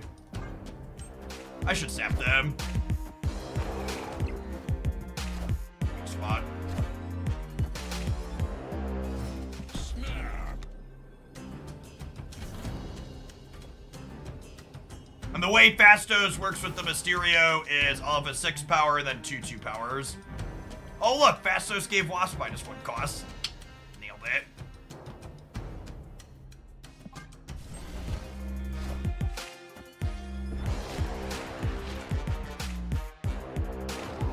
You don't want a Pixie after you, Fastos, correct. Oh my gosh, they have Enchantress in their deck and they just played her. Thank you. I am Iron Man. The Thunderdome, enjoy your stay.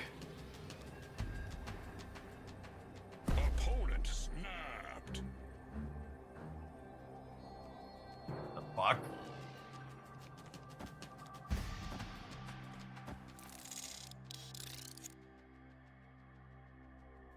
Mysterio on the left adds 16 there. My Hit Monkey in the middle is 1, 2, 3, 4, 5.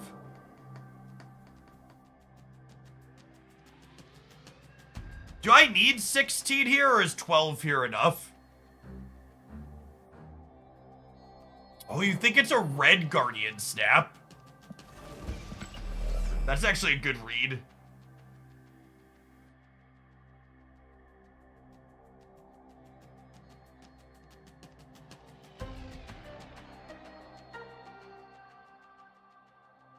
Red Guardian will put them to 13, 16.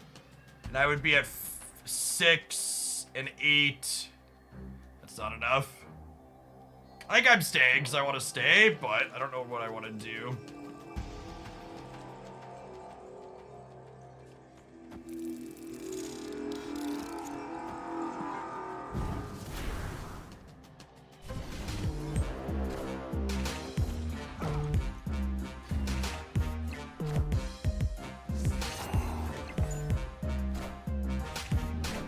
Short. Damn. Would I have one with the real Mysterio in the middle? I think I might have.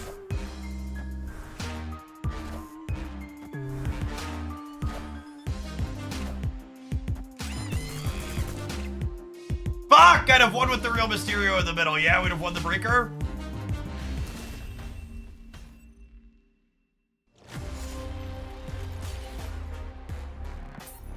I could have also put Monkey. I could have also put Monkey on the left. Real Mysterio middle would have put us to 27 to 27, and then they would have been up 10, and we would have been up 12 to 3. We would have been up 15. So close. It could have also been right to put Monkey on the left, because Monkey on the left would have been, I guess Monkey on the, I would have had to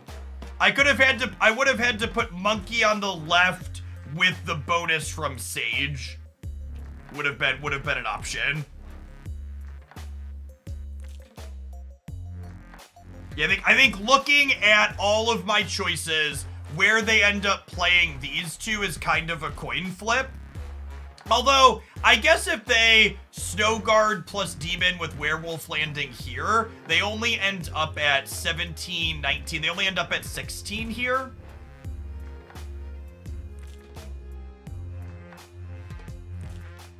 Yeah, I think looking at all the options, I am supposed to Nico on Hitmonkey left to beat Red Guardian, and then Demon Wasp this here.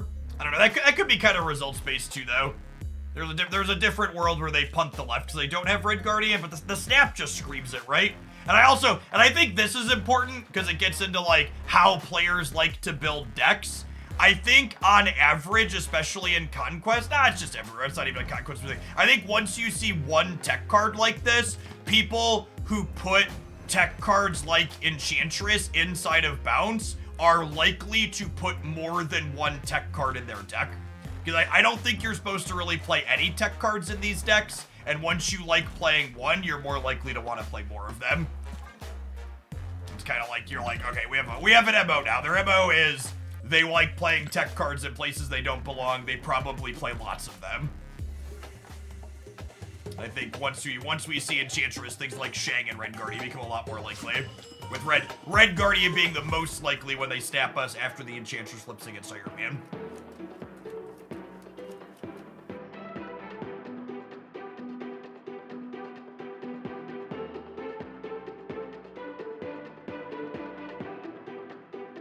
Never felt so called out in my life, yeah. Tech cards, and I've talked about this a lot in the past, but I think it bears repeating.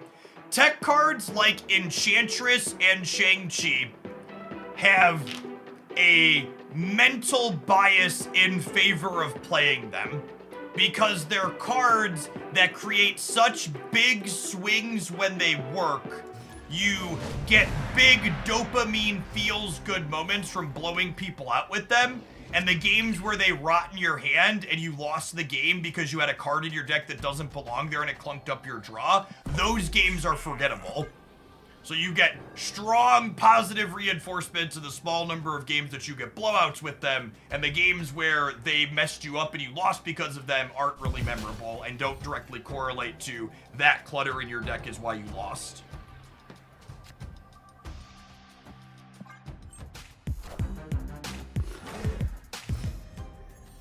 It's one of the reasons why there was actually a long point in time where like Shang-Chi was super overplayed. And obviously there was a longer period where it was just like cracked with Zabu.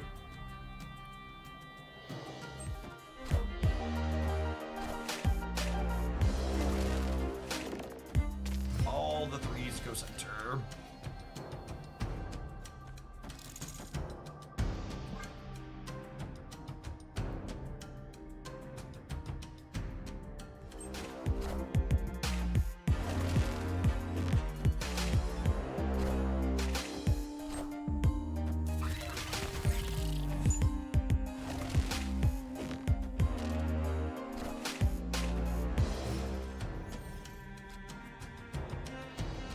They're a Killmonger build too. They're a Killmonger build, and they didn't snap me back on filling the White Hot Room or in general into the Proving Grounds. Hello, LOL.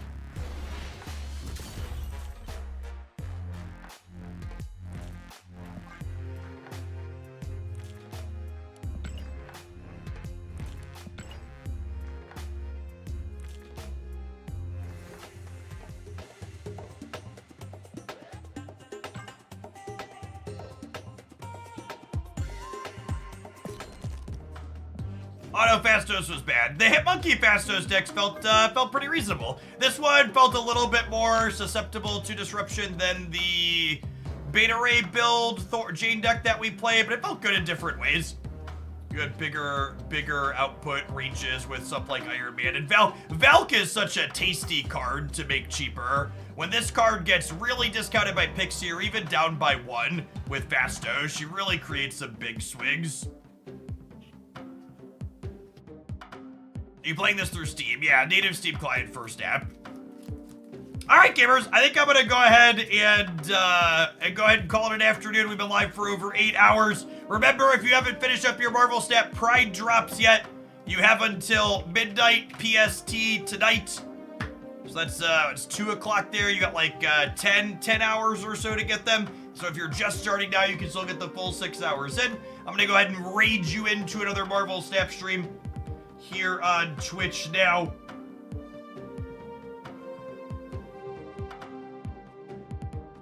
You into Doug Pie. There's someone that hangs out here periodically. Be sure to check them out.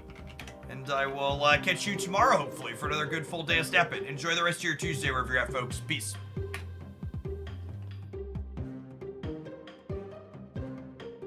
No, there was never a confirmation on the leak. Apparently, it was just something people were saying in Dara's chat, and then Dara's chat leaked over into ours. This low quality, unmoderated chat. Always causing problems. Peace.